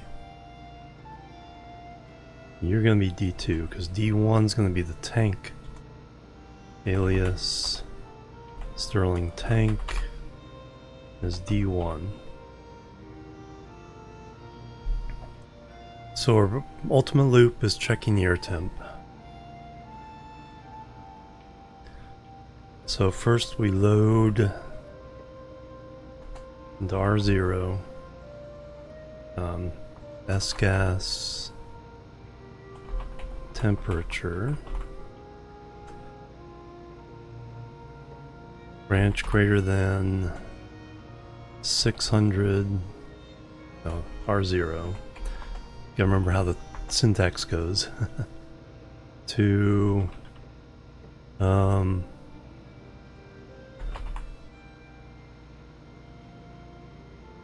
vent in.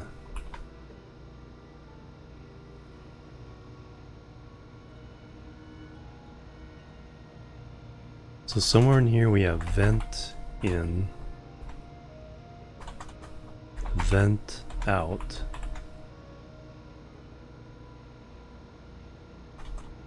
and Stirling on.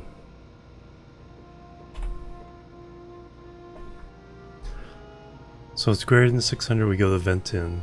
The vent in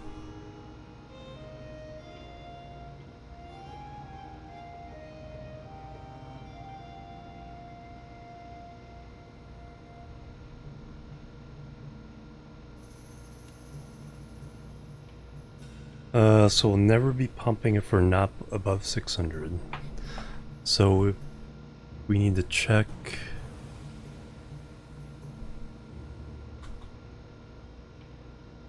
So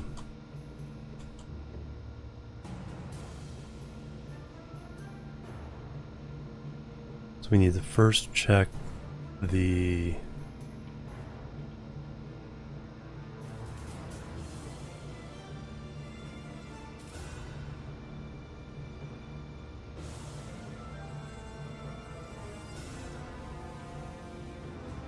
we need to set the vents.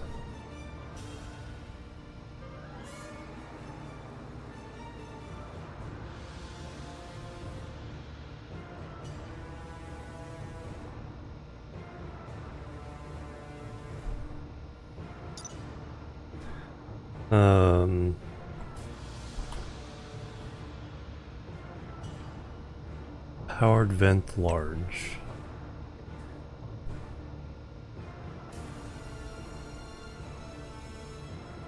Need the hash.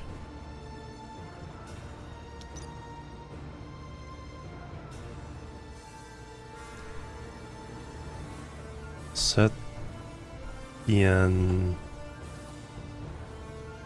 hash.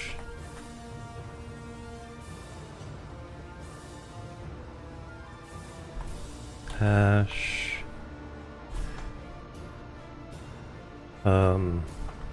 Stirling vent. Logic type.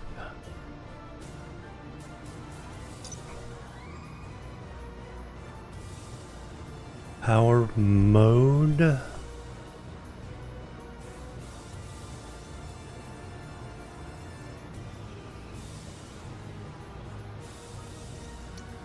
So in or out. On is different.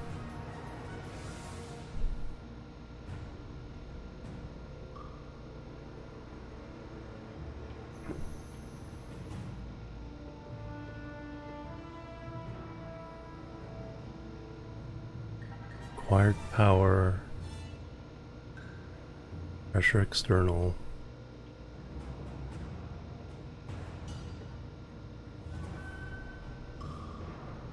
Oh, there we go, mode.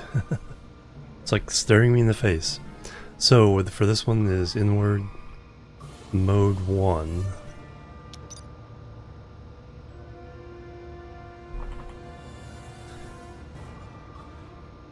To 1.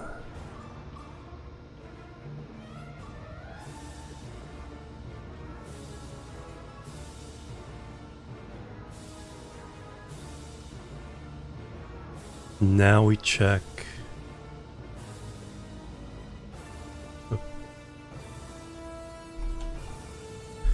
Now we check against the pressure of the tank.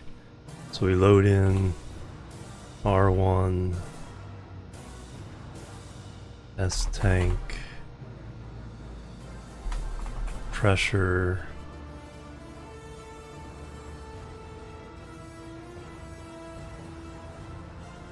Yeah, that's all.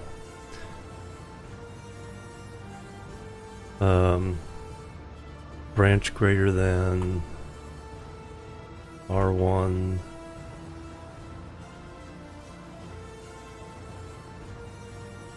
$6,000 to vent off.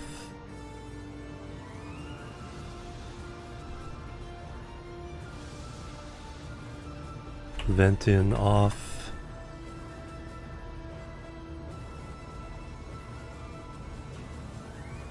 Vent in on. Vent in off. I could probably combine these somewhere, or we're gonna keep things separate. Keep our code. So if it's greater than 6,000, we turn the vent off. Now we're assuming it's less than 6,000, so we then go down the vent in on. So now this one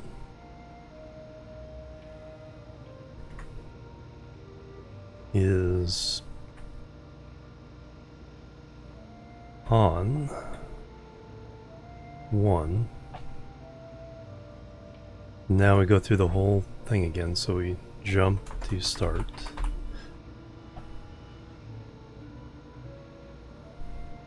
Check air temperature.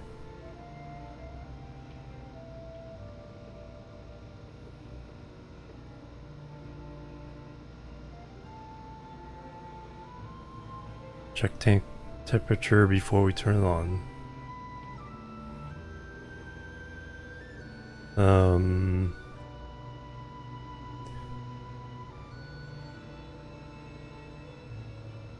Yeah, if a different condition jumps in. So if it hits 6,000, we do vent off. So that's just this with a 0.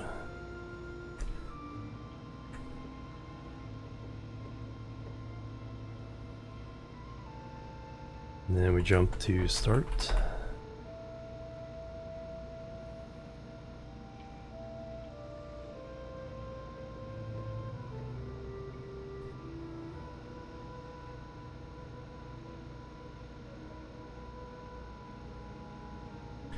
And now to turn on the Stirlings. So if we branch less than R0, well, I'm going by Celsius, so I need to change that. 873.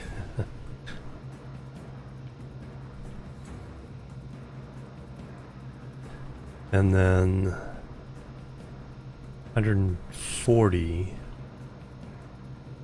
to 273, 373, 413.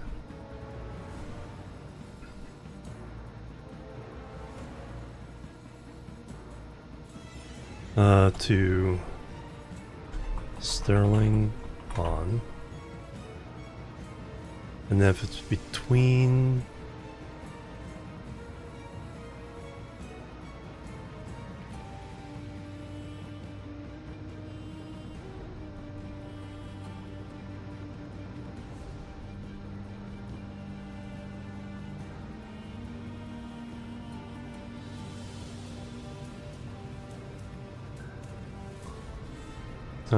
we need a latch because it's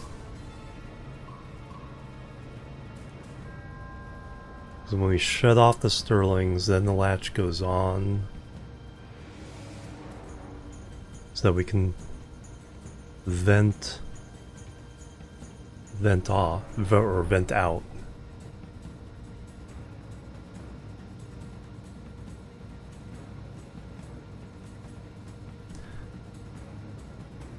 So that one we can check.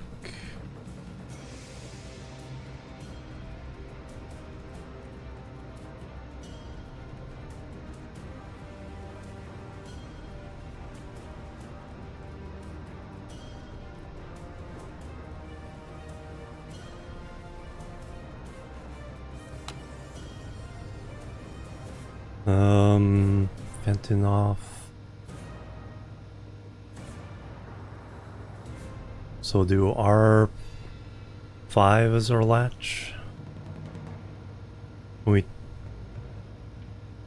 turn off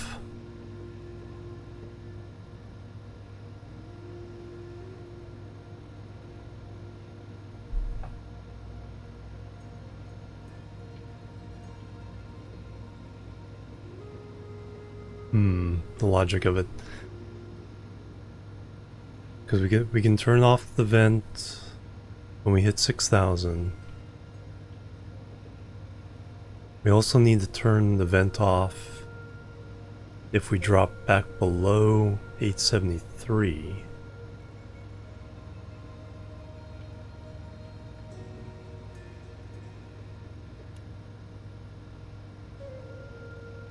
That'll take care of this.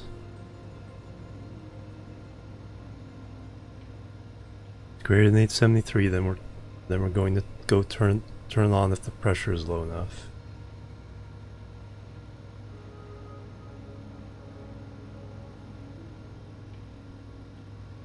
Once we turn it off, we want to set a latch. So set or move R5.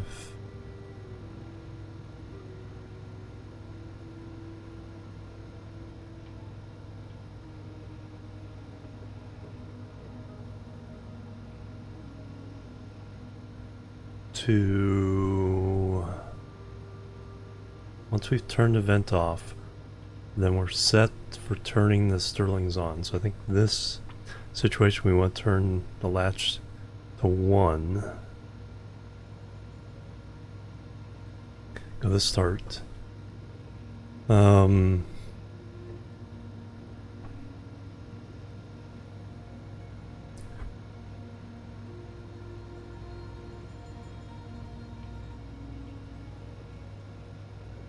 Now, what might I have to set the latch in here?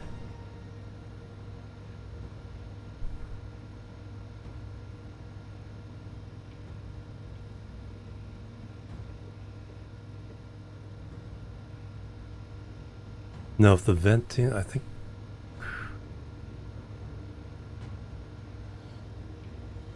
Do we set this at the beginning of vent in?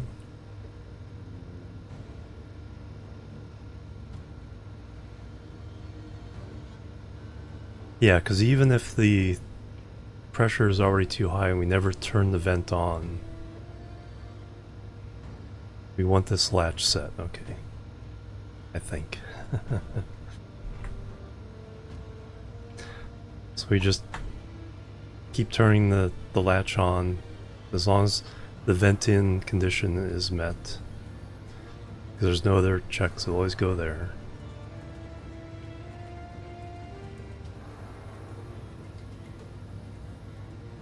When we turn it off, we jump to start. If we go the Stirling on,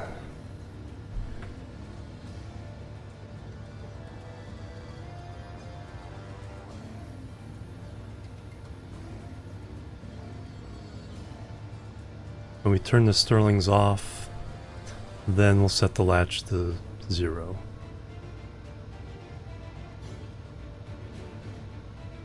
So vent in, check pressure. When we finally turn it off,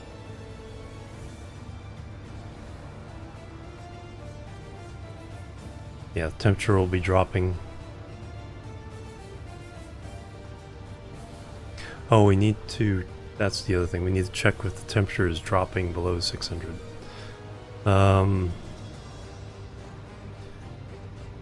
Branch of greater than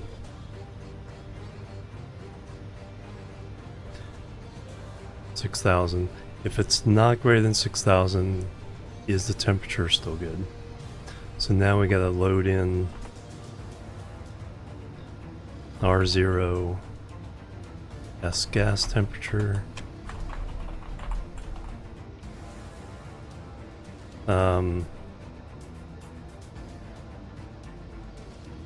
Branch less than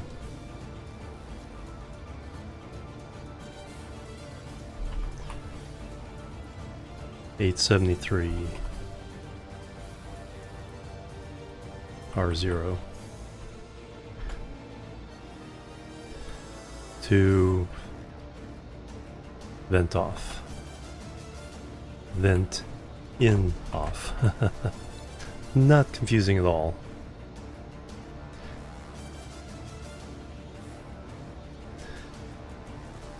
Those two conditions could have done an and thing, but I'll now do that later. So if it's greater than 6,000 pressure, turn the vent off. It's less than 600 degrees again, turn the vent off.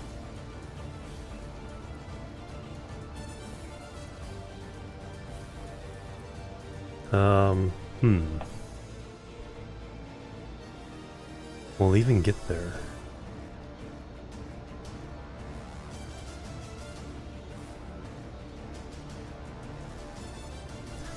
Because this has to drop below.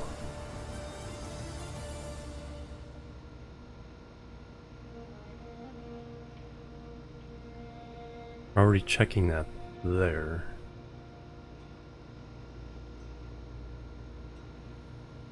If that drops below, then we don't even get in here again.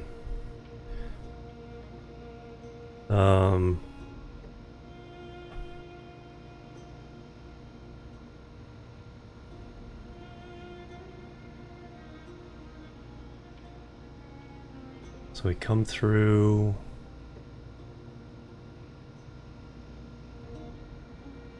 Yeah, exactly. Hey, Nusswolf.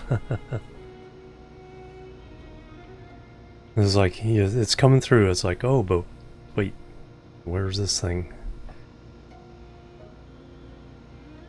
That's where I want the latch, because if we're coming through and it's dropping below 600 Celsius, we want to turn it off. But we're...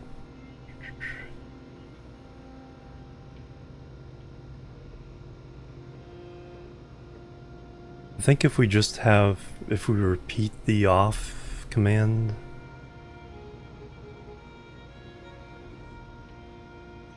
as kind of a, it's not elegant, but to make sure it's off if the temperature is too low. Good morning. So we'll think about the consequences of that later. So yeah, so we'll turn it off if wherever below 600 degrees Celsius.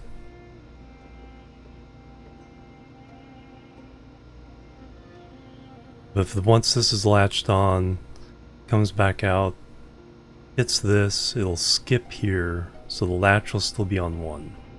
Alright, so I can get rid of this. And this. So that's the pressure tech. Turn it off, jump to start, check the air temperature again.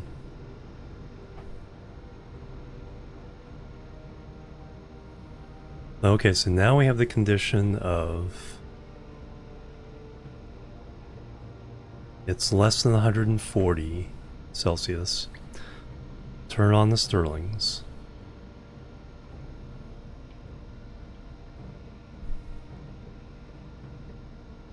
So branch then. So now what we do is I need the hash for the Stirlings.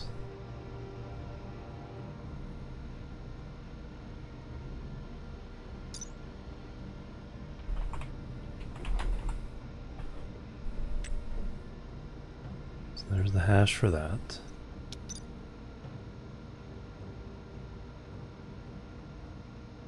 So if it's not less than 140, we need to make sure we turn them off. So it's SBN that hash quote.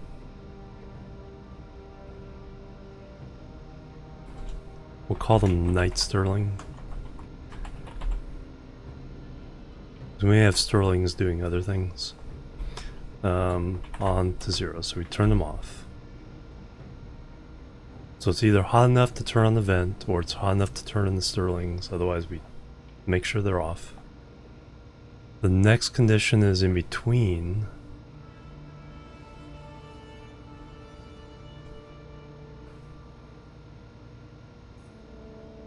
Let's run through the Stirling on situation there.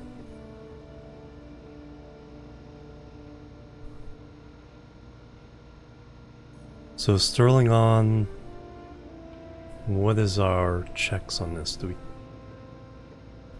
We've already checked the temperature.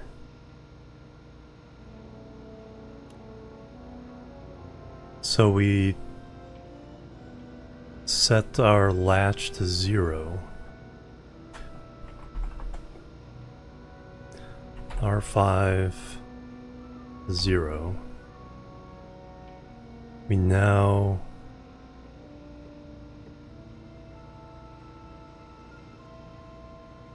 turn the Stirlings on.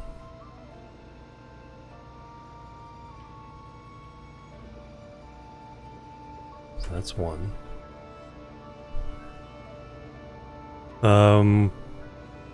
We're not going to bother with safety checks for the internal stuff. Hopefully I've set the canisters low enough pressure where there'll never be an issue. That's totally something you can do with these. It's like, holy cow, the canister is getting too hot. Shut everything down. Eject the warp core. Alright, so we set the latch to 0. We have turned on the Stirlings. There's no other checks to do. So now we can jump to start.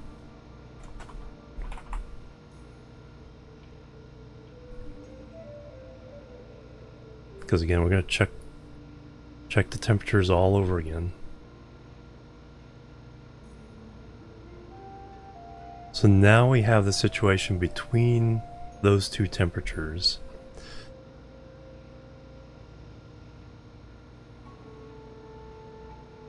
Hey Kalen, welcome. Have a muffin button, right? I need a switch I can throw and just some chute somewhere will throw me a muffin. That will be our goal. We'll make a muffin button.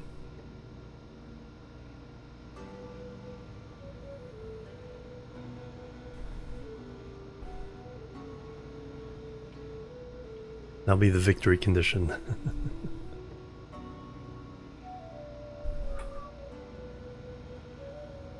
Alright, so we're checking air temperature. The vent in, it's doing the safety check against the tank pressure. We don't care if the pressure goes to 0, as long as we're only pumping in when it's above 600 degrees. We don't care if it doesn't reach 600 degrees. This is just bonus power, so. Okay, so the above 600, below 140. Now if it passes through both of those conditions, what is our possibilities? We have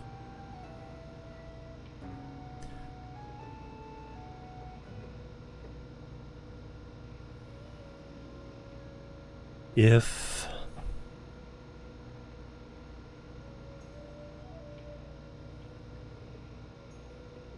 the Stirlings have been on, then the R5 latch is 0.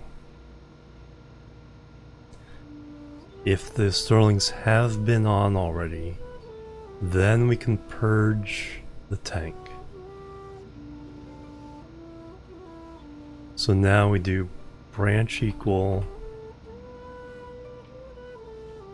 R5 to 0 to vent out.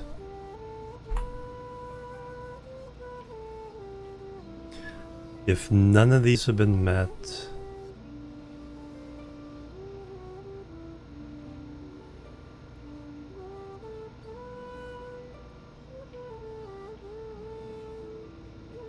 then we want to go ahead and turn off as a safety, turn off the vent. Vent out, that's when we want to turn it on. So just, I think this is redundant. But we'll do it anyway. So we're turning off the vent, and then we're jumping to start to do our temperature check again.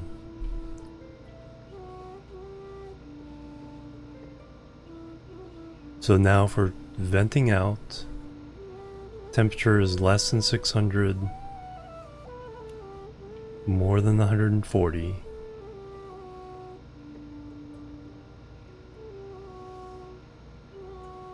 Vent out,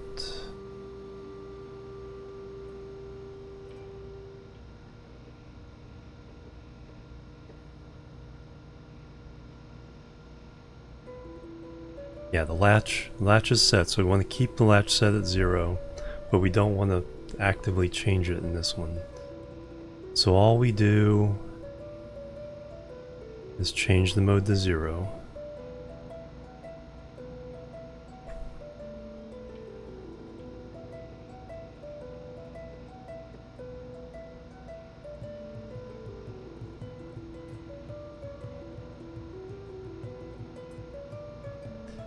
And then we turn the vent on.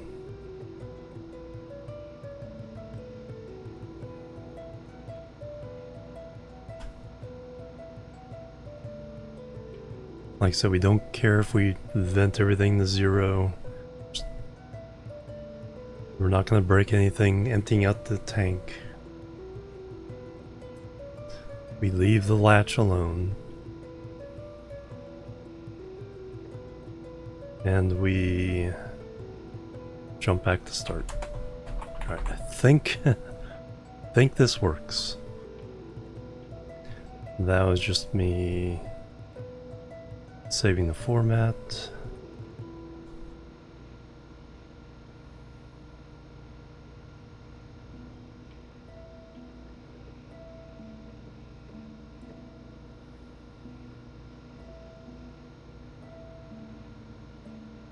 Yeah, what shuts this off is temperature hitting 600.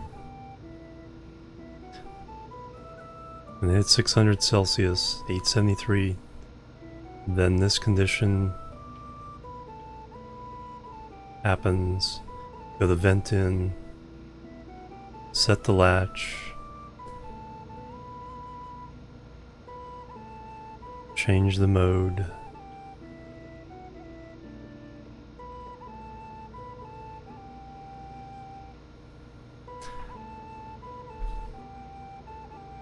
Which, if it's already on, leaves it on, which is fine. We're just changing the mode, so it just flips from in or out to in. And then we check the tank pressure, it's over 6,000, go, holy cow, shut it off. Otherwise it'll go down to vent on, and if it's not already on, it'll turn it on. We could save some power if it reaches 0, shutting them off so they're not burning power.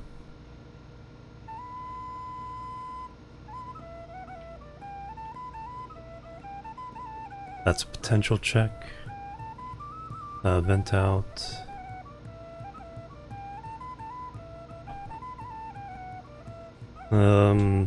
Potential check if tank is empty to save power. So it's like I'll look at this and go, oh yeah, maybe I can do that. But I'm not going to do it now. Alright, I think that works.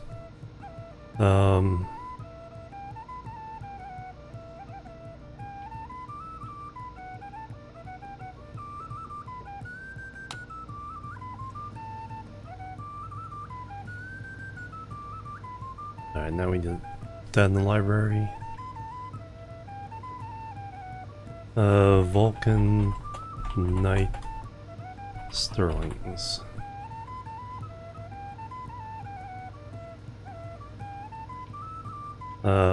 Fill hot tank.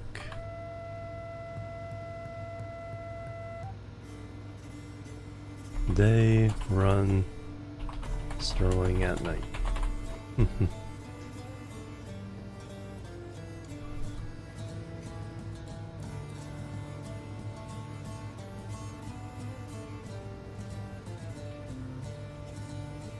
There, we got that. We got a chip downstairs somewhere, so we can load that in. Got some rice seeds. Yeah, let me go ahead and harvest these, get some extra seeds, and then we'll start doing all the fancy stuff.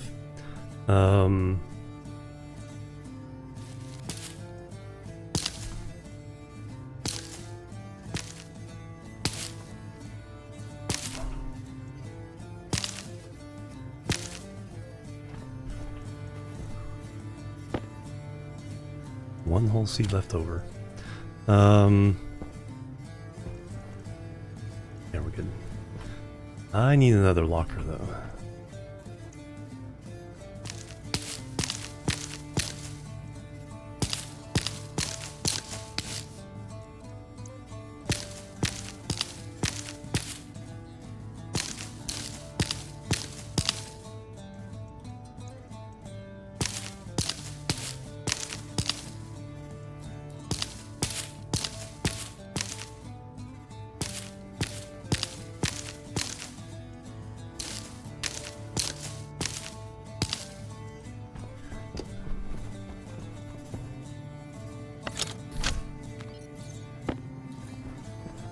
Alright, store those there for now.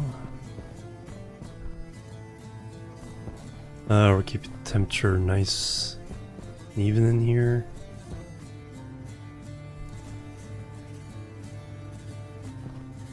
Alright, we'll go write that to a chip.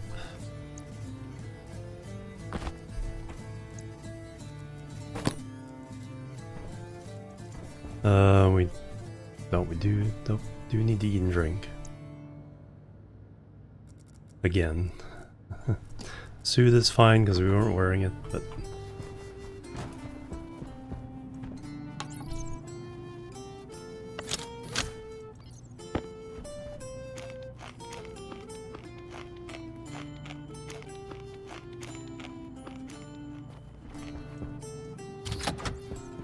have to make some rice soup or whatever, canned rice.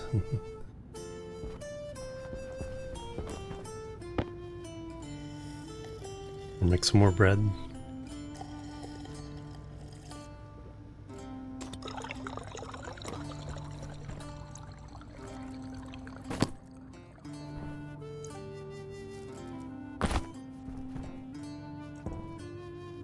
Alright, everything in the suit is in really good shape. Finally get rid of our stinkiness.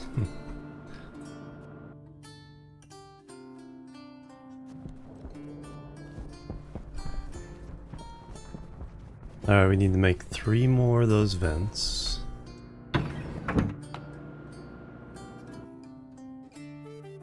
Means 6 more of the powered vent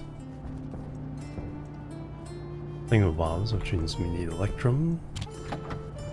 We need steel and invar.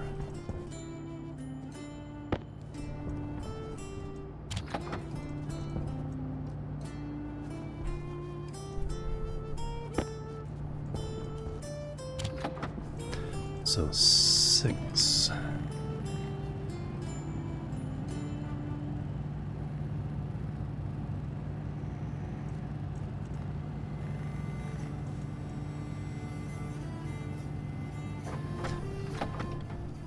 Hey, we got down to 35 in here.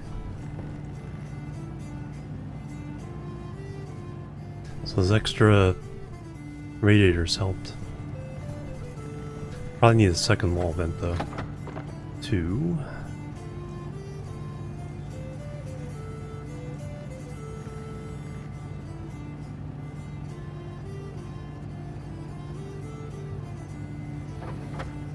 Three.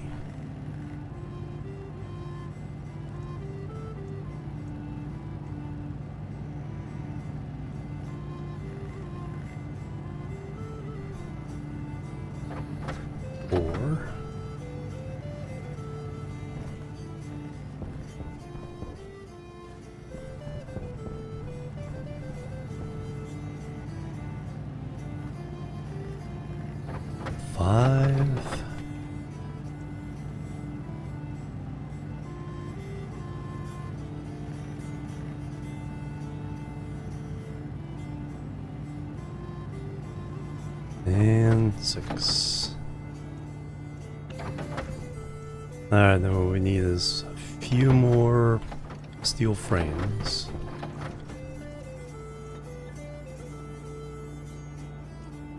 Don't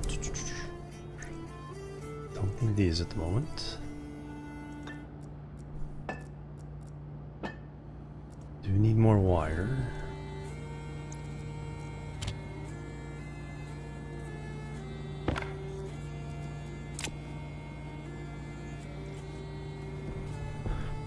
Um,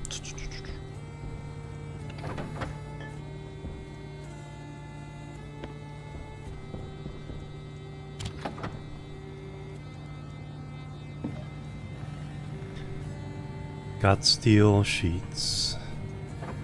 We also need, what, plastic for these things?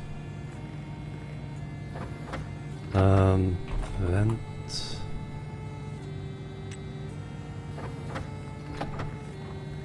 No, electronic parts and plastic sheets. Alright, so we need to make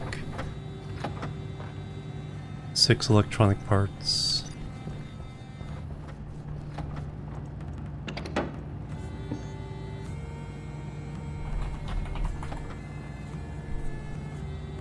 Iron, gold, copper.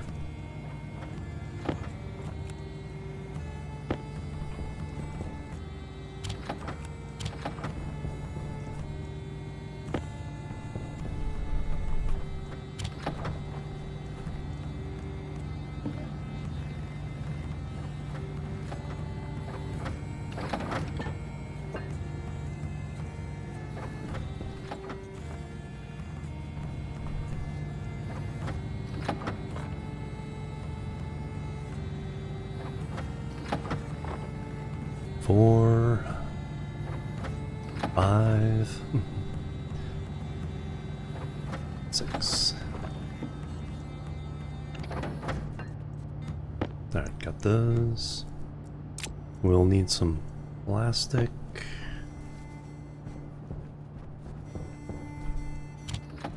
4 each. And I have none up here. Right.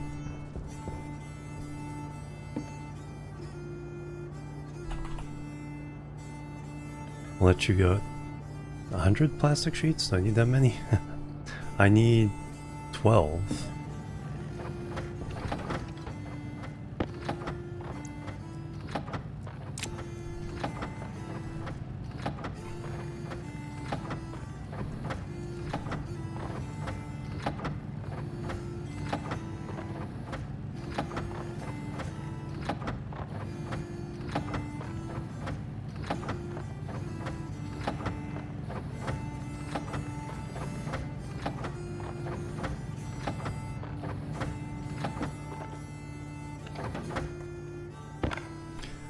Alright, I think I have what I need. Oh yeah, I need to program the chip. I already have the housing in place.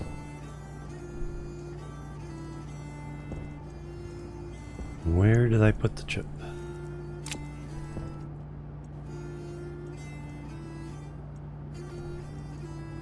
There it is.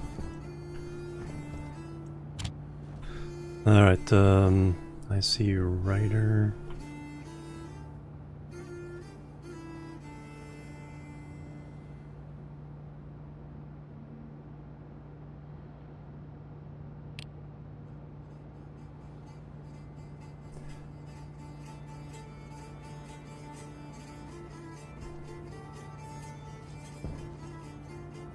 Boom.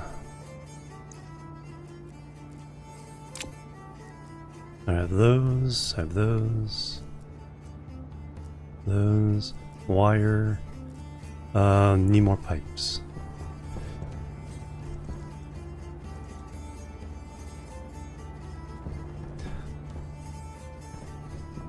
Need more pipes.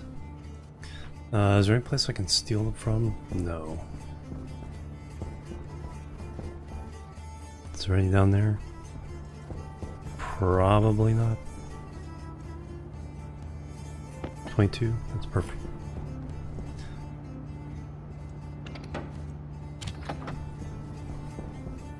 Oh yeah, I do need these things.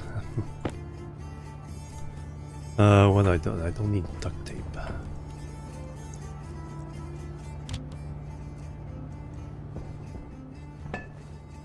I need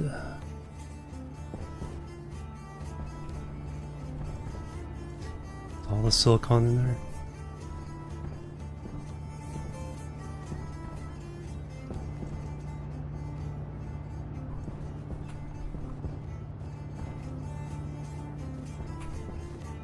Oh yeah, it's in here.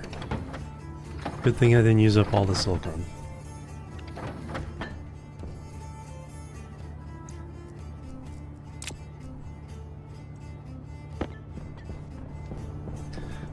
Alright, make all those pipes and then I'll come back for you.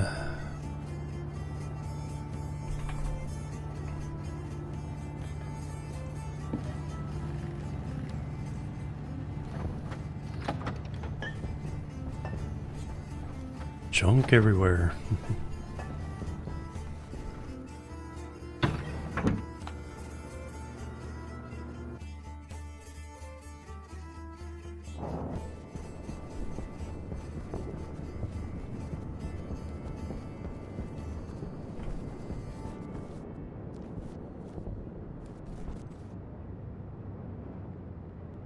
Pretty much summer solstice at the moment.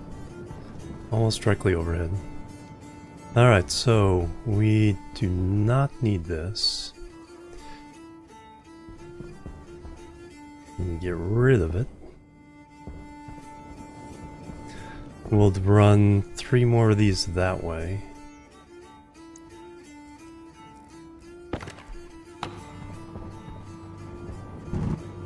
Can I... Yeah, don't have to take that down. Just yet.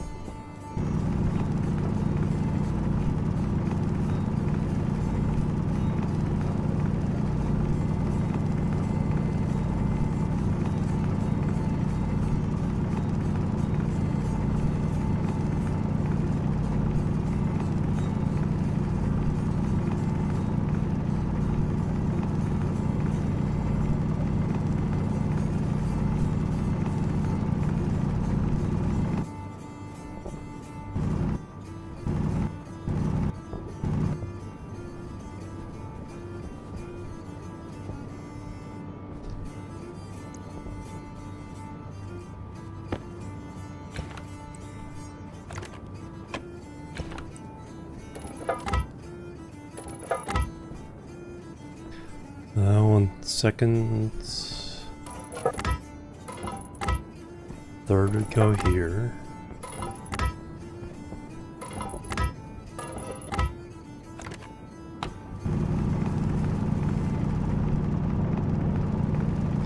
And fourth would go here.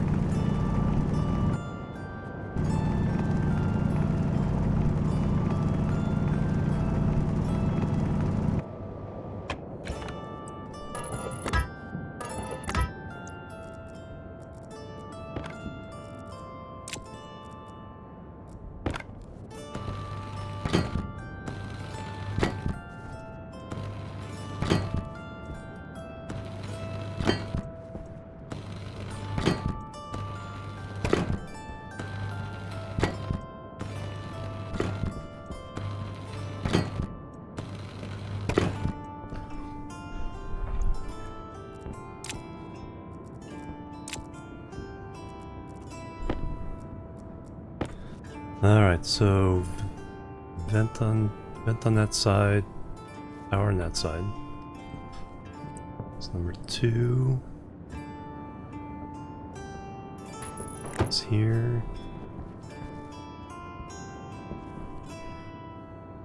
3.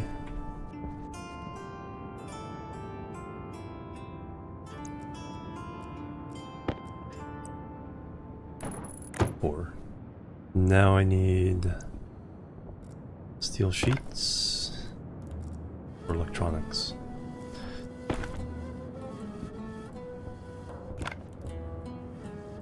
Screwdriver.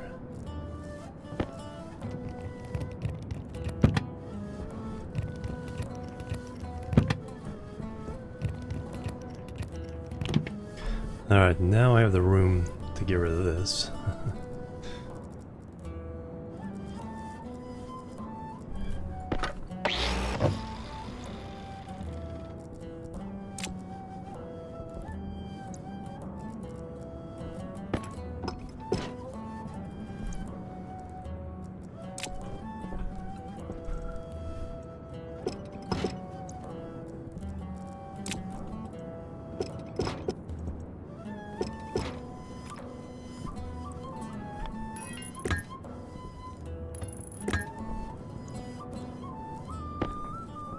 gonna need to go get more pipes.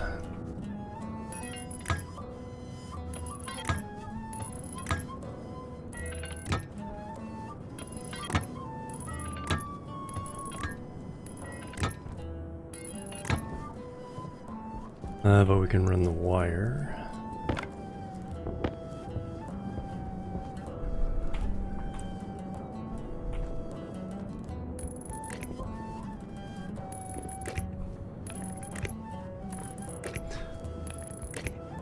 Now, what did I call... what did I name them? Stirling Knight or Knight Stirling? Let me go look at the code. Let me go get the pipe.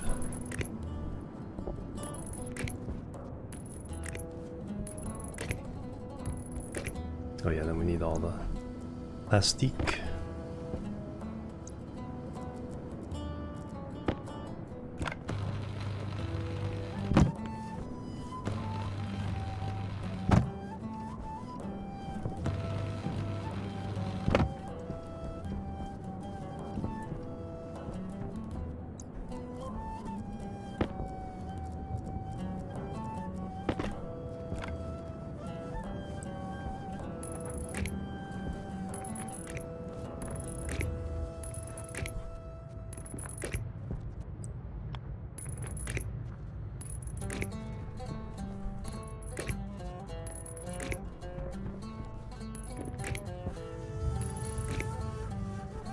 Power's hooked up. That cable does need to go down that way.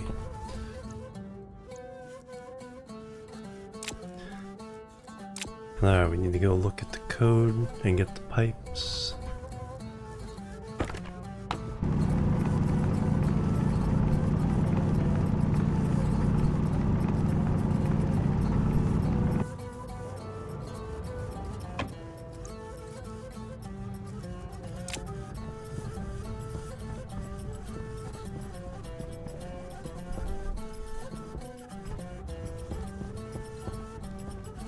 Oh yeah, I need the numbers for the dials.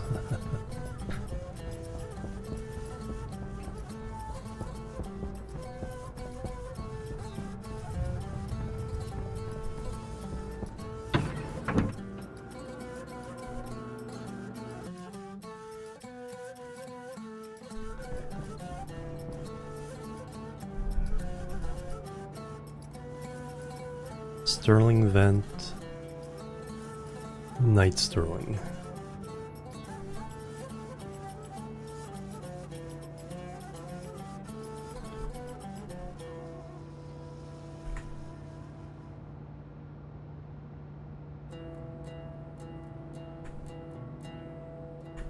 Chat is once again in my notes. And then we are on gas sensor 0, tank 1, vents are 2, Stirlings are 3.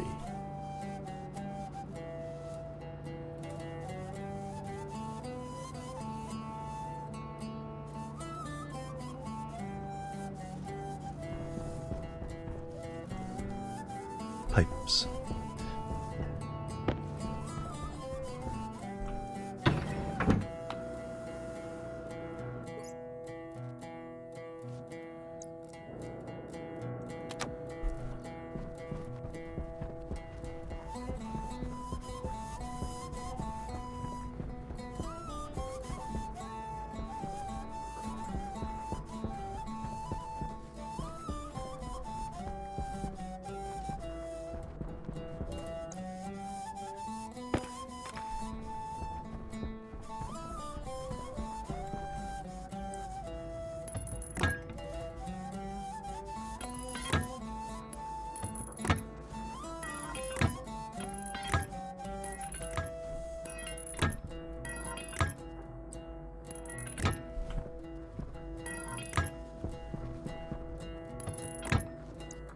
Bingo.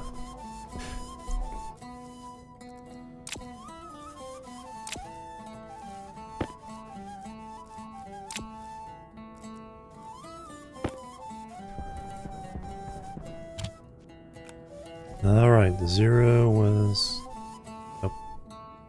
Gotta name stuff first. Stirling outside gas sensor. Stirling hot tank. Alright, these are Stirling vent.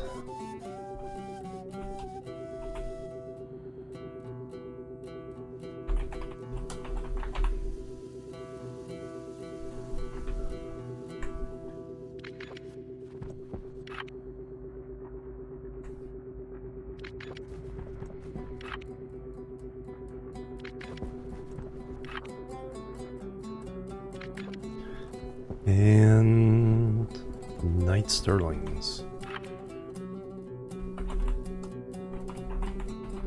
I could totally see running a Stirling off of like the advanced furnace gases at some point.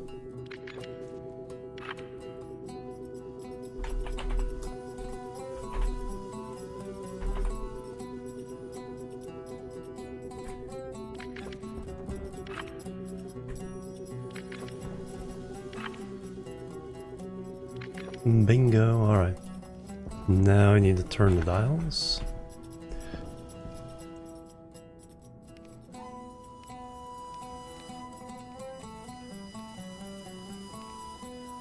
Outside gas sensor.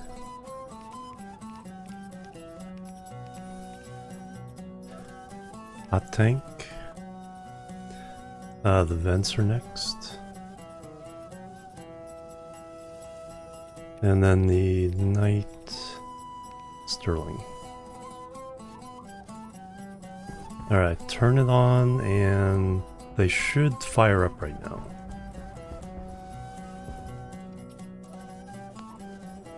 After 10 seconds. And then we gotta change the tanks to volatiles. Yep. Bingo!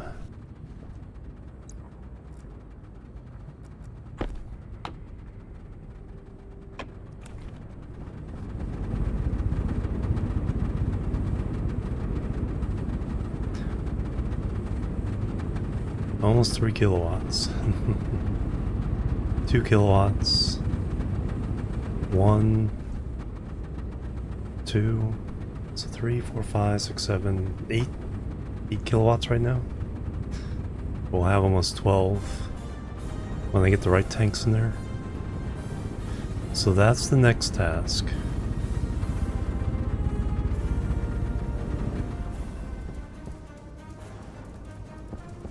Let's make 3 more tanks, paint them red, fill them with volatiles.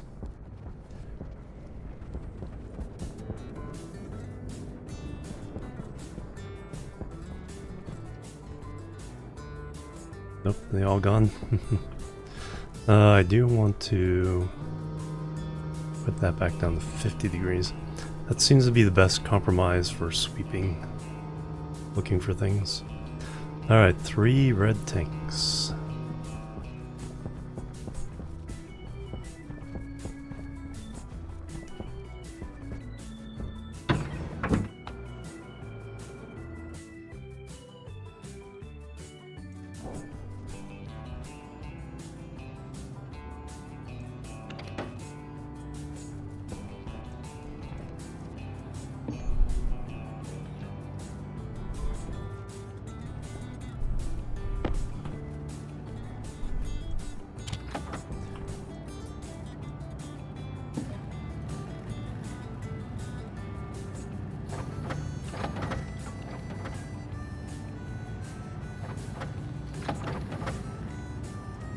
And 3.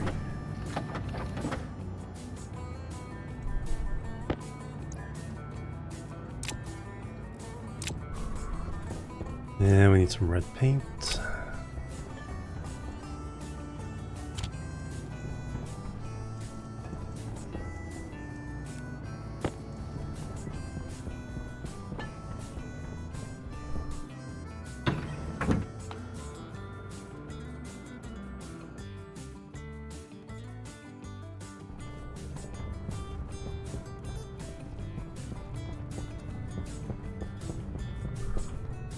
Look at that.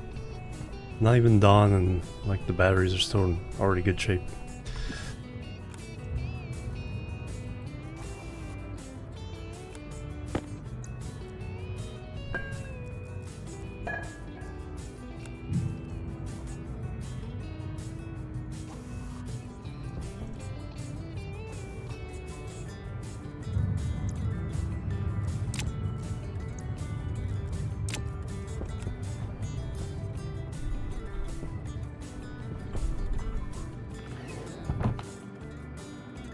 So they should be off now.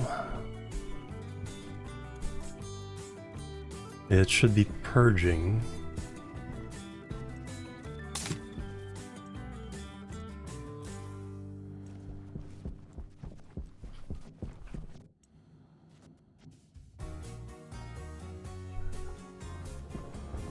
So these should all be marked as out. Yep, blue. They're all on.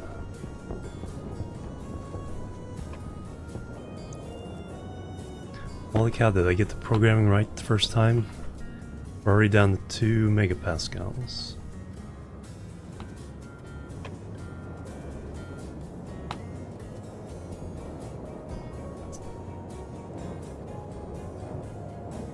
Oh, I wonder why they shut off for a second.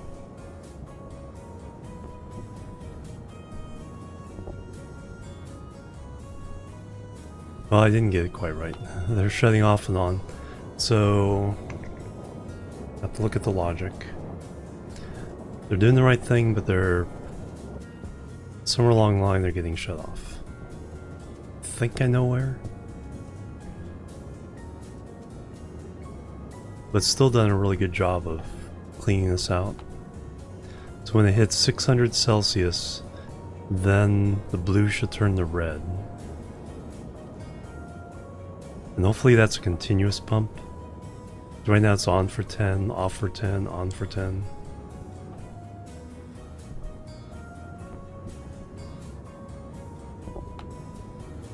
But with 4 of them, it's working pretty well.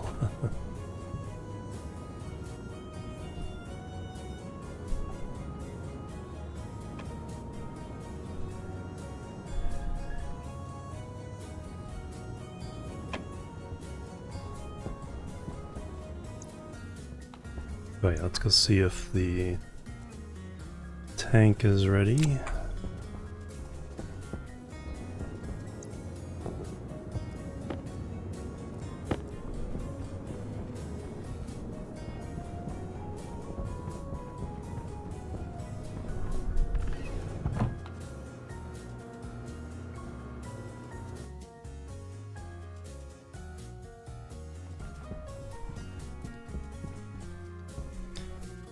Thousand.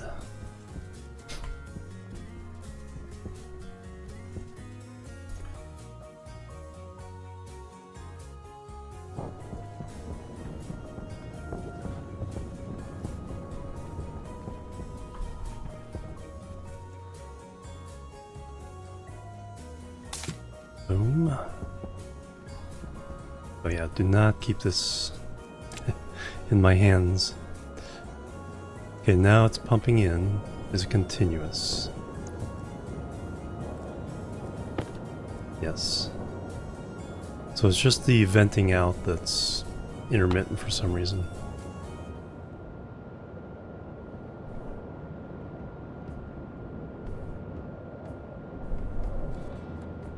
And there's all 4 of them.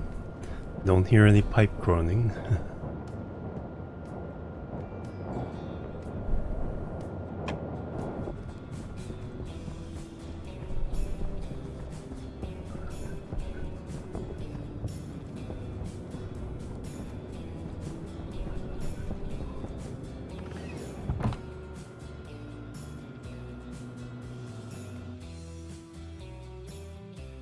We need a machine that just purges these.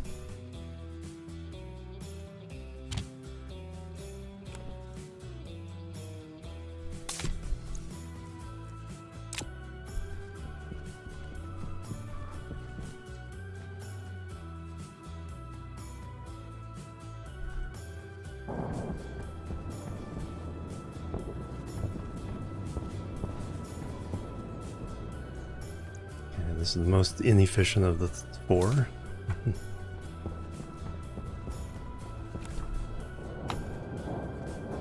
4.5. 642 degrees, so this is the hottest we've had. So it takes long enough where, yeah, the temperature can rise for a bit. And on the winter days, temperature shoots above 600 really fast, so we should get some nice hot temperatures then.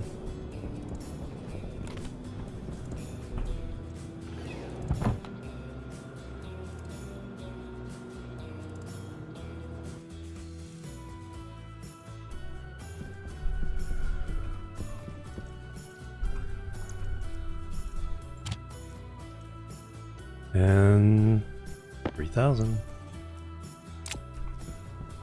So should be getting 12 kilowatts out of this one. Need more batteries.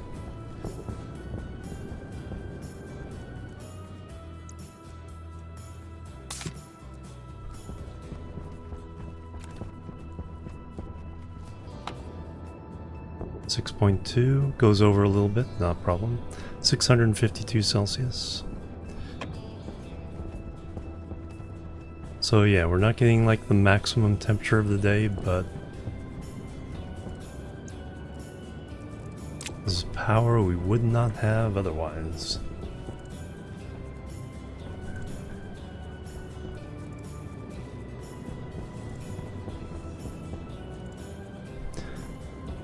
Seven batteries, or 5 batteries, up to 8.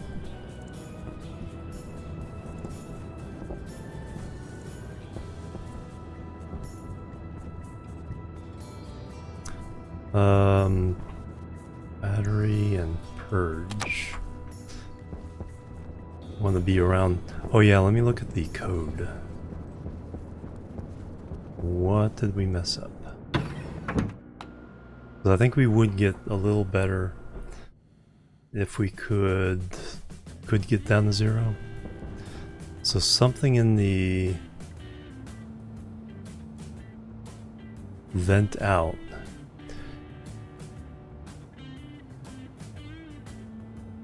So mode 0, which is out. We're turning it on.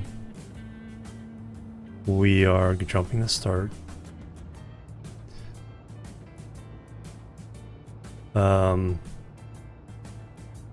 It's greater than 600. Oh, no, if it's greater than 600, we're... Yeah, but it's less than 600. So we're shutting it off there.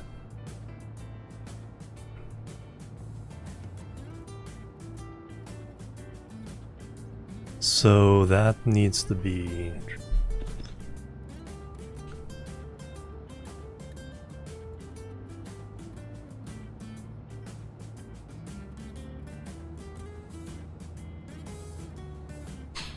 Vent out.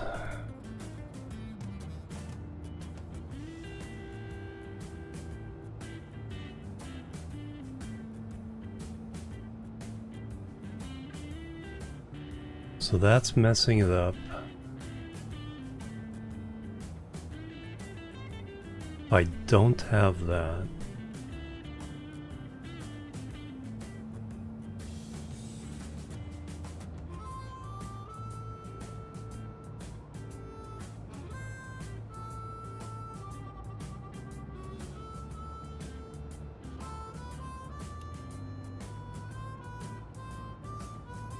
As it's going to vent out.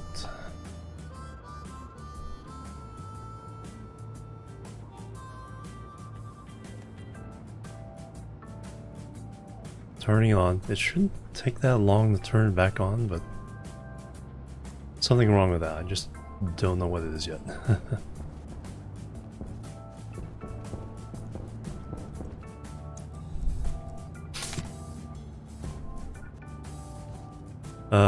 What else did I come up here for? Just the purge? Oh, the check the code and the purge.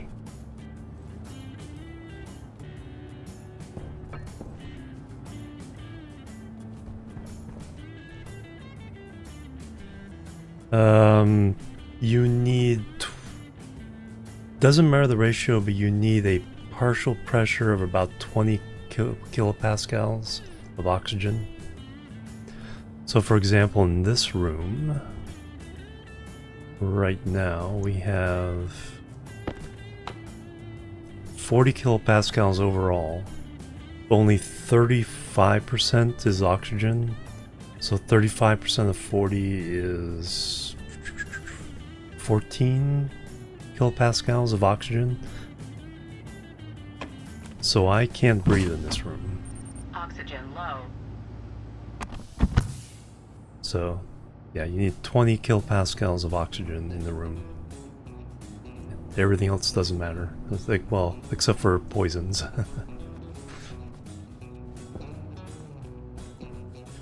But it can be any ratio. There's no... Carbon dioxide isn't bad for you. Nitrogen is neutral just like it is in the real world. You just need a minimum of 20 kilopascals of oxygen.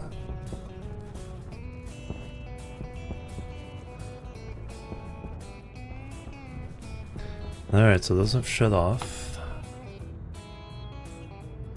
652, 6.2 megapascals. We are waiting for temperature to drop, and then these should fire on. Should probably stand back a little.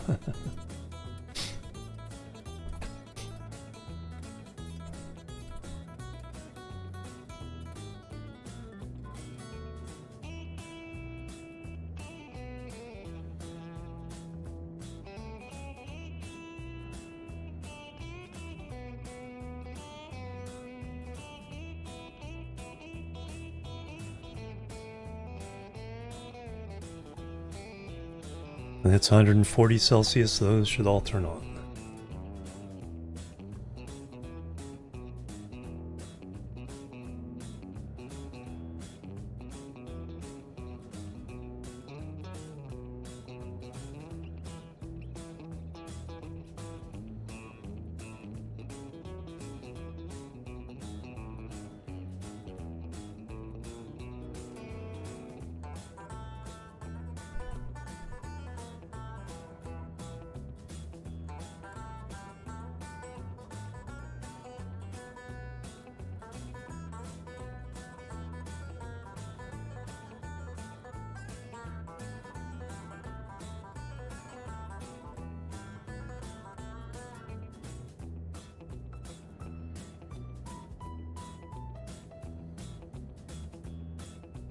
There's a 10-second delay.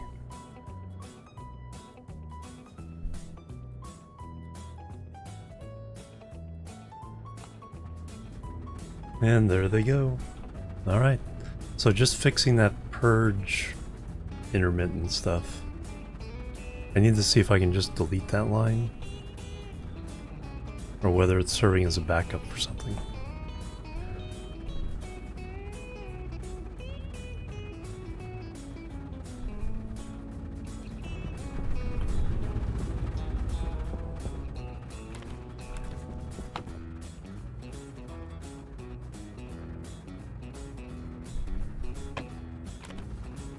Alright, we are getting 3.5 kilowatts, 3.2, 3.5, 3.6, so 14 kilowatts. Yep. So that's the same as 28.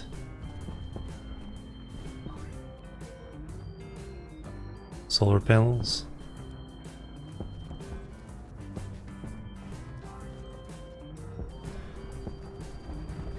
Alright, then, yeah, pressure staying below 7.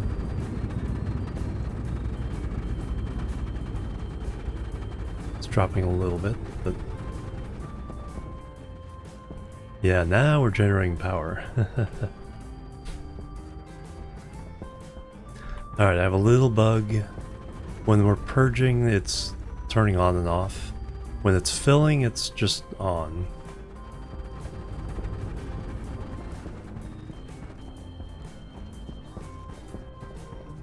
Just have to fix that little bug.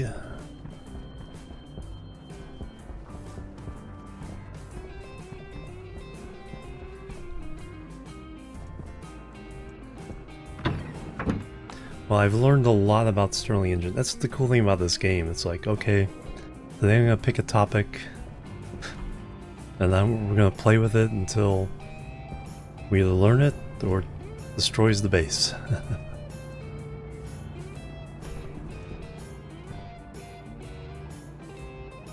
Alright, so we're turning off the vent if it's below 600 degrees.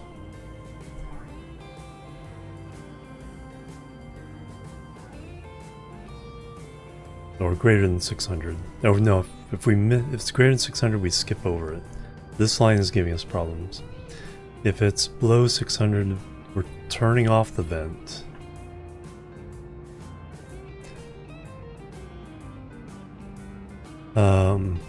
Which is fine if we're turning on the Stirling, but bad if we're turning the vent out.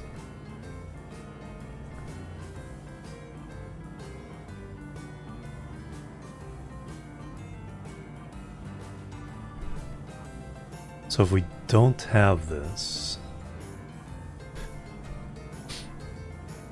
when do we turn the vents off?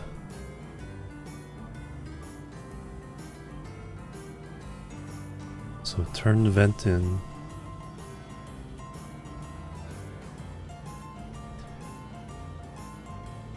Turn the vent in off here. We're only turning the vent out.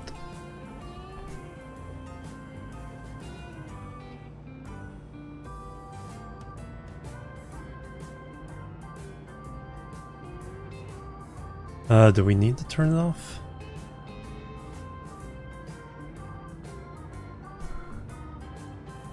Because like I said, if we evacuate it all, nothing happens.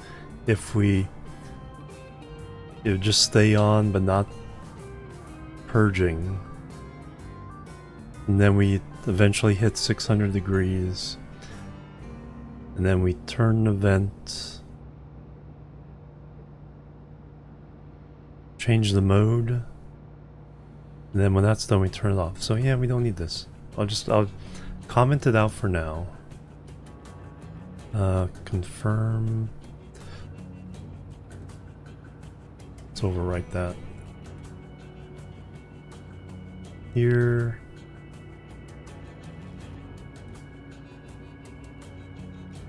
Then we go grab the chip.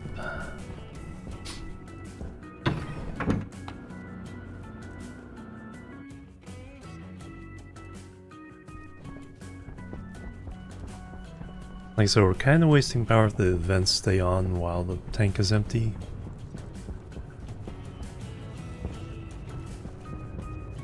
So those have all shut off.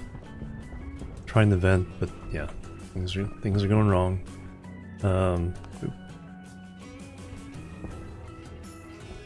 Should have.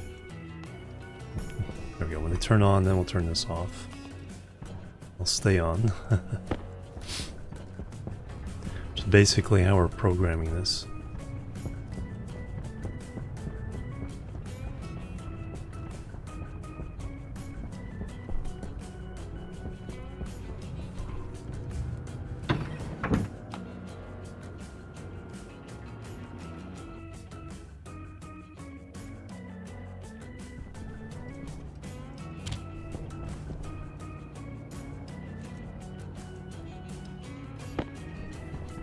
Two more bytes, which makes sense because I added the hash mark for the comment and space.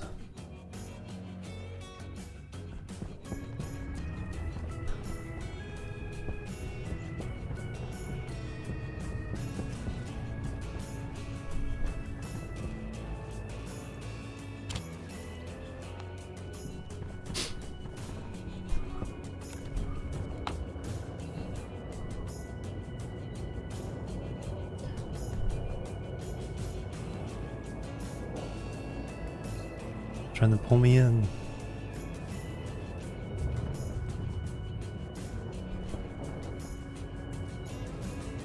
Why are these different colors?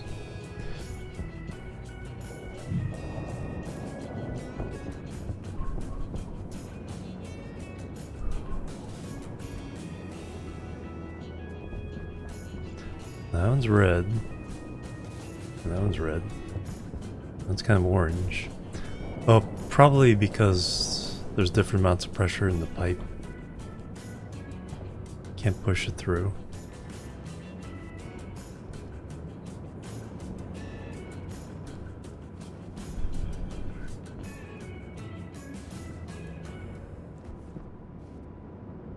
It would probably be better to have the the pipe from the tank meet in the middle. But that's like a quibble with the efficiency of something that don't really care about the efficiency. Low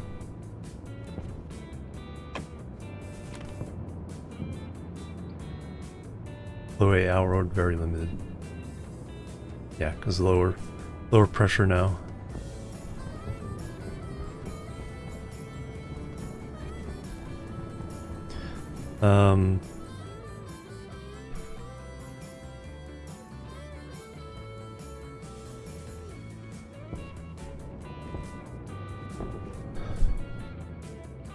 I should find out how much power is these are using up.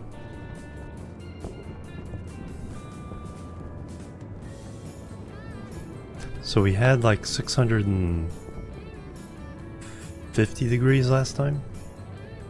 500 pop.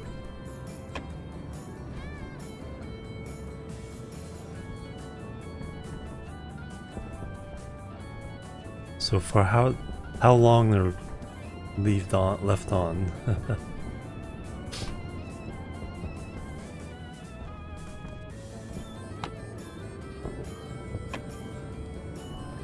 Yeah, I don't like how this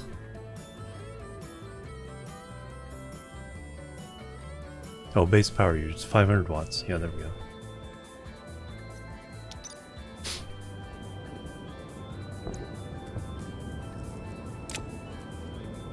So one of these is covering, even if, yeah, if it's on about the same amount of time, one of these is covering the power usage of all these.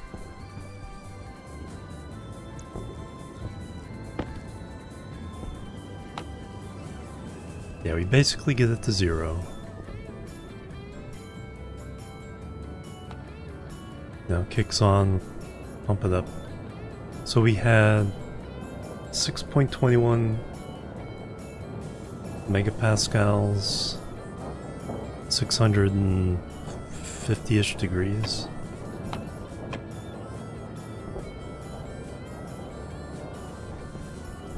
Let's see what we get this time.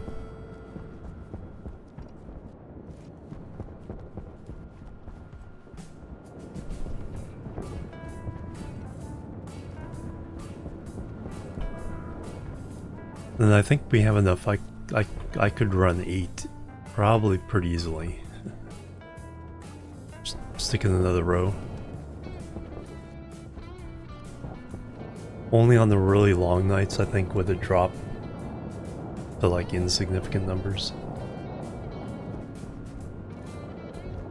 And the drop in pressure.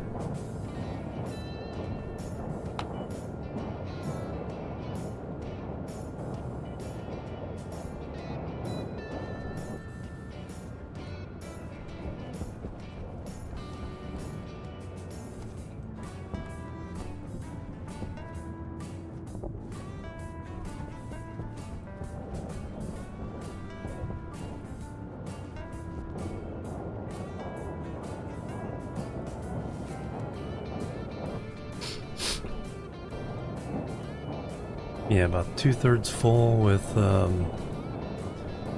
temperature still rising.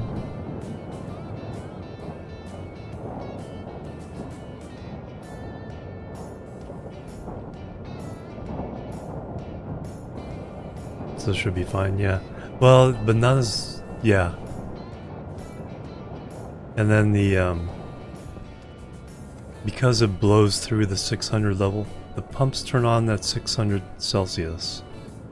But by the time we get close to filling the tank, temperature is going to be way up into close to 1,000 or over 1,000.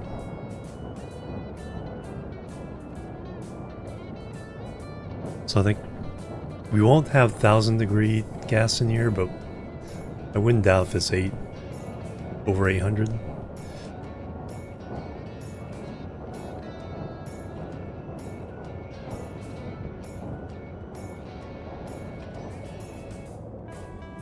$662 when it kicked off.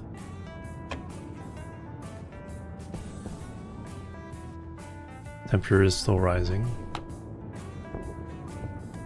but that's the hottest it's been yet. And a little bit more pressure than last time as well. So that's gonna be good.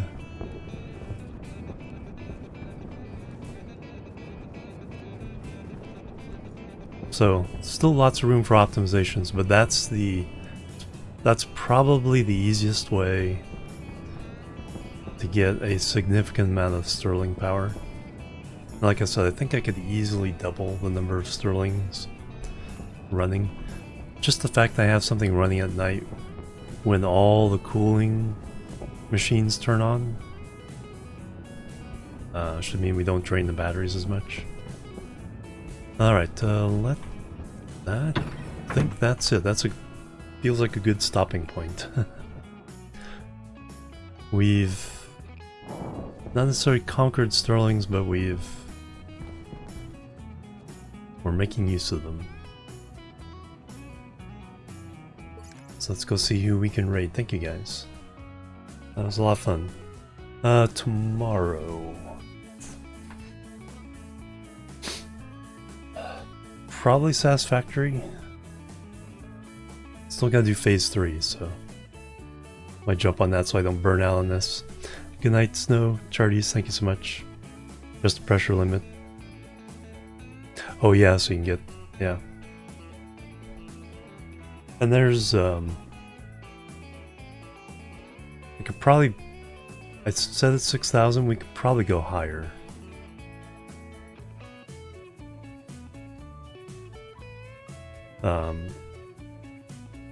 Because now that we have 4 pumps going,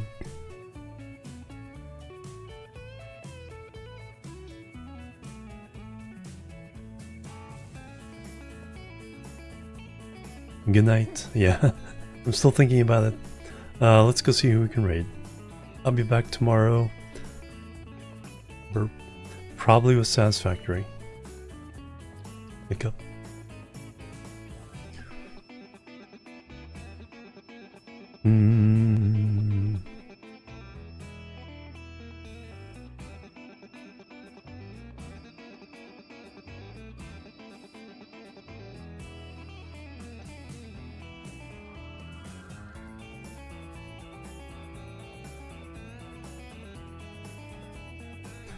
Let's see.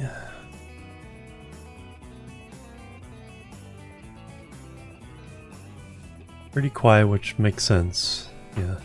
Night after or morning after a holiday.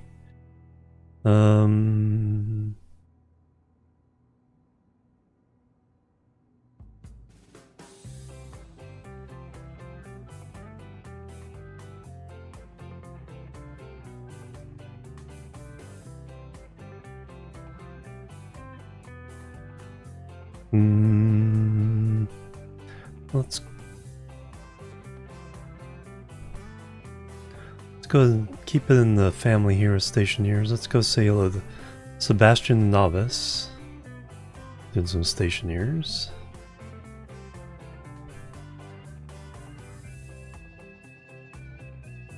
He rated us a few days ago. Affiliate anniversary, there we go.